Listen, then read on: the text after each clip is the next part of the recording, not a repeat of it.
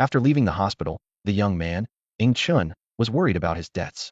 Little did he know that a mysterious event in the sky would bring him a strange crystal and a system so poor it couldn't even provide a beginner's package. What is that in the sky? Is it a biological weapon from an enemy country or the end of the world? Voices of panic and speculation filled the air. Ing Chun, who had just stepped out of the hospital, couldn't help but smile wryly. A sudden fever had added to his already tight financial situation, and he was anxiously waiting for next month's paycheck to breathe a little easier. At that moment, the once clear sky was suddenly swallowed by an ominous blackness. The darkness spread like ink, as if the apocalypse had arrived, instilling fear in everyone. Ing Chen's mouth dropped open in shock, and before he could gather his thoughts, a mysterious streak of light appeared before him. As if drawn by an unseen force, Ing Chun felt compelled to move towards the light. When he regained his senses, he found an irregular crystal in his hand. The crystal was pure white, with a blue glow at its center and a golden mist swirling around it, appearing as if crafted by divine hands. Before Ing Chun could examine it further, the crystal merged into his body. Suddenly, a mechanical voice echoed in his mind. Divine Pet Evolution System Binding. 13, 15, 25. Binding successful. Congratulations, host, on receiving a beginner's guide from the Divine Pet Evolution System. As a young man of the modern era, Ing Chun was thrilled. A system usually meant a protagonist's aura and unstoppable power, right? However, he quickly discovered that this system was so poor it couldn't even afford a beginner's package. Sorry, this system is broke and can't give you a starter pack, the system replied unabashedly. After studying the beginner's guide, Ing Chun understood the true potential of this poverty-stricken system. It could not only assist in signing contracts with mythical beasts, but also evolve the most ordinary creatures into legendary beasts. An ant could transform into an ant emperor, a sparrow into a divine phoenix, a venomous snake into a green dragon, and even an ostrich into a heaven-devouring nine phoenix. Isn't this world devoid of supernatural powers? Wouldn't the sudden appearance of these mythical beasts be too shocking? Ing Chun wondered aloud. The system scoffed. Who said there are no supernatural powers? Aren't we in the midst of a spiritual revival? This planet might have lacked spiritual energy before, preventing me from activating. But now that I'm awake, it means the spiritual energy has returned. I just need spiritual energy to recognize a master. Without it, I can still exist, but I would remain dormant. A piercing scream shattered the sky. Ah, what is this monster? The dog is eating people, eating people. Run. Help, help. Someone save me. Chaos erupted instantly. Countless cries for help and terrified screams intertwined, creating a cacophony of noise. Ing Chun cautiously peered outside, and suddenly, his pupils contracted sharply. In his line of sight, a massive black dog was viciously pinning someone down. Blood gushed out like a fountain, forming glaring red patches on the ground. Even more horrifying was the sight of a human finger clamped in the beast's bloodstained jaws. This black beast was enormous, over 3 meters long and more than a meter tall, completely defying the conventional understanding of a dog. It resembled a full-grown lion, with fierce fangs and blood-red eyes, brimming with savagery and a bloodthirsty desire. Meanwhile, the surrounding environment was undergoing astonishing changes at a visible pace. Grass in the green belts grew wildly, shooting up to over 20 centimeters in just a few minutes. Small trees, originally only 3 meters tall, grew explosively as if on steroids, soaring to dozens of meters in the blink of an eye, with lush branches and leaves that blocked out the sky. Witnessing all this, Ing Chun was shocked and quickly called out to the system in his mind. System, what is happening? Why is that dog so big? And what about the tree? The system responded calmly. The revival of spiritual energy is stimulating the growth and evolution of all things, causing all creatures to evolve rapidly. Frowning, Ing Chun pursued further. Why don't I feel any changes? Humans should evolve too, right? The system explained. Humans will also evolve, but it might be slower compared to other creatures due to the complexity of human genes. Currently, the revival of spiritual energy has just begun, and only a small portion of creatures have evolved. It will take time for all creatures to evolve together. Hearing the system's words, Ing Chen's brow furrowed. He realized that if what the system said was true, humanity's position at the top of the food chain might no longer be secure. As you said, the creatures that have already evolved with the revival of spiritual energy will likely surpass others. The system seemed a bit displeased with Ing Chen's reaction and sarcastically remarked, where there are geniuses, there are fools. Surely you understand such a simple truth. Even though Ing Chun did not have a beginner's gift pack at this moment, the Divine Pet system provided him with one contract slot, allowing him to seek out and tame a creature. Puzzled, Ing Chun asked, System, why only one contract slot? Aren't you supposed to offer unlimited divine pets? The system responded coldly. Have you ever seen anyone get fat from one bite? I can't believe I have such a foolish host. Ing Chun silently criticized the system, feeling it gave off an unreliable vibe. making him nostalgic for the emotionless systems.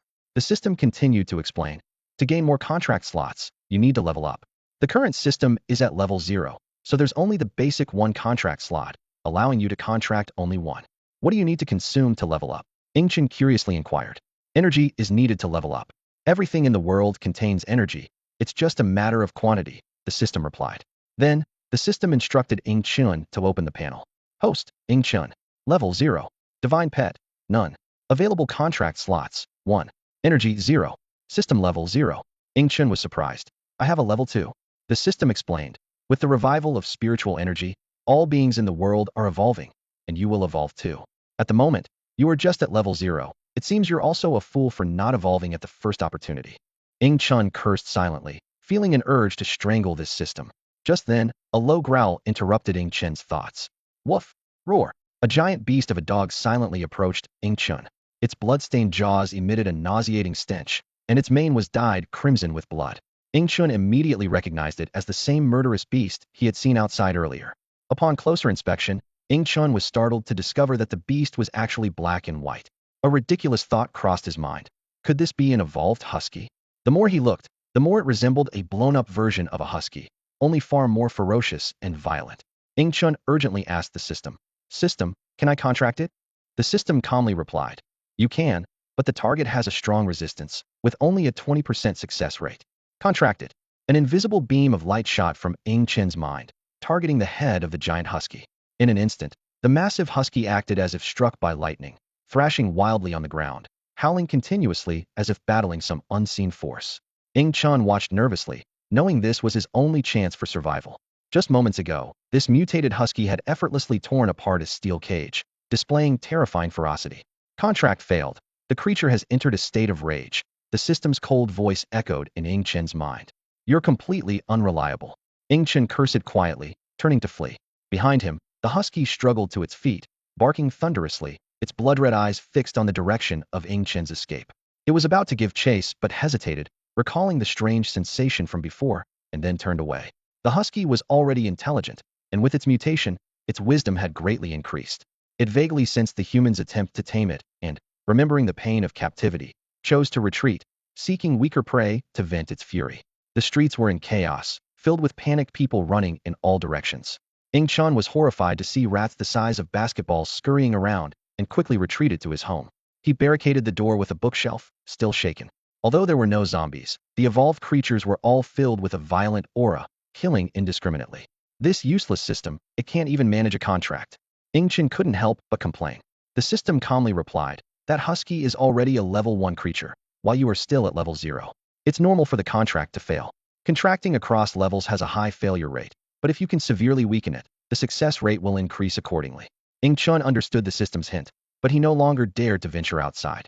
The world outside resembled an apocalyptic scene. Restless and uneasy, he headed to the kitchen, intending to fill his stomach first. While chopping vegetables, Ingchen suddenly noticed a silver ant on the cutting board, waving its tiny legs at him. This ant was unlike any ordinary ant. Its body was more slender, shimmering with a metallic silver glow.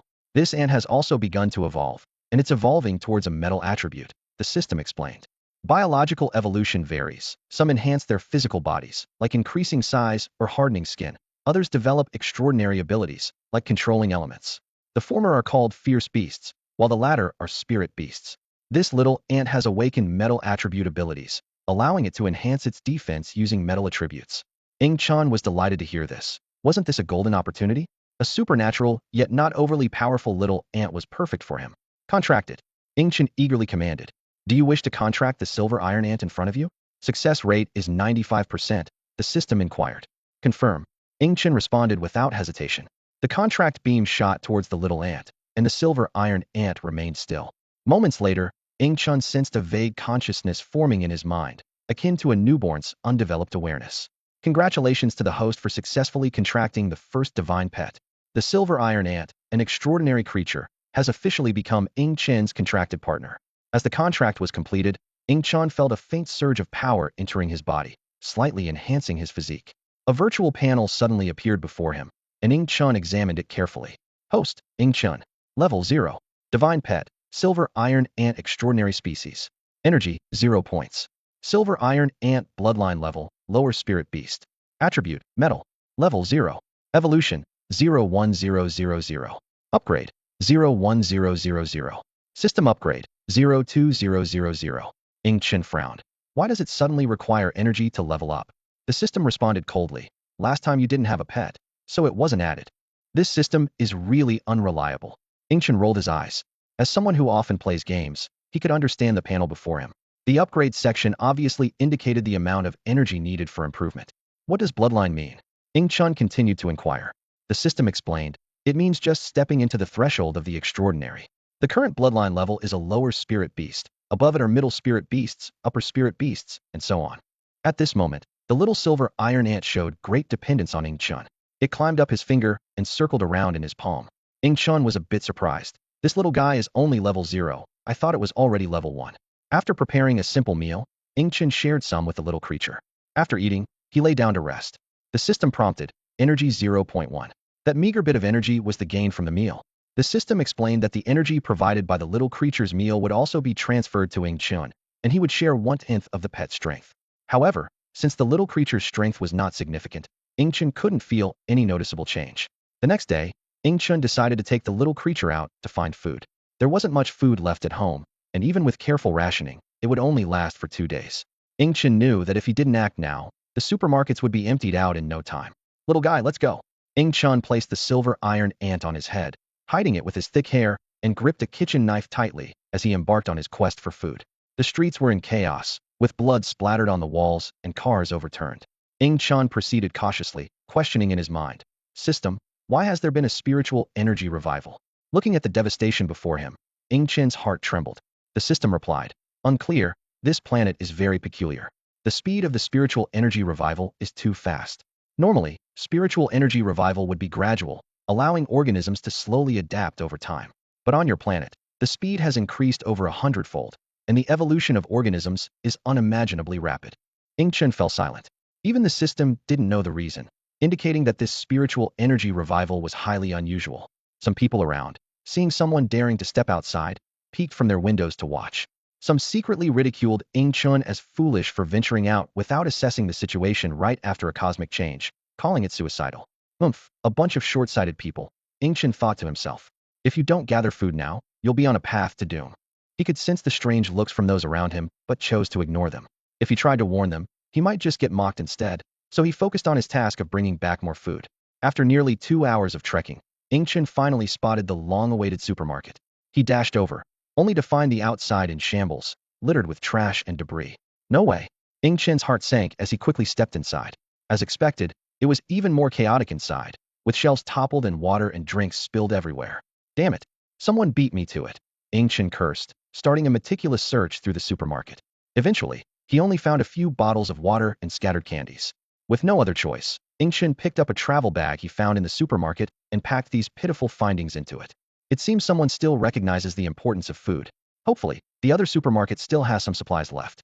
Chen slung his backpack over his shoulder, decisively discarding the kitchen knife he held, and instead found a more practical fire axe in the supermarket. Without hesitation, he punched through the glass, retrieved the fire axe, and tested its weight and balance before setting off on his quest for a new supply point. In his mind, Chen recalled the larger, more expensive supermarket to the east. Although he rarely visited it in normal times, the current perilous situation left him no choice but to take the risk. He silently prayed to return safely before nightfall. By now, the roadside grass had grown wildly, almost completely covering the once barren ground. Chen couldn't help but marvel at how it seemed the entire world was accelerating in evolution and growth. Heading east, Chen trudged for nearly half an hour before finally catching sight of the supermarket sign through the haze. Just as he was about to sprint forward, a massive figure inside the store abruptly halted him in his tracks. It was a giant creature, its skin exposed and muscles bulging, like something straight out of a sci-fi movie. Chen's pupils contracted as a terrifying thought crossed his mind. This was a monster evolved from a gorilla. He suddenly recalled that there was indeed a zoo nearby on the verge of closing down, and it seemed the animals hadn't been fully relocated. This gorilla had quite the opportunity and frightening potential. It attempted to leap directly to a higher-level beast during evolution, but failed due to insufficient spiritual energy, leaving it a creature unable to further evolve or level up. Chen squinted, assessing the situation. This was a quasi-second-tier monster. If his little ant could devour it, it might evolve into a mid-level spirit beast.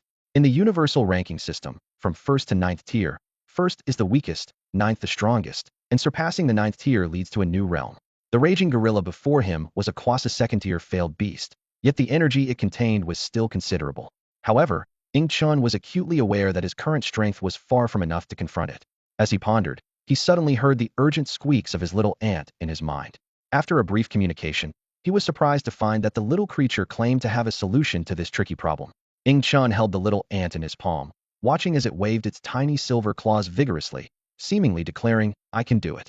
At that moment, the gorilla's brutal actions drew Chun's attention. It was gripping a man's leg, indifferent to the victim's pleas. With a crunch, the gorilla's massive teeth easily crushed the man's leg. Flesh and bone were pulverized in its mouth before being swallowed. Even more cruelly, the man was still alive, forced to watch himself being devoured bit by bit, enduring unimaginable pain. In his final moments, he cursed in anger, "Beast, you deserve to die." In this critical moment, several figures suddenly bolted from the supermarket, sprinting towards Chun's hiding spot, with the terrifying gorilla in hot pursuit. Chun cursed under his breath, realizing their escape path had exposed his location. Without hesitation, Chun turned and ran. Facing that monster heathen would be suicide. He had witnessed the creature effortlessly lift a grown man. Such strength was beyond any human's capability. A voice called out behind him, "Brother, wait for us." But instead of slowing him down, it only made Chun run faster. He was furious these people intended to use him as a scapegoat, and he found it utterly unforgivable. "Big brother, what if he doesn't stop?" one of the fleeing men asked, his breath heavy and fear clear in his voice. At this moment, the terrifying beast was closing in on them, its massive form looming ever closer. "Then force him to stop," the leader of the group said harshly, a glint of ruthlessness in his eyes. He quickly bent down, picked up a sharp stone, and hurled it with all his might in Chun's direction. Chun heard the whistling sound from behind and felt a surge of anger. "Damn you all," he growled through gritted teeth, incredulous at their audacity. "Kid, blame your own bad luck. People die for wealth like birds for food." The man sneered, showing no trace of mercy in his eyes. The stone came whistling through the air, and before Chun could dodge, it hit his left leg. The sharp pain spread through his body instantly, and his pace slowed significantly. The others took the opportunity to overtake him, leaving Chun alone to face the terrifying giant ape. The giant ape was now within arm's reach, and Chun could even smell its foul stench. Fear surged over him like a tide as he realized he couldn't outrun the others. Each step sent a wave of pain through his injured leg, the force of the stone clearly not insignificant. "Little guy, it's up to you." Chun gritted his teeth and threw the small object in his hand with all his strength into the gaping mouth of the giant ape. The ape seemed oblivious, continuing its mad charge forward. Chun recalled his earlier communication with the little creature, knowing its metal-enhanced shell could resist stomach acid. The creature's goal was to burrow into the ape's brain and consume everything. Despite Chun's desperate attempts to flee, the giant ape continued to close the distance. Suddenly, he felt a powerful grip on his leg. The world spun as Chun found himself dangling upside down, face to face with the ape's monstrous visage. "Roar!" The giant ape let out a deafening roar. "System, save me!" Chun called out in despair. "There's nothing I can do." "Good luck," the system replied coldly, leaving Chun feeling utterly hopeless. The ape's massive jaws inched closer to Chun's neck, its hot breath searing his skin. Just as all seemed lost, a loud bang echoed, and the giant ape's massive body crashed to the ground. Shaken, Chun struggled to his feet, unable to believe what he saw. The little creature had succeeded. It emerged from the ape's head, now swollen to the size of an apple. The system interface updated. Host, Chun. Level 0. Divine Pet, Silver Iron Ant Extraordinary Species. Energy, 600 points. Silver Iron Ant Bloodline Level, Lower Spirit Beast. Attribute, Metal. Grade, First Grade. Evolution, 01000. Upgrade, 02000. System Upgrade, 02000. Seeing the additional 600 energy points, Chun exhaled deeply, marveling at the intense ups and downs of life. The little guy reached first grade. Chun exclaimed with joy. The system explained, "Your pet's energy gain is split equally with you." This giant ape was almost second grade, so naturally, it elevated the pet to first grade. The energy mainly enhances the bloodline level, though it can also be used for leveling up, albeit less efficiently. Chun understood that while his pet could level up on its own, enhancing its bloodline was more challenging. "Keep eating, little guy. I'll go inside and look for food," he said, before heading into a nearby supermarket. Inside, the supermarket was chaotic, with toppled shelves and scattered food. Chun carefully selected high-calorie, easy-toaster foods like chocolate and beef jerky. He also picked up some powdered milk for its nutritional value. He avoided space-consuming, impractical items like chips. Finally, he grabbed some fresh meat and vegetables, planning to consume them while they were still fresh. Just then, a group of people entered the supermarket. Ing-chun looked closely and saw it was the same group that had betrayed him earlier. You dare come back? Ing-chun glared at the three men, seething with anger. The leader chuckled, unfazed. The supermarket doesn't belong to you. I can come and go as I please. Ing-chun was furious and demanded harshly. Do you realize you almost got me killed just now? The leader among the three men responded dismissively. But you're not dead, are you? Why are you shouting? There are three of us here. Do you really think we're afraid of you? This shameless remark fueled Ing-chun's anger even more. Just as he was about to lose his temper, another man spoke up. Kid, we don't know how you managed to defeat that monster, but since we're all human, shouldn't you be helping us out? The third man chimed in. Exactly. You should escort us to the troops. With great power comes great responsibility. At that moment, a chilling pop sound interrupted their conversation. Blood suddenly spurted from the leader's neck. He frantically clutched his wound, but the blood continued to flow, and his face turned as pale as paper. Who? The remaining two men were terrified, looking around frantically. They suddenly noticed a silver ant not far away. The ant was as big as two fists, exuding a metallic sheen, and was staring intently at them. Monster! One of the men exclaimed. The other tried to stay calm, waving a stick and shouting. Don't be afraid. It's just a small ant. With that, he swung the stick at the creature. However, shockingly, the stick broke upon contact with the ant, while the creature remained unharmed. Before the man could recover from his shock, the silver ant appeared before him like lightning. With a swift motion of its forelimb, a cold gleam flashed across the man's neck, and blood gushed out. The last man screamed in terror and turned to run. He barely made it 10 meters before the swift creature caught up. The silver ant bit through his neck, then casually returned to Ing-chun's side, snuggling affectionately against his leg. Ing-chun gently stroked the creature's back, speaking softly, "Good job, little one."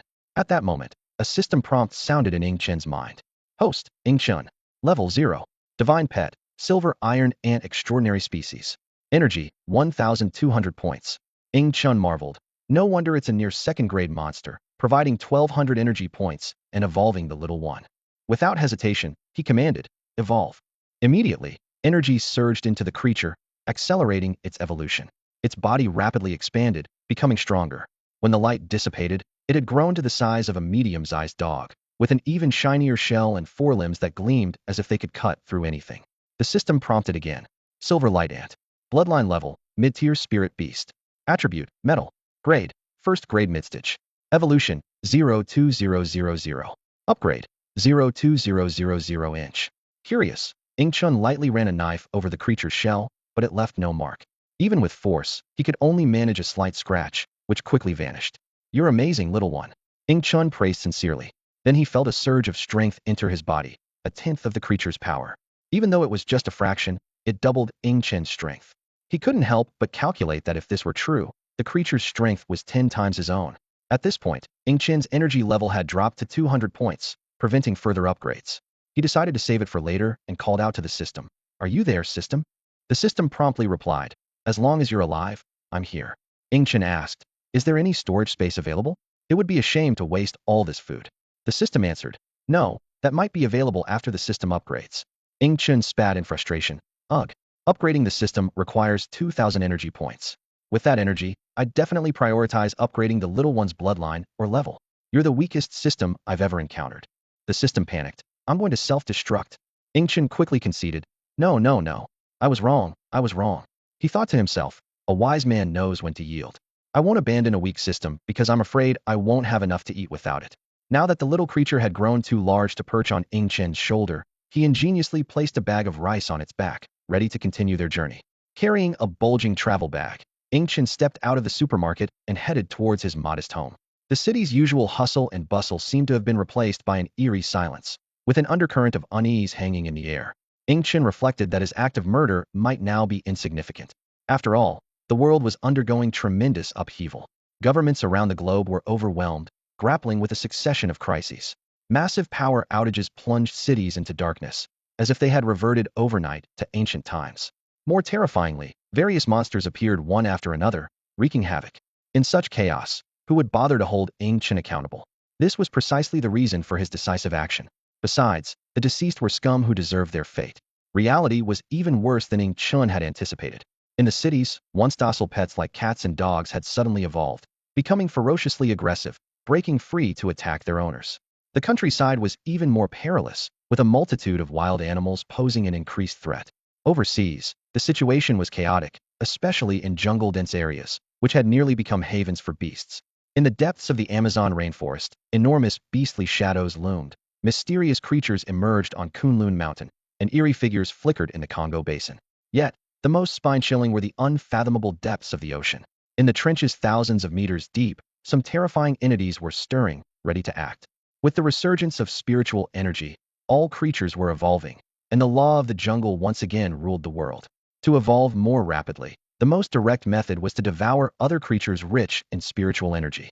Chun was grateful to have the little creature by his side, paving the way. Many mutated beasts feared its aura and dared not approach. Nonetheless, cold sweat still seeped from Chun's palms. Just moments ago, a group of mutated rats had eyed him greedily, their eyes glistening with danger. Fortunately, they were extremely wary of the little creature's aura, forced to watch their prey slip away. Although these rats had begun mutating, they had not yet fully evolved into fierce or spiritual beasts. After all, the path of evolution was fraught with peril, as difficult as climbing to the heavens. After a harrowing journey, Chun finally returned to his small home. He breathed a sigh of relief, as if lifting a heavy burden from his shoulders. Once home, Chun immediately prepared a sumptuous feast with fresh meat. After the meal, he and the little creature slept side by side, seeking a sliver of peace in this mad world. However, this tranquility was soon shattered. Chun awoke, stifled by the heat. Though it was only May, the weather was unusually hot. The sun seemed more intense than usual, scorching the earth. He opened his computer to find his social media feed in a frenzy. Videos flooded the platform, all showcasing the terrifying scenes of mutated beasts or plants. Among the numerous pleas for help, Chun clicked on a video posted by an old friend whose updates had been sparse. Although he could no longer remember who this friend was, the scene in the video left him speechless. It showed a bird engulfed in flames, reportedly mutated from an ordinary sparrow. This flame sparrow had a wingspan of about a meter, and wherever it went, would instantly turn to ash. As it flew, it scattered sparks, like a small, mobile furnace. Another video showed a mutated cherry tomato tree. Originally a mere meter tall, it had grown to over 10 meters. Even more astonishing, its fruits were no longer red but gleamed with a golden radiance, resembling tiny suns. The rapid changes in the world were astonishing. Chun shook his head, realizing that being an orphan meant he had fewer attachments in this chaotic world. No girlfriend, no close friends, his only companion was the mysterious little creature by his side, providing warmth and strong protection. Reflecting on the past, Chun felt a twinge of bitterness. It wasn't that he had no family. He had been abandoned in his childhood. Chun had a twin brother, but their relationship was strained. Their parents divorced when they were young, and neither was willing to take responsibility for their upbringing. Thus, the two were left at an orphanage. Fate intervened, and his brother was adopted by a wealthy businessman at the age of 5, while Chun grew up in the orphanage, facing the harsh world alone. Over time, the younger brother became increasingly arrogant, and the two brothers quarreled constantly as they grew up, leading to a gradual estrangement. Chun gazed at the gloomy sky outside, silently wishing his brother's safety. One was in the north of the Yanhuang kingdom, the other in the south. A journey that used to take just a few hours by car now seemed insurmountable due to the apocalyptic crisis, making a reunion as difficult as reaching the heavens. As Chun was lost in thought, his Peta Metallitude mutant ant gently touched his arm with its antennae, as if to comfort him. Chun snapped back to reality and softly said, "I'm fine. If you want to go out, go ahead, but remember to come back early." He petted the little creature's head, signaling it could go out and hunt mutant beasts. As a summoner, Chun adhered to the principle of staying safe and avoiding unnecessary risks. He reminded the little creature once more not to harm humans unless attacked, then sent it outside and resealed the entrance. Chun wasn't worried about the little creature's safety. As an extraordinary species, the mutant ant not only inherited the incredible strength of ordinary ants, but also had the ability to manipulate metal, making it formidable in both offense and defense. It had reached the level of a mid-tier spirit beast, with few creatures able to challenge it. Chun only needed to wait at home for the little creature to gather energy, and once it grew stronger, it could sweep away any obstacles. Bored, Chun browsed through various social media platforms. With the apocalypse upon them, the internet was in chaos. He knew power outages were inevitable, though the timing was uncertain, and the quality of the network was deteriorating. He had tried to seek help from the authorities, but the phone lines were always busy, indicating that even the authorities were overwhelmed by this global disaster. Suddenly, a rapid knocking on the door interrupted Chun's thoughts.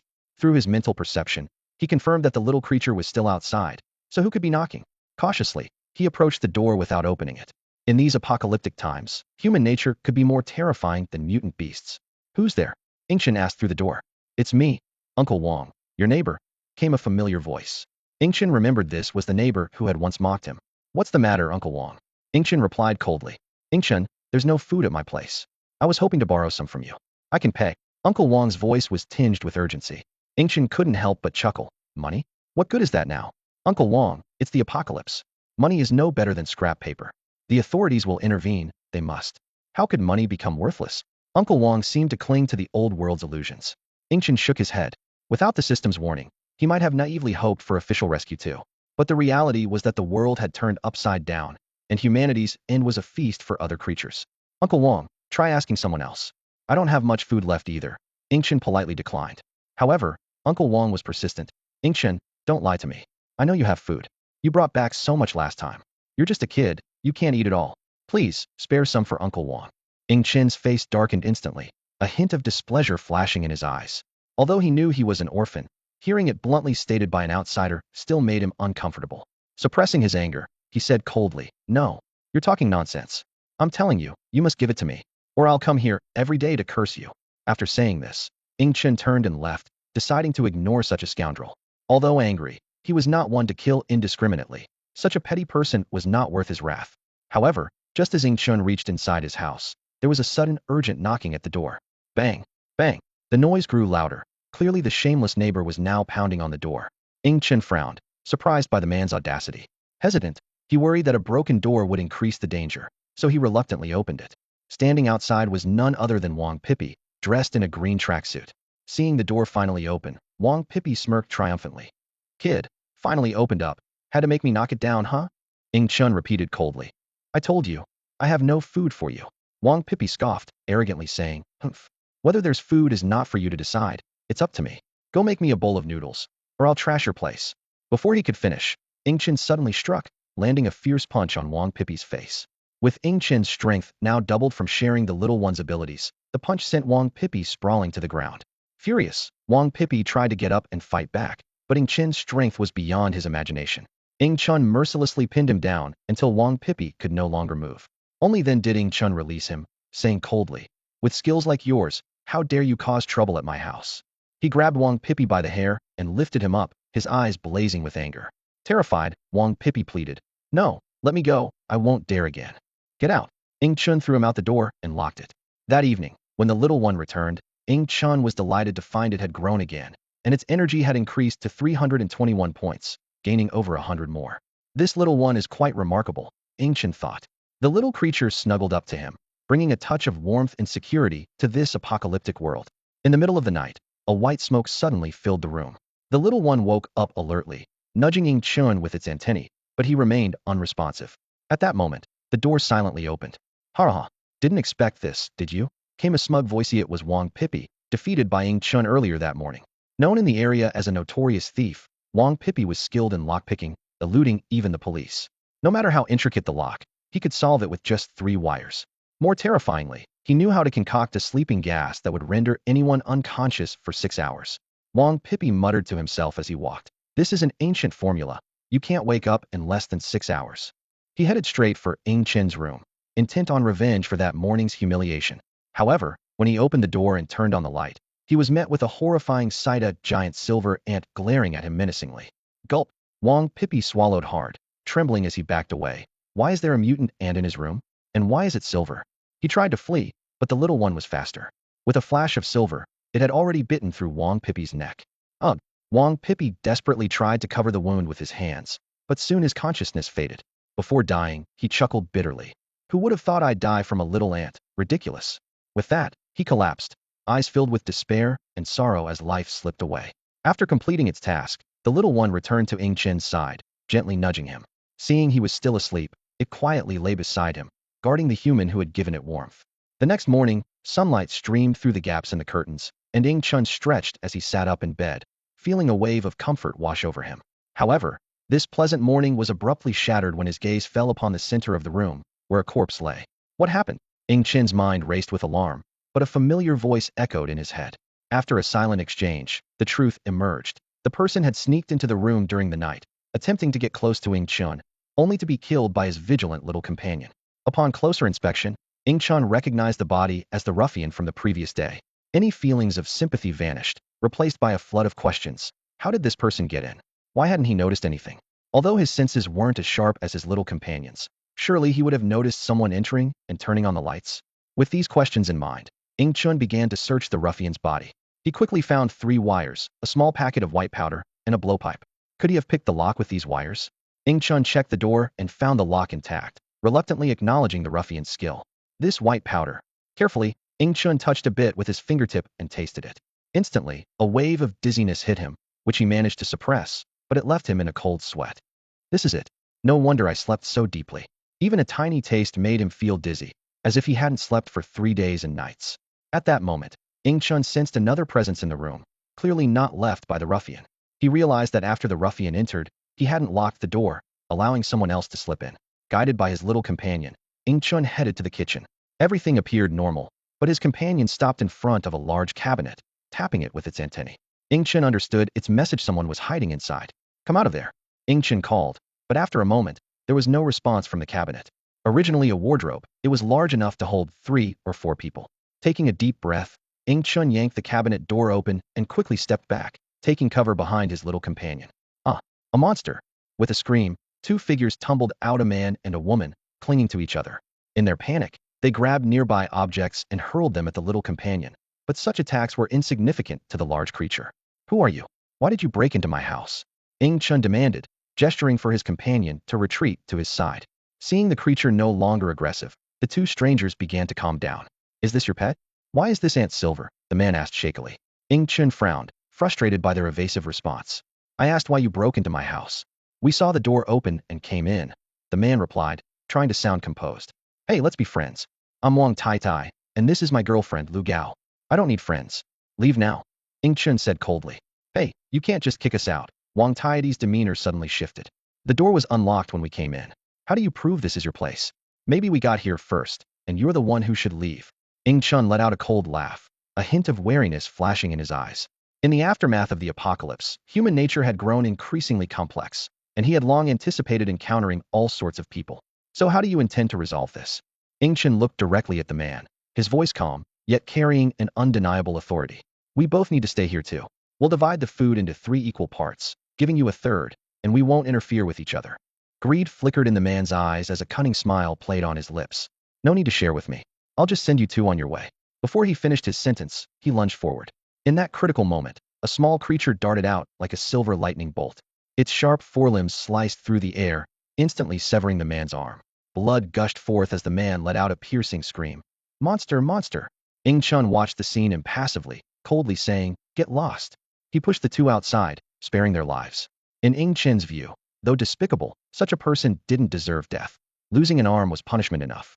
After they left, the small creature tilted its head, seemingly puzzled as to why they weren't killed.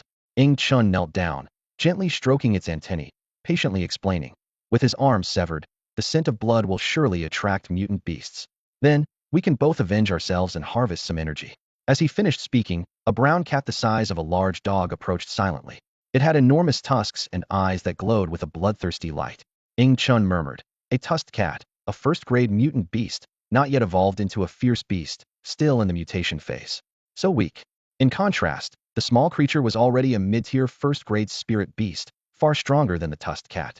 Its metallic shell offered incredible defense, impervious even to blades. Coupled with strength 10 times that of Chun and wind-like speed, ordinary people stood no chance against it. Meanwhile, the man, supported by the woman, was stumbling away. We must get to a hospital, or you'll bleed out, the woman urged anxiously. The man's face was pale, groaning in pain. Hurry. I feel like I'm dying from the pain. Damn it. He knew all too well that in this post-apocalyptic world, hospitals had long become ruins, and finding a doctor was impossible. Suddenly, the woman halted, her face twisted in terror. The man followed her gaze to see a tusked cat watching them intently. Ah! The woman screamed, abandoning the man and fleeing. The man collapsed to the ground, glaring venomously at her retreating figure.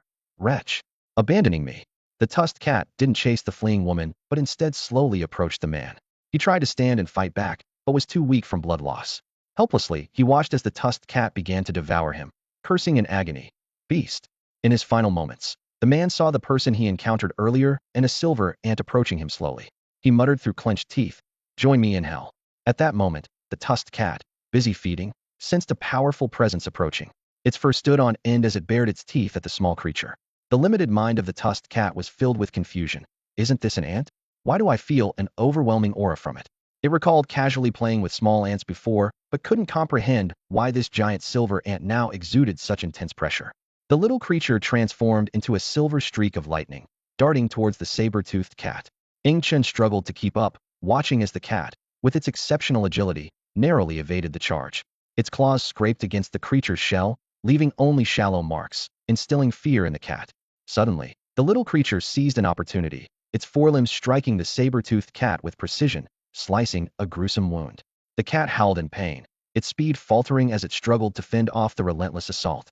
As time passed, the saber-toothed cat became covered in wounds, while the little creature remained unharmed.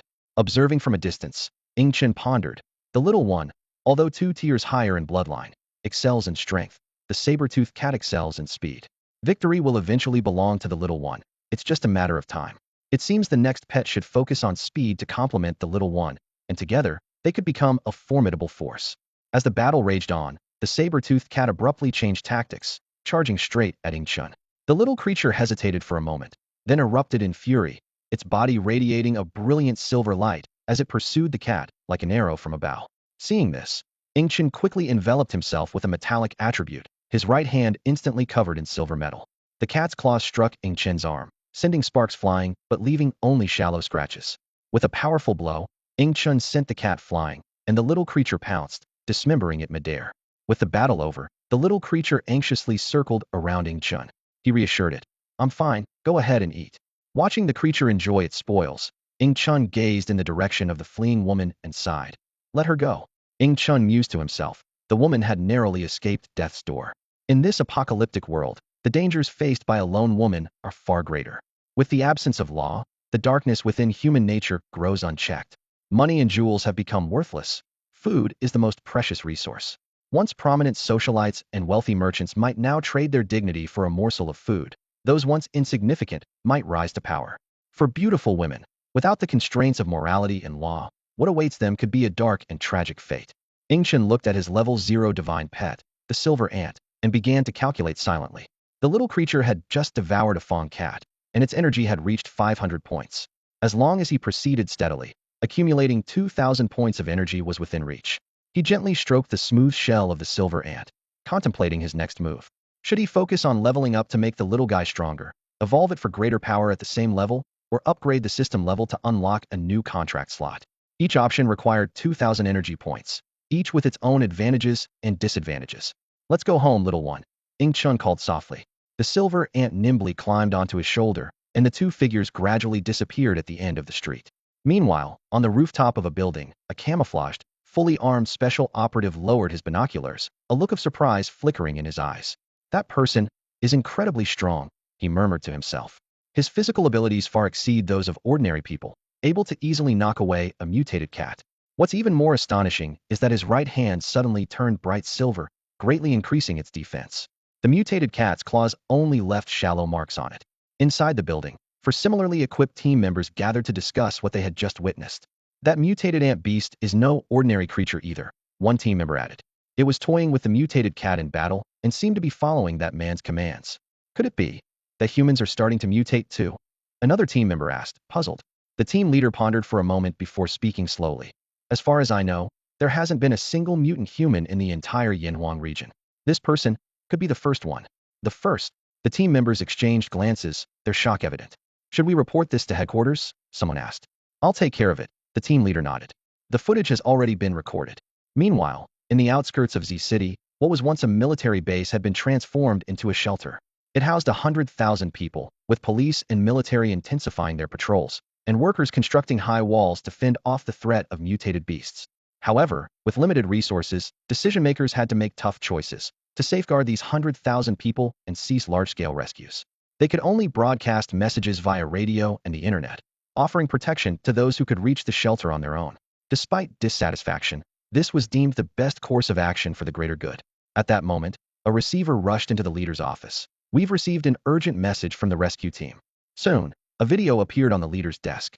The footage clearly showed Ing-Chen and the silver ant facing the fawn cat, with the scene of Ing-Chen's right hand turning silver vividly captured. The leader stared at the screen, his expression grave. A mutant has finally appeared. Human mutants have finally emerged, like a lightning bolt piercing through the apocalypse's gloom. In the camp, a high-ranking official exclaimed excitedly, "We haven't been abandoned by the heavens after all." Hope sparkled in his eyes. If there are even mutant beasts obeying his commands, imagine the advantage if he joins us. He immediately issued an order, send a message to the rescue team.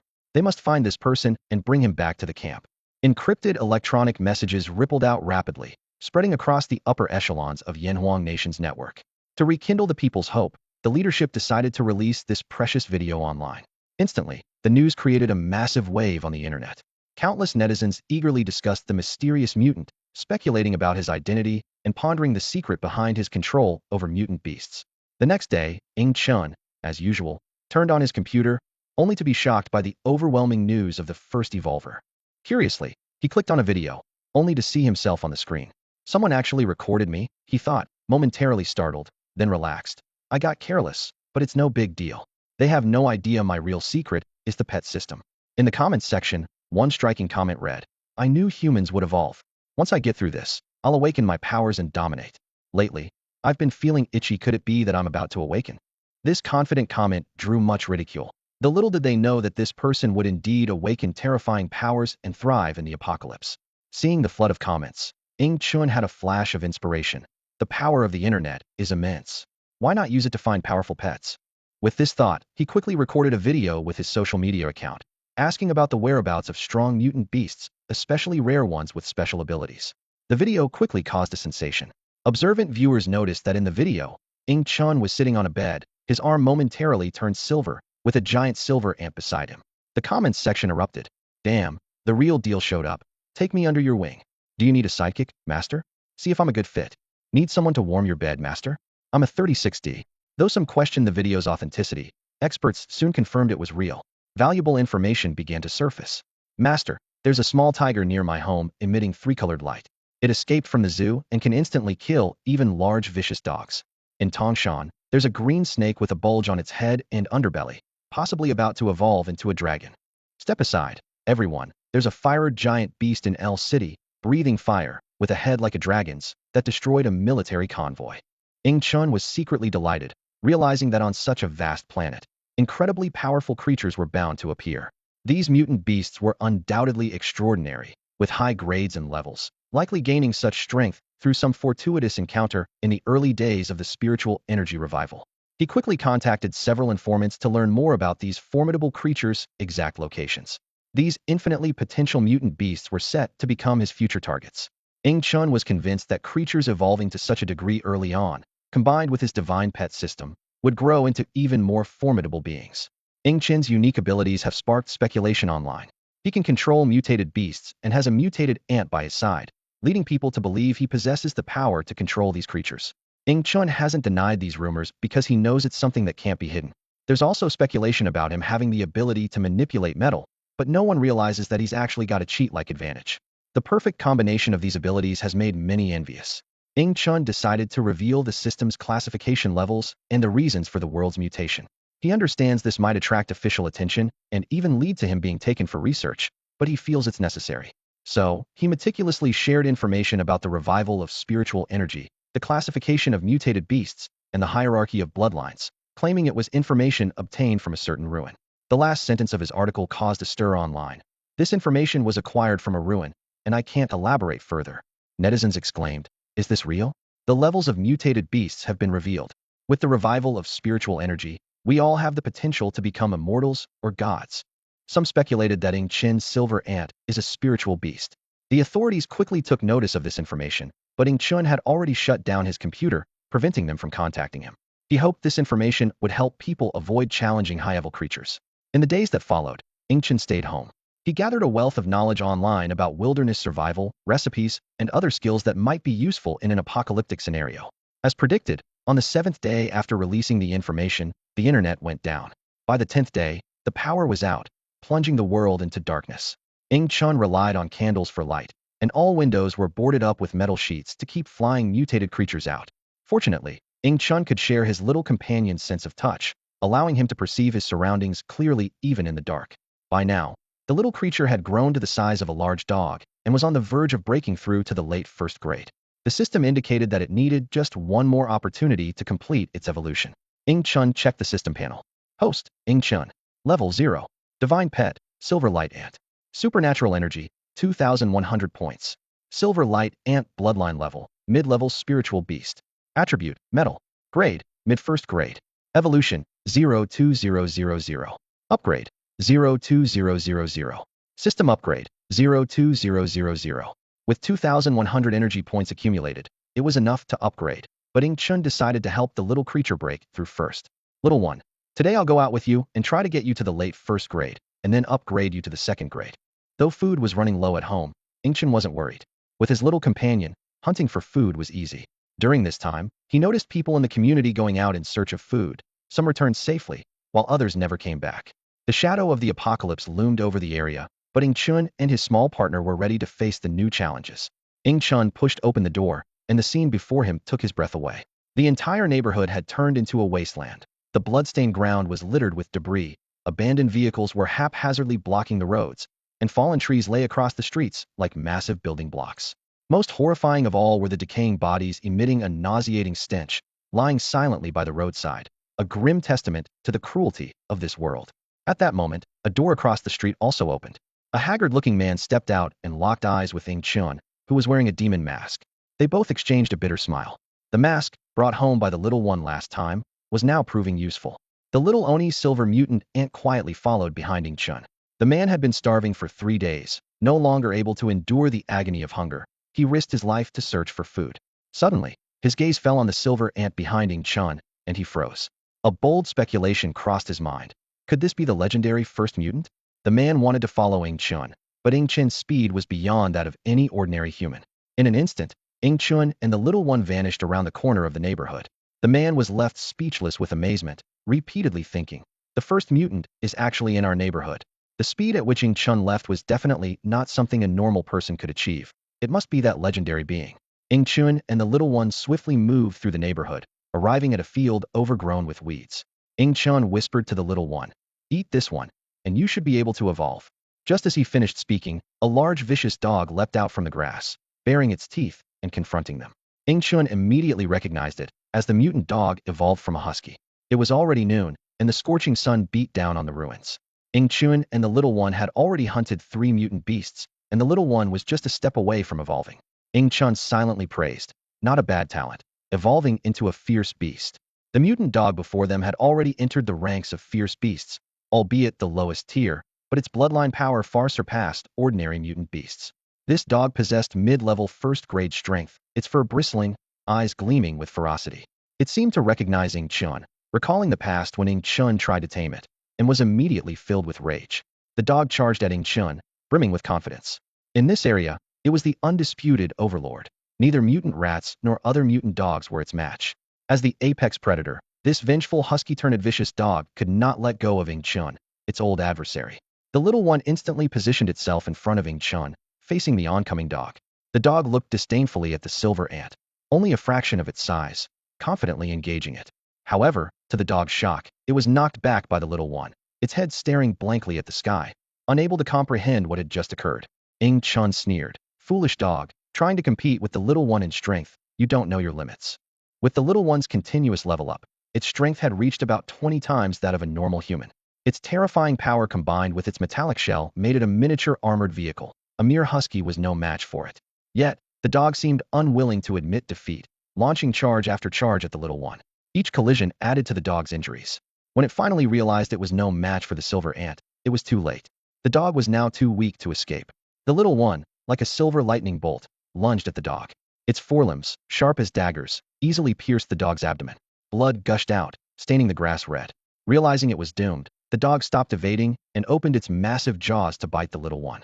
However, its teeth, capable of easily snapping metal pipes, were useless against the little one's hard shell. No matter how fiercely the dog bit, it couldn't leave even a scratch on the little one. The little one's forelimbs had completely penetrated the dog's body, ignoring the madness in the dog's eyes, and began to feast, devouring the dog's flesh and blood. The fierce dog's growls echoed in the air, but its body was firmly held by the little creature, unable to break free. It could only watch helplessly as it was slowly consumed, its life force diminishing. As its final breath faded away, the little creature completed its transformation. Its body had expanded to the size of a large dog, with sharp spikes suddenly protruding from its silvery exterior, making it appear even more menacing. The little creature nudged Ing-Chun gently, using telepathy to signal that he could ride on its back. Ing-Chun silently checked the system panel in his mind. Host, Ing-Chun. Level 0. Divine Pet, Silver Ant Extraordinary Type. Energy, 2,600 points. Silver Ant Bloodline Level, Mid-Tier Spirit Beast. Attribute, Metal. Grade, First Grade Late Stage. Evolution, 02000. Upgrade, 02000. System Upgrade, 02000. The little creature's strength had increased significantly, and Ing-Chun could no longer accurately gauge its power. He only knew that by sharing just a tenth of the creature's strength, he had become incredibly powerful. To test its capabilities, Ing-Chun instructed it to lift a fallen utility pole. The little creature accomplished this task effortlessly, as if the heavy pole was nothing more than a twig. Moreover, the creature's metallization ability had improved remarkably. Its forelimbs could now easily slice through steel and cut through concrete pillars as if they were made of tofu. Ing-Chun's own metallization ability had also enhanced. He could now fully metallize his hands and even transform a part of his body into metal. Once metallized, his defense was on par with the creature's, and ordinary weapons could no longer harm him. The only difference was that his metallization coverage was not as extensive as the creature's. After long observation and calculation, Ing-Chun discovered an interesting aspect of the system. The energy required for pet upgrades seemed to be fixed. From no grade to first grade, the little creature needed 2,000 points of energy. Now, even at the late stage of first grade, it still only needed 2,000 points to upgrade further. This meant the system provided a constant amount of upgrade energy, changing only with system upgrades. This discovery made Ing-Chun ponder. He realized that when the little creature reached higher grades like 6th or 7th, upgrading through its own means might become extremely difficult, whereas through the system, it would still require only 2,000 points of energy. This surprising revelation made Ing-Chun hesitate to immediately upgrade the creature's level. After all, the creature had just begun its evolution and was far from reaching a bottleneck. He was also unsure how much the energy requirement would increase after one upgrade. Would it double or increase tenfold? Ing-Chun started considering whether to upgrade the system level. However, he hadn't found any other pets he fancied, especially those with speed specialties. After much deliberation, Ing-Chun decided to first enhance the creature's bloodline grade. System, upgrade the creature's bloodline grade. Ing-Chun commanded. You remember me. I thought you'd forgotten me. The system's voice carried a hint of resentment. Feeling a bit embarrassed, Ing-Chun scratched his head, almost forgetting the system's high intelligence. Since the last bloodline enhancement, he hadn't contacted the system. I just didn't want to disturb your rest, he explained. I've rested for countless years. The system's tone sounded even more aggrieved.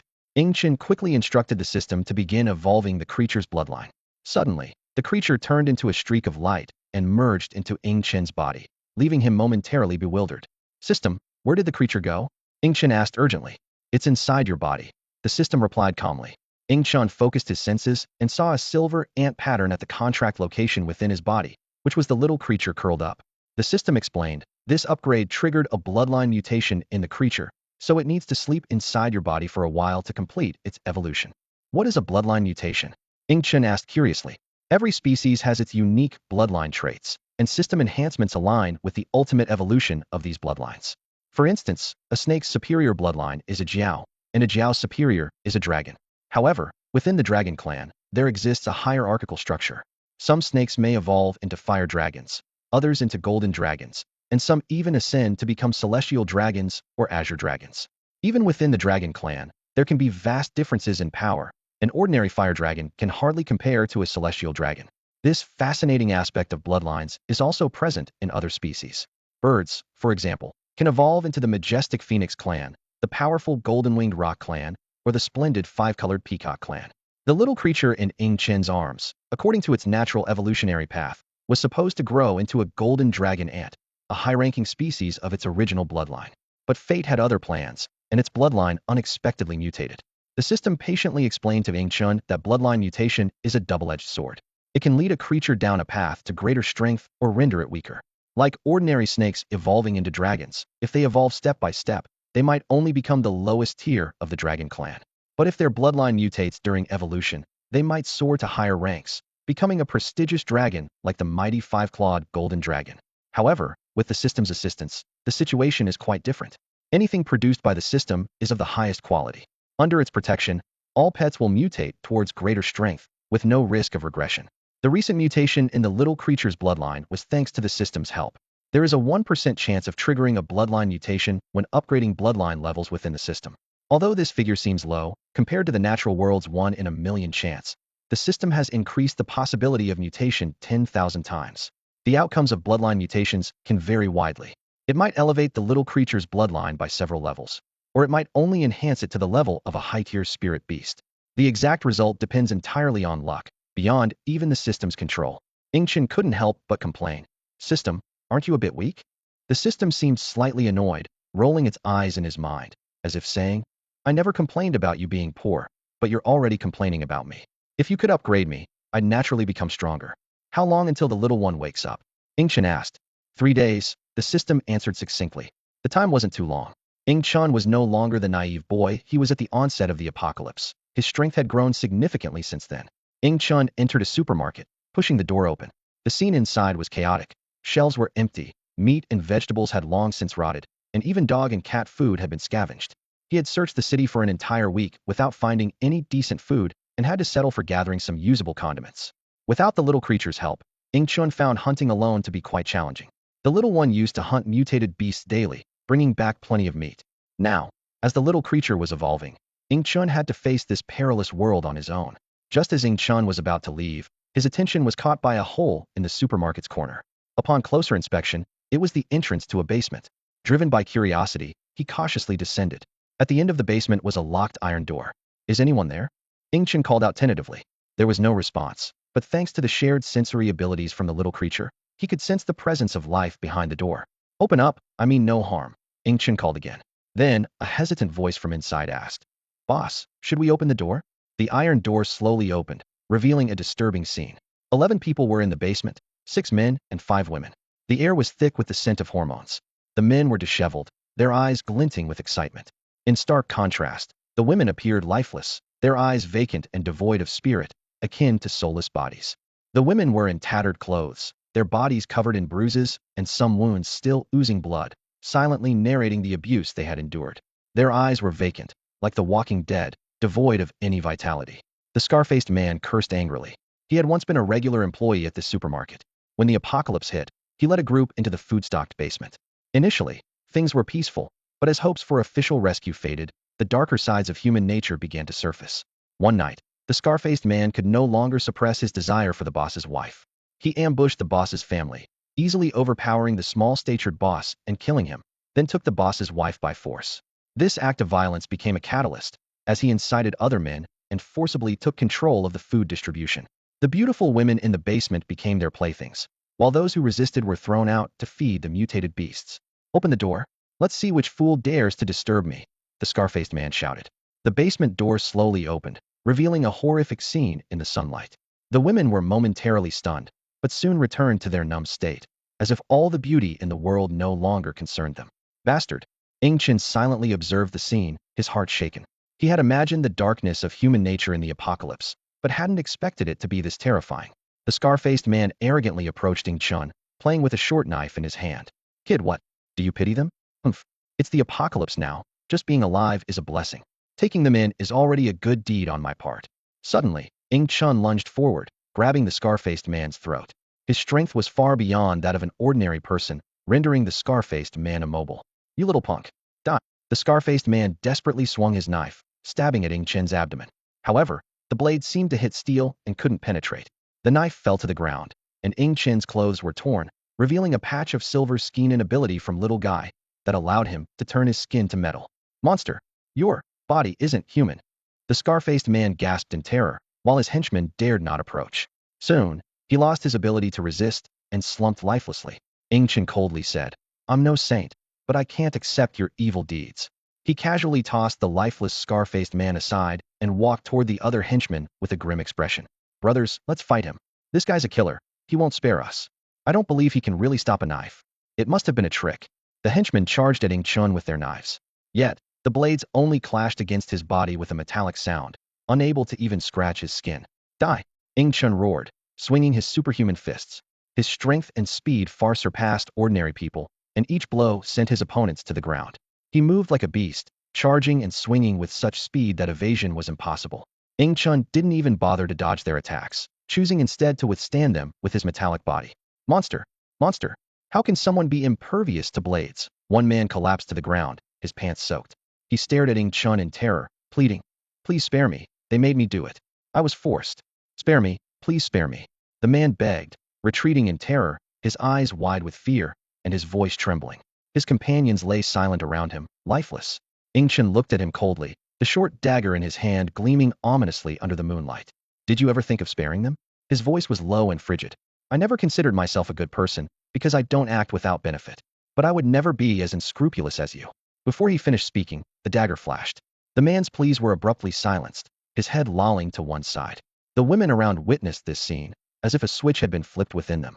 The proprietress frantically lunged at the scarred man's corpse, tearing at his flesh like a demon from hell. Ing Chun watched this unfold and softly said, "I hope you can survive." He had no intention of taking them in or protecting them, believing that after this incident, these women would never easily trust men again. He left the dagger on the ground. It no longer served him much purpose and might be more useful to the survivors. "What's your name?"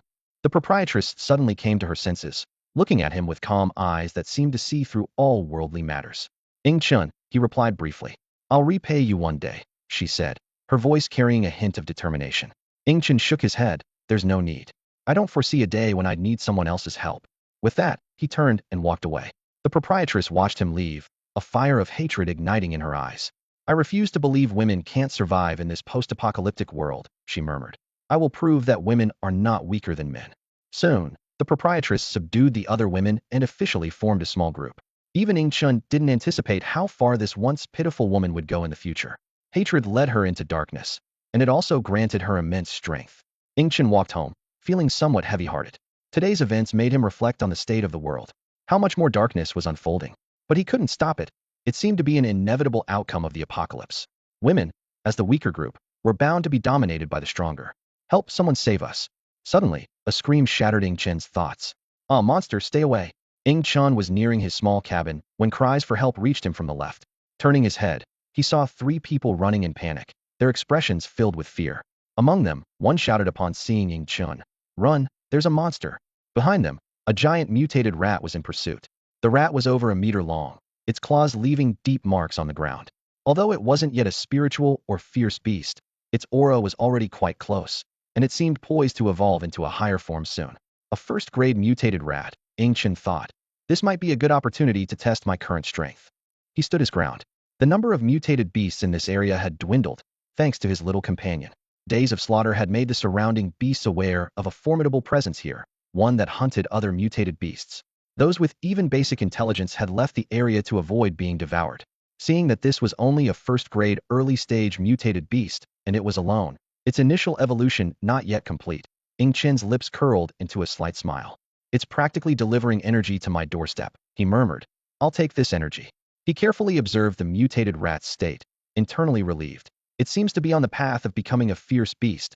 Lucky it hasn't formed a pack. Ing Chun clenched his fists, ready to face the impending battle. If a swarm of rats formed, even Ing Chun would have to run. However, in the early days of the apocalypse, such a situation was almost impossible. Evolution had just begun, and the probability of an entire group entering the evolution phase was extremely low. The 3 people saw Ing Chun standing still and thought he was paralyzed with fear. A woman passing by tugged at his sleeve and urgently shouted, "Run." Ing Chun shook his head, his tone calm. "No need, it's just a low-level mutant beast." The woman widened her eyes in surprise. "What do you mean just a low-level mutant beast? Even a low-level one has entered the evolution phase." After the apocalypse began, they had learned about evolution online and knew that even a low-level mutant beast was not something ordinary, unevolved humans could withstand. A man nearby snorted, a mocking expression on his face. "Let him show off if he wants. It'll buy us some time." Another woman nodded in agreement. "But he's human too." The first woman hesitated. "You're about to die. Why worry about him?" The man retorted before turning to run. The woman hesitated, wanting to persuade Ing Chun again, but saw he had already charged forward. Ing Chun's hands formed into blades, his entire body covered in a metallic sheen. He slashed horizontally, striking the mutant rat. The rat roared, trying to bite him, its gaping maw drawing closer. Ing Chun's left hand formed a fist, and with the strength of metal, he punched the rat's head hard. The force caused it great pain, forcing it to the ground. Strike while the iron is hot, Ing Chun thought. This was a life-and-death battle, leaving no room for hesitation. Using his hand as a blade, he repeatedly struck the mutant rat. His metal-covered hand was as sharp as a steel blade, each blow leaving deep, bone-revealing wounds on the rat. Ingchen knew the rat's skull was tough, so he focused on attacking its body. Whenever it tried to rise and fight back, Ingchen would smash its head with his fist, keeping it subdued. His upper body shared the strength of his little companion, making his punches incredibly powerful. Under the metallic cover, his fists were like a pile driver, each hit causing the mutant rat immense pain. Ordinary ants can lift objects 400 times their weight and drag objects 1,700 times their weight. As an evolved beast among ants, the little guy's strength was even more formidable, and this power was evident in Ingchen. Gradually, the mutant rat lost its life. Ingchen noticed an additional 50 energy points on his system. System, why does this mutant beast only have 50 energy points? Ingchen asked, puzzled. The system replied, you seem like an idiot. The mutant beasts you've killed before were fierce beasts. This rat isn't at that level, so it only has 50 points. Ingchen's face darkened, thinking, can't we have a normal conversation? No love at all. He looked at the rat's corpse with some regret, thinking, it's a pity about this rat's flesh. The little guy is asleep and can't eat it. At this point, Ingchen was covered in blood, his clothes, hands, and face stained with crimson, making him look quite terrifying. The three people behind him were stunned by his ferocious display. Gulp! A woman swallowed, unable to help but say, this guy is fierce. The man beside her looked displeased but didn't argue. So brutal, another person murmured. He actually hacked the monster to death. Is he hunting the monster, or is the monster hunting him? Hello, the woman said quietly. Ingchen turned to look at the three, scaring the woman into taking a small step back. What's up? Ingchen asked. He didn't have a good impression of them. They had led the monster to him, and if he weren't powerful, he might have died today. However, seeing that they didn't do it intentionally and had even warned him to run, he decided not to hold a grudge. After calming down, the woman introduced the three of them to Ingchen. The woman who had urged him to escape and pulled him along was named Yun Chu, the man was Duan Ziwei, and the other woman was Song Mingxi. After a brief exchange of pleasantries, Ingchen hastily packed up, preparing to leave, but Song Mingxi blocked his way. Hey, can you take me home? My father will surely reward you. Song Mingxi said matter-of-factly. No, Ingchen frowned, feeling displeased with her attitude. Song Mingxi was clearly not expecting a refusal. She stomped her foot in anger and insisted, stop right there. You have to take me home today. Ingchen couldn't be bothered and brushed past her to leave. At that moment, Duan Ziwei stepped in front of him, threateningly saying, Kid, Song Mingxi's father is the mayor of Tianfeng City. You better think twice. That's right, my father is the mayor. You still have time to change your mind, Song Mingxi chimed in. Ingchen looked at them coldly and said indifferently, what does your father being the mayor have to do with me? Don't be foolish, kid. Take Miss Song home, and the mayor won't treat you poorly. Duan Ziwei pressed aggressively. Ingchen swiftly grabbed Duan Ziwei by the neck, his eyes glinting with menace. Are you trying to tell me what to do? He thought to himself, amazed at their audacity to threaten him. They had even lured the mutated rat earlier, and he hadn't settled that score with them yet, which was already a great mercy. Don't move. Killing is against the law. Duan Ziwei trembled with fear, his tone shifting. Pathetic. You only bully your own kind. Why didn't you fight the monster just now? Ingchen retorted with a cold smile. Duan Ziwei was left speechless by Ingchen's questioning, collapsing to the ground. Song Mingxi didn't dare to approach either, terrified by Ingchen's ferocity. She realized how foolish she had been, as if her mind had been clouded. This person was clearly not one to be trifled with. Ingchen's fingernails turned metallic as he lightly traced Duan Ziwei's neck. Blood slowly oozed down the blade. No, please no, Duan Ziwei sobbed, his pants growing damp. Ingchen was somewhat surprised. He hadn't intended to kill Duan Ziwei, merely cut his skin. Yet, this seemingly robust guy was so cowardly who had given him the nerve to threaten him? I know. You're the first mutated human everyone's talking about online. Yin Chu suddenly exclaimed. She had felt that Ingchen's abilities seemed familiar since earlier, and now she finally recalled. What? He's the first evolved human. The other two looked at Ingchen's silver hands and believed Yin Chu's words. Doesn't he have a mutated beast with him? I know, it's a spirit beast ant with the ability to metallize, Yin Chu added. Seeing that they had recognized his identity, Ingchen was indifferent and planned to leave to wait for the little creature to awaken. Just then, the system suddenly alerted him. Ingchen, that woman has a significant energy source. Ingchen paused, knowing that the system required energy to upgrade, and suitable energy often came from the bodies of mutated beasts. Ordinary items didn't interest the system, yet this woman had a considerable energy source.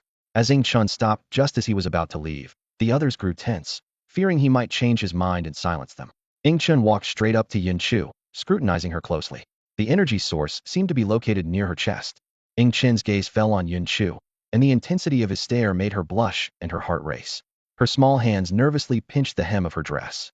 Yun Chu felt anxious, fearing what this fierce man might do to her. However, Ingchun merely reached out and took the necklace from her neck. This unexpected gesture left Yun Chu both relieved and inexplicably a bit disappointed. It was a jade necklace of exceptional quality. Although Ingchun wasn't an expert on jade, he could tell it was quite valuable. The jade was intricately carved into a lifelike image of a mythical creature. System, is this the jade? Ingchun asked in his mind. That's the one, with energy around 5,000, the system replied. 5,000. Ingchun was astounded. To put it in perspective, a level 1 mutated beast could only provide 10 to 500 energy points, and this small piece of jade was equivalent to the combined energy of 100 of those mutated rats. Why does this jade have so much energy? Ingchun asked, puzzled. The system explained. Jade has always been a vessel for storing energy. Before the resurgence of spiritual energy, they were just ordinary stones. But with the return of spiritual energy, some special jade stones began to actively absorb the surrounding energy, becoming what you see now as energy sources. Ingchun pondered this, but remained somewhat skeptical. Does this happen to all jade?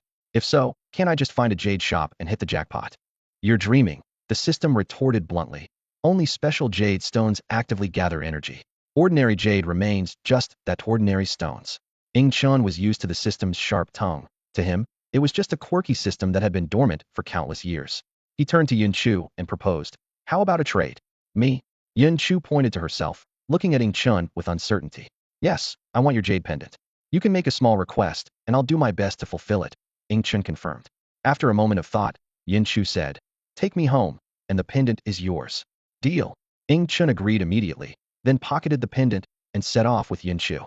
Behind them, Song Mengxi shouted in frustration. Why can he take Yun Chu home, but not us? It's just a lousy pendant. I could give you dozens, even hundreds of them. But Ingchun paid no attention, knowing he wasn't interested in useless trinkets. On the way, Ingchun asked, where did you get this jade pendant? My father gave it to me on my 18th birthday. He said he got it from an ancient temple, Yun Chu replied, though she couldn't recall which temple. She promised to ask her father once she got home. Ingchun was secretly pleased. If there were more of these pendants at that temple, he'd have the energy needed for the little one's upgrade and evolution, and he could even advance the system to adopt more pets. Suddenly, Ingchun remembered something and asked, by the way, those two people weren't with you, right? No. Yun Chu shook her head, explaining, they ran towards me with the monster, so I just ran along. Hearing this, Ingchun was speechless at the two people's cowardly actions. As night fell, Ingchun finally called a halt. All right, let's rest here for the night and continue in the morning. Surrounded by lush greenery, Ingchun found an open area and gently set down his backpack. He took out some chocolate and bread, handing them to Yun Chu. For you. Yun Chu accepted the food and devoured it ravenously. Watching her, Ingchun could easily tell she had been hungry for quite some time. Slow down. Here's some water, he said, offering her a bottle while taking the opportunity to observe her closely. Yun Chu had fair, delicate skin and a lovely face. Although her figure was unremarkable, her cute and charming appearance radiated youthful vitality, much like the girl next door. She resembled a simple, pure white flower, exuding a subtle, refreshing aura. Let's rest after eating. We'll take turns keeping watch tonight, Ingchun suggested. Yun Chu nodded, evidently aware of the unknown dangers lurking in the forest at night. Once Yun Chu was asleep, Ingchun quietly took out a jade pendant and began absorbing the energy within. As the energy was depleted, the jade turned to ash, slipping silently from his fingers. The system immediately displayed the latest status. Host, Ingchun. Level 0. Spirit Pet, Silverlight and Extraordinary Species in Evolution. Energy, 5,800 points. Silverlight Ant Bloodline level. Attribute, Metal. Level. Evolution, 02000. Upgrade, 02000. System upgrade, 02000. Since the little creature entered an evolutionary slumber, its bloodline and level had become unknown. Ingchun had asked the system and learned that this was due to a bloodline mutation causing significant fluctuations in its strength. The level might surge dramatically or revert to the initial first grade. The Jade Stone had provided 5,150 points of energy, far exceeding Ingchun's expectations. He initially thought it would only give 5,000 points, so the extra 150 points were quite substantial. After a moment of hesitation, Ingchun decided to upgrade the system level first. After all, with the little creature asleep, upgrading the system could grant him a new contract slot. Upgrade the system level. Ingchun resolved. The system began upgrading, with the progress bar rapidly increasing, 10, 32, 90. Finally, the system upgrade was successful. Congratulations to the host for upgrading the system level. The system level is now officially level 1, the system announced. You have received the system upgrade rewards. one new contract slot, one pet upgrade card, and one basic pet evolution card. The system continued. Below basic level, there is a one-time special reward. Please choose. 1. Obtain the Heart of Flora basic. 2. Increase next contract success rate by 30. 3. Gain a 3-day creature-friendly aura. Chun was momentarily stunned by the rewards, thinking, has the stingy system changed? It's actually giving rewards now, considering it didn't even offer a starter pack before. The new contract slot meant he could contract another pet. The pet upgrade card could raise a pet's level for free, while the evolution card could help a pet evolve its bloodline. System, what is basic? Chun asked. The system explained, spirit beast bloodlines from lower to upper tiers are considered basic. Levels from 1st grade to 3rd grade are also basic. The basic card, as its name implies, can only be used when a pet is in the basic stage. Chun's gaze shifted to the 3 one-time special rewards. With the system's explanation, he basically understood the significance of these rewards. The first reward, the Heart of Flora, would enhance his affinity with plants. In this world of spiritual energy resurgence, plants were also evolving. With plant affinity, evolved plants would be more favorable towards him and less likely to attack. The second reward was straightforward, increasing the next contract success rate by 30. No matter how powerful the contract target, this would raise the success chance by 30. This meant even if he tried to contract a 9th grade divine dragon, he would have a 30 chance of success. Chun pondered, weighing the value and potential impact of these rewards. After pondering for a moment, Chun ultimately chose the third reward. This reward not only allowed him to befriend mutant beasts that were hostile to humans, preventing their attacks, but it also increased the success rate of bonding with contracted creatures. Although the other 2 rewards were not very helpful to him at the moment, this choice prepared him for encountering powerful pets in the future. Just then, the system suddenly relayed a message. Due to a system upgrade, the little one's bloodline mutation had been completed. This unexpected surprise lifted Chun's spirits, as he had grown somewhat accustomed to having the little one's protection. System, it seems you're not completely useless after all, Chun teased. The system immediately retorted, get lost, host. Chun proceeded to check the little one's status. Level 0. Divine Pet, Silver Dragon Ant. Extraordinary Energy, 3,800 points. Silver Dragon Ant Bloodline Level, Mid-Tier Commander. Attribute, Metal. Grade, 2nd grade mid-phase. Evolution, 0500000. Upgrade, 02000. System upgrade, 0200000. Chun was surprised to discover that the little one's bloodline level had leaped directly to mid-tier commander. Bloodline levels progress from lower, middle, upper, to elite lower, middle, upper, followed by commander and lord levels. The little one had ascended multiple stages in one go. What shocked Chun even more was that the little one's next evolution required a staggering 500,000 points of energy. He couldn't believe his eyes and couldn't help but ask, System, are you sure there's no mistake? Does the little one really need 500,000 for the next evolution? The system explained, the little one is now at a mid-tier commander bloodline level, so naturally, the energy required is greater. Currently, the little one's bloodline is arguably the best on this planet, and no creature with a faster evolution speed is likely to appear anytime soon. The little one's bloodline mutation had activated the dragon bloodline within, greatly enhancing its strength, speed, and defense. Dragon bloodlines exist in many creatures, but most cannot exhibit their traits due to low content. However, the little one's dragon blood content was evidently high, directly reaching the commander level. The silver dragon ant possessed the formidable physique of a dragon, coupled with the innate strength of the ant species, making its power truly formidable. The little one emerged from the system space, appearing on the open ground. Its size had skyrocketed to a height of 1.78 meters, with a length of over 3 meters, resembling a prehistoric beast. Its head was no longer that of an ant, but had transformed into a silver dragon's head, with 2 silver dragon horns pointing skyward. Its limbs were no longer slender insect legs, but robust and powerful dragon claws, and its body was covered in a layer of fine dragon scales, impenetrable. Chun excitedly patted the little one's dragon head. It was his first time touching a mythical creature. Dragons carry legendary significance in any myth, and the little one now possessed part of a dragon's bloodline. My power has become extraordinary as well. Chun felt the changes within his body. He shared 1/10 of the little one's power, and his muscles quickly grew within, with bones and cells evolving rapidly. Even at just 1/10, the physical strength of a silver dragon ant far exceeded that of an ordinary elite mutant beast. Chun felt a great surge of heat forming within his body, flowing continuously as if he were immersed in warm water. After a long while, the heat slowly dissipated, leaving him with a rejuvenated body.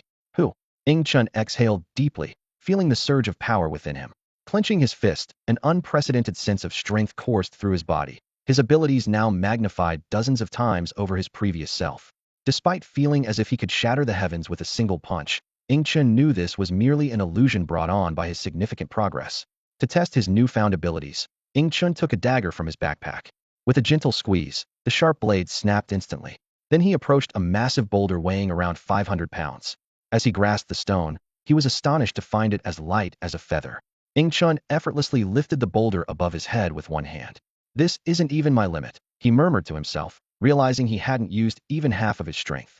The power of the silver dragon ant was indeed terrifying. However, the most astounding change was his ability to transform into metal. With a focused thought, his right hand instantly turned a pure silver color. This wasn't just a superficial change. His entire hand transformed into a metal form in an instant.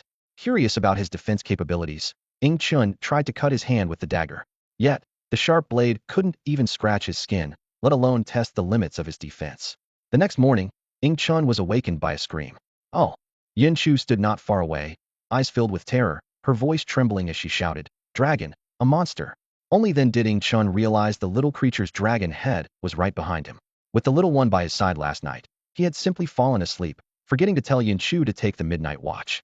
Chen, run. This monster looks dangerous. Chu said nervously, her slender legs trembling. Don't be afraid, it's my pet. It won't harm you. Chen reassured her, while stroking the little creature's fierce dragon head. The creature nuzzled affectionately against his palm, leaving Chu stunned. Wait, I remember now. Chu suddenly exclaimed. You had a silver ant as a pet. I saw your video online. The first human evolver with dual abilities and a mutant silver ant. This must be that ant, right? Seeing Chen nod, Chu reluctantly accepted the fact, though still found it hard to believe. In the online videos, the ant's transformation was within an understandable range. But the beast before her now exceeded the limits of ordinary creatures, resembling a mythological being. The little one evolved again, so its appearance changed drastically, Chen explained. You didn't see it yesterday because I sent it out to forage alone, and it only returned last night. He chose not to mention the system, deciding to keep that secret forever. The two continued forward in the direction Chu indicated, with the little one leading the way. Suddenly, Chen reached out to stop Chu, shielding her behind him. She looked at him in confusion, but saw his sharp gaze and wary expression. Don't make a sound, Chen warned in a low voice. From the bushes came a rustling sound. Chirp, chirp, chirp. Immediately, a mutant tiger burst into view. Its small eyes lit up with an excited red glow as soon as it spotted them. Roar! The mutant tiger let out a deafening roar, echoing through the air. The blood tiger beast, a lower-ranked ferocious beast, mid-grade level 1. Chen assessed the situation effortlessly. The success rate of contracting this blood tiger beast was as high as 80%. Even without considering the system's 30% boost, there was still a 50% chance. However, he had no intention of doing so. Although tigers have a strong foundation and incredible evolutionary potential, Chen already had the little creature. The advantages of dragon bloodline were self-evident, making any additional steps unnecessary. He thought to himself that if more contract slots became available in the future, he could consider other options then. Just as Chen was pondering why this blood tiger beast didn't realize it should flee, he was suddenly taken aback for more blood tiger beasts leaped out from the bushes. 5 mid-grade level 1 ferocious beasts surrounded them. Chen finally understood why they were so bold. They relied on their numbers. Little one, go ahead. Show me your current strength. At Chen's command, Chu realized she was only a burden at the moment and quickly retreated. The little creature let out a thunderous roar, a dragon's cry echoing all around. The blood tiger beasts hesitated instantly. The creature before them was far more terrifying than they had imagined. Under the dragon's pressure, the blood tiger beasts were immobilized. The little one dashed towards one of the blood tiger beasts like lightning, its sharp dragon teeth easily piercing through the beast's tough skin. The blood tiger beast attempted to fight back, but was firmly suppressed by the little creature's power. In the blink of an eye, the life of that blood tiger beast was extinguished. Chen watched in awe as the little one swiftly moved towards the other blood tiger beasts. The battle had turned into a one-sided slaughter. The gap between lower-ranked ferocious beasts and mid-ranked spiritual beasts, coupled with the little one's mid-grade level 2 strength, left the blood tiger beasts no match. Their claws couldn't even scratch the little one. In no time, the little creature had dealt with all the blood tiger beasts. Chen and Chu stood waiting as they watched the little one start devouring the flesh. I wonder if mutated tiger meat is edible, Chen mused aloud, then turned to Chu. Do you want to try some? Chu shook her head, her eyes fixed on the little creature. The sheer power it displayed moments ago left her deeply shocked. A single claw could immobilize a mutated tiger, which was truly terrifying. Chen selected a piece of prime meat and started a fire to roast it. Soon, a delicious aroma filled the air. He began to feast, while Yin Chu discreetly swallowed her saliva. Noticing Yin Chu's reaction, Ing Chun handed her a piece of the roasted tiger meat. Thanks to the spices from his backpack, the aroma was irresistible. Yin Chu accepted the meat, the tantalizing scent making her mouth water. Yin Chu savored the tiger meat with delight, the tender and juicy texture bursting with flavor in his mouth, bringing waves of satisfaction. The meat, enriched with spiritual energy due to evolution, warmed him with each bite, spreading a comforting sensation from his stomach throughout his body. While observing Yinshu enjoying the meal, Ingchen pondered over the challenges of human evolution. Consuming mutant beast meat might accelerate human evolution, but he had yet to encounter a true mutant human. The online rumors claiming he was the first mutant human were false. His powers were entirely granted by the system. Ingchen had once asked the system about the possibility of human evolution. The system explained that human genes are highly complex, making evolution hundreds or even thousands of times more difficult compared to ordinary creatures. It's likely that many people may never achieve evolution in their lifetime. As a pet system, it couldn't directly enhance Ingchen's level, but as the system's level increased, there might be a glimmer of hope. Ingchen wasn't fixated on evolving himself. He could share 10 of his pet's abilities, whether in strength or special powers, which were not inferior in quality to the pets themselves. He believed that as he tamed more pets, the variety of abilities he gained would be vast, making it unnecessary to awaken his own abilities. Just then, a terrified scream shattered the calm.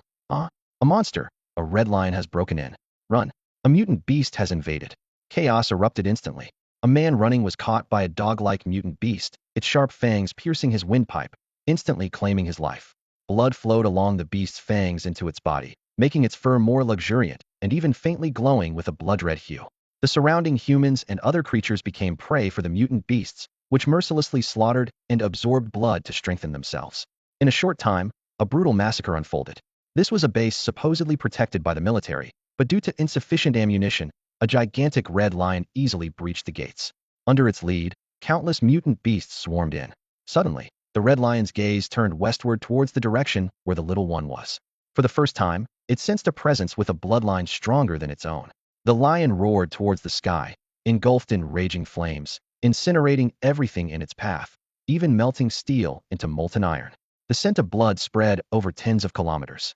Such tragedies were occurring worldwide, from the west to Yanhuang, from land to sea. All living beings were enduring this catastrophe. However, in this dire moment, mutants finally emerged among humans. Their appearance brought a glimmer of hope to humanity's plight. Fast forward to now, it was the third day since Ingshun brought Yinshu home. After a long journey, they were nearing their destination. Along the way, Yinshu had asked why they didn't drive, so they attempted to travel by car, with the little one clearing the path ahead. However, reality quickly hit them hard. First, the roads were severely damaged by mutant beasts, making them uneven and difficult for ordinary cars to navigate. Secondly, the noise from the car attracted many mutant beasts. Despite the little one's deterrence, many reckless mutant beasts still attacked. These mutant beasts shared a common trait. They had not completed their evolution, and their intelligence hadn't significantly increased, behaving like a bunch of simpletons. This made Ingchen and Yunshu realize that the number of mutant beasts was far greater than they had imagined. Over 3 days, they faced more than a dozen attacks. Interestingly, the distribution of mutant beasts was uneven. The place they started from had almost no trace of mutant beasts, while some areas were so densely populated with them that it was terrifying, with mutant beasts running rampant and few signs of human presence. Since arriving in this area, Ing Chun and Yinshu have been attacked by mutated beasts 5 times in just half a day. Fortunately, their fierce little companion managed to eliminate every threat by biting and devouring them. Abandoned cars blocked the road ahead, forcing the two to abandon their vehicle and continue on foot. The scene before them was chilling. Abandoned vehicles everywhere, the ground and car bodies stained with blood. This chaotic post-apocalyptic landscape silently spoke of the collapse of human civilization. The little creature led the way, using its immense strength to easily toss aside obstructing cars, creating a direct path for the two of them. Let's take a break. Even our little friend is tired, Ing Chun suggested, noticing that their guardian was showing signs of fatigue. They sat down on the spot, and Yin Chu took chocolate and water from her backpack, handing them to Ing Chun. They ate and drank ravenously, without any regard for appearance in this apocalyptic world. Caring about appearances could cost you your life. How far is it to your home? Ing Chun asked, swallowing the last bite of chocolate and taking a big gulp of water, then lying back on the grass. Yin Chu thought for a moment and replied, "It shouldn't be far now. This landmark used to be about 3 kilometers from my house." 3 kilometers? Ing Chun calculated. We might reach there by tomorrow morning, or maybe even tonight. Suddenly, A deafening roar interrupted their conversation. Damn! Ingchen quickly got to his feet, and Yunshu immediately became alert. The experiences of the past few days had sharpened her reflexes considerably. A giant lizard appeared before them, and they both gasped. The lizard was 4 meters tall and 12 meters long, towering over them like a 3-story building when it stood upright. Its entire body was pitch black, with skin as rough as old tree bark and muscles as solid as a bulldozer. Ingchen quickly analyzed. Demonic lizard, rank, Tier 2 early stage, bloodline level, mid-grade beast, contract success rate, 50%. Damn, it evolved to Tier 2 early stage on its own, and it's still a mid-grade beast. Yunshu was equally astonished. Following Ingchen, she had learned quite a bit about mutated beasts. In the early days of spiritual awakening, any creature that evolved to Tier 2 was considered elite among elites, and they had just encountered one. Can our little friend handle it? Yunshu asked worriedly. Ingchen confidently replied. Our little friend is far superior. I'm just surprised that a creature could evolve so quickly. The little creature let out a dragon-like roar, its terrifying muscles bulging. Although not as large as the demonic lizard, it was more agile, seemingly filled with boundless power. The demonic lizard froze upon seeing the little creature, anxiously stomping its feet, clearly agitated. It could sense that this creature was far more powerful, both in rank and bloodline, making it hesitant to act rashly. However, the lizard's unusual behavior caught the attention of Ingchen and their little companion. The large lizard seemed to have no intention of attacking. Instead, it appeared very anxious. What's going on with this lizard? Ingchen wondered aloud. Just then, a massive shadow cast over the ground. The demonic lizard became even more frantic. Ingchen looked up to see a colossal bird in the sky. It was entirely fiery red, with feathers emitting a faint glow of fire, intently watching everyone on the ground. Ingchen quickly analyzed. Flame spirit bird, rank, Tier 2 early stage, bloodline level, high-grade spirit beast, attribute. Fire, contract success rate, 40%. He frowned in thought, realizing that the flame spirit bird was likely pursuing the demonic lizard, which had inadvertently fled to their location. This was the second spirit beast he had encountered. Previous encounters had been with fierce beasts.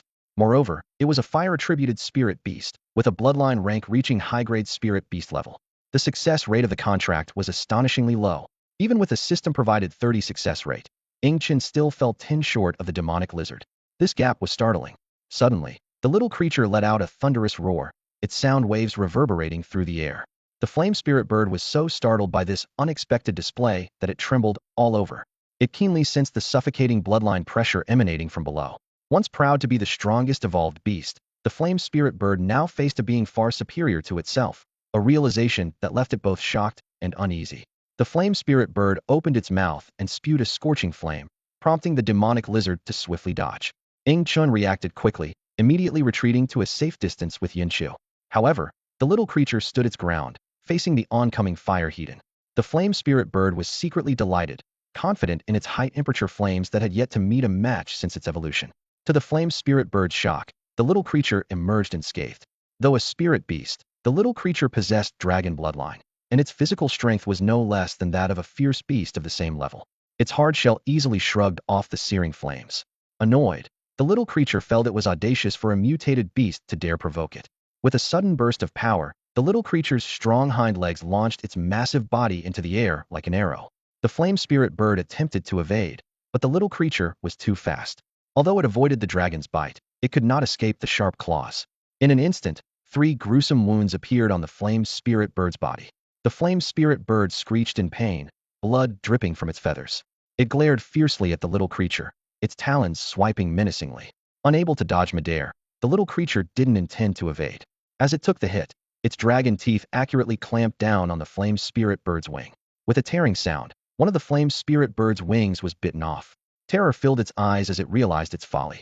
This monster before it was far superior in strength. Unable to even breach its defense sees a gap as vast as heaven and earth.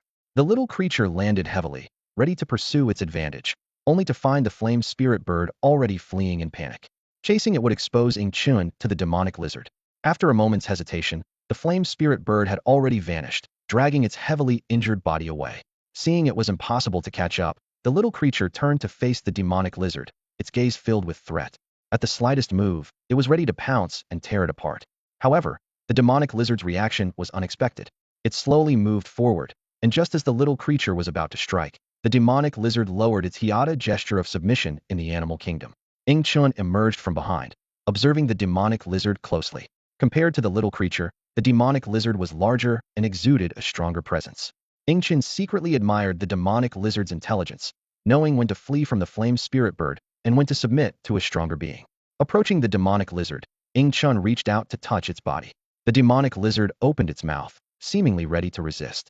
But a low growl from the little creature instantly subdued it, allowing Ing-Chen to stroke it. When Ing-Chen's hand touched the demonic lizard's head, he felt a cool hardness, as if he were touching a piece of refined steel. He marveled at its resilience, then pressed down firmly on its head. Sharing a tenth of the little creature's strength, Ing-Chen was not weak. The demonic lizard struggled vigorously, only to be surprised that it could not overpower this seemingly insignificant being. Its head was firmly restrained, unable to lift no matter how hard it tried. Its eyes shifted from surprise to fear, internally lamenting, terrifying. Ing-Chen was astonished that such a small creature could suppress him. He recalled the fragile beings he had encountered before, wielding nothing more than iron sticks and shooting little balls that only caused him mild discomfort. This demonized lizard in front of him must be a leader among them. Unaware of the demonized lizard's speculations about him, Ing-Chen called Yin-Chu over to touch the peculiar creature. Yin-Chu shook her head repeatedly, taking a few steps back. No way, I'm too scared. She tried to pet the little creature nearby instead, but its fierce gaze scared her away. Yin-Chu watched the little creature with lingering fear. Throughout their journey, she had witnessed its terrifying power firsthand. No mutant beast could withstand it. Only in Ing-Chen's presence did the little creature behave docilely, while it remained fierce towards others and mutant beasts. Ing-Chen couldn't understand why the little creature disliked Yin-Chu so much, despite his attempts to persuade it. In contrast, Yin-Chu was quite fond of the little creature. He thought to himself, I'll let you go this time. If there were enough contract slots, I would definitely bring you under my command. After all, being able to evolve into a higher-tier beast on its own, with such intelligence, suggests great potential.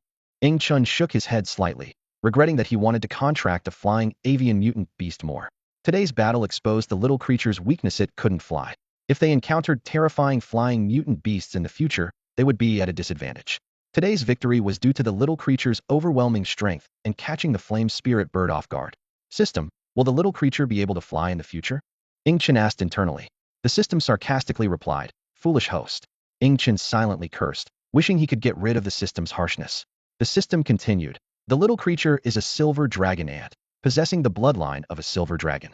It can't fly now because its level is too low. Dragons are naturally capable of cloud riding and mist traveling. Flying is a trivial matter.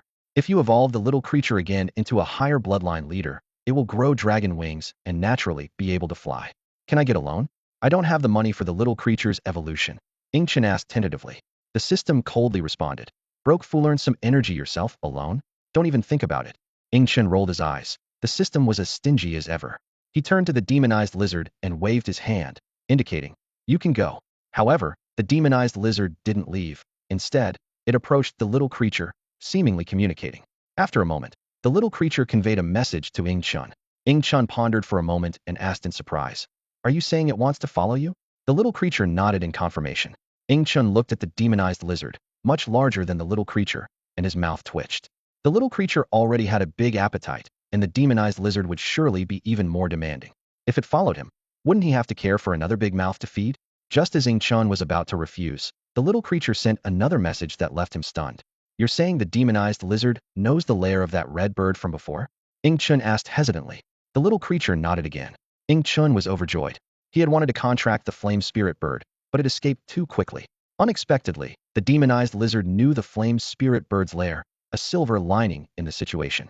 The flame spirit bird had evolved into a higher-tier spirit beast, reaching the 2nd grade, and its awakened bloodline was undoubtedly extraordinary, at least much stronger than the demonized lizard before him. This would save Ing-Chen a lot of energy points, as he was currently quite impoverished. Although the system is powerful enough to evolve a loach into a celestial dragon, the evolution points required are quite substantial.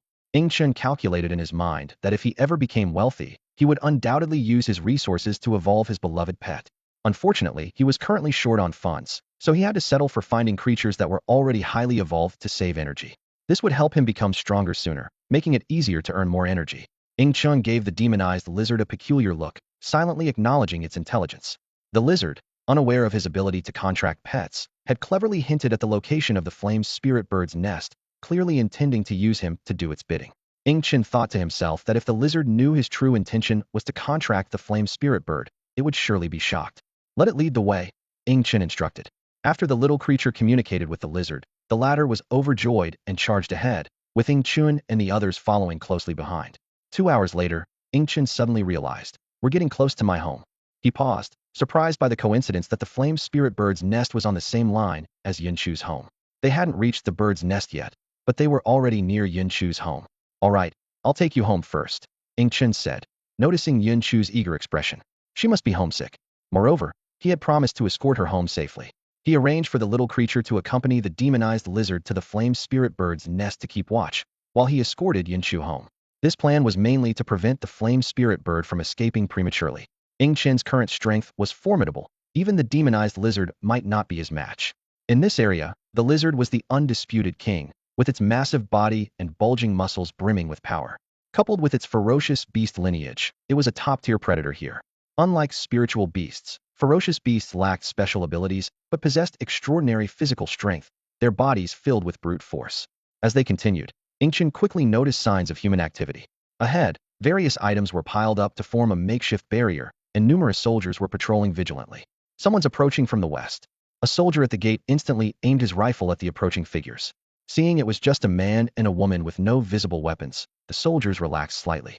"Don't let your guard down. They might have weapons in their backpacks," an officer reminded them.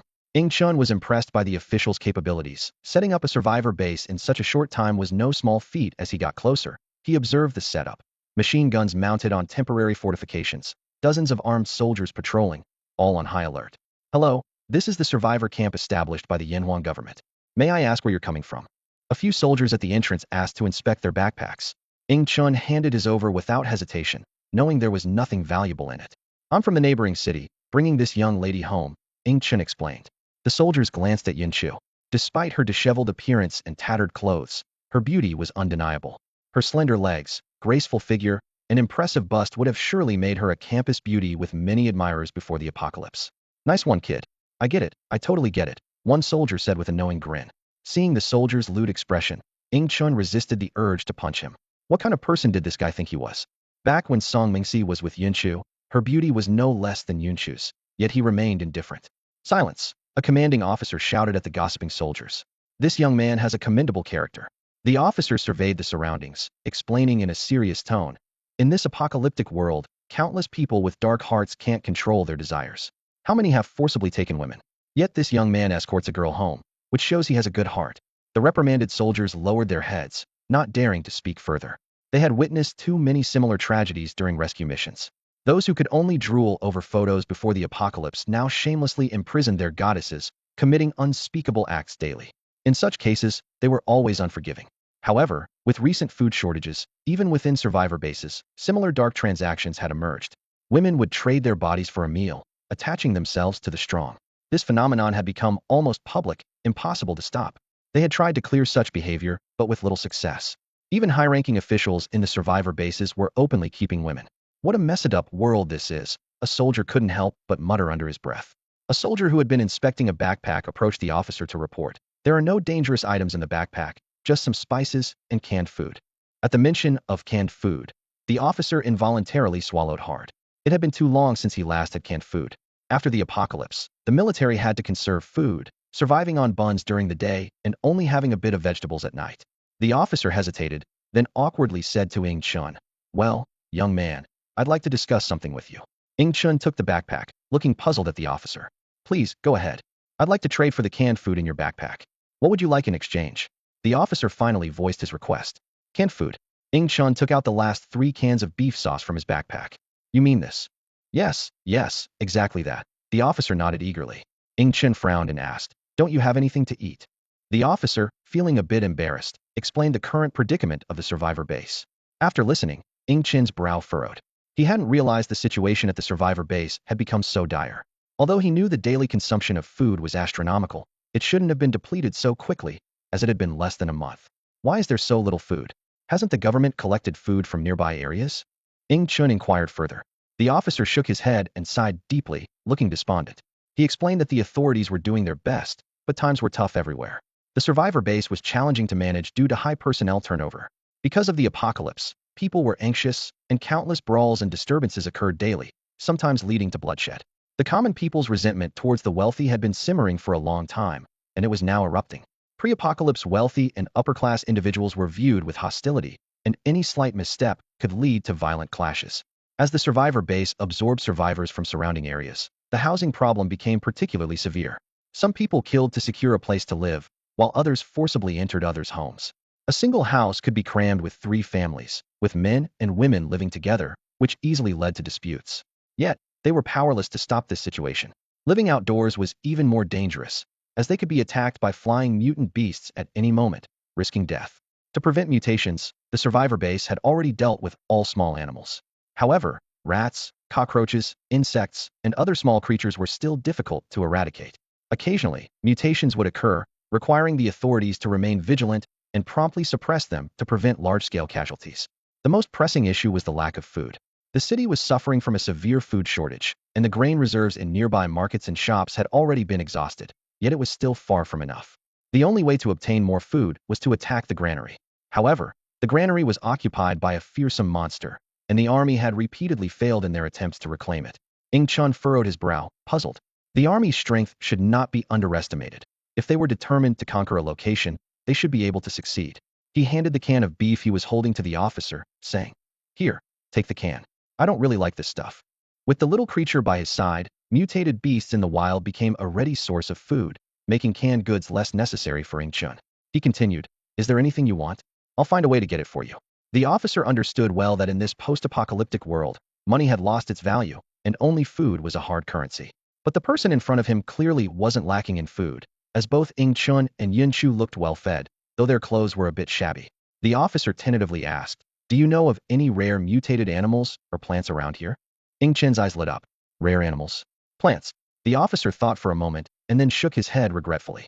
"I've seen plenty of mutated animals, but none are rare. Mostly just mutated dogs and cats." Ing Chen couldn't hide his disappointment, though he wasn't surprised. Rare mutated beasts are hard to come by, and rarity often means they are powerful. He sighed and said, "Never mind, just let me know if you hear anything."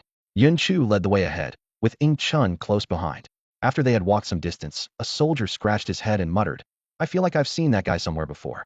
He's so familiar, but I can't quite place him." Once they were a bit further away, Yun Chu exclaimed, "I can't believe they didn't recognize you." She was well aware of Ing Chen's influence, as he was the one who had informed the world about the standards for mutated beasts and the revival of spiritual energy. But then again, you've changed so much. Indeed, Ing Chen's appearance had undergone a dramatic transformation since the time he was captured on video. After sharing the power of the silver dragon ant, his physique had become more robust, his facial features more defined, exuding a sharp, blade-like aura. On the road, many people were watching them, or more accurately, they were focused on the backpack Ing Chen carried. "That girl is so fresh and young. Look at those jade-like thighs, they must feel amazing," an old man whispered. "Did that pretty boy take her in? What a waste." "Huh, if that guy is a pretty boy, what does that make you?" a young man retorted disdainfully. "Say one more word, and I'll kill you." The old man, angered by the young man's words, was about to make a move, but when the young man stood up, revealing his strong physique, the old man backed down immediately. "Fine, I'll let you off this time," he said sheepishly. "Disgusting old pervert," the young man snorted. At this point, Ing Chun was far from a pretty boy. He was the epitome of a rugged, steel-hearted man.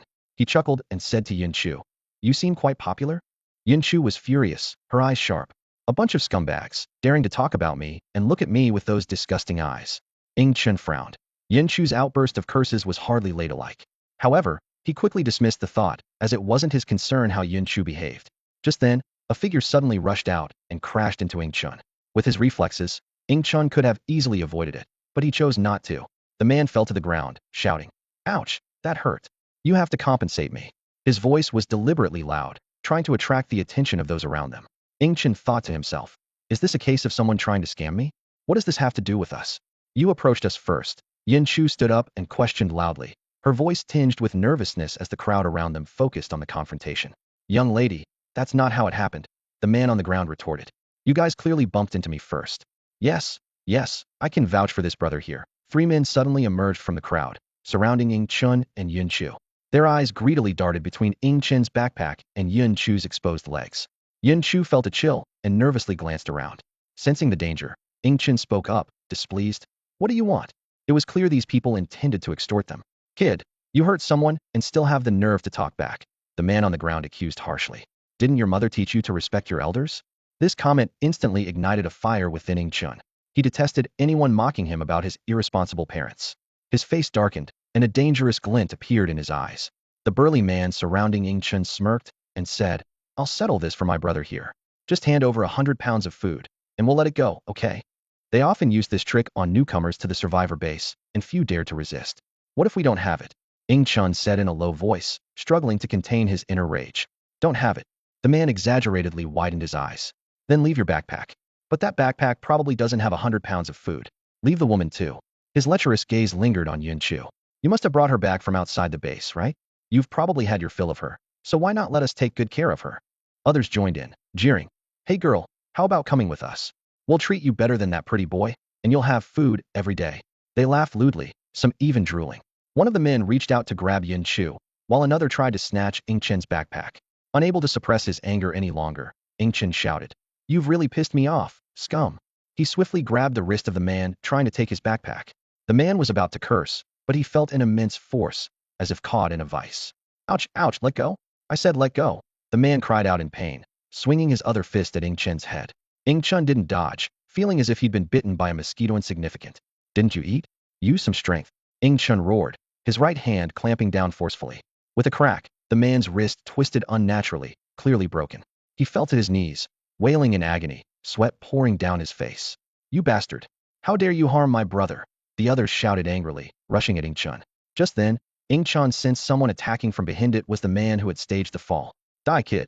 The man lunged with a short knife aimed at Ing Chen's back. But Ing Chen's back instantly turned metallic. With a snap, the knife broke in two, merely tearing his shirt. His back revealed a silver sheen, with no sign of blood. A monster! How can anyone withstand a knife? The man cried out in terror, stumbling back in disbelief. Ing Chen turned, swiftly grabbing his throat. With immense strength, he lifted him into the air, leaving the man dangling and struggling in fear. The crowd around them was stunned, unable to believe what they were witnessing. The man struggled desperately, but the knife in his hand screeched uselessly against Ing Chen's metallized arm. As the feeling of suffocation crept in, his strength quickly waned, and the knife slipped from his weakening grip, clattering to the ground. Ing Chen spun around suddenly, delivering a fierce roundhouse kick that sent the other two robbers flying. They landed heavily on the ground, groaning in pain, blood trickling from the corners of their mouths. "Is this the best you've got? And you dare to rob people?" Ing Chen looked down coldly at the disheveled figures on the ground, his voice low and intimidating. "Who gave you the guts?" The man with the knife at his throat couldn't utter a word. Ing Chun then fixed his gaze on the robber with the broken wrist. "You tell me, and if your answer doesn't satisfy me, none of you will leave here alive." With that, an overwhelming aura of menace, honed through countless battles with mutated beasts in the apocalypse, emanated from Ing Chun. Fear swallowed the man like a rising tide, drenching him in cold sweat and causing him to tremble uncontrollably. He looked at Ing Chun with terror, as if facing a bloodthirsty beast rather than a human. It was our greed that blinded us. "Please, let us go," he stammered, immediately kneeling at Ing Chen's feet. Ing Chun snorted coldly, throwing the barely conscious man harshly to the ground. The man coughed violently, gasping for air like a dying fish. "Actions have consequences," Ing Chun said icily, his gaze sweeping over the four men. "Today, I'll cripple one of your hands, each as punishment for offending me." With that, he stepped over the kneeling man and approached the other three. Suddenly, a middle-aged man wearing glasses stepped forward from the crowd, dressed in traditional attire. He glared sternly at Ing Chun, raising his voice. "Stop right there. You can't do this. It's against the law." Ing Chen's anger turned into a mocking smile. No one had intervened when he and Yun Chu were being attacked, yet now someone wanted to play the moral savior when he was about to punish the criminals. Yun Chu couldn't help but sneer. "Hypocrite." The middle-aged man continued to plead. "I'm doing this for your own good. If the authorities get involved, you'll have nowhere to run. So what? You're trying to teach me how to handle things." Ing Chun ignored him, forcefully pushing the man aside and continuing toward the robbers on the ground. Furious at being shoved, the middle-aged man erupted in anger, hurling insults. "You little brat.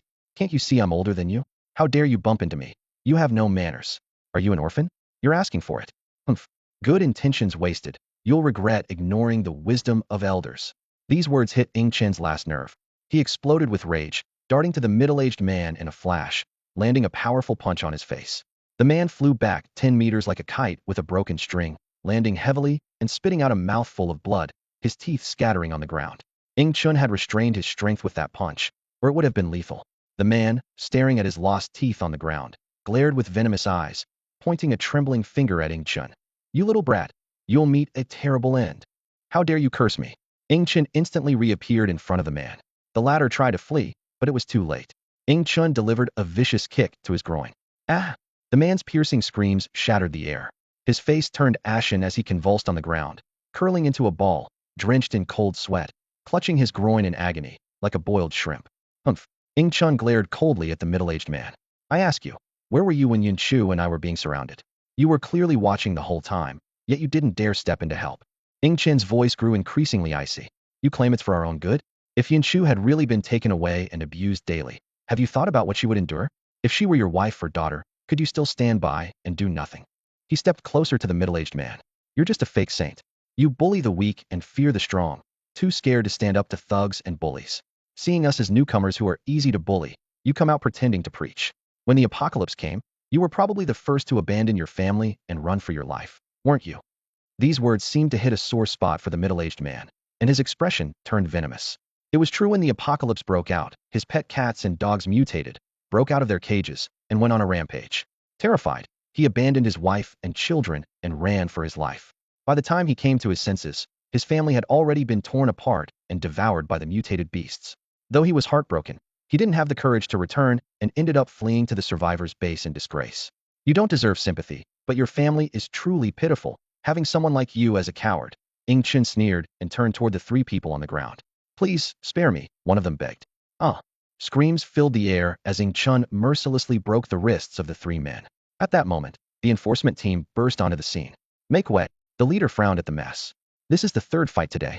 Was this your doing? Yes, Ing Chen calmly admitted. Do you realize this is a special period? Fighting is prohibited, the leader shouted angrily. One team member hesitantly reported the injuries, and when it was mentioned that someone might be rendered infertile for life, all the enforcement members shuddered. Just as the situation grew tense, an officer who had previous dealings with Ing Chen stepped in to mediate. Brother Wong, this is my brother. He wouldn't harm anyone without reason. The leader took the cigarette offered by the officer, and his demeanor softened immediately. Since he's your brother, we'll let it go this time. As night fell, the city's hustle and bustle gradually faded away. Ing Chun and Yun Chu walked side by side, their laughter echoing through the empty streets. Although the surrounding passers-by remained silent, their eyes revealed disdain for the five bullies. Hi, I still don't know your name, Yin Chu suddenly realized. Ing Chun smiled and replied, I'm Ing Chun. Ing as in victory, and Chun as in stars. Great name. Yin Chu's eyes lit up. I'm Tang Bufan. Tang as in Tongshan, and Bufan meaning extraordinary. After a handshake and some pleasantries, Ing Chun introduced Yun Chu to Tang Bufan. Once they were acquainted, Tang Bufan invited, feel free to come by apartment 306 at Yangon Apartments for a drink sometime. Sure, Ing Chun agreed readily. As they watched Tang Bufan and the enforcement team leave, Ing Chun continued walking with Yin Chu. Before they knew it, they had arrived at a luxurious villa area. The buildings here weren't scattered and standalone, but closely connected, forming a unique landscape. That's my home. Yun Chu jumped up excitedly, pointing to a villa ahead. Ing Chun was quietly astonished. He had suspected Yin Chu came from a well-to-do family, but seeing it firsthand was still shocking.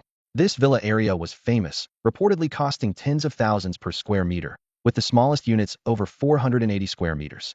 A villa could easily be worth tens of millions, and with some renovations, it could reach hundreds of millions. A dream beyond reach for ordinary people. Ing Chun couldn't help but recall his previous monthly salary of just a few thousand, making buying a home a luxury, let alone such a mansion. He turned to Yin Chu and said, since we're at your place, I should get going. No, don't. Yin Chu suddenly grabbed his arm, the smooth touch making Ing Chen's heart race. Yin Chu covered her mouth, giggling, clearly noticing his reaction. You haven't had a girlfriend before, have you? She teased, but Ing Chen didn't respond, still pondering the matter of the flame spirit bird. Suddenly, Yin Chu felt an inexplicable sense of loss, though she couldn't quite say what she was missing. They reached the villa's entrance, and Ing Chun finally saw the mansion in full view. Its simple yet elegant design was striking, though the bloodstains on the wall marred its beauty. Something's wrong at home. Yin Chu was anxious, rushing to the door and knocking. Knock, knock, knock. The sound was especially clear in the silent night. For a long time, there was no response from inside, and Yin Chu was nearly in tears. Don't cry, look there, Ing Chen comforted, pointing to the peephole. A cautious eye was peering through, observing the situation outside. Open up, it's Yin Chu Chuer. Yin Chu called out excitedly. The person inside seemed to get excited too. It really is Chuer. The door swung open, revealing a young man who bore a resemblance to Yin Chu. The siblings embraced tightly, and after a while, Yin Chu remembered Ing Chen beside her. Ing Chen, let me introduce you. This is my brother, Yin Nan. Brother, this is Ing Chun. Thanks to him, I got back safely. Ing Chun and Yun Nan sized each other up. After a moment, Yun Nan extended his hand. Thank you for bringing my sister back safely. No need to thank me. She already rewarded me, Ing Chun said calmly. He noticed Yun Nan's sunken eyes and thought to himself, just a spoiled rich kid, already ruined by indulgence. Upon witnessing the rather cold exchange between the two, Yin Chu pouted, showing her displeasure. She grabbed Ing Chun's hand and quickly led him into the room. Inside, a middle-aged couple came into view. The man had a square face and a stern expression, while the woman still possessed a certain charm and grace. Yin Chu's father stood up, looking grateful. Hello, I am Yin Chu's father, and this is her mother. Thank you so much for bringing my daughter back. He gestured for Ing Chun to sit, his eyes filled with gratitude. However, Yin Chu's mother's eyes held a strange glint. Ing Chun responded calmly, no need to thank me. Yin Chu also paid a price. At these words, Yunan's face changed dramatically, and he questioned sharply. What did you make Yin Chu do? Did you force her? Yin Chu hurriedly defended Ing Chun. Brother, how can you say that? He is my savior. Hearing his sister defend Ing Chun, Yunan's expression grew even darker. He was furious and shouted, You brat! How dare you? Yin Chu is not someone you can touch. With that, he lunged at Ing Chun. Ing Chun was quick to react, grabbing Yunan's wrist with such strength that he was immobilized. Even before the apocalypse, Ing Chun could easily handle someone like him, attacking without knowing the facts. Ing Chun said coldly, let go. Yunan howled in pain, his face turning the color of a liver. It wasn't until Yin Chu intervened with words of persuasion that Ing Chun released him. Yunan retreated, clutching his injury, glaring at Ing Chun with a sinister look. Seeing this, Yin Chu's father quickly tried to mediate. All right, Yunan, stop causing trouble. Ing Chun here is not that kind of person. You're judging him unfairly. Ing Chun looked at him with disdain, thinking to himself, what a hypocrite. He stood by when his son was being rude, but now that they've been put in their place, he wants to play the good guy. A naive young man might be fooled by his pretense, but Ing Chun, having grown up on his own, was well aware of the dark side of human nature. Such tricks had no effect on him. Is this how your family treats a savior? Ing Chun asked coldly. Yin Chu's father's face darkened. Of course not. Our family repays kindness with kindness and enmity with enmity. Maybe the problem lies with you. What do you mean by that? I know my daughter well. She has nothing to trade with you except her pretty face and body. Do you dare say you didn't escort her back because you were attracted to her? Before he finished speaking, Yin Chu's father suddenly stood up, moving with lightning speed to Ing Chun's side, and slapped his shoulder. He growled lowly in Ing Chun's ear. Maybe you've already taken advantage? Ing Chun was furious. After all the effort he put into escorting Yin Chu home, he was being accused of having ulterior motives. This family was simply unreasonable. Suddenly, Ing Chun sensed a powerful force emanating from Yin Chu's father's hand, clearly beyond what an ordinary person could possess. He suppressed the pain and feigned surprise, asking, You've evolved. Yunan stepped out with a smug look, mocking. My father is a genuine ancient martial arts practitioner, not someone you can compare to. Ancient martial arts? Does that really exist? Ing Chun was surprised. Before the apocalypse, he had only heard of it and thought it was just a fictional concept. Humph. Kid, my father is among the top 3 ancient martial arts practitioners in the entire province, Yunan declared arrogantly. Ing Chun internally chuckled. So weak. While this power might be impressive to ordinary people, it was negligible to him. He estimated that using less than 40% of his strength would be more than enough to surpass it. Yin Chu's father squinted, eyeing Ing Chun, and asked, Kid, have you evolved? Ing Chun remained composed and calmly replied, No, I haven't evolved. Ha! Yunan's maniacal laughter echoed throughout the room. His eyes gleamed with disdain as he pointed at Ing Chun and said, Kid, you haven't evolved or practiced, yet you dare to have designs on my sister? You're courting death. Before Ing Chun could defend himself, Yun Pan lunged forward, reaching out to grab his throat. Ing Chun reacted swiftly, dodging quickly. He thought coldly that he always adhered to the principle of not offending others unless provoked, and if provoked, he would retaliate tenfold. He would never sit idly by. At that moment, Ing Chun noticed Yin Chu standing there silently, not saying a word. He suddenly realized this family's values were indeed skewed. Despite going through great lengths to escort Yin Chu home, he received no gratitude. Instead, he was met with questioning and aggression. This impulsive behavior likely stemmed from their pre-apocalypse privileged background and domineering personality. Ing Chun mocked. This is the apocalypse now. Who would defer to you? With such a personality, you'll definitely suffer in this world. What angered Ing Chun the most was Yin Chu's silence. He believed that by escorting her home, he had fulfilled his duty, even thinking they had become friends. However, Yin Chu's attitude chilled him, making him wonder if she too thought he had ulterior motives. With that thought, Ing Chun abruptly shook off Yun Pan's wrist. A flicker of surprise crossed Yun Pan's eyes, clearly not expecting Ing Chun to possess such strength. You've practiced ancient martial arts? Yun Pan demanded sternly. No, I'm just an ordinary person. Ing Chun shook his head in denial. Yun Pan clearly didn't believe him and roared, "Impossible! You dare lie to me, brat." He turned to Yin Chu. "Yin Chu, don't you have anything to say?" All eyes were on Yin Chu. She seemed to struggle internally for a moment before finally sighing and speaking. "Father, he is the one rumored online to be the first mutant, and his pet ant has mutated again, growing a dragon's head. There must be some treasure on him." Her words exploded like a bomb in the room. Yin Pan's eyes narrowed, and everyone else stared at Ing Chun in shock. "He's the first mutant. Impossible," Yunan shouted, but he knew his sister never lied, especially about something so significant. Ing Chun remained silent. He hadn't expected Yin Chu to target him like this, nor did he anticipate such betrayal. The greedy looks in their eyes left him feeling cold. Yun Pan squinted, greedily saying, "Kid, for you to be the first to mutate in the apocalypse, and for your pet to mutate as well, you must have some treasure. Hand it over today, and I'll let you leave." "Let me leave?" Ing Chun sneered. "You know I've already evolved. What gives you the right to let me leave?" "Humph," Yun Pan said arrogantly. "The Yun family isn't someone any random person can bully. Before the apocalypse, we were a renowned family in Tong City, with complex connections throughout the north. Even now, we are still among the high ranks in the survivor base. If you don't hand over the treasure today, you'll find it impossible to survive in the base." Hearing this, Ing Chun acted without hesitation.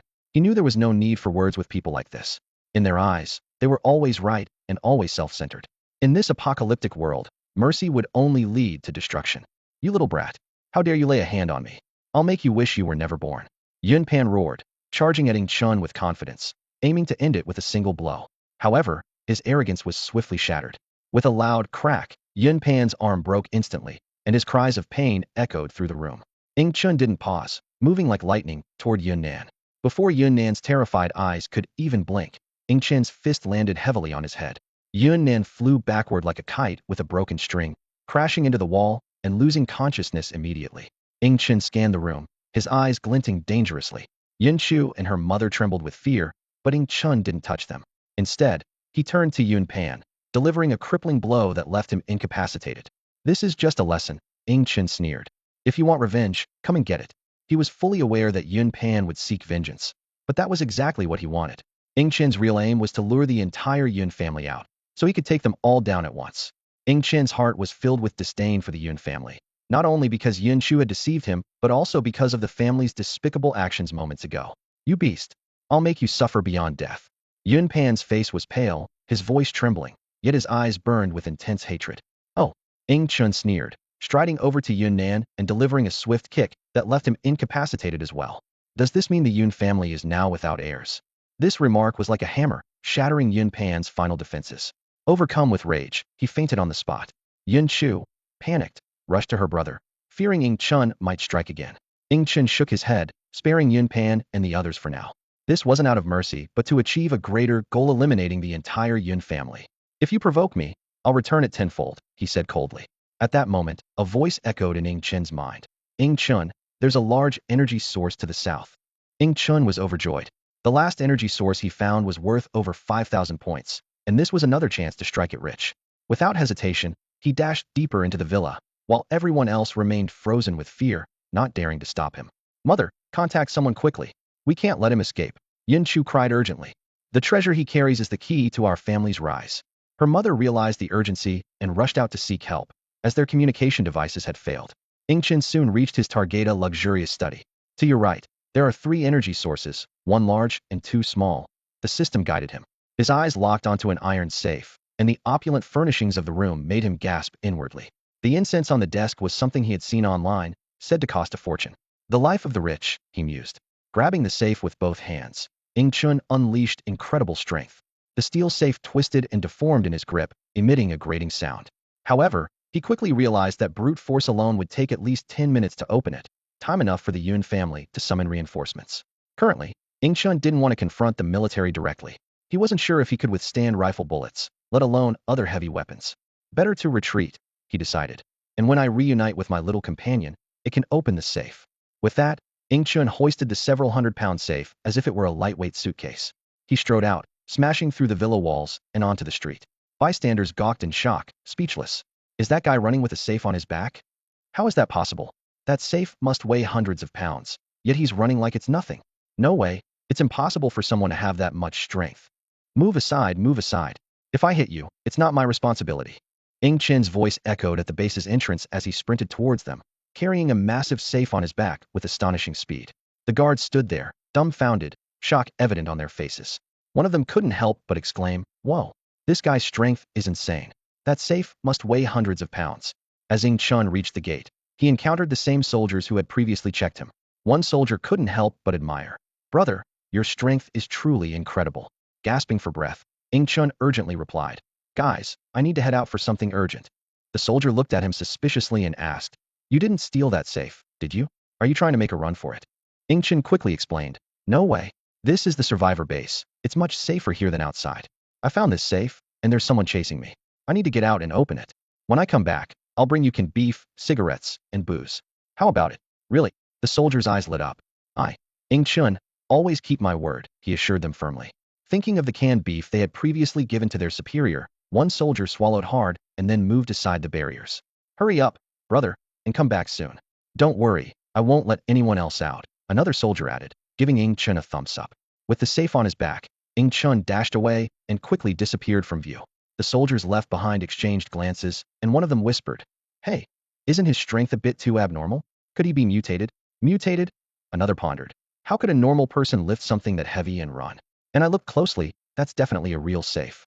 The station soldiers fell into deep thought, their eyes filled with complex emotions. Following the guidance of the little creature in his mind, Ing Chun ran tirelessly. By evening, he finally reached a dense forest on the outskirts where he met the little creature and the demonized lizard. This place used to be a famous forest park, with the largest green area in the surrounding 6 provinces, home to many wild animals. However, the apocalypse and the resurgence of spiritual energy had dramatically transformed it. Trees had grown wildly, averaging dozens of meters in height, and many animals had mutated. This immense ecological change brought disaster to the surrounding humans. When the authorities organized a rescue, only a few hundred people were saved from the vast area. Yip yip, yip. The little creature cheered excitedly, clearly happy about Yin Chu's departure. Ing Chun chuckled wryly. The little creature had informed him that Yin Chu had secretly tried to coax it to leave with her at night. This had infuriated the little creature, but considering she was a friend of Ing Chen's, it had kept quiet. "Little guy, you were right," Ing Chun sighed. "I never expected Yin Chu to be that kind of person." Ing Chun realized then that Yin Chu had been deceiving him from the start. Her innocent demeanor was just a facade. Her true target had always been the little creature, or rather, the elusive treasure that Ing Chun possessed. The little creature boasted, "See how precious this system is? Countless people want me. You should bow down and show some respect." "Ugh," Ing Chun retorted. "That's because they don't know your true nature. You broke system. It's only because of my generous heart that you're still around. Anyone else would have given up. I'm going to self-destruct." The little creature threatened. Ing Chun was unfazed. "Huh, and I'll just end it too. We're tied together. Who are you trying to scare?" "Heartless brat. Broke system." The two bickered back and forth, seemingly forgetting the peril they were in. "Little one, open this safe," Ing Chun ordered. The demonized lizard eagerly bit into the safe. With a click, the safe was instantly opened, revealing its contents, a pile of documents, several bank cards, cash, and glittering gold and jewels. "Wow, the Yun family is indeed wealthy," Ing Chun remarked, grabbing a handful of US dollars. Before the apocalypse, he had never even seen such a huge amount of cash, which now was just a pile of worthless paper. His eyes swept over the gold jewelry scattered on the ground, thinking to himself, in this post-apocalyptic world, these once precious items are now worthless. Only power and food truly matter. Ing Chen's attention was quickly drawn to 3 pieces of jade. He immediately realized these were the energy sources the system had mentioned. At that moment, he noticed the demonized lizard staring at the jade with eyes full of longing. "You want it?" Ing Chen teased, waving the jade in front of the lizard. The lizard nodded excitedly, sensing the immense spiritual energy contained within the jade, enough to help it evolve once more. "No," Ing Chen said decisively, and let the system absorb the jade. The jade turned to ash and slipped through his fingers.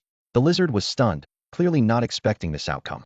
It was about to lash out but stopped when the little one opened its dragon mouth threateningly, forcing the lizard to back down reluctantly. Ing Chen silently observed all this, marveling at the intelligence of the demonized lizard, which surpassed ordinary mutated beasts and even slightly outshone the little one for now. The system's notification sounded, displaying the latest data. Host, Ing Chun. Level 0. Divine Pet, Silver Dragon, and Extraordinary. Energy, 22,360 points. Silver Dragon Ant Bloodline Level, Mid-Tier Commander. Attribute, Metal. Grade, 2nd Grade Midstage. Evolution, 0500000. Upgrade, 02000. System Upgrade, 020000. So much. Ing Chun was amazed. Originally, he only had about 4,500 energy points, accumulated from the little one's rampage, and an initial 3,500 points.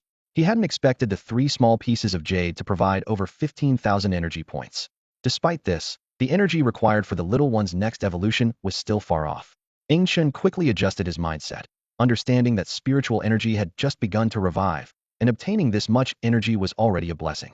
He looked forward to the future, imagining that with time, finding a spiritual stone mine could easily yield millions of energy points. Little one, once you're in the later stages, I'll upgrade you to 3rd grade, Ing Chun promised. Although the energy gained was enough to upgrade the system again, Ing Chun decided not to do so yet, choosing instead to save the energy for enhancing the bloodline of the next pet. The next day, with the demonized lizard leading the way, they soon discovered the nest of a flame spirit bird in a deep gully. From a distance, they could see the bird curled up, nursing its wounds. Roar! The demonized lizard charged at the flame spirit bird. Startled, the bird took to the air, managing to fly despite having lost a wing. A stream of fire shot from the bird's mouth, hitting the lizard's back. The intense heat made the lizard roar in pain, but the flames quickly ceased. Clearly, the bird's energy was severely depleted, and that was its strongest attack. In its prime, such an attack would have seriously injured the lizard. Little one, bring it down for me, Ing Chun commanded. The little one shot forward like an arrow, heading straight for the flame spirit bird. The bird, with its weakened body, struggled to move left, barely evading the little one's attack. The little creature let out a thunderous roar, shaking the skies. The flame spirit bird, already on high alert, deftly dodged each of its attacks. Ing Chun frowned, silently acknowledging the difficulty of capturing this elusive bird. After several encounters, the flame spirit bird seemed to have realized the key to survival: evade the little creature's attacks to stay alive. Frustrated by its repeated failures, the little creature's fury grew, and it roared once more. However, its enormous size was a disadvantage. Unable to inflict any real damage on the nimble flame spirit bird, Ing Chun's brow furrowed as he suddenly sensed something amiss. Why hasn't the flame spirit bird left yet? He wondered, scrutinizing its condition. He noticed it had only one wing and appeared extremely weak. Prolonged engagement with the little creature would inevitably lead to its capture due to exhaustion. Clearly, the flame spirit bird was not lacking in intelligence. There must be a reason for its persistence. Ing Chun speculated that something of great importance to the bird was nearby, something it couldn't bear to leave behind. Surveying the area, his gaze finally settled on the flame spirit bird's nest. The nest was unusually large, surrounded by a pile of objects that obscured its interior. Little one, keep it occupied. I'm going to check out the nest, Ing Chun commanded before rushing towards the flame spirit bird's nest. The bird screeched deafeningly, reinforcing Ing Chun's suspicions. The demonized lizard followed closely, and Ing Chun ordered, clear away the obstacles. The massive creature crashed into the nest, creating a huge opening with a thunderous crash. Well done, Ing Chun praised. The flame spirit bird panicked at the sight, trying to rush back to its nest, but the little creature's relentless attacks blocked its path, forcing it to continue the battle. Ing Chun slipped into the nest, where a giant concrete slab first caught his eye. Looks like the flame spirit bird built this nest after the apocalypse, he mused. No creature before the apocalypse could have had such power. Navigating through layers of clutter, Ing Chun reached the center of the nest. Unlike the exterior's concrete and steel, this area was filled with soft mattresses and cotton, clearly collected with care by the flame spirit bird.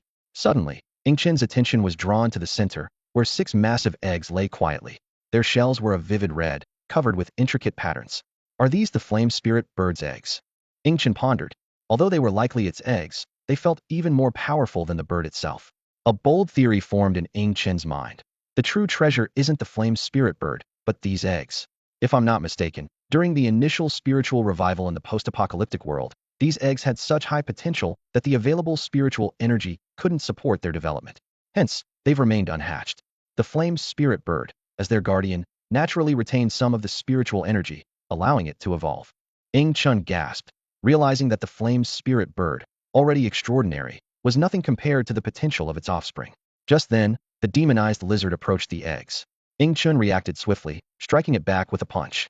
The lizard growled in discontent, but, knowing it was no match for Ing Chun, retreated sulkily. Stay back. These eggs must not be touched, Ing Chun sternly warned. He had been wary of the demonized lizard, aware that its intelligence likely sensed the potent spiritual energy within the eggs. Standing guard over the eggs, Ing Chun contemplated how to handle this unexpected boon. Ing Chun gazed at the bird eggs exuding a powerful aura, contemplating his next move. He attempted to store the eggs in his system space, but the system informed him that creatures without a contract couldn't be stored. A thought crossed his mind. he decided to upgrade the system to gain more abilities to protect these precious eggs. As the system upgrade progress bar slowly increased, Ing Chen's heartbeat quickened. 30, 40, 80, and finally, it reached 100. The system interface refreshed, displaying new information. Ing Chen level 0 divine pet. Silver dragon ant extraordinary energy, 2,360 points. Silver dragon ant bloodline level, mid-tier leader spirit beast. Attribute, metal. Level, 2nd grade mid-stage. Evolution, 0500000. Upgrade, 02000. System upgrade, 0200000. The system cheerfully announced, "Congratulations, host. Upgrade successful. The system has entered level 3. Then, a series of reward messages appeared before him. 1. 2 additional contract slots. 2. Acquired pet space, allowing contracted pets or voluntarily entering non-contract creatures to be stored. 3. Pet evolution card basic. 4. Pet enhancement card basic. What delighted Ing Chen even more was the special reward choice offered by the system. 1. Next contract success rate forcibly increased by 40. 2. Acquire snake tribe aura, increasing all snake tribes' innate favorability by 20. 3. Obtain a mutation card, allowing one creature to forcibly mutate with a 10 success rate. Ing Chen carefully weighed the value of each option, marveling at the system's generosity. These rewards far surpassed those from the first upgrade, each with its unique utility. The mutation card's 10 success rate was already 10,000 times the normal mutation probability, while the Snake Tribe aura paved the way for future Snake Tribe pet contracts. As Ing Chen pondered, his gaze inadvertently fell on the demonic lizard nearby. Once considered weak, it now appeared in a new light to him. Compared to the flame spirit bird and the little creature, the demonic lizard might seem less formidable, but among other mutated beasts, it was undoubtedly a daunting presence. With its formidable physique, massive size, and considerable intelligence, the demonic lizard had the potential to become a dominant force. Ing Chen even suspected that the reason the demonic lizard was weaker than the flame spirit bird was due to its focus on enhancing intelligence. An idea emerged in Ing Chen's mind. He turned to the demonic lizard and asked, "Demonic lizard, how about joining me?" However, the demonic lizard only stared at Ing Chen blankly, clearly unable to understand his words. Ing Chen realized that without a contract, the demonic lizard couldn't understand him like the little creature could. He lightly tapped his forehead, deciding to have the little creature explain the proposal later. Though direct communication was not possible at the moment, Ing Chen began considering how to recruit this promising creature. With the system upgrade and new contract slots, it was time to think about expanding his pet lineup. Suddenly, a flash of inspiration struck Ing Chen's mind, and a bold idea emerged. The more he thought about it, the more sense it made. The demonic lizard must have converted the spiritual energy meant for evolution into an enhancement of its intelligence.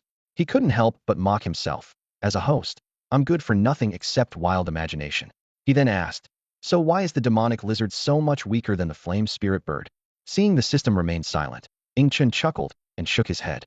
Human imagination truly knows no bounds. From fantasy novels to alien movies, it never stops. "System, can I contract these bird eggs right now?" Ing Chen asked. "Yes." The system replied succinctly. "Mysterious bird eggs, 100 success rate for the contract." Ing Chen was thrilled, but just as he was about to proceed, he hesitated. Last time, he chose to increase the success rate by 30. If he used it on a guaranteed success contract, wouldn't that be a waste? Forget it. Let's just store them in the pet space for now and contract them after they hatch, Ing Chen muttered to himself. He effortlessly placed the 6 bird eggs into the pet space without any hindrance. "Let's go." As Ing Chen spoke, he noticed the demonic lizard remained motionless, its nose close to the ground as if searching for something. Ing Chen was puzzled, and suddenly, the demonic lizard's muscles swelled dramatically, creating a powerful visual impact. "Roar!" The demonic lizard bellowed, striking the ground with full force. In an instant, dust flew into the air, rising tens of meters high, as if hit by a bomb. Ing Chen stood frozen, covered in dust. Cough, cough. Wow, cough. The demonic lizard is impressive. Ing Chen coughed incessantly, waiting for the dust to settle. When he looked closely, a large hole appeared before him. The demonic lizard eagerly approached the hole, where dense spiritual energy continuously flowed out, quickly increasing the surrounding spiritual energy concentration. Ing Chen was stunned. Even though he only had 1/10 of the little creature's sensing ability, he could clearly feel the richness of this spiritual energy. If the spiritual energy concentration in the revived world was 1, this place was at least hundreds of times that. "Did we just open a spiritual energy vein?" Ing Chen asked. "Not sure. Suggest the host go down and check," the system replied. Ing Chen hesitated. The spiritual energy gushing from the hole was already so dense, it must be even more so inside. But what if there were powerful mutated beasts? The system was indifferent. I'll just find another host. What else can I do? We're bound by fate. How would you find another? Ingchen pressed. I'll just take your soul and possess someone else. No big deal. The system casually replied. Ingchen was skeptical, but the lure of spirit stones was too great. The demonic lizard beside him also seemed to realize the spiritual energy in the cave was even more intense, continuously digging with its claws. Ingchen noticed the demonic lizard's body flickering with a faint glow, a sign of impending evolution. No, I need to bring the little one here too. Ingchen pondered for a moment and decided to fetch the little creature. This dense spiritual energy should greatly benefit it. Even if it couldn't enhance its bloodline, it could at least increase its level. Ingchen ran all the way to the entrance of the nest. The sight before him took his breath away. The little one was fiercely entangled in a battle with the flame spirit bird, which was now extremely weakened. Ingchen felt a stirring in his heart and shouted, "Little one, stop chasing." He knew well that the flame spirit bird was not easily captured, especially since the little one couldn't fly yet. Continuing the fight would only be futile. The little one seemed to realize this too, and quickly ran to Ingchen's side. Ingchen looked up at the unsteady flame spirit bird in the sky and sighed softly. Although they missed a good opportunity, he knew there would be more chances in the future. At that moment, Ingchen had 2 pet level-up cards with him. These cards were enough to elevate the little one from mid-second rank to early 3rd rank. However, since the little one was already close to the late 2nd rank, Ingchen hesitated to use them, hoping to maximize the effect of the evolution cards. The little one followed Ingchen into the nest and was immediately amazed by the intense spiritual energy. The demonized lizard was tirelessly digging, making the entrance larger and larger. In the sky, the flame spirit bird circled, as if protecting something. More surprisingly, the little one's body began to emit a faint silver glow, a sign of impending evolution. Seeing this, Ingchen immediately commanded, "Little one, help the demonized lizard, or we'll run out of time." The little one quickly joined the digging efforts, raising clouds of dust. As the entrance expanded, the spiritual energy grew even denser. Ingchen was grateful that this was the flame spirit bird's territory. Otherwise, countless mutant beasts would have already been drawn here. Even so, such dense spiritual energy would eventually attract other creatures, and the flame spirit bird's deterrent was only buying them time. Suddenly, a loud crash.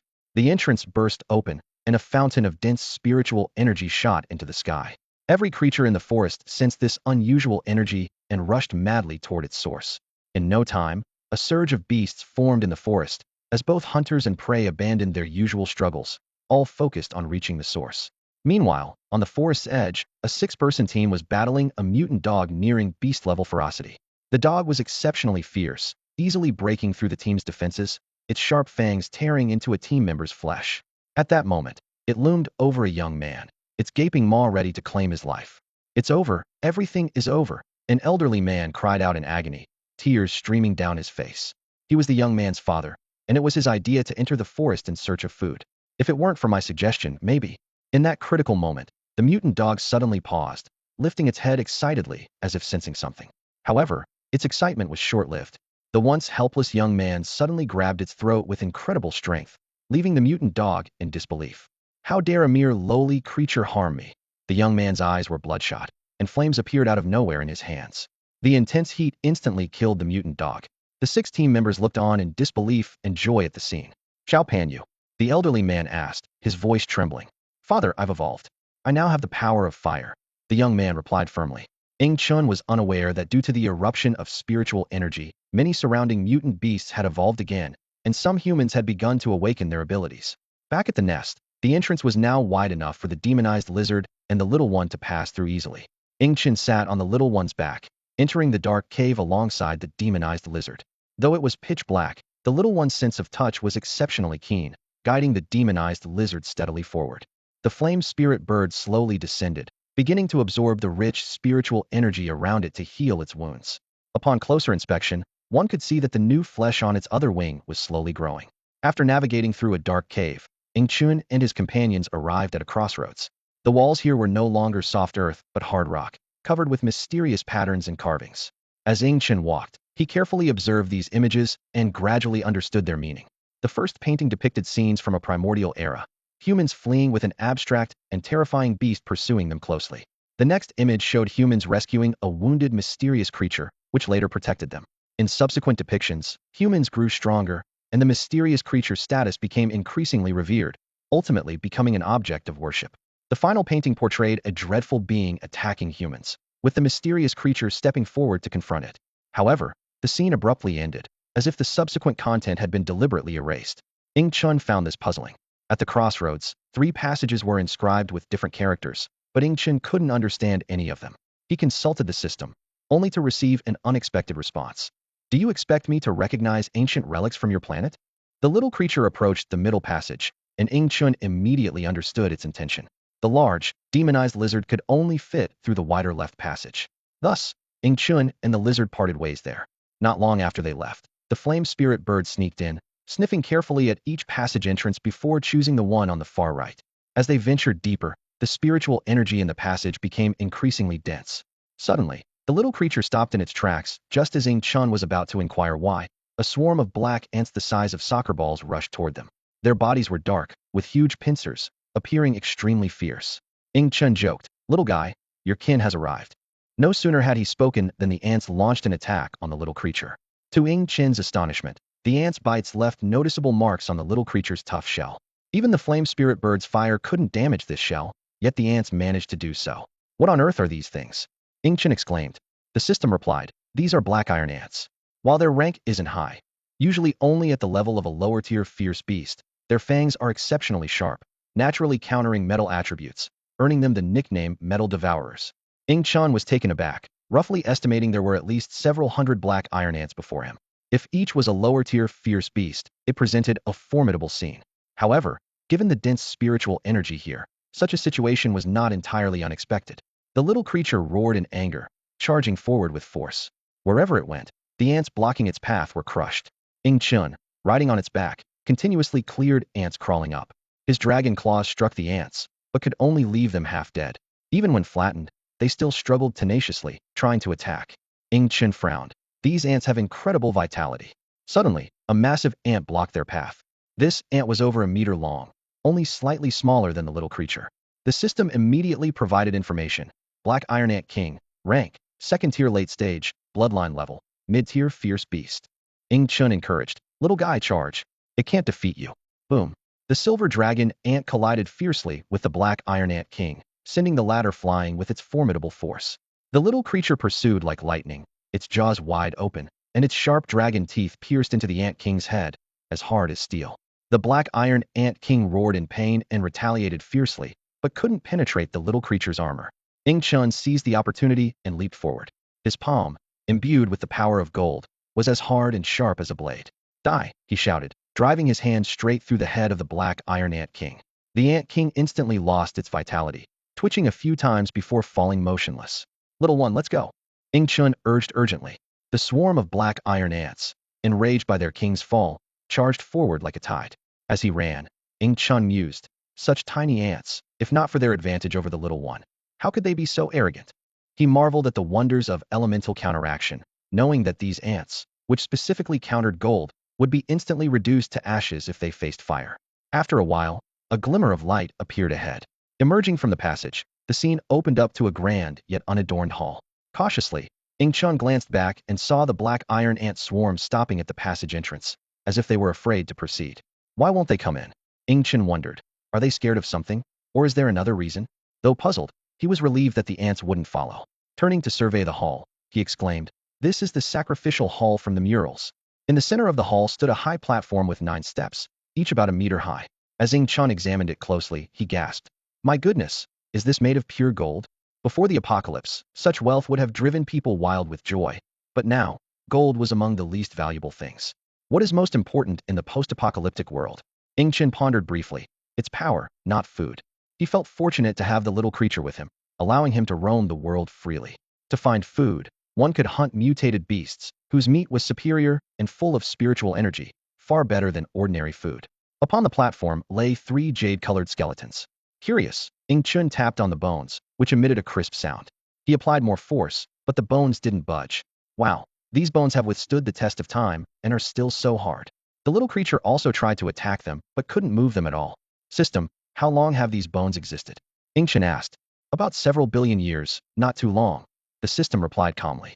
What? Ing Chun was stunned. Several billion years, and that's not long? Our Yanhuang ancient nation has only a 5,000-year history.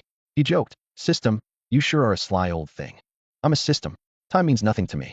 I'm immortal, understand? The system retorted. Ing Chen teased back. So, all these years, you haven't saved up any money? Why do I have to collect energy for your upgrades? Ing Chen stood atop the platform, his gaze fixed on the jade-colored skeleton. He mused that the owner of these bones must have been a person of profound cultivation in life.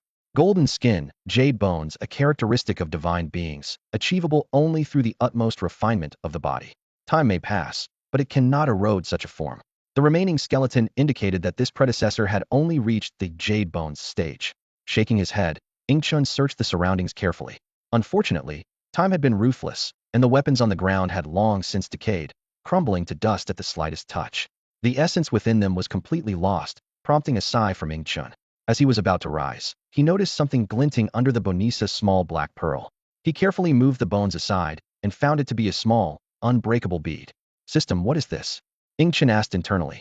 The system replied indifferently. Just a low-grade storage space. Storage space? Ing Chun was instantly overjoyed. This was a staple for protagonists. Now he had his own storage space. In this post-apocalyptic world, having storage space was invaluable for holding essential supplies. The system, however, was unimpressed. Why are you so happy? This storage space is quite small. If you level me up, the system space will open up, and it'll be hundreds of times larger. Ing Chun rolled his eyes. He didn't doubt the system's ability to unlock storage space, but he was currently destitute, with no resources to upgrade the system. Following the system's instructions, Ing Chun performed a blood recognition ritual. Instantly, he sensed a space, though quite small, about 10 cubic meters, yet he was content. It was enough to store food and necessities. At the center of the platform stood a pillar with an egg resting on top. This egg was exceptionally large, about half a meter tall, with intricate patterns covering its shell. Just staring at it made Ing Chun feel dizzy. Cracks had already appeared on the shell, and the aura emanating from within was overwhelmingly oppressive. Ing Chun noticed that the little creature seemed to sense something, appearing somewhat frightened. System, what kind of creature's egg is this? Ing Chun asked curiously. The system, for once, displayed a hint of surprise. I must say, you've really struck gold.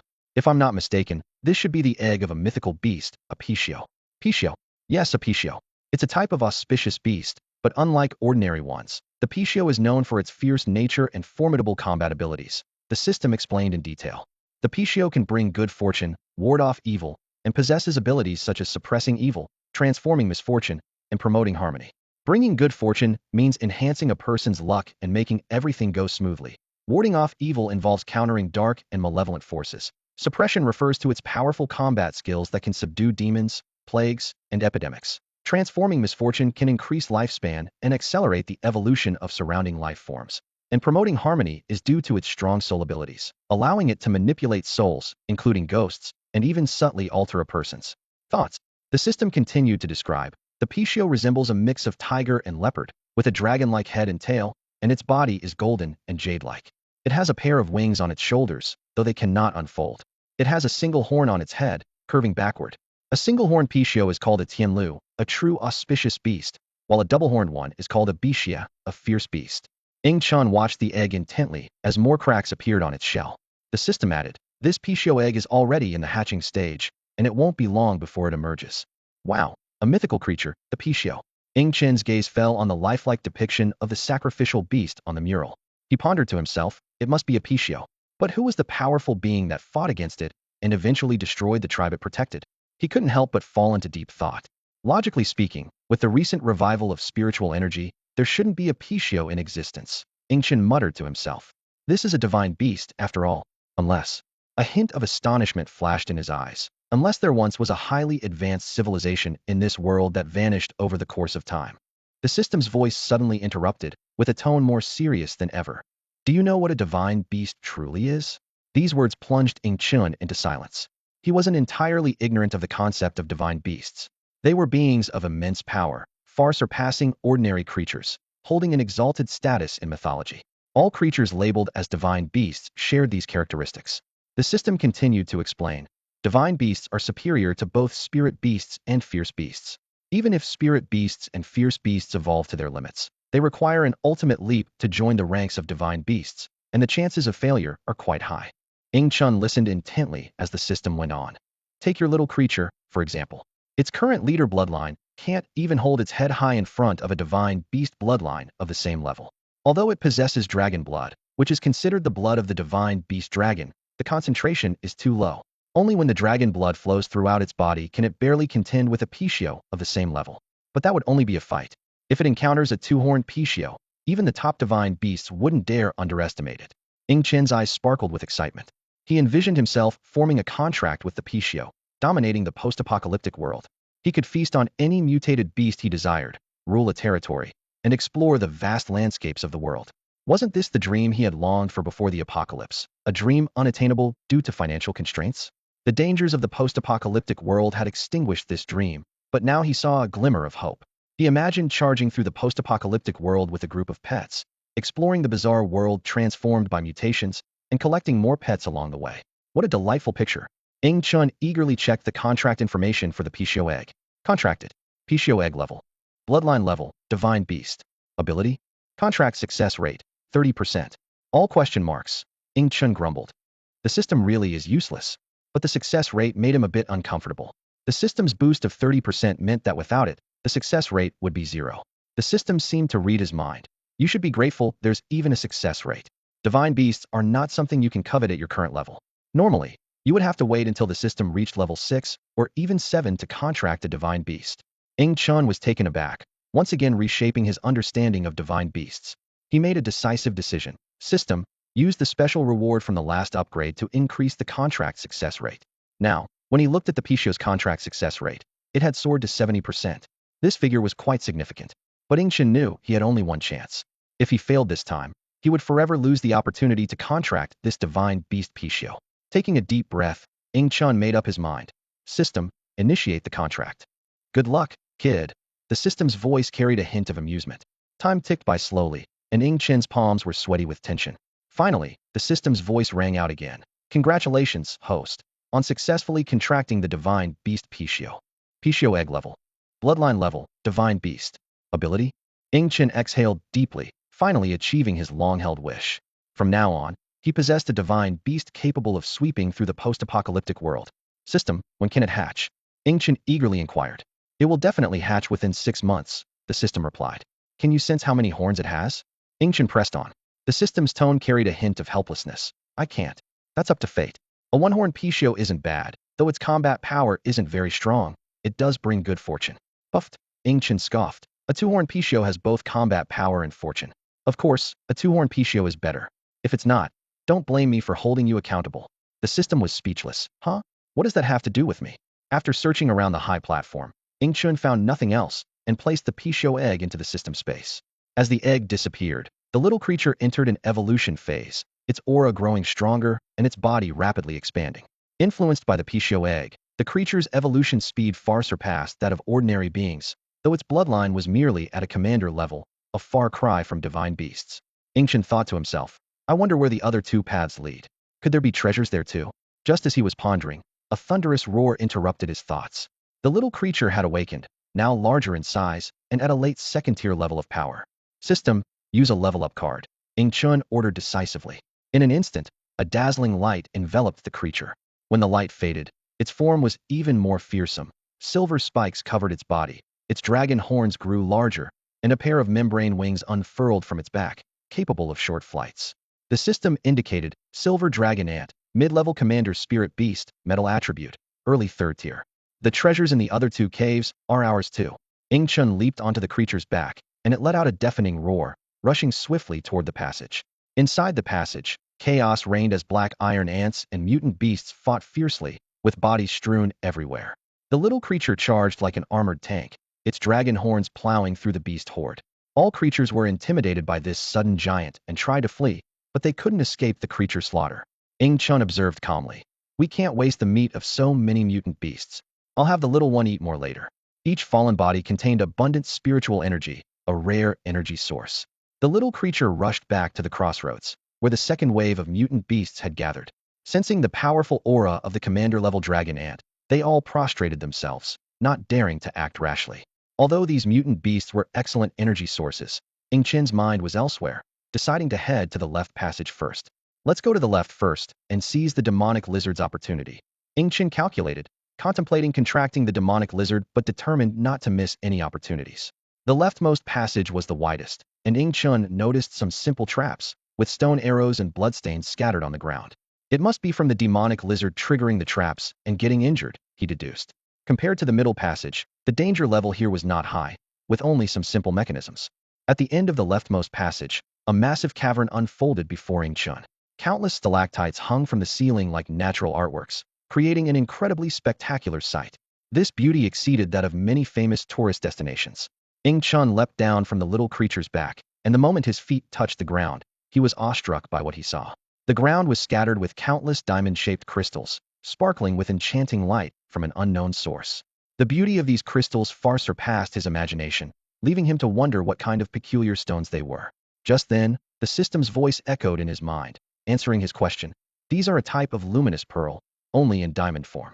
Luminous pearls, Ing Chun exclaimed, his gaze sweeping over the crystals covering the ground. In ancient times, luminous pearls were rare treasures even emperors cherished, and in modern times they could fetch astronomical prices. Yet here, in this cavern, tens of thousands of luminous pearls lay exposed on the ground. Their sheer number was unbelievable. Ing Chun couldn't help but lament how wonderful it would have been to discover these before the apocalypse. With mixed emotions, Ing Chun continued to explore deeper into the cavern. As he ventured further, a river came into view, and by the riverbank, he saw the massive figure of a demonized lizard. However, the creature was currently embroiled in a fierce battle, surrounded by numerous mutated beasts. The mutated beasts launched relentless attacks on the demonized lizard, but their claws and fangs could only leave shallow marks on its hide, failing to inflict any fatal wounds. The demonized lizard roared, its gigantic tail sweeping across and sending a mutated dog flying. Yet, more mutated beasts climbed onto its body, and gradually, the lizard's wounds increased, with blood flowing continuously. Finally, the demonized lizard managed to break free from the swarm of mutated beasts. It opened its massive jaws and swallowed a large black stone.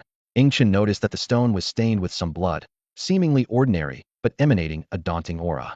Damn, too late. Ing Chun muttered in frustration as he realized the real opportunity lay in that bit of blood. He hurriedly asked the system what creature's blood it was, but the system couldn't determine due to the distance, the small amount of blood, and the passage of time reducing its energy. Moments later, the demonized lizard's body began to undergo a startling transformation. Its muscles bulged as if about to explode, and its surface quickly sprouted flesh buds that transformed into scales. The lizard's body began to shrink, becoming more slender and agile. Its head also started to mutate, growing increasingly ferocious. Its claws became sharper and more elongated, and bulges appeared on its back, as if something was gestating within. The system immediately provided new information. Flying dragon lizard. Bloodline level, elite lower tier. Fierce beast level, second grade mid-stage. Contract success rate, 3%. Ing Chun was amazed to discover that the demonized lizard had directly evolved into a flying dragon lizard. He shook his head and sighed, thinking that if that drop of blood had been used on the little creature, the effects might have been even better, given the little one's dragon lineage. The system speculated that the drop of blood likely came from a high-ranking flying dragon, and over time, only a trace of its blood essence remained, allowing the demonized lizard to undergo such an astonishing evolution. The evolved flying dragon lizard, with its greatly enhanced power, launched a merciless slaughter against the surrounding mutated beasts in its fury. Its sharp claws slashed relentlessly, and no mutated beast could withstand its attacks. Blood soon dyed the ground, forming a river of red. Although some mutated beasts began to prostrate themselves in submission, the flying dragon lizard was not appeased. It continued its frenzied slaughter until the last mutated beast fell, finally calming down. The draconic lizard watched Ing Chun's approach with caution. Despite its wariness, it was supremely confident in its own strength. The little creature accompanying Ing Chun tried to communicate with the lizard, attempting to persuade it to submit to Ing Chun with the promise of aiding its evolution. However, these words only infuriated the lizard, which lashed its tail violently at Ing Chun. Caught off guard, Ing Chun was sent flying, crashing into a pile of rocks. Witnessing this, the little creature became enraged, unleashing a dragon's might that enveloped the lizard in a dangerous aura. But Ing Chun quickly stopped the creature's attack. As the dust settled, Ing Chun stood up from the rubble, his eyes blazing with anger. He had initially hoped to recruit the draconic lizard, which was why he had restrained the little creature, but the lizard's actions had completely angered him. "Let me handle this myself," Ing Chun said coldly. The draconic lizard felt a slight relief as the little creature retreated. It had been overwhelmed by the creature's previous display of dominance. Now, facing the human, it was confident in its ability to win, believing itself to be far superior. With a roar, the draconic lizard charged, but Ing Chun swiftly closed the distance. His entire body transformed into metal, becoming a streak of silver lightning. He leaped and delivered a powerful punch to the lizard's head, cracking its skull.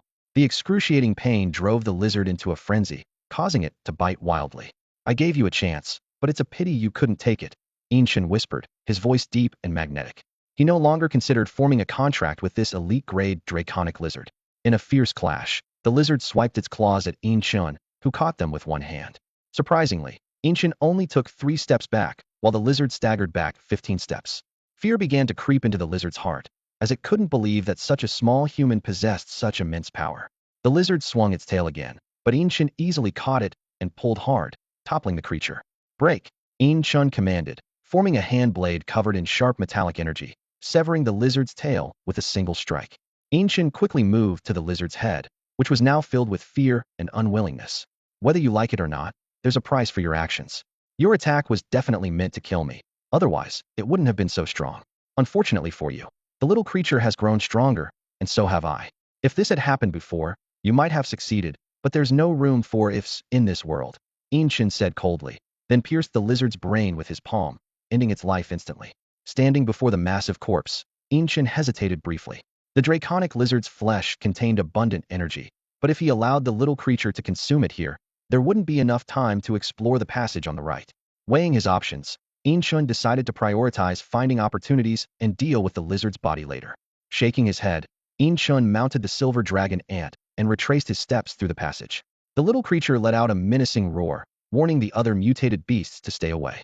The rightmost passage exuded a chilling darkness, as if it were the source of all evil. Chen shivered within, taking each step with utmost caution. Suddenly, he whipped his head around, sensing something, only to be met with pitch blackness. After a moment of frowning contemplation, he realized this passage was distinctly different from the other two, so much so that not even a single mutated beast dared to tread here. An idea struck him, and Chen recalled the pinnacle egg he carried. Although it hadn't hatched, its power to ward off evil was enough to counter the darkness. He quickly took out the egg and held it tightly to his chest. As expected, the dark aura receded like the tide, clearing a safe path for him. After traversing the long corridor, Chen finally reached the end. Before him stood a grand palace in a primitive style. The palace was shrouded in dark malevolence on the outside, yet the center glowed warmly with a golden light, creating a stark contrast. Entering the palace, Chen was astonished to find a flame spirit bird undergoing evolution. It lay in slumber, its feathers now a deep red, increasingly magnificent, like an ancient divine bird. The system displayed: Flame Spirit Bird, Grade 2, Early Stage, Fire Attribute, Superior Spirit Beast, Contract Success Rate, 10%. Chen felt a tinge of disappointment, expecting other treasures. He casually threw out a contract, intending to repeatedly attempt taking advantage of the bird's slumber. Unexpectedly, it succeeded on the first try. Overjoyed, he checked his status. Host, Chen. Level 0. Divine Pet, Silver Dragon, Ant Transcendent Species. Energy, 2,360 points. Pets. 1. Silver Dragon, Ant Mid-Rank Leader Spirit Beast, Metal Attribute, Grade 3, Early Stage. 2. Pinnacle Egg Divine Beast, Abilities Unknown. 3. Ordinary Little Grass, No Special Attributes. Chen was dumbfounded, realizing upon closer inspection that he had mistakenly contracted a small plant next to the Flame Spirit Bird. With no other choice, he tried contracting the Flame Spirit Bird again, finally succeeding on the 4th attempt. Looking at the unexpectedly contracted little grass, Chen was amused and exasperated. It had no special qualities and was even smaller than ordinary grass, possibly due to growing underground with a lack of nutrients. Nonetheless, Chen didn't dismiss it, gently stroking its leaves. He believed that with the system's help, even the most ordinary existence had the potential to evolve. The piercing cry shattered the silence as the Flame Spirit Bird abruptly awoke from its slumber. It felt a surge of power within, its strength significantly increased. Looking down, it noticed its once missing wing had regrown, with feathers shimmering faintly.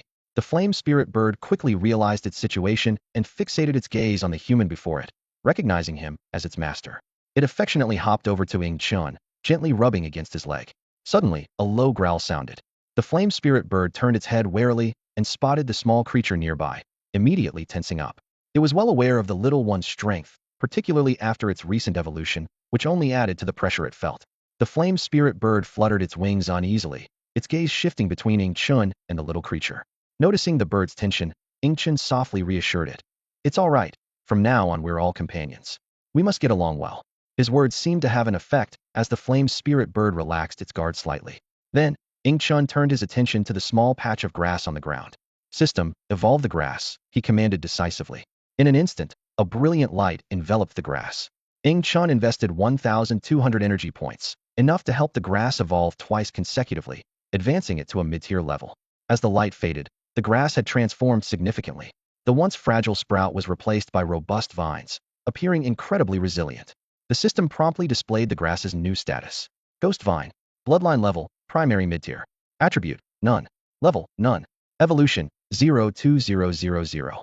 Upgrade, 02000. Chun nodded in satisfaction, thinking to himself, there are many mutated beasts outside, perfect for evolving the Ghost Vine. The potential of the plant spirits is no less than that of animals, though they are often underestimated due to their difficulty in developing intelligence. However, if they evolve to a certain extent, plant spirits can become more powerful than ordinary creatures. Their massive bodies, combined with tenacious vitality, make them formidable opponents. Chun had no doubt about the potential for plants to evolve intelligence, though he acknowledged the process could be extremely lengthy. Next, Chun focused on the flame spirit bird. He still had one level-up card and 2 bloodline enhancement cards, left over because the little creature had long exceeded its limits. Chun planned to make full use of these resources. He intended to use the level-up card when the flame spirit bird reached the late 2nd tier, to help it break through to the 3rd tier, as this leap was significantly more challenging than other minor advancements. Use the bloodline enhancement card on the flame spirit bird, Chun ordered decisively. The flame spirit bird's body began to change. Its claws became sharper, a hint of blue appeared in its feathers, and its tail feathers noticeably lengthened. After the evolution was complete, the system displayed the flame spirit bird's new status. Azure Winged Bird. Bloodline level, elite lower tier. Spirit beast attribute, fire. Level, mid-2nd tier. Evolution, 02000. Upgrade, 02000. Seeing the evolution results of the Azure Winged Bird, Chun smiled with satisfaction. He sought out creatures with strong potential for moments like this, as partnering with the system allowed them to quickly evolve into more powerful beings. Chun then decided to address some of the mutated beasts outside.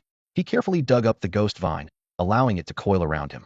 Since the Ghost Vine had reached a mid-tier level, surviving temporarily without soil wasn't an issue. Stepping out of the palace, Chun once again felt the disturbing dark aura.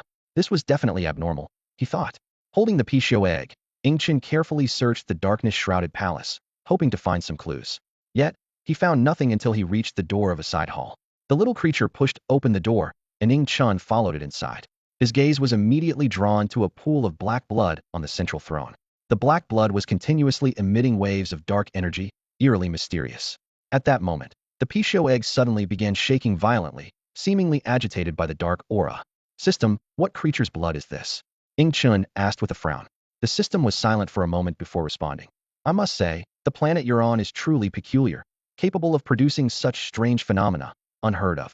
The Pichio egg's vibrations grew more intense, and Chun was nearly unable to hold on to it. Left with no choice, he returned the egg to the pet space, where it finally settled down.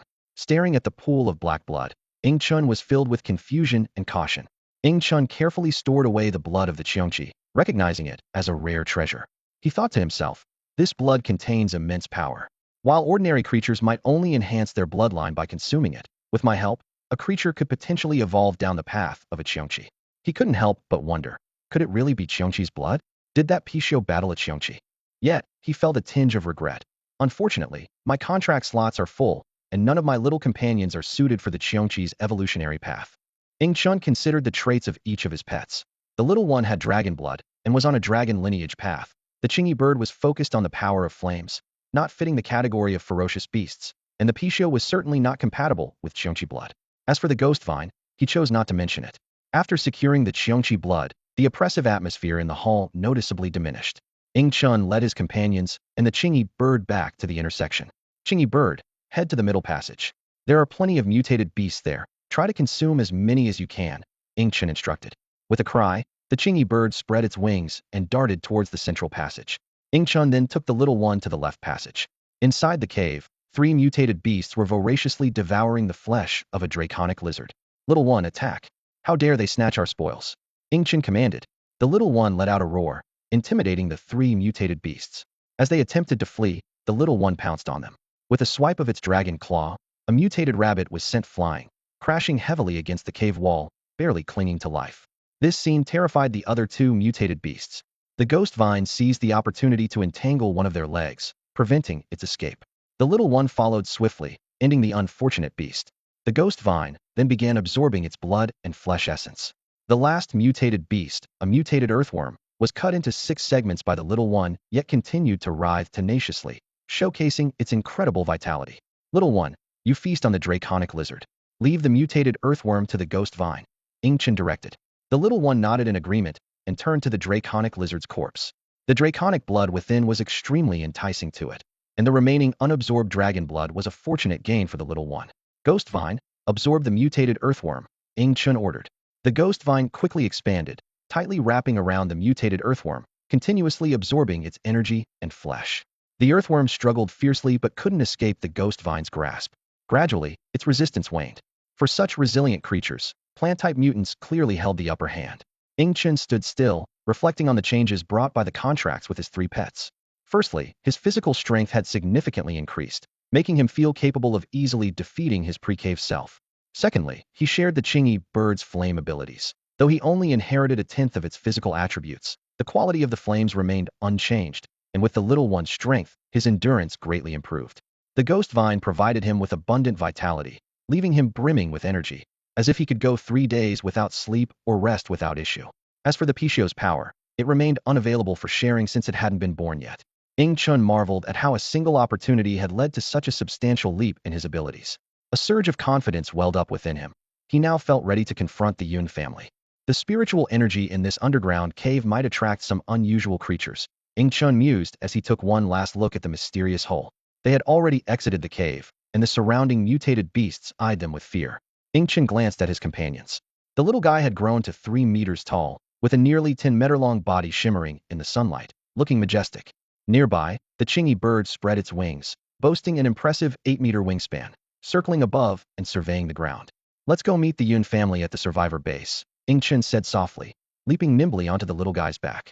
The Chingy bird followed closely in the air, now approaching the late 2nd tier in strength. Ingchen's thoughts drifted back to the ghost vine left in the cave. The abundant spiritual energy there would surely attract many mutated beasts, making it an ideal place for mutated plants to thrive. The ghost vine, without needing to move, would have a steady stream of mutated beasts to prey upon. After absorbing numerous mutated beasts, it had evolved to the late 1st tier. Ingchen had also used the energy he acquired to enhance its bloodline once, reaching the primary upper level, and subsequently used a bloodline evolution card on it. Now, the ghost vine had evolved into a devil vine, its surface covered with poisonous thorns, and each of its 6 vines extended 12 meters long. Ingchen had positioned the devil vine at the intersection of the passageways, ready to hunt any mutated beasts lured in by temptation. He couldn't help but wonder how much this small plant would evolve by their next encounter. As Ingchen was making his way through the city, he suddenly heard a terrified cry for help. Help! Monster, stay away! Monster! Sitting on the little guy's back, Ingchen hesitated for a moment before deciding. Little guy, let's go check it out. On the street, a man and a woman were desperately running, closely pursued by a mutated rat.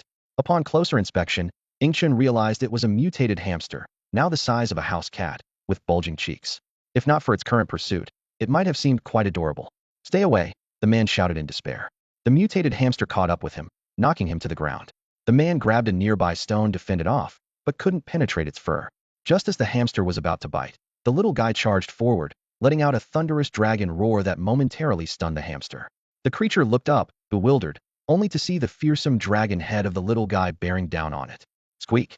The hamster shivered and quickly tried to flee, only to be snatched up by a large bird with blue and red plumage that suddenly appeared in the sky. Phew! I thought I was done for today, the man said, closing his eyes. Realizing the hamster hadn't bitten his throat, he mustered the courage to open his eyes. Seeing the hamster gone, he collapsed with relief. Turning to the woman beside him, he noticed she was staring blankly to the left. Curious, he followed her gaze. Damn, it's a dragon, the man exclaimed in despair once more. Meanwhile, the Chingy bird had delivered the hamster directly into Ingchen's hand. Ingchen, intrigued, played with the little creature. The hamster initially resisted, biting at Ingchen's hand, only to find its teeth nearly breaking without even scratching his skin. Squeak! The hamster squeaked in confusion, seemingly puzzled as to why it couldn't bite through this human. Ingchen couldn't help but chuckle at the bewildered hamster. Despite having evolved, it still looked adorable. He gave it a few playful squeezes, causing it to squeak loudly, but unable to escape his grasp.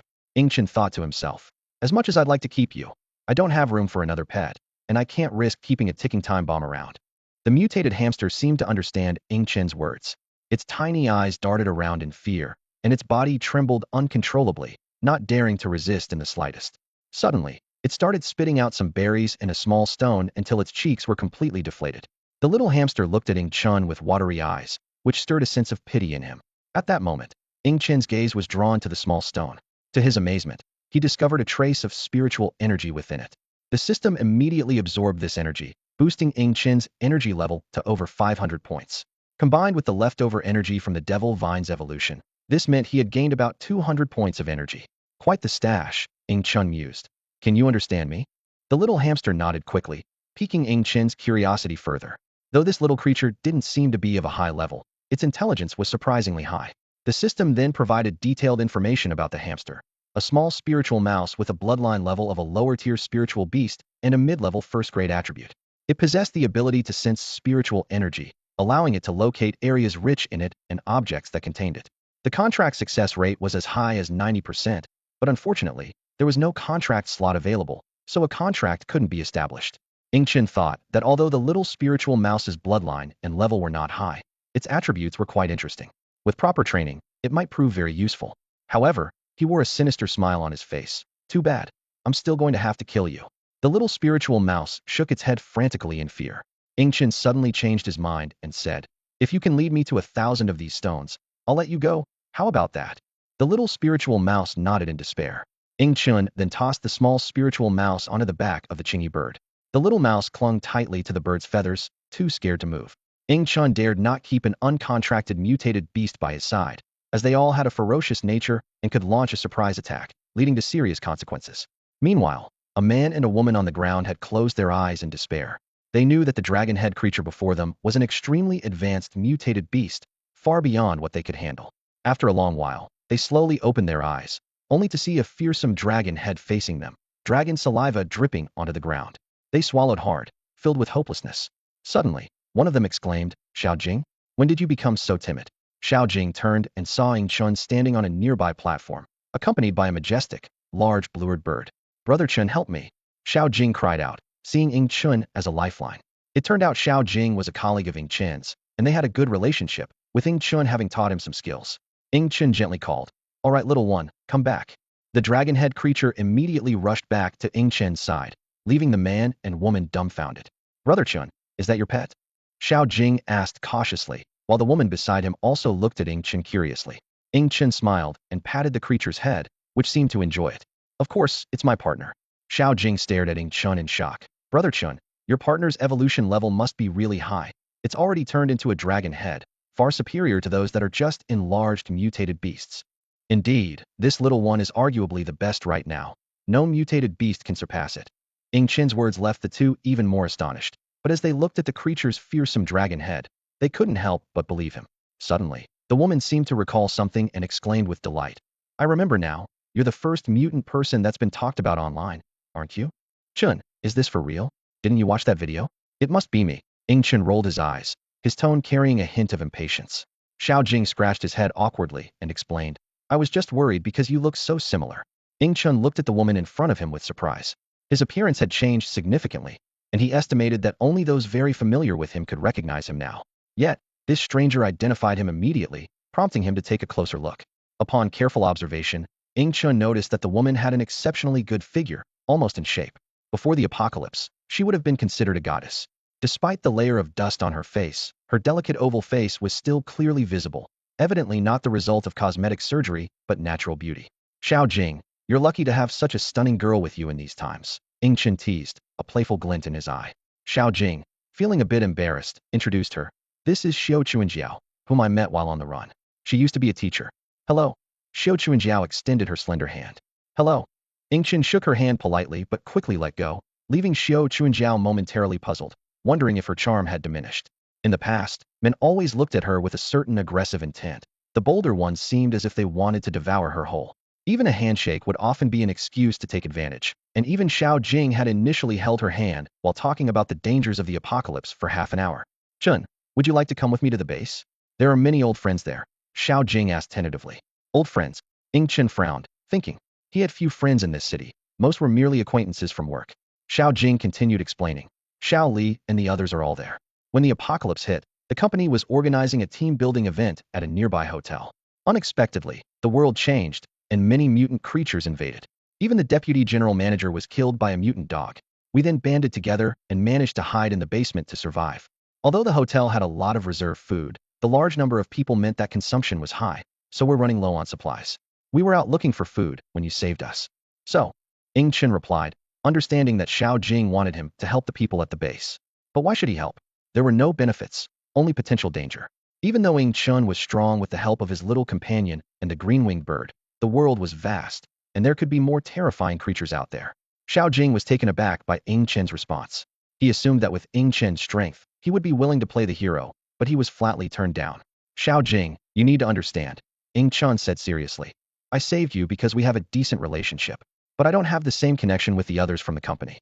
Do you remember how the boss made me work overtime without pay and often deducted my salary for no reason? Xiao Jing remained silent. He knew about Ing Chen's situation at the company, and he wasn't even invited to the team-building event, while even newer employees were. It was clear how low Ing Chen's status was. Asking him to help those people indeed seemed like too much. Xiao Jing, it's the apocalypse now, not the peaceful times from before. Ing Chen shook his head, his voice deepening. In this era, strength is what matters. Xiao Jing took a few steps forward when suddenly, the little creature let out a deafening roar. The massive dragon's cry echoed all around, causing the nearby birds and beasts to scatter in panic. Xiao Jing, startled by the sudden commotion, stepped back repeatedly, staring fearfully at the creature before him.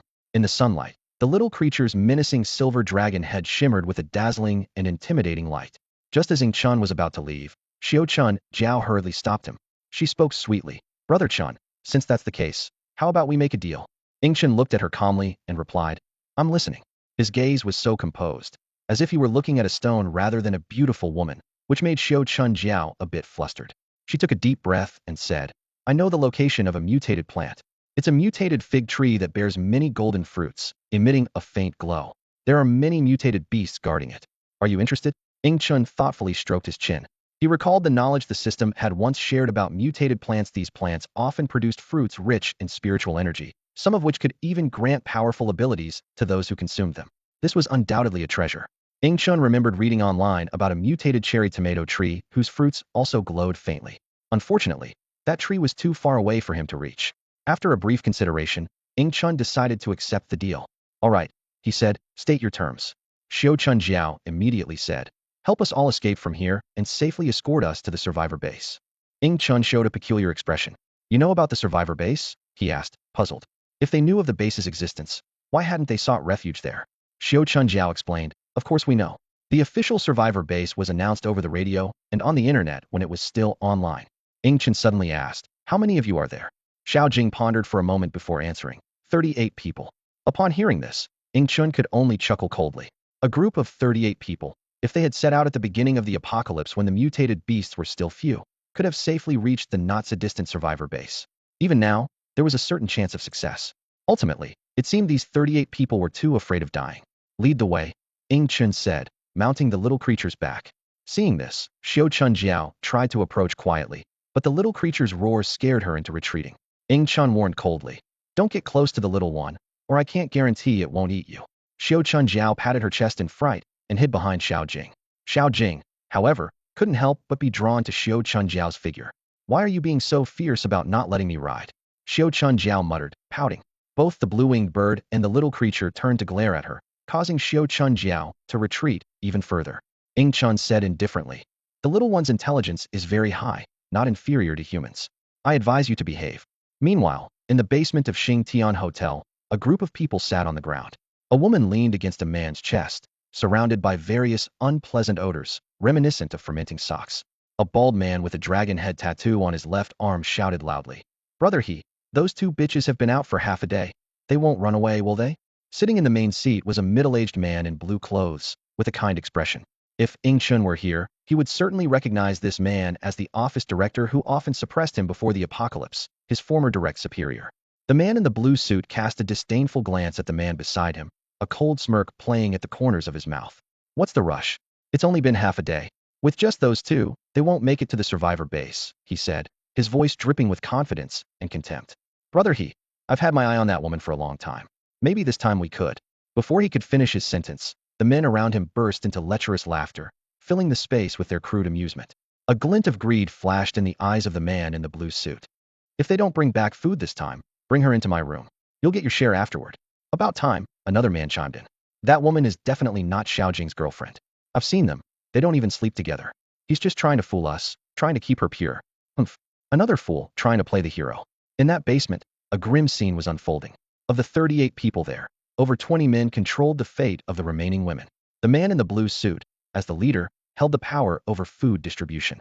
He had cut off the women's food supply, and in their extreme hunger, many were forced to submit to the men's demands, trading their bodies for sustenance. The relatively attractive women had to fend off the advances of several men each day. Meanwhile, on the other side of the city, the Tianqing Hotel stood tall.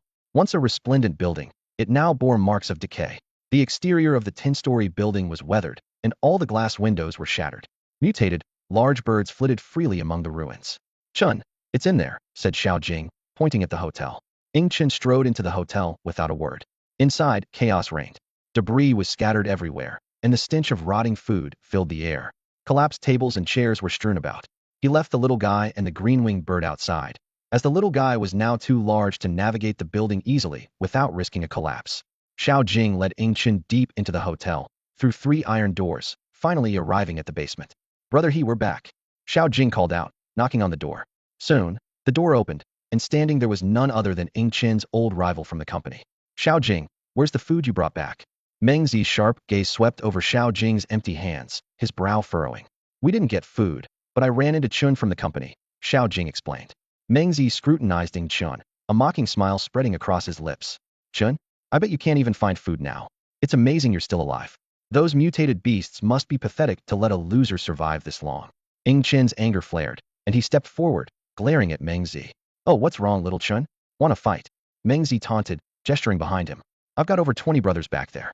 Do you dare? Meng Zi had grown up in an affluent family, always having what he needed and cruising through life. But at the company, he found himself overshadowed by an orphan, which fueled his intense animosity towards Ing Chun. He couldn't accept losing to someone without parents. Oh, over 20 brothers? Scared, Meng Zi suddenly struck, punching Ing Chun in the stomach. Ing Chun didn't dodge, knowing Meng Zi's strength was insignificant. So weak. I wonder where you get your courage from, Meng Zi mocked. But Ing Chun slowly tightened his grip on Meng Zi's hand, applying pressure. Meng Zi's expression shifted from mocking to alarmed, his face reddening, a flicker of fear in his eyes. He realized that the opponent he had always looked down upon was no longer the weakling he could easily bully. Ah, bastard, let go of me. Meng Zi screamed in agony as intense pain shot through his arm, as if it would snap at any moment. Ing Chun released his grip without a trace of emotion, causing Meng Zi to collapse to the ground, his arm twisted into an unnatural shape. Clutching his deformed arm, Meng Zi writhed in pain, his face as pale as a sheet. Xiao Jing watched this scene unfold, his heart pounding and drawing in a sharp breath. He recalled the impression of the meek, easily bullied Ing Chun, now so different from the cold and ruthless person before him. Chun, aren't you going too far? Xiao Jing hesitated before finally mustering the courage to speak. However, Ing Chun merely cast him a frosty glance, an icy look that froze Xiao Jing's words in his throat. Wow, Xiao Jing sighed inwardly. Chen's gaze is terrifying.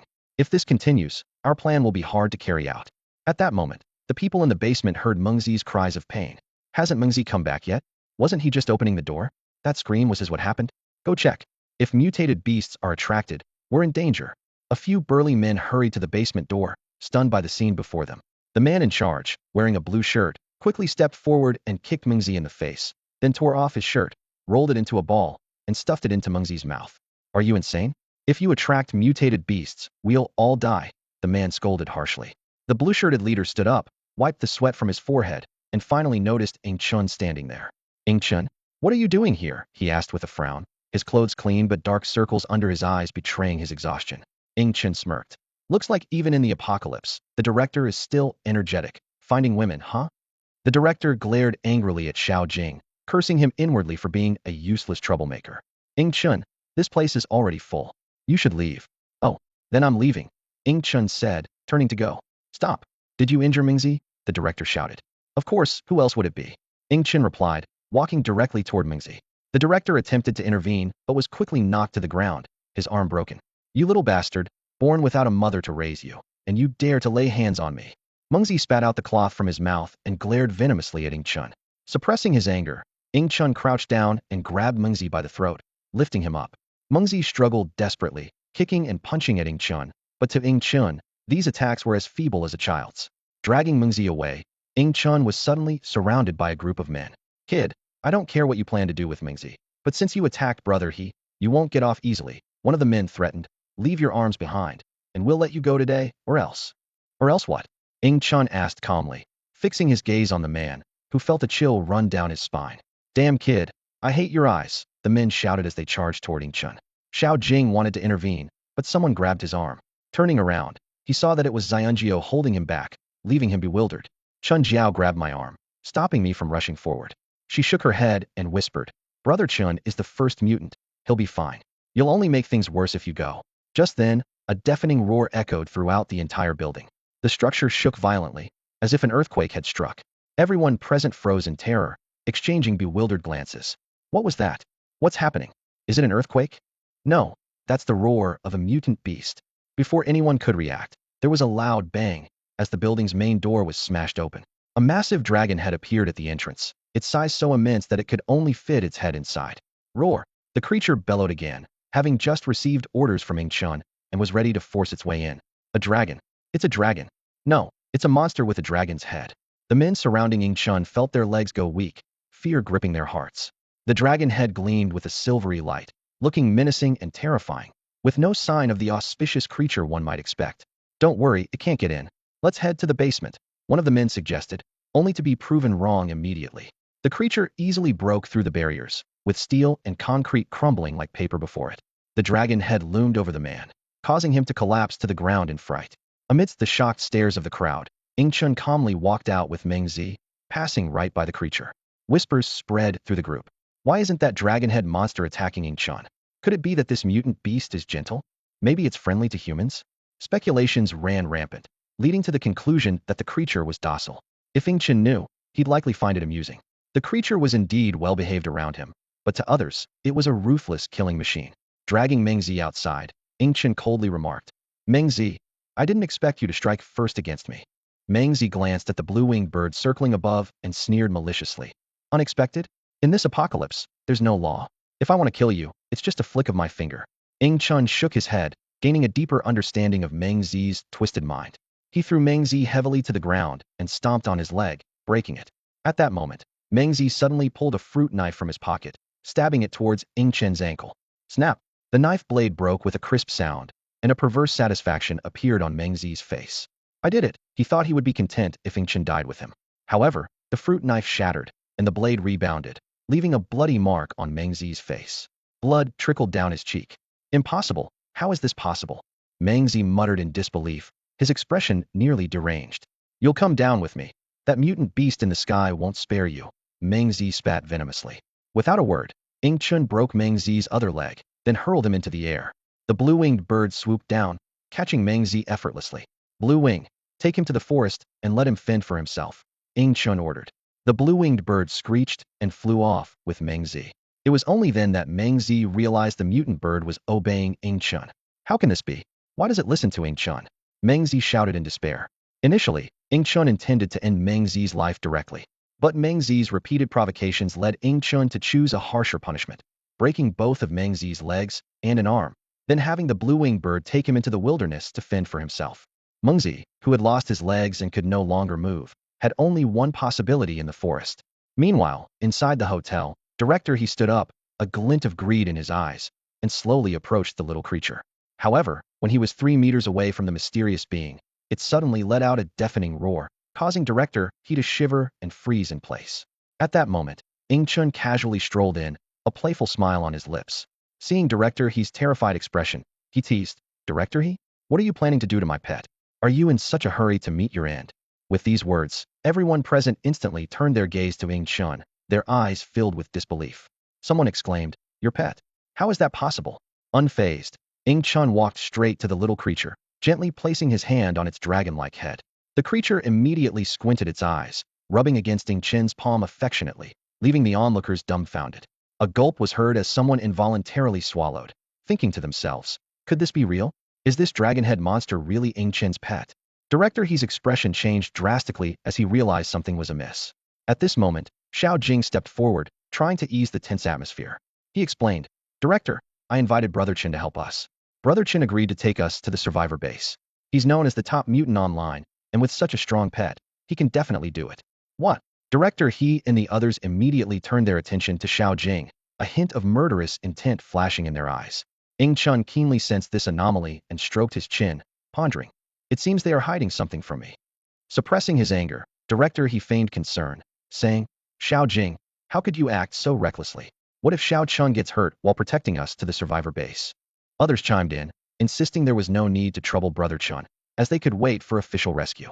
Xiao Jing, however, revealed a sly smile, scratching his head as he said, "I've already made a deal with Brother Chun. He's definitely going to take all of us to the survivor base." "You little brat, you set us up." Director He glared at Xiao Jing with a dark expression. If they really went to the official survivor base, the women from the basement would undoubtedly report them. In such a case, everyone involved would face execution, as the authorities would not show mercy in this post-apocalyptic world.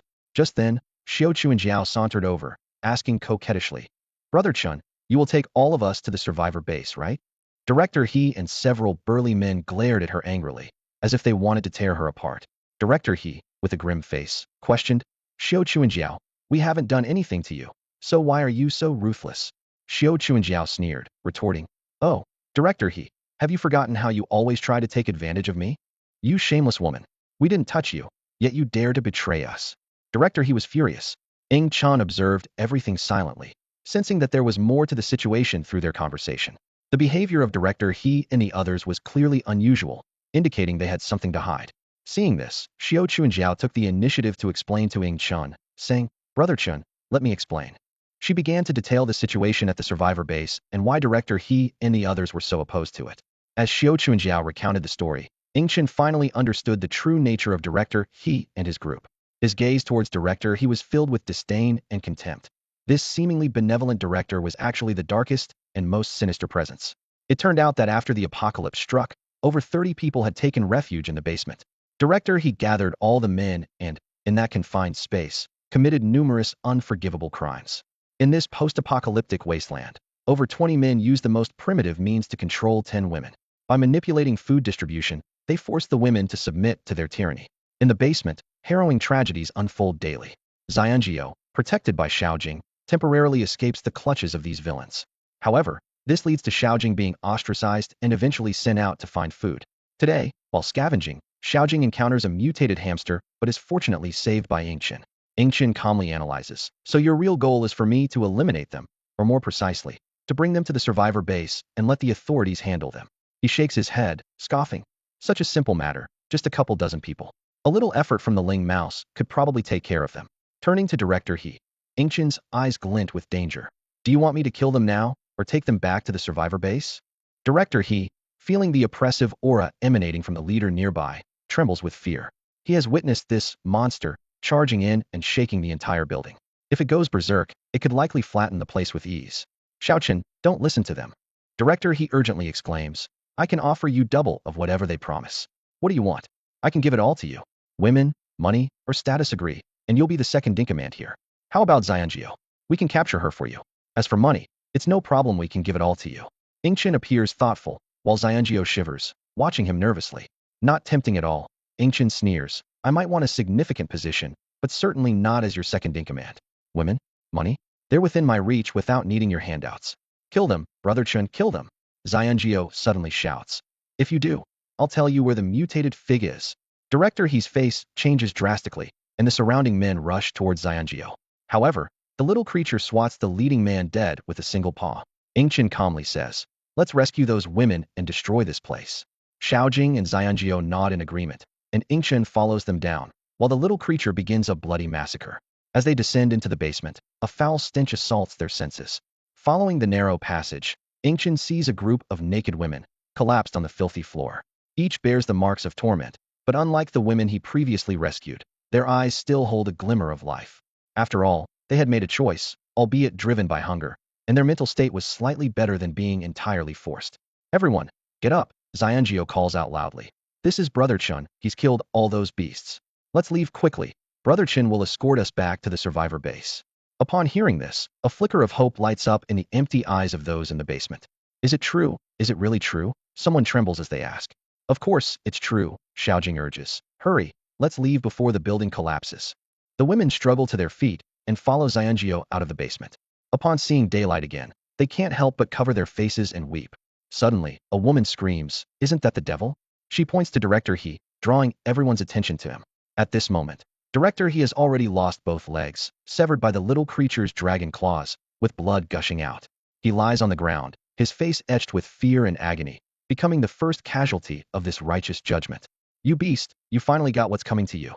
Several naked women surrounded the director, venting their long-suppressed anger with punches and kicks. Their clothes were nowhere to be seen in the basement, and Xiaojing watched with great interest. Yingchun, however, remained indifferent, as these women paled in comparison to Yunchu in his heart. Xiaojing, can't you learn from Brother Chun? Xiaochuan Jiao angrily stomped on Xiaojing's foot, her tone full of disappointment. Xiaojing defended himself. It's just a man's nature. Brother Chun is so outstanding that he naturally doesn't care about them. The system suddenly interjected. Host, are you impotent or something? Yingchun was furious. System, do you want me to commit suicide right here to prove you wrong? When was I ever impotent? After venting their anger, the women followed Yingchun out of the building. The little creature, covered in blood, followed closely behind. At this moment, the Qingyi bird had returned from the forest, gracefully circling in the sky. Qingyi, burn the building down, Yingchun ordered. The Qingyi bird responded, its feathers igniting with bluid flames, sending waves of heat. It's so hot. That's Brother Chen's pet. Xiaochuan Jiao stared in shock at the divine bird in the sky. The Qingyi bird erupted in flames, launching fireballs that precisely hit the building, penetrating the concrete slabs and setting it ablaze in an instant. Xiaochuan Jiao was amazed. A bird like this would have been considered a divine beast in ancient times. Little did she know, the real ace was the seemingly unassuming little creature on the ground. Although its moves weren't as flashy as the Qingyi bird's, its power was far more terrifying and direct. Only by battling the little creature could one truly grasp its fearsome nature. Yingchun mounted the little creature's back, while Xiaojing found a small truck to transport everyone. The little creature led the way, clearing obstacles to ensure the vehicles could pass smoothly. After some searching, they arrived at a relatively intact high-end clothing store. The women got out to pick clothes, while Yingchun followed cautiously, ready to deal with any mutant beasts that might appear. Inside the store, Yingchun was stunned by the price tags. 60,000 for a piece? That's my annual salary. So this is how the wealthy live. He casually stored a few styles he liked into his space, then entered a fitting room to change. Brother Chun, you look amazing, Xiaojing exclaimed, giving a thumbs up upon seeing Yingchun in his new outfit. Influenced by the little creature, Yingchun's physique was now perfect. His 8-pack abs were well-defined, with clear lines on his back and biceps, resembling a flawless figure from a photograph. His muscles weren't overly exaggerated, yet they exuded a sense of power, creating a strong visual impact. A sharp scream suddenly pierced the silence, causing Yingchun's face to change dramatically. He quickly got dressed and sprinted towards the direction of the sound. As he drew closer, a woman's cries became more distinct. Don't come any closer. I don't want to die. Help me. Rushing to the scene, Yingchun was taken aback by what he saw. A mass resembling a blob of mud was moving slowly, cornering a woman against the wall. She was trembling all over, her face etched with terror. Yingchun stared at the creature on the ground, momentarily bewildered. What on earth is this? It didn't resemble a mutant beast at all. It was more like living mud. System, what is this creature? Yingchun asked in his mind. The system's response left him even more puzzled. It's just mud. It's not a monster. Someone or something is controlling it. Yingchun narrowed his eyes, contemplating. Are you saying some being is using mental power to control this mud? If it's a human, it might be the first mutant person he's encountered. He raised his voice, calling out to the mud. Friend, come out. I know you're a mutant too. His words startled Xiaojing and the others who had arrived, causing them to look at the mud in surprise. Brother Chen, are you saying there's a mutant person? Xiaojing asked, confused. Yingchun explained quietly. Yes, that mud is controlled by mental power. Whether it's a human or another creature, I don't know. The people present finally understood that it wasn't a mutant beast, but ordinary mud manipulated by mental force. Suddenly, there was a noise, and a cabinet was flung open. A pale arm extended from it, followed by a full figure emerging. Everyone was shocked to see a person who looked like a young boy. He stood about 1.7 meters tall, with a pale complexion and a frail body, yet his features were exceptionally delicate, as beautiful as a finely crafted doll. Yingchun couldn't help but exclaim, so beautiful. He then asked, are you a mutant too? The boy stared intently at Yingchun and did not answer, instead asking, what's your ability? My ability is fire. Yingchun extended his left hand, and a flame instantly ignited in his palm. The boy seemed convinced by this. Behind him, Xiaojing and Xiaochuan Jiao exchanged another shocked glance. They had only known that Ing Chun had a metal transformation ability, making him impervious to weapons, but were unaware he could also control fire. What's your name? Ing Chun inquired. Suyu. The boy replied briefly. Ing Chun noticed that Suyu didn't seem to like talking much, responding only with simple answers. We're heading to a survivor base. Would you like to come with us? Ing Chun suggested. Okay. Suyu agreed readily, surprising Ing Chun. But he quickly understood, as the system's detection indicated that Suyu's energy fluctuation was only at the early first level. Despite having strong mental control abilities, he was too weak in the early stages, possibly even less powerful than the little spirit mouse. At that moment, a scream interrupted their conversation. Ah, there's a mutant beast. Suyu immediately became alert, and several iron pieces began to float around him. The iron pieces sliced through the air, attempting to trap the suddenly appearing figure from all sides. However, the figure moved even faster, dodging with a quick burst of speed. Ing Chun suddenly felt a weight in his arms and looked down to find the little spirit mouse had snuck in. This little creature always appeared unexpectedly at critical moments. This is my pet. It won't harm anyone. Ing Chun reassured the anxious crowd with a calm and steady voice. The tension eased as everyone directed their attention to the tiny spirit mouse, their eyes filled with wonder. The little creature was irresistibly cute, with its round body, lively eyes, and fluffy tail. Ing Chun recalled how he, too, was charmed by its cuteness when they first met, which is why he didn't harm it. Squeak, squeak, squeak. The spirit mouse chirped incessantly, its voice sharp and urgent. Unfortunately, Ing Chun couldn't understand its language. He watched as the little creature, puffed up in frustration, tugged at his pant leg, signaling for him to follow. Turning to the others, Ing Chun instructed, you should head out first, go to where the little one leads. The mutated beasts won't dare approach it. With that, he followed the spirit mouse through several corridors, his steps light yet cautious. Suddenly, the spirit mouse squeezed through a narrow opening, far too small for Ing Chun's frame. Damn it, he muttered, his arm transforming into metal as he began to punch through the walls. Bang, bang, bang. Each blow shattered the walls, sending debris flying. Outside, Xiaojing and the others listened to the commotion, nervously glancing toward the clothing store. Xiaojing couldn't help but wonder, is Brother Chen fighting a mutated beast? Xiaochuan Jiao shook her head, countering, the dragon-head creature and the divine bird are still here, and they're not moving. That means Ing Chun is likely safe. Finally, after breaking through the last wall, the spirit mouse stopped.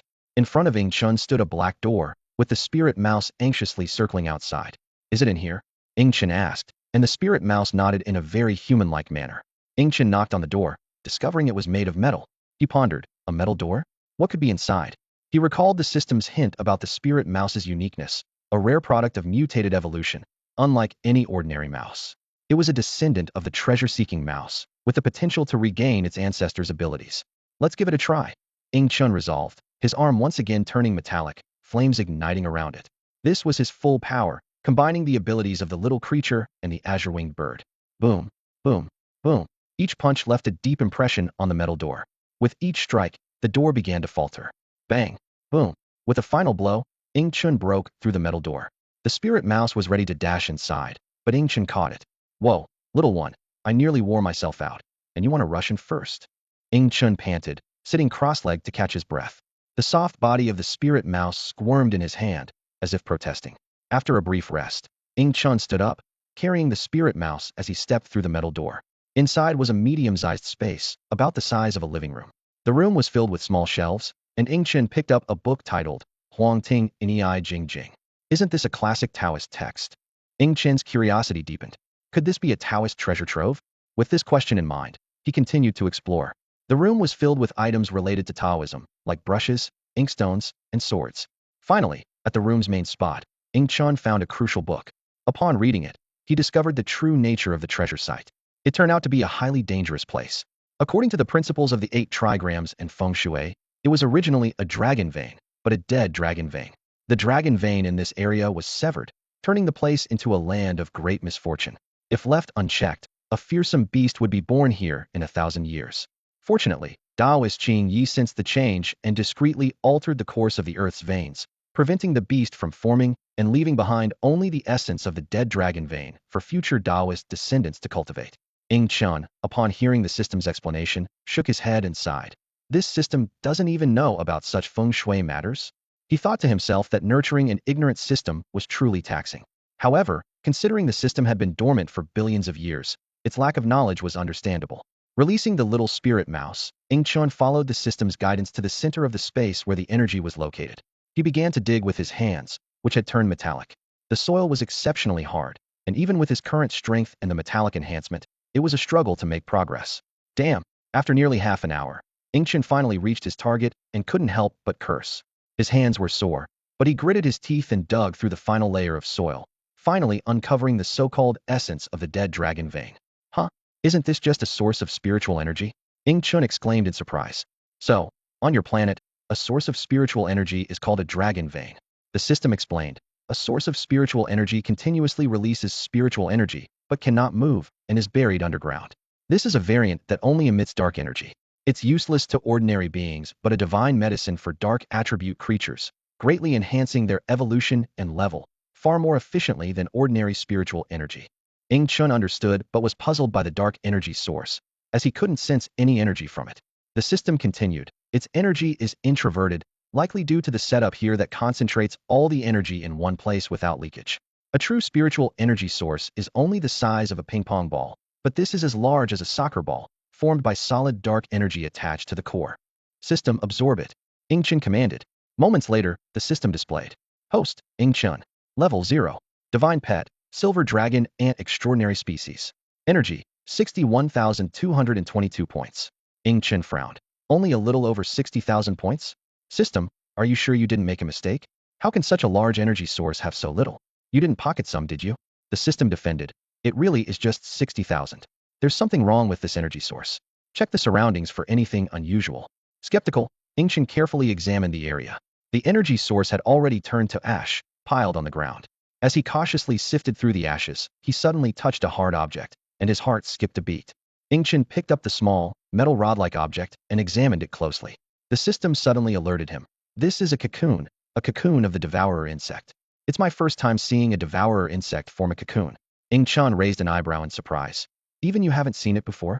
Out of curiosity, he poked it forcefully and was astonished that it easily pierced through the hard ground. Wow, that's incredible! Chun exclaimed, knowing how tough the ground was, making it difficult for him to dig with all his strength. The system explained. The devourer insect is an extremely unique creature that can consume anything. The more powerful the things they devour, the stronger they become. The most terrifying part is that even a newly born devourer insect can devour a 9 heavens dragon if the creature doesn't resist. Their potential is nearly limitless, but as far as I know, they faced divine retribution and were exterminated by countless beings joining forces. In theory, devourer insects shouldn't form cocoons. If it really has, there's only one possibility: it has evolved and mutated again. The system's tone was laced with a hint of seriousness. Devourer insects are already formidable, but if it mutates again, it might become unimaginably powerful. Chun urgently asked, System, can you contract it? Of course, the system replied. With enough energy, I can even cultivate a devourer insect for you. Chun was slightly disappointed. I thought I had found a mythical beast even you couldn't create. The system seemed a bit exasperated. What are you talking about? You should be happy that I can create a devourer insect. Chun shook his head and stored the devourer insect in the pet space. At that moment, his contract slots were full, so he couldn't form a contract immediately. The system consoled. Although the devourer insect consumed some energy, having a mutated devourer insect will greatly benefit you in the future. But I need energy now. Chun complained. Just then, he noticed the little spirit mouse, its belly and cheeks bulging, obviously having eaten a lot. Looking around, Chun realized a jade ring and some books were missing. You little thing, you'll eat anything, won't you? Chun said helplessly. The little spirit mouse climbed onto his shoulder, clutching his clothes. Chun left the place with it. Xiao Jing curiously asked, Brother Chun, what happened just now? Su Yu also looked on inquisitively. Chun waved his hand dismissively. Nothing much, just found some trinkets. With that, they continued on their journey. Throughout the trip, everyone was fond of the little spirit mouse, but could only admire it from a distance.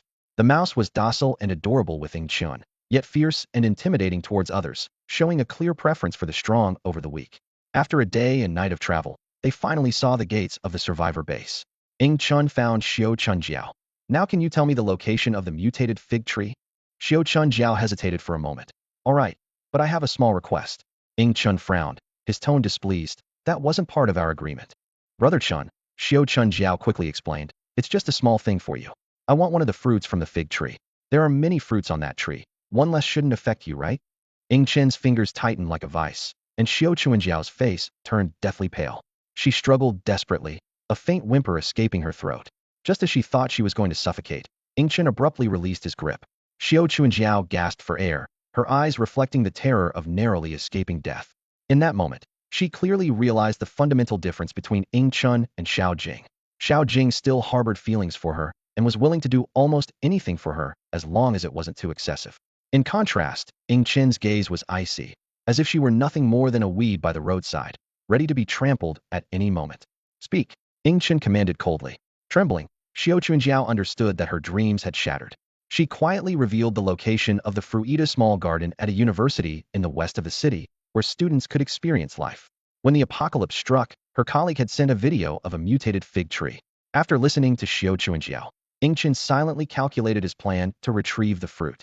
Just then, the alarm of the survivor base suddenly blared. Mutant beast attack. Quickly, organize the team. The observer's voice was filled with tension. The soldiers around, however, appeared indifferent. A burly man patted his gun and laughed. Why the rush, kid? It's just a mutant beast. We encounter a few every day. The others joined in the laughter. However, the burly man's laughter abruptly stopped, his eyes suddenly filled with fear. Damn, everyone on alert. The mutant beast is coming. His shout carried an unprecedented urgency. Everyone followed his gaze and gasped.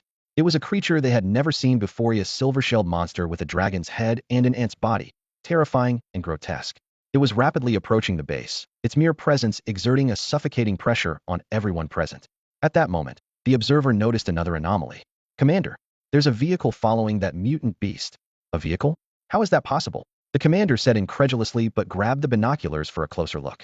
Indeed, a small truck was trailing the creature, loaded with several people. The situation grew more bizarre, prompting the commander to order the soldiers to hold their fire. As the creature drew nearer, a soldier picked up a megaphone and shouted at Ing Chun and the others. People ahead, stop, stop, stop, submit to inspection. The group arrived at the survivor base, where soldiers at the gate cautiously held their guns, closely observing the massive silvery creature. One soldier couldn't help but mutter, "Is this monster going to attack us suddenly?" No sooner had he spoken than the creature's dragon-like head snapped towards him, its sharp gaze fixed intently on the frightened soldier. Instantly, the soldier's legs gave way, and he fell to the ground, exclaiming in terror, "Don't kill me! Don't kill me!" Seeing this, Ingchen jumped off the vehicle and strode towards the intimidating creature.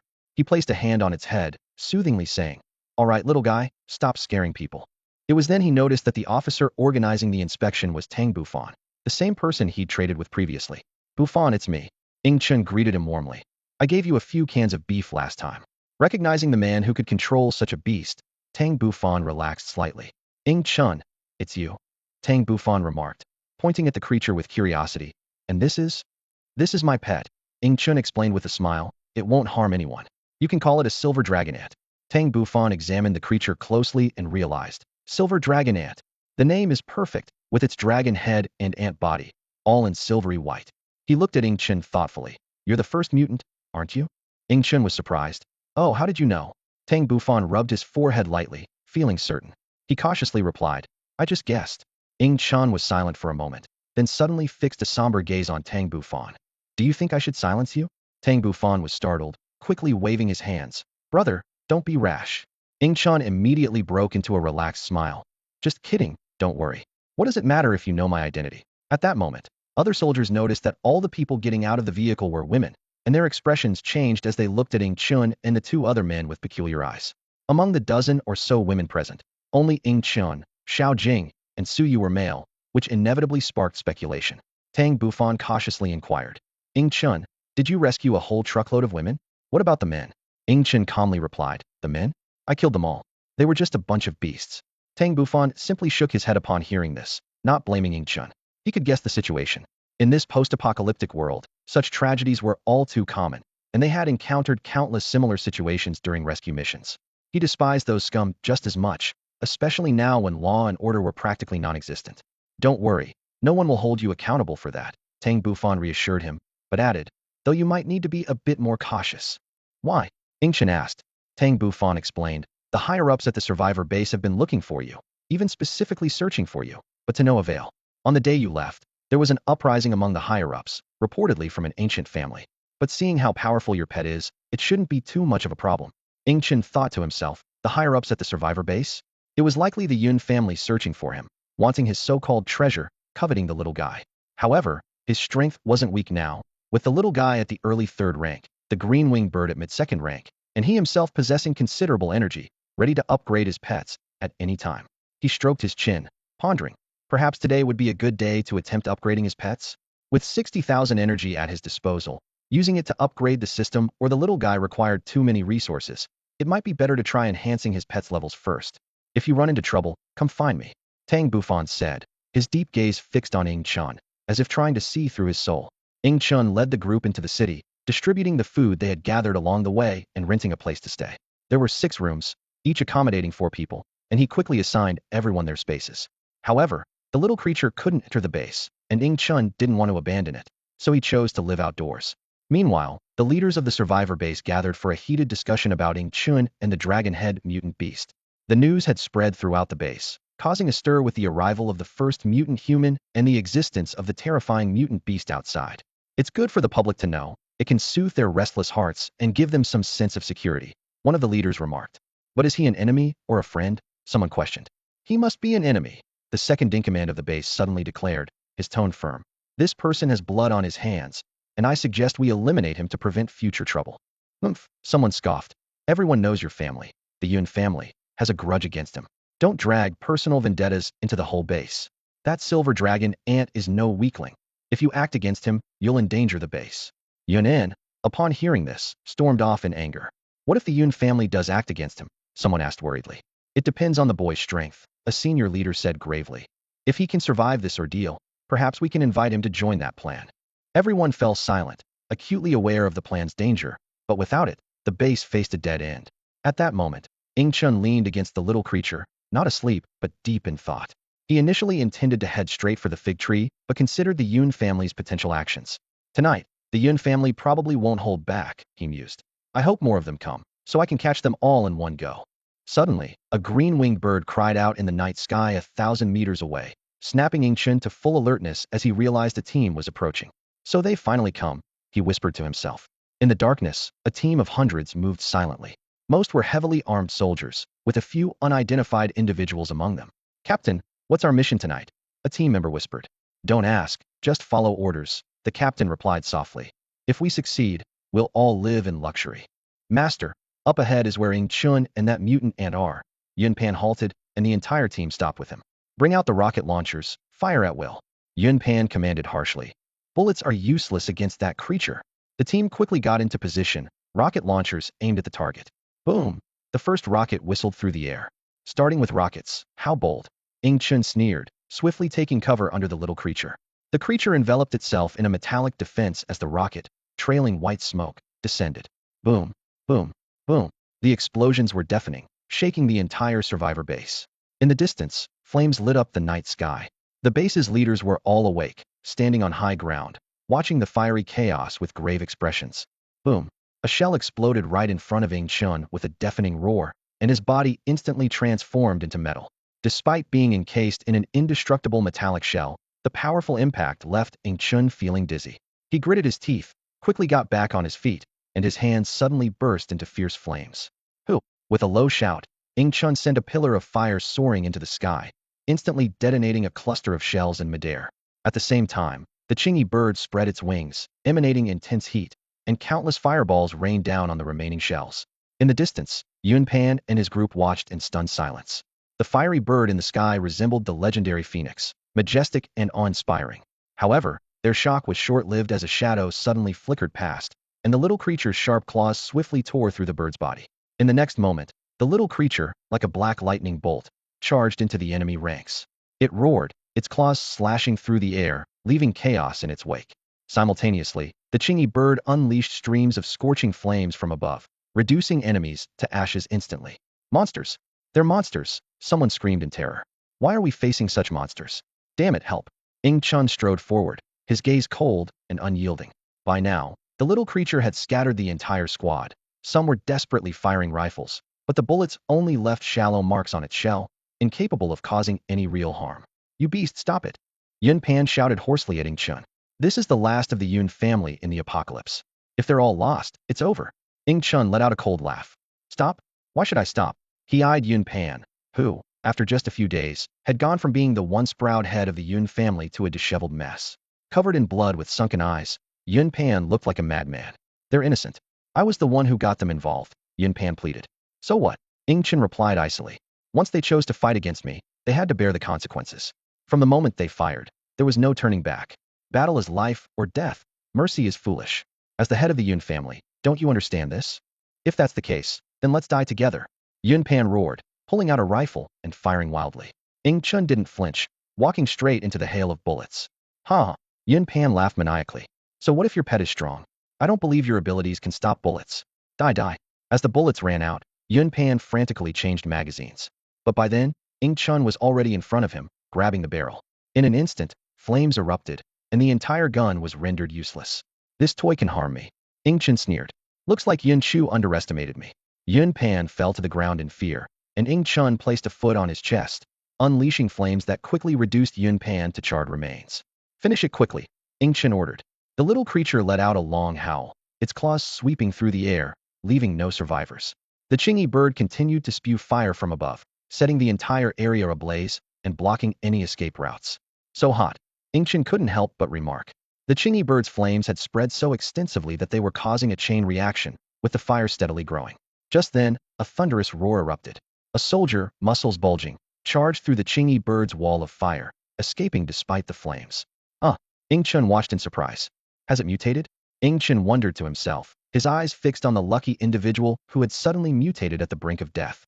However, he quickly realized that even a mutation couldn't save him from the hunting range of the Chingy bird. A sharp cry echoed from the sky as the Chingy bird swooped down. The mutated person sensed the impending danger and turned around in panic.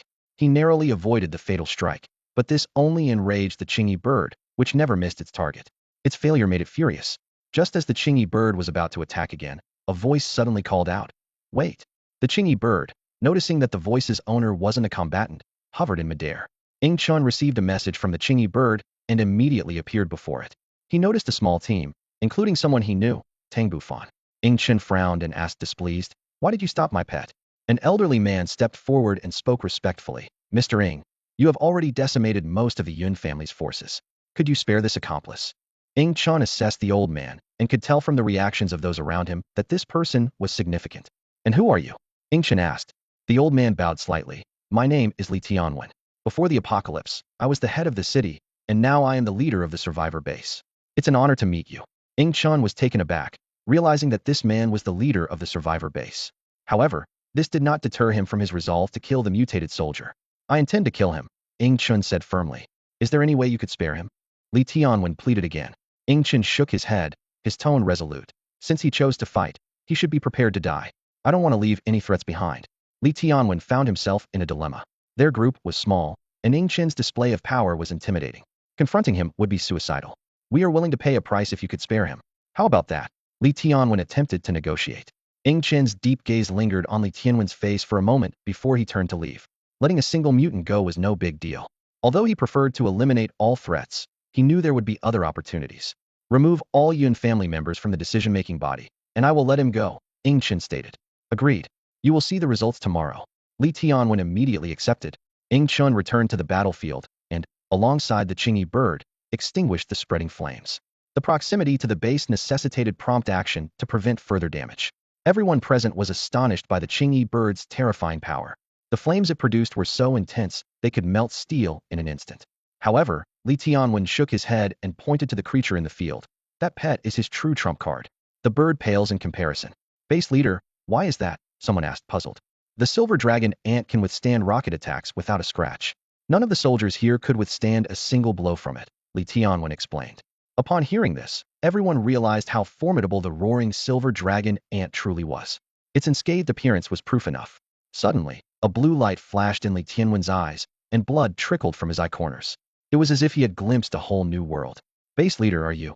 Those around him noticed his unusual state, especially the mutants, whose expressions changed dramatically. "Base leader, have you mutated?" his assistant asked cautiously. Li Tianwen nodded slightly. "Yes, let's go back." With his words, the intense battle finally came to an end. The noisy battlefield returned to tranquility, as if nothing had ever happened. In the middle of the night, Ing Chen decided to level up the Chingy bird. He looked at the system panel displaying the bird's stats. Bloodline level was elite lower spirit beast, fire level was at the late stage of 2nd grade, and upgrade progress was 0200000. As Ing Chun operated the system, the Chingy bird began to emit a soft glow, its body gradually enlarging. Its feathers became sleeker, with tiny sparks flickering among them, resembling a divine bird from the heavens. Its claws grew sharper, and its wingspan extended to a full 12 meters, now able to barely support a person standing on its back. However, when Ing Chun checked the system panel again, his mood plummeted. System, you're such a scam. Just one upgrade, and it jumped from 2,000 to 10,000. He complained, staring at the panel displaying the 10,000 energy required. The system retorted bluntly. You wanted to upgrade. Not my problem if you can't control your hands. With no other choice, Ing Chun had the system help the Chingy bird evolve again. This time, the bird's realm advanced to the early stage of 3rd grade, matching the little one. Although the Chingy bird became even more majestic, Ing Chun noticed its feathers remained a mix of blue and red. System, why does the Chingy bird have 2 colors in its feathers? Can't the upgrade help it transform? Ing Chun asked, puzzled. The system explained, only after a bloodline enhancement can the Chingy bird's feather color change. Its current feathers are evolving towards blue. If no mutation occurs midway, its evolution path is towards becoming a Qingwan. So, the feathers will gradually turn blue, and if one day they become completely blue, it means it has successfully transformed into a Qingwan. The Qingwan evolution path, huh? Ing Chun mused, stroking his chin. No wonder the Chingy bird is getting more and more beautiful. Suddenly, Ing Chun remembered something and quickly retrieved 6 eggs from the pet space. The Chingy bird, upon seeing them, became excited and carefully placed the eggs among its feathers. Ing Chun recalled taking the eggs from the Chingy bird last time and had completely forgotten about them. Don't worry, your kids are safe in the pet space. You'll incubate them at night, and I'll store them in the space during the day, Ing Chun reassured. The Chingy bird nodded, happily running off to incubate the eggs. Ing Chun placed the little spirit mouse on the little one's back and lay down on a tree to sleep. However, when he awoke the next day, he was sore all over, regretting his choice. I should find a pet with fur next time. Sleeping on a tree is too hard. After arranging his pets, Ing Chun set out alone for the survivor base. Upon arrival, he was surprised to find the base had been renamed Dawn City. Who came up with that name? It's not appealing at all, Ing Chun muttered as he walked through the gates, unbothered by the guards. After some inquiries, Ing Chun finally located the city lord's office. To his surprise, it was situated in a modest 4-story building, simpler than the surrounding structures. This city lord is really poor, Ing Chun thought. At that moment, the system suddenly chimed in. Sounds like a pauper calling someone else poor. Ing Chun's mouth twitched, thinking the system was becoming more and more cheeky. When would this sarcastic personality change? He couldn't help but retort. You must be secretly skimming my energy. Otherwise, I wouldn't be this broke. The system immediately shot back, skimming my foot. What would I do with energy? Secretly train a pet to take down a useless host like you. Stop right there. You'll need a pass to enter the mayor's office, a guard soldier said, extending his arm to block Ing Chun, his eyes full of caution. Unfazed, Ing Chun calmly replied. Could you please inform Mayor Li that Ing Chun is here to see him? The guard hesitated. This person seems so confident, could he really know the mayor? He pondered silently. No, the mayor isn't someone you can just meet on a whim. If there was an appointment, the mayor would have informed us in advance. Just then, a gentle and pleasant voice spoke. Let him in. A stunning woman approached, dressed in a form-fitting professional outfit that highlighted her tall, slender figure. She walked with the grace of a cat, her long legs drawing every eye in the room. Her face was a perfect oval, adorned with bright eyes and red-framed glasses, adding a touch of allure to her intellectual appearance. Hello, I'm the mayor's secretary. You can call me Xue Qingha. She introduced herself to Ing Chun with a smile. The guard's gaze lingered on her legs, his Adam's apple bobbing as he swallowed audibly. Ing Chun smirked internally, thinking this Mayor Li might also be quite the lecher. With such an enchanting secretary, it would be hard to resist. Hello, I'm here to discuss something with Mayor Li. Ing Chun replied politely. The mayor is already waiting for you inside. Please follow me, Xue Qingha said, turning to lead the way, with the guard's eyes trailing after her. They walked through several corridors before arriving at the door of the mayor's office. Xue Qingha knocked gently. Knock, knock. Mayor, the guest has arrived. Come in, came the voice of Li Tianwen from behind the door. Ing Chun followed Xue Qingha into the office, and the scene before him was breathtaking. The room was lavishly furnished, with desks and chairs made of golden Nanmu wood and classical-style decorations that showcased precious pre-apocalyptic items. Brother Chun, please have a seat. Make yourself comfortable, Mayor Li gestured. Ing Chun, never one for formalities, sat down on the sofa directly. He was straightforward by nature. If invited to sit, he wouldn't refuse. Mayor Li, do you remember what you said yesterday? Ing Chun got straight to the point. Of course, I remember, Li Tianwen nodded. To be honest, after the apocalypse, the Yun family intended to take control of the entire base, turning it into their private domain. Unfortunately for them, Their armed forces were defeated by you yesterday. Many saw this as an opportunity and began targeting the Yun family. Now, all of their top officials have been ousted from the base, and the middle and lower ranks are being cleared out. Ing Chen nodded at this, thinking that with the Yun family's downfall, those so-called top officials stood to benefit the most, having coveted this for a long time. However, he had little desire for such power. There were far too many survival concerns in the post-apocalyptic world. Brother Chun, I have a proposal for you. Would you be interested? Li Tianwen suddenly shifted the conversation. I'm all ears, Ing Chun replied, intrigued. Are you aware of the current situation in Dawn City? Li Tianwen asked. Ing Chun shook his head. His time at the base had been brief, with most of it spent exploring outside. Li Tianwen sighed. Dawn City is on the brink of collapse. A widespread panic over food shortages is brewing beneath the seemingly calm surface. Ing Chun fell silent. He had heard about the food issue from Tang Bufan, but hadn't realized it was this severe. How long can Dawn City's food supply last? Ing Chen inquired. Li Tianwen silently held up one finger, causing Ing Chen's pupils to contract. The survival crisis in Dawn City is imminent. The city lord, Li, sat in his office, his expression grave as he said to Ing Chen, "We can only hold out for another week. Our food supplies are about to run out, and the situation is extremely dire." Ing Chen lounged on the sofa, one leg crossed over the other, and asked nonchalantly, "So, what kind of deal do you want to make with me?" City Lord Li took a deep breath, looking directly into Ing Chen's eyes. "I want to ask for your help to attack the granary. It's currently occupied by mutated beasts. The army has attempted multiple assaults, but to no avail." City Lord Li continued. "We can't use weapons of mass destruction as it would destroy the food. That granary holds enough supplies to meet Dawn City's needs for the next 3 years and is a strategic reserve for national emergencies." Ing Chen frowned, pondering. For the army to be at a standstill against these mutated beasts, they must be formidable in strength and numbers. Considering the short time since the revival of spiritual energy, the army's modern weaponry should be sufficient to handle most mutated creatures. What kind of mutated beasts are these that they can repel the army's attacks? Ing Chen inquired. City Lord Li described. Above the granary is a golden tree, each leaf emitting a golden glow. We attempted a fire attack, but a peculiar bird thwarted it. Additionally, there are numerous mutated beasts near the granary. We encountered a massive swarm of mutated rats that we couldn't break through. Ing Chen stroked his chin, intrigued by this mutated plant. He knew that the fruits of mutated plants might contain energy and possibly have various special effects.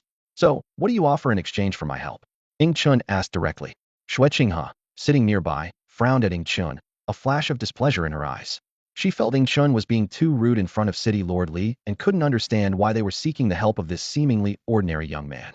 City Lord Li replied solemnly, "Name your price. If it's within my power to fulfill, I will." Ing Chen shook his head. He needed energy, something City Lord Li clearly couldn't provide. At that moment, City Lord Li produced a test tube containing a small stone emitting a blue glow. The stone seemed almost otherworldly, dazzling, and magnificent. Ing Chen immediately sensed its extraordinary nature, as if it were absorbing everything around it: light, air, energy, even spiritual energy. "City Lord Li, what is this?" Ing Chen asked curiously. City Lord Li explained. This was discovered 3 years ago by an archaeological team in the far northern glaciers. There were many dinosaur fossils there, even remains of unknown creatures. This stone was found among the bones. He continued. When the archaeologists touched it, they aged rapidly, as if time had been sped up. In just a few minutes, a middle-aged team member turned into an old man and then died. After extensive testing, we discovered that this stone accelerates the time flow for those in contact with it. After losing 3 team members, we managed to seal the stone in a test tube, which prevents its effects. City Lord Li stared at Ing Chen. For 3 years, we've been unable to unlock the secrets of this stone. However, I believe you might find it interesting. Ing Chen scratched his head, puzzled as to why City Lord Li was so certain of his interest in the stone. The system's voice resonated in Ing Chen's ear, explaining the mysterious stone's properties.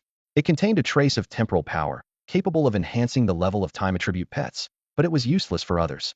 Ing Chen thought to himself that such a rare pet likely had a high bloodline level, far beyond his current control. Seeing Ing Chen deep in thought, City Lord Li quickly added, "Brother Chen, this is the most mysterious treasure in the base. I know you're not interested in money, so you can make 3 requests of the base. As long as I can fulfill them, I will." Ing Chen remained silent for a while, finally looking up and reaching out to take the test tube containing the stone. "Deal," he replied succinctly. "Just notify me when the time comes. I'll be around the area for the next few days." After Ing Chen left, Xue Qinghe softly approached City Lord Li from behind, gently squeezing his shoulders with her slender fingers. She asked in confusion, "City Lord, why invite him? How can one person possibly help us? The army suffered heavy losses back then. How can he manage alone?" City Lord Li's expression was grave as he replied in a low voice. It's not him, but the pet behind him. The commotion yesterday was his doing, and the Yun family fell because of him. What? Xueqing's eyes widened in shock, finding it hard to believe that the seemingly ordinary young man was the root cause of the Yun family's downfall. After leaving the base, Chun headed straight for Yunchu's home. The once impressive villa was now in ruins, with all the windows shattered. Inside, the scene was chaotic. Precious furniture destroyed and bloodstains on the floor were a chilling sight.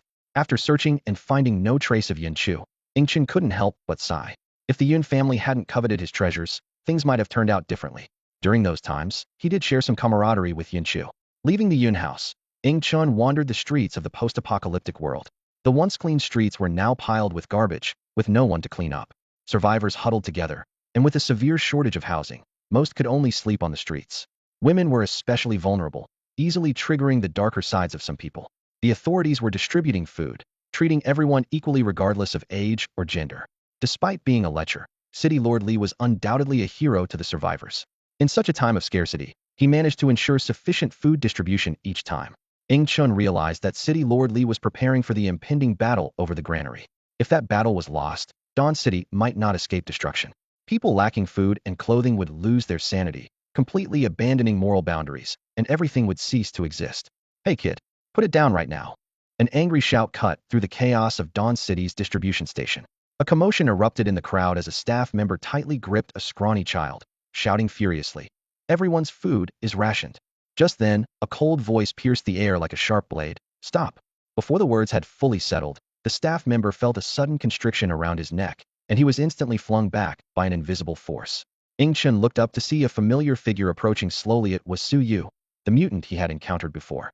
Su Yu had the ability to control things with his mind, and his appearance was strikingly beautiful, almost like a stunning woman, yet he was undoubtedly a man. His eyes glinted with a dangerous light, and his presence exuded an aura that demanded respect.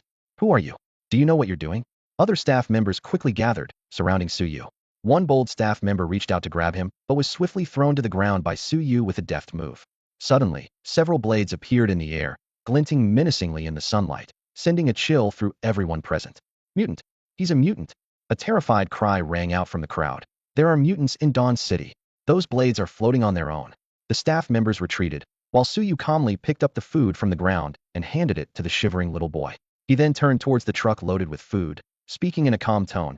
"He's just a child. Why make a fuss? If he wants food, just give it to him. This small amount won't make a difference to you." After a brief silence, an angry staff member broke free from his colleagues and stepped forward. "What do you know?" he shouted. "This is the end times. Giving him extra food could lead to more people demanding it. If it leads to a riot, can you take responsibility?" Su Yu frowned, clearly not understanding these rules. He only knew that the staff member was bullying a child. "It's just for a kid, shouldn't be a problem," he muttered to himself. The staff member sneered. "Just for a kid? Do you know he has enough food for himself? He just wants to grab more. The daily supply is limited. If he takes one, someone else will go without. Is that fair? You understand nothing. You're just a fake saint." "Shut up," Su Yu suddenly shouted, and the blades in the air flew towards the staff member. The staff member, terrified, tried to flee, but the blades were fast, almost catching up to him. He closed his eyes in despair, bracing for pain that never came. Puzzled, he opened his eyes to seeing Chun standing in front of him, having arrived seemingly out of nowhere.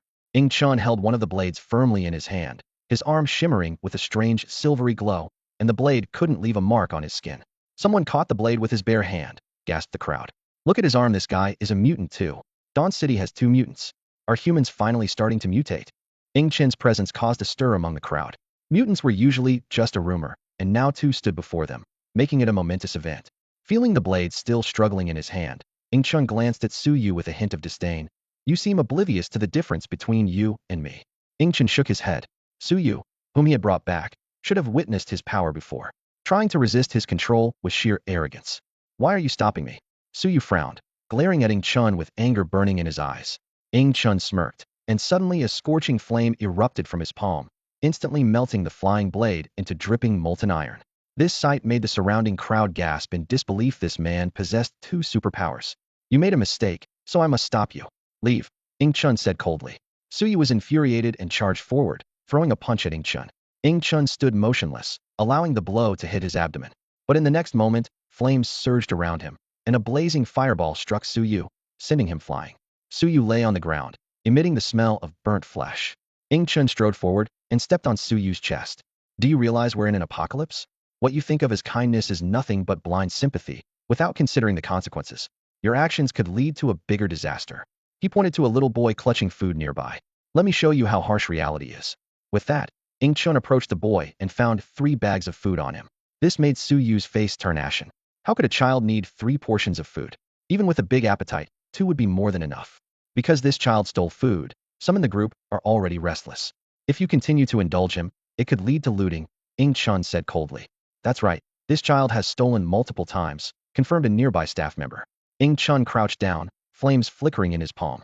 Tell me the truth, kid, why did you steal 3 portions? Intimidated by the flames, the boy finally admitted, I just wanted the bread, I threw the rest away. This statement sparked outrage. In this apocalyptic world, where others struggled desperately for food, this boy was wasting it by being picky. The crowd erupted in angry shouts. Quiet. Ing Chen's shout silenced the crowd. Once the situation calmed, he turned and walked away, ignoring Suyu. Shortly after, officials from Dawn City arrived to take Suyu away. Exposed as a mutant in front of the crowd, he was likely destined for a fate of being studied. Unlike Ing Chun, who had powerful abilities and a fearsome pet, the weak Suyu could barely stand up to ordinary armed soldiers. Whether he wanted to join the authorities or not, being taken for research seemed inevitable. As night fell, Ing Chun, as usual, was outdoors with the little one and the Chingy bird.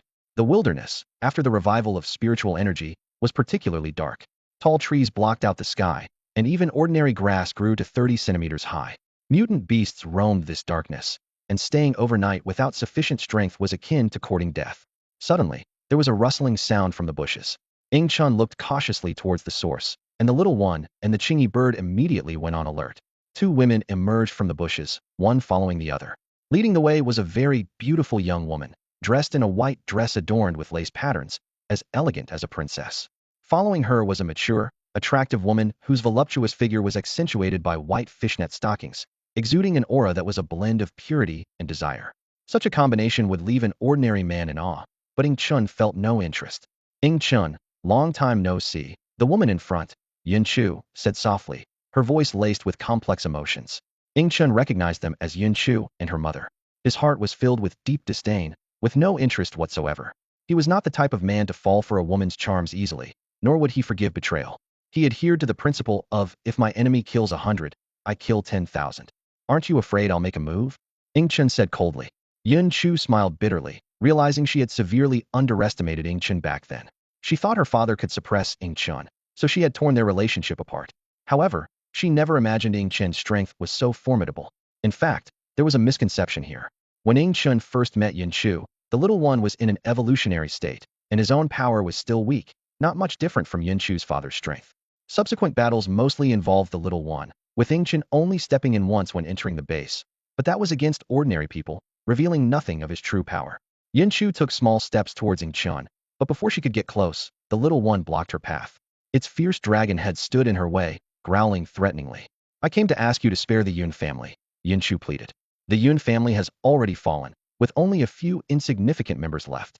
Your revenge should be complete. Please spare the Yun family. I am not targeting the Yun family anymore, Ing Chun replied indifferently. It's your former enemies who are making moves. Yun Chu felt bitter inside, knowing well that it was indeed the Yun family's old enemies taking advantage of the situation, but the cause stemmed from Ing Chun. The one who ties the knot must untie it, Yun Chu continued to plead. I beg you to spare the Yun family. We are willing to make any compensation, including myself and my mother.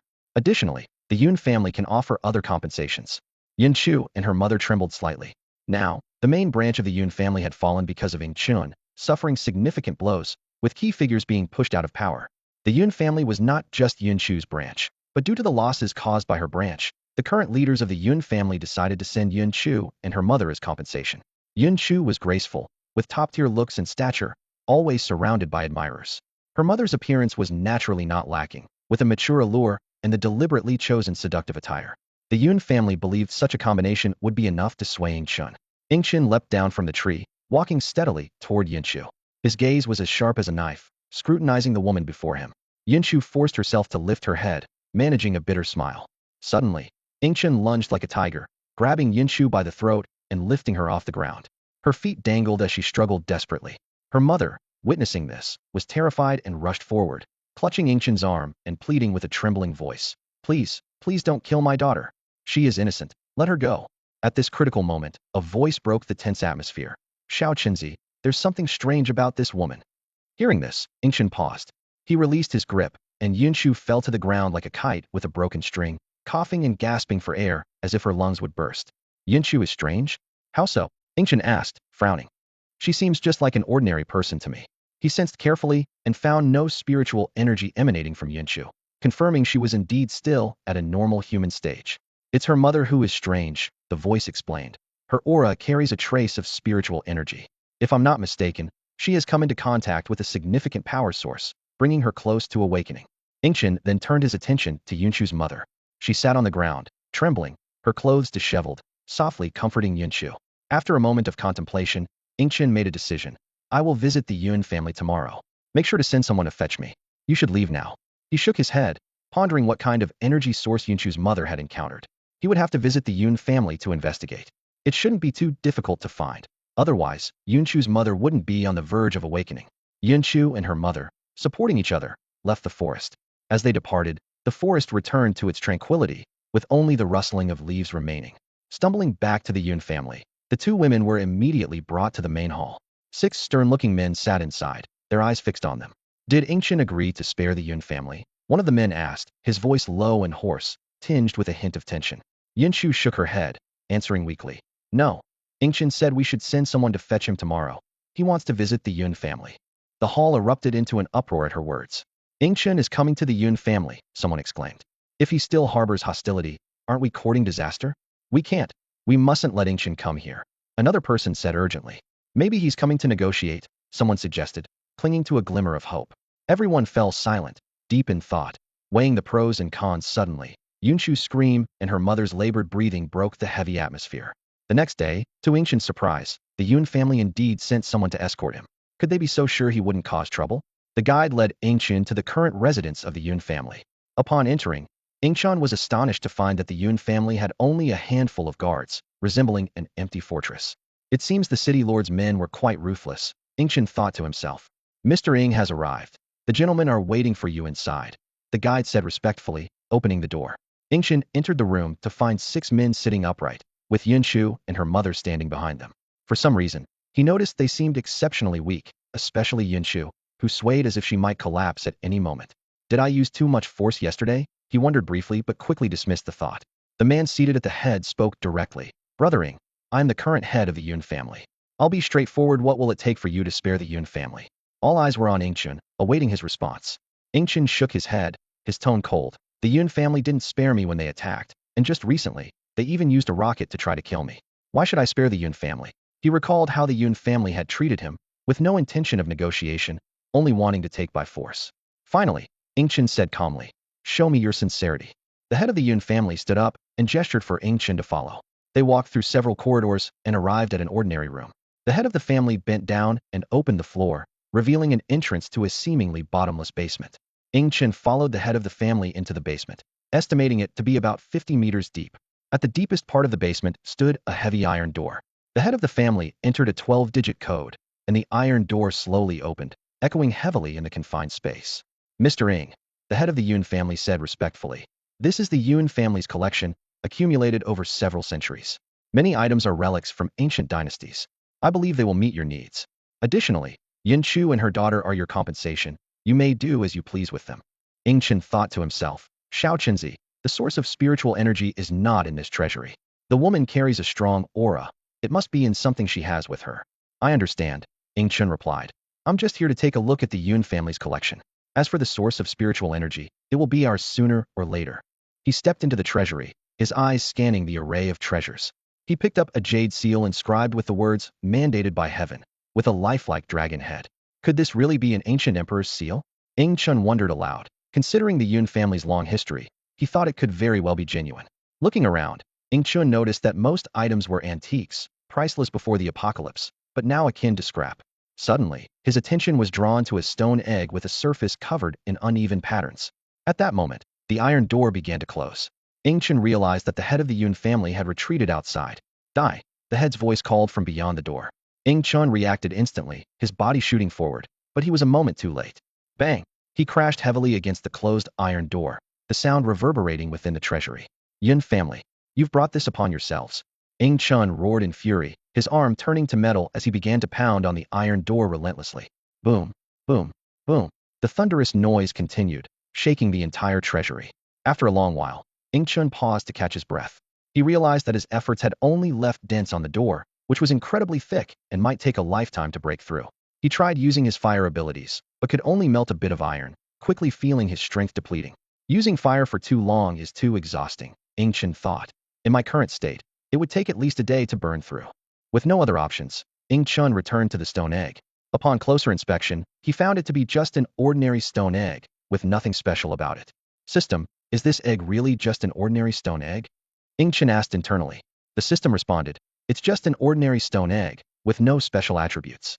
They probably placed it here deliberately to entice you deeper into the treasury, then trap you. Ing Chun's mouth twitched at the realization that he had fallen into their trap. Little one, Chingy bird. Ing Chun called out internally, it's time to make some noise. Now, he had no choice but to hope that summoning the little one and Chingy bird would rescue him. Two mutated beasts broke into Dawn City, which was bound to trigger a series of events, possibly even a confrontation with the army. Ing Chun suddenly remembered the cocoon of the god-eating insect he had acquired that day. It was as long as his forearm, hard as refined iron, and its tip was incredibly sharp. He quickly took out the cocoon and effortlessly pierced the treasury's iron door, creating a large hole, and felt a surge of joy. Meanwhile, the soldiers at the gates of Dawn City stared in shock at the distant horizon. A massive mutated beast charged forward like a giant war chariot, exuding a formidable presence that instilled fear in everyone. In the sky, a large azure and red bird circled, emitting a faint glow of fire, resembling a divine bird of flames. A mutated beast attack. Quickly report to the city lord, the soldiers shouted in panic. Prepare for defense. A barrage of shells roared out, but the blue-winged bird agilely dodged in the air, while the beast on the ground charged through recklessly, unharmed. Suddenly, the giant beast let out a furious roar and broke through Dawn City's barrier, charging towards the direction where Ing Chun was. The city lord was furious upon receiving the news. Inside the Yun family's hall, people were joyfully celebrating the plot against Ing Chun, when suddenly there was a commotion outside. The head of the Yun family frowned and said, "Go see what's causing such a disturbance." The security guard stepped outside and froze, trembling all over. Sensing something was amiss, someone inside peeked out, only to be terrified by the dragon head in front of them.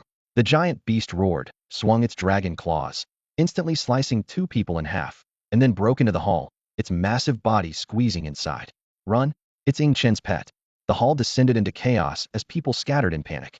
Every movement of the beast caused massive destruction, making the entire building shake. Suddenly, its dragon horns knocked down the building's load-bearing wall, causing the whole structure to collapse with a thunderous crash. Yun Chu frantically pulled her mother to escape, but her mother's leg was trapped under a giant stone. Yun Chu, run! With her mother's insistence, Yun Chu fled with tears in her eyes. In the sky, the blue-winged bird continuously spewed flames, encircling the entire area. Some tried to break through the wall of fire, only to find stones turning to ash instantly, leaving them sitting in despair. The head of the Yun family, filled with grief and anger, roared, "Why?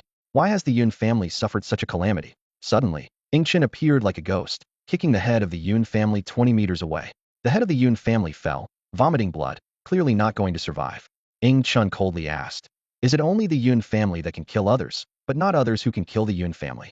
The head of the Yun family could only glare at Ing Chun with venomous eyes, his lips moving as if trying to speak, but the blood in his mouth prevented him from making a sound. Finally, his head tilted, and he died, his eyes still filled with resentment. As Ing Chun surveyed the scene before him, the Yun family's estate had become a living hell. Collapsed buildings spewed thick smoke, and fierce flames devoured the ruins while small creatures circled overhead, emitting deafening roars. This scene made Ing Chun stroke his chin, thinking to himself, "Isn't this the classic image of an apocalyptic villain? Am I about to be skewered by some hero's sword?" Just then, a helicopter roared into the battleground. The Chingy bird was about to attack when Ing Chun stopped it in time. He recognized the person on board Li Tianwen, the lord of Dawn City. "Chingy bird, hold back," Ing Chun commanded. "Let them through." The helicopter pilot breathed a sigh of relief. The Chingy bird had gotten so close that the heat was nearly unbearable. As the helicopter landed, Lord Li stormed towards Ing Chun in a fury. "Ing Chun, do you even know what you're doing?" Lord Li demanded sharply. Ing Chun replied impassively, "I do." He understood why Lord Li was so angry. Lord Li continued to rage. "Your pet forced its way into Dawn City, causing so much destruction along the way. If news of this spreads, it will cause mass panic." Seeing Ing Chun's indifferent attitude, Lord Li trembled with anger. If he weren't aware that he couldn't defeat Ancient, he would have punched him already. Ancient suddenly flashed a meaningful smile. Lordly, have you forgotten about the mutant you took from me last time?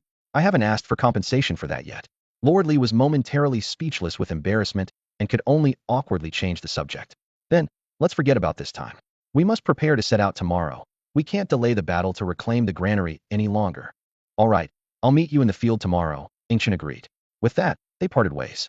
Ancient unhesitatingly plunged into battle, his silver figure weaving through the ruins like the Grim Reaper, harvesting lives. On the helicopter, Xue Qinghe witnessed the scene with a shiver. He began to understand why Lordly had invited him to join the fight to reclaim the granary. Can humans really become this powerful? Xue Qinghe murmured to himself. Human evolution has just begun. This is far from the end.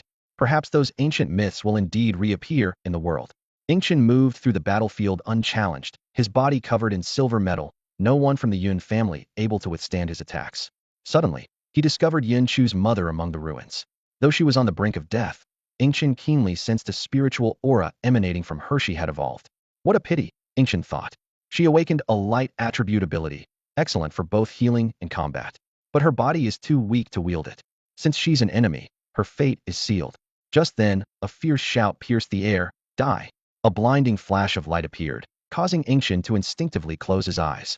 The next moment, he was struck hard in the chest. Boom! Ancient flew backward like a kite with a broken string, crashing through several walls before coming to a stop. As he struggled to push the debris off himself, he realized it was Yin Chu who had attacked him. Wow, this little girl has also awakened a light attribute ability. Ancient remarked in surprise. It's rare for mother and daughter to awaken the same attribute. If they hadn't met me, they might have achieved great things in the future. Ancient had no time to ponder Yin Chu's awakened ability. The power of that blow was astonishing.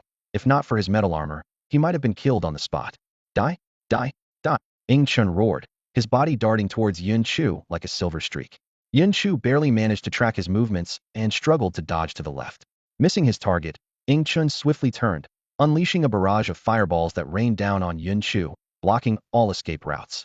Yin Chu gritted her teeth and fought back, but as a newly awakened novice, she was no match for the powerful flames from the Qingyi bird. Boom! The fire exploded, sending sparks flying. Yin Chu lay on the ground, scorched and her clothes in tatters. She glared at Ing Chun with hatred in her eyes. If it weren't for him, the Yun family wouldn't have been destroyed, and her father, brother, and mother wouldn't have died. She also wouldn't have suffered the indignities inflicted by those despicable side relatives yesterday. Why bother? I really don't have any treasures, Ing Chun sighed, shaking his head, before decisively ending Yin Chu's life. With that, the Yun family princess fell, and the Yun family was completely annihilated.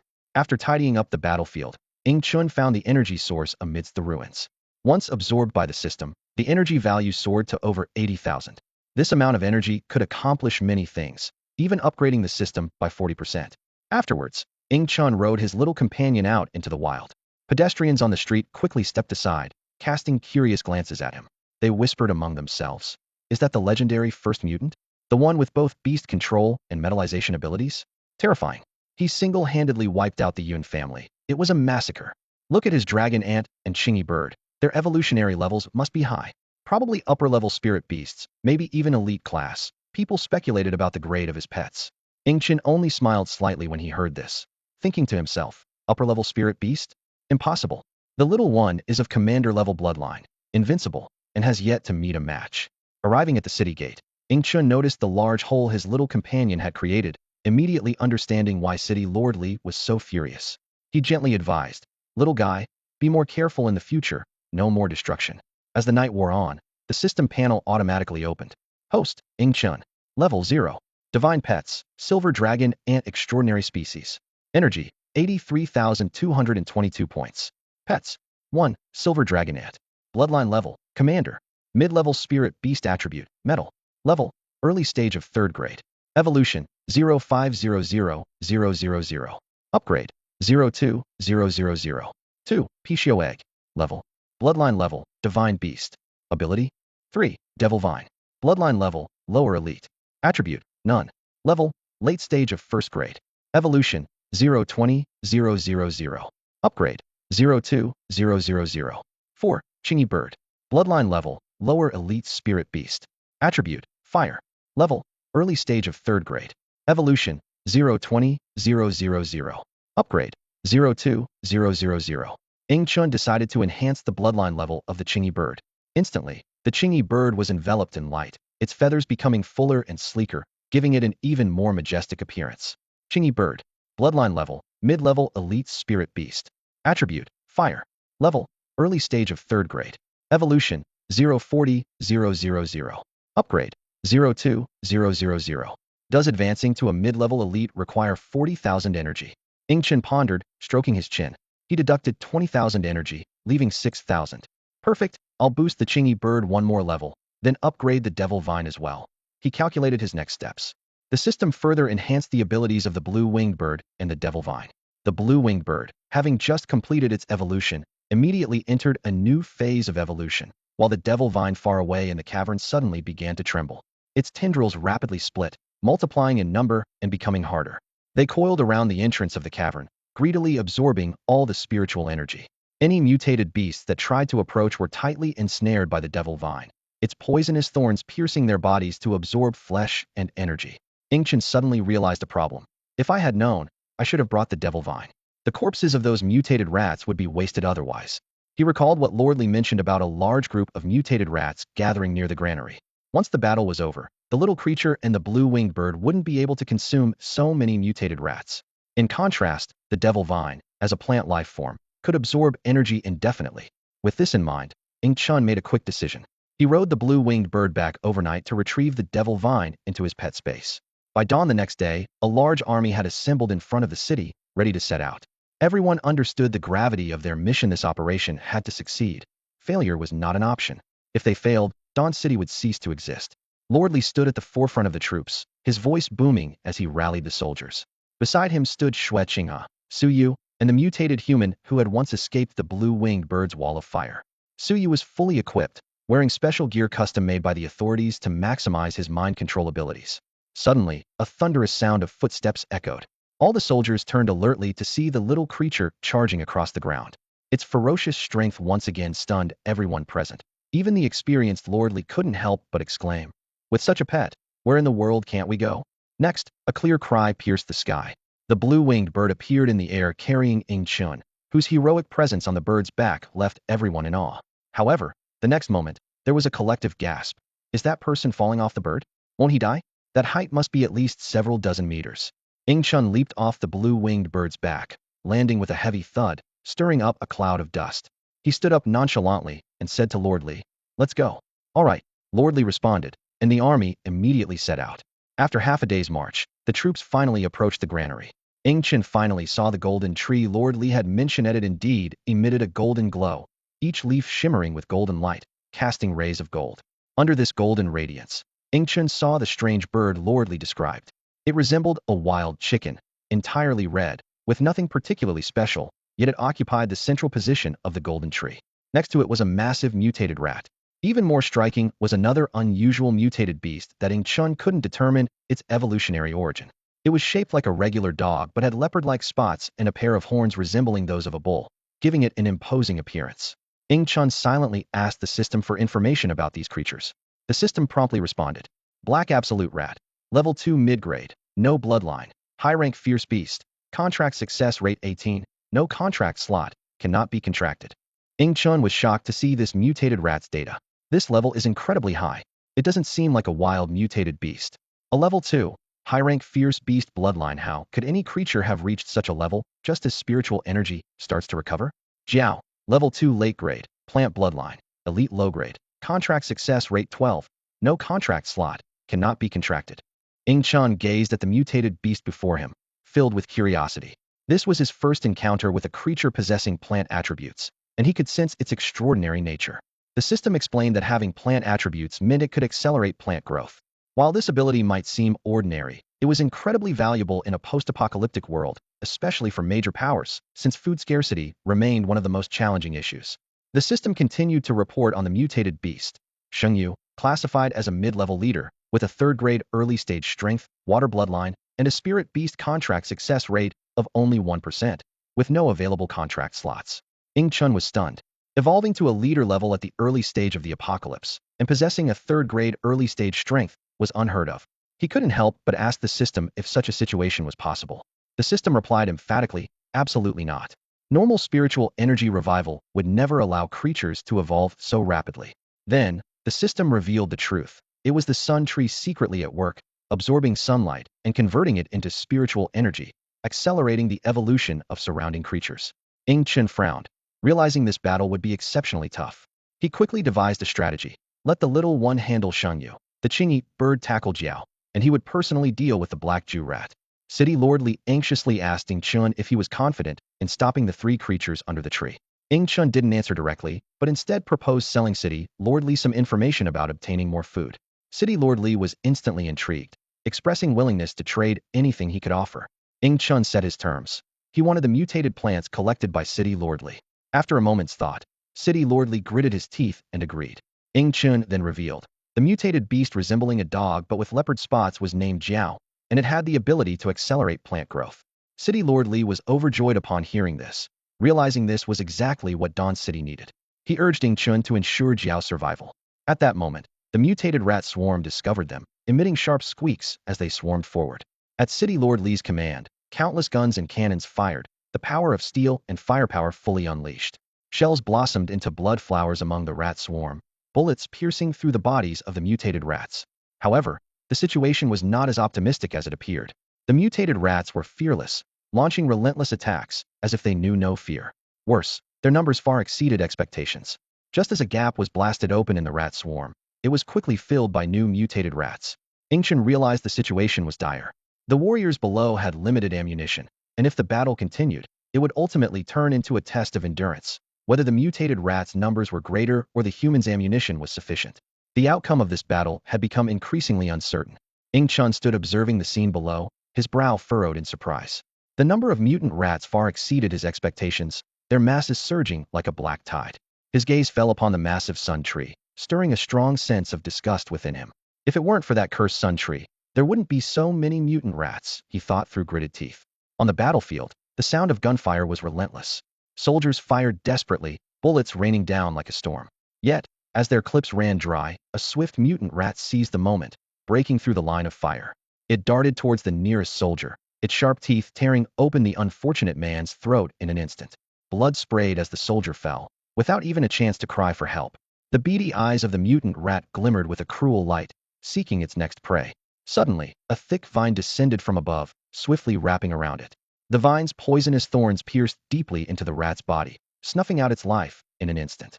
The soldiers were startled by this sudden turn of events, but quickly realized that these mysterious vines only attacked the mutant rats, allowing them to breathe a sigh of relief. Ing Chen's voice rang out at just the right moment. This is my pet, the devil vine. Don't panic.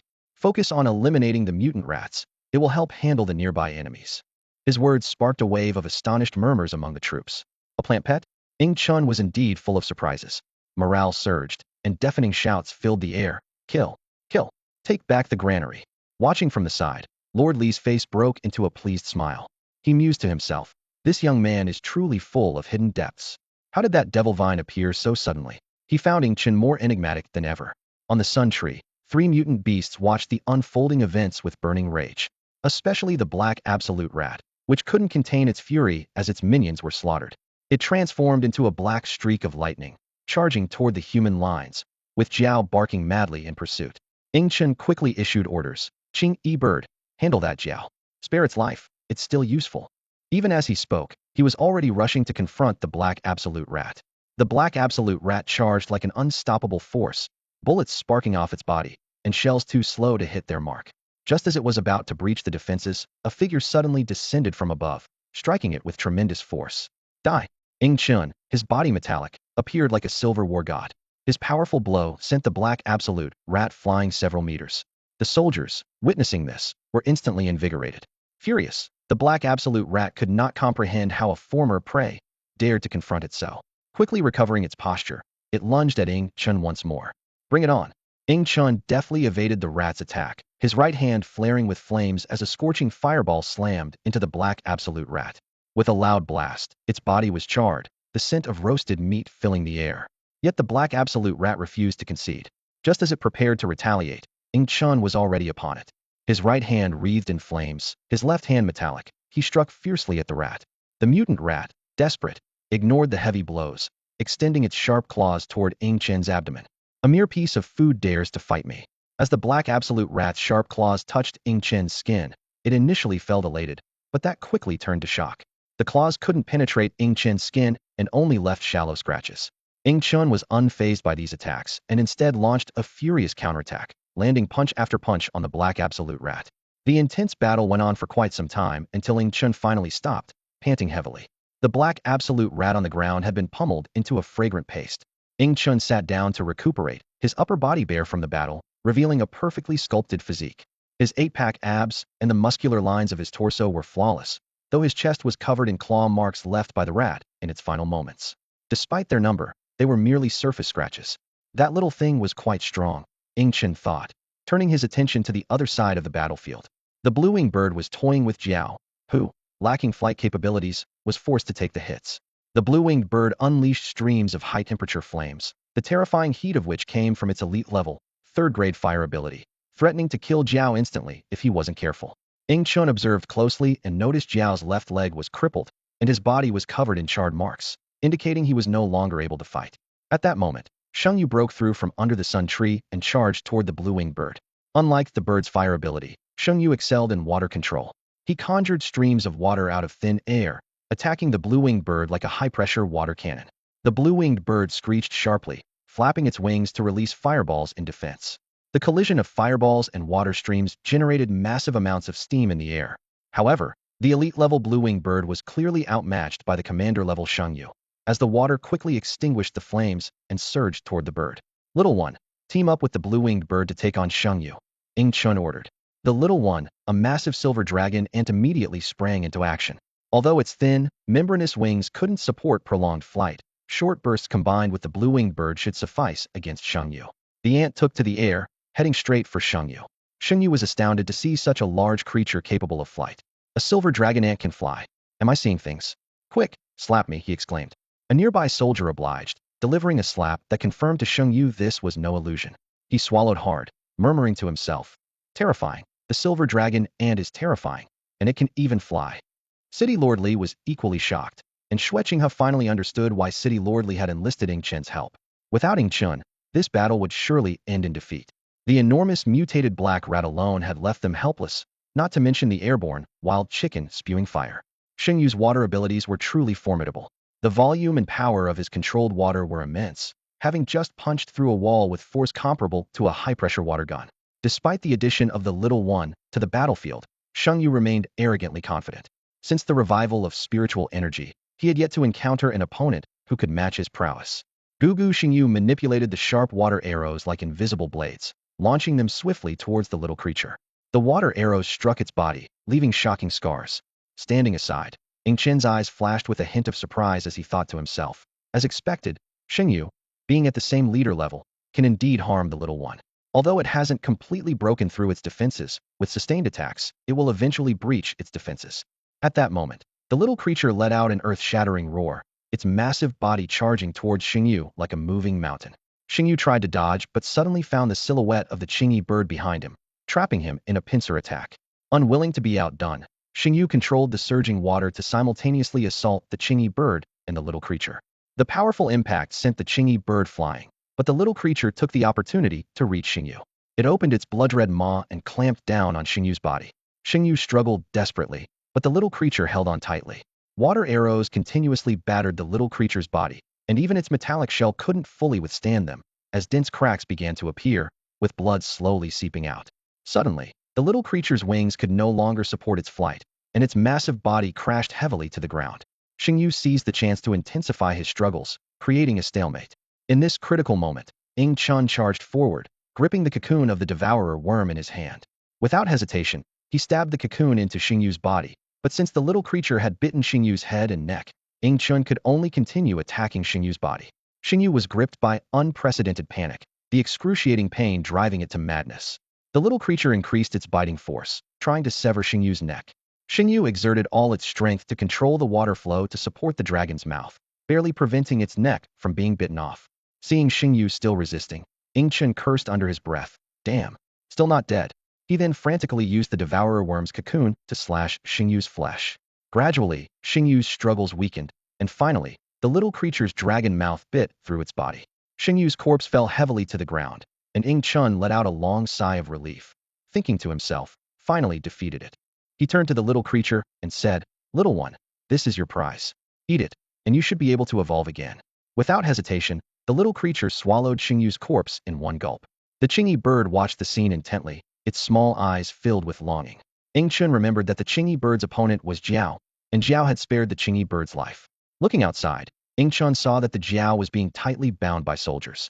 He reassured the Qingyi bird, saying, "There's still some black rat meat over there. I'll give it to you in a bit."